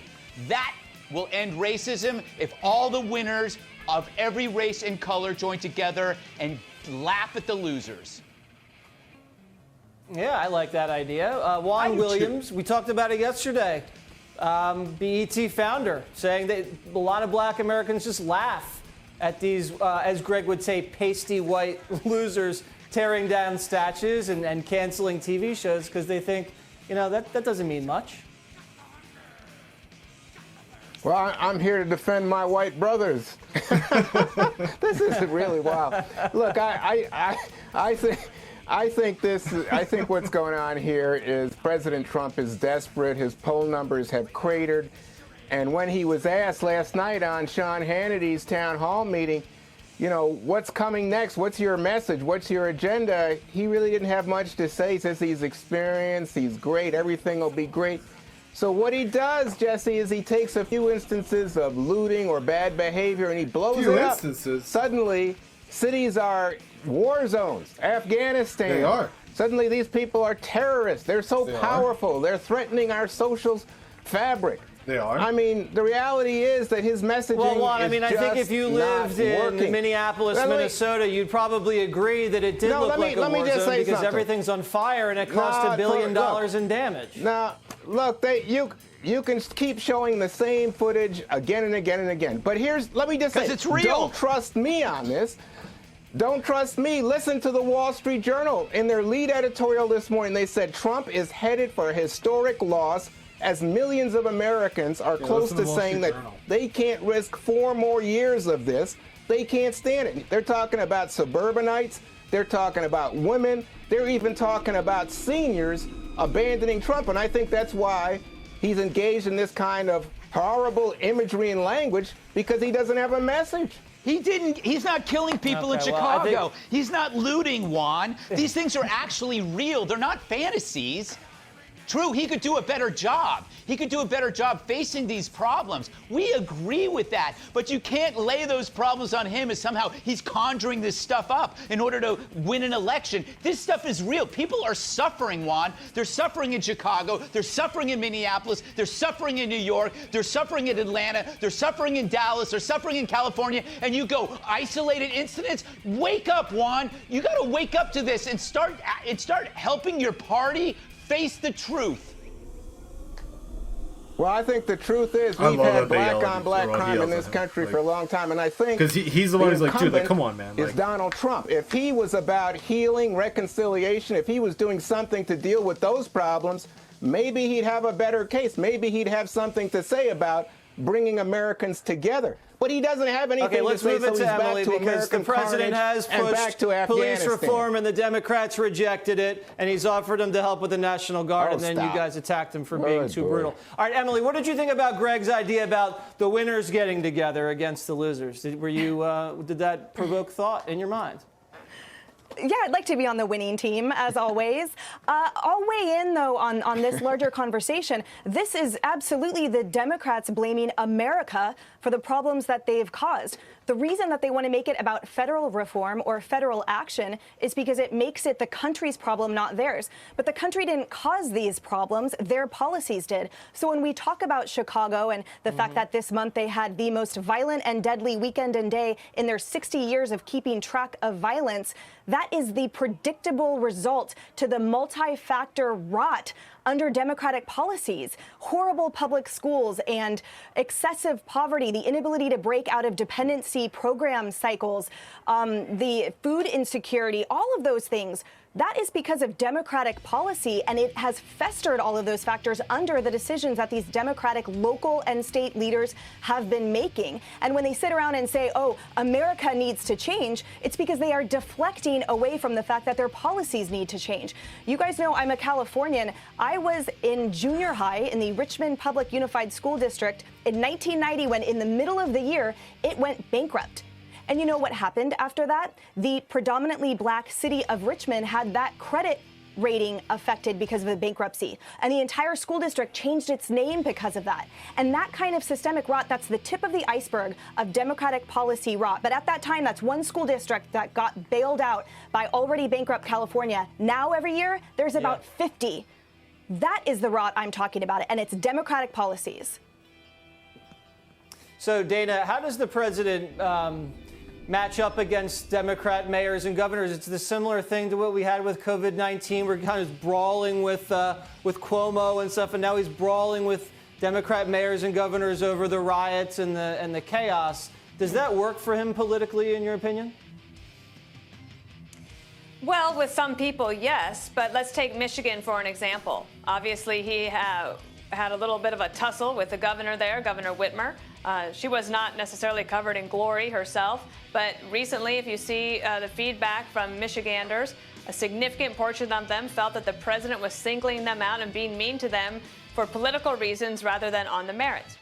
I'm not saying that that's true, I'm just saying that's how they felt. So I don't know politically if that's necessarily working, but one thing that the president can do, and he's shown that he's willing to do this before, he can convene a meeting, he's really good at that, and he's not ideological, so he's like, he'll meet with anybody, he'll listen. So instead of, I mean, I think he should call out the local governments for not doing enough, but I also feel like that call out should come with some reaching out. And what if he called up Mayor Lightfoot and said, you got a problem? I'm here to help. What do you need from me? How can I help you? Yeah. I asked you, what do you have to, in 2016, I said, what do you have to lose? Here I am, I'm here, we're willing to spend money. Look at all the money. We're spending lots of money on coronavirus response. I'm willing to help you on the security front. I think the people of Chicago deserve better. They need to be protected and safe. And if you need federal government help, I'm here to help you. What would it take? And if she does not take him up on it, then you can go more political. That's just an idea. That is true. That's fair to say. All right, so it's 6:34. I've been streaming for about 8 hours, so I think I'm going to need to call it in a minute here. Okay. But, let's see. Big Macs with Trump all day. But yeah, so with that said, what I'm going to do is I'm going to head off here. Oh, Seattle Parks and Rec has moved their cleanup efforts to the Chopped Vegetable Garden. What? You don't get to bring home free vegetables? No, I'm making enough money. At the garden. We good? All right, thank you, sir. You don't get to bring home vegetables? What? You don't get to bring home free vegetables? No, I'm making enough money. Like that's all you need to hear. It's like, I make enough money. I work for the fucking government, dude. Yeah, thank God those fucking segregated gardens are being removed. But yeah, so either way, I'm gonna end it here. Thank you guys so much for watching. I do greatly appreciate it. Make sure you check out your YouTube. See you next time. Oh man, I'm sorry that I'm leaving, but I've been doing this for over 8 hours. I need to get some dinner soon. But you know, check out my YouTube. Drop a subscribe to it. Like some videos, check them out. I'm gonna highlight some stuff while I'm eating dinner and everything like that while watching other videos. So that way I have a little bit more content. I threw about 5 markers up during this stream, so there's a couple things I want to highlight and actually get to YouTube, because especially me freaking out on Tim Pool, I think that's good to show like more of a conservative standpoint and whatnot.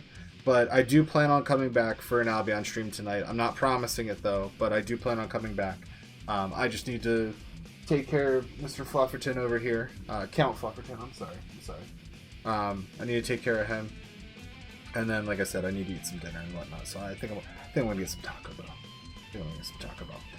But either way, if you go Fame Farm, dude, yeah, dude. I kind of want to do that. But yeah, if you come back and everything, like, fame farming is one of the main things that I do, and that's one of the main things that I stream, because that's what I like to just get combat credits, and I just like to build that up so I'm gonna be able to dump it into all these artifact weapons, which is really cool. Yeah, I do plan on coming back tonight. And I'll try to stay on a little bit later than until 2 in the morning, because last night basically I went into 2 fights and ended it. I'm like, alright, I'm going to bed, it's 2. But either way, I'll catch you guys later. Thank you so much for watching. Thank you again for everything you guys do. You guys are amazing. You help me, you know, like, get my message out there and everything like that, and you guys get to see a little bit of my viewpoints and the way I perceive the world around me. So I think that's pretty important for people to see, to understand me as a person, you know what I mean? But with that said, take it easy guys, I'll catch you later, enjoy the next song or so.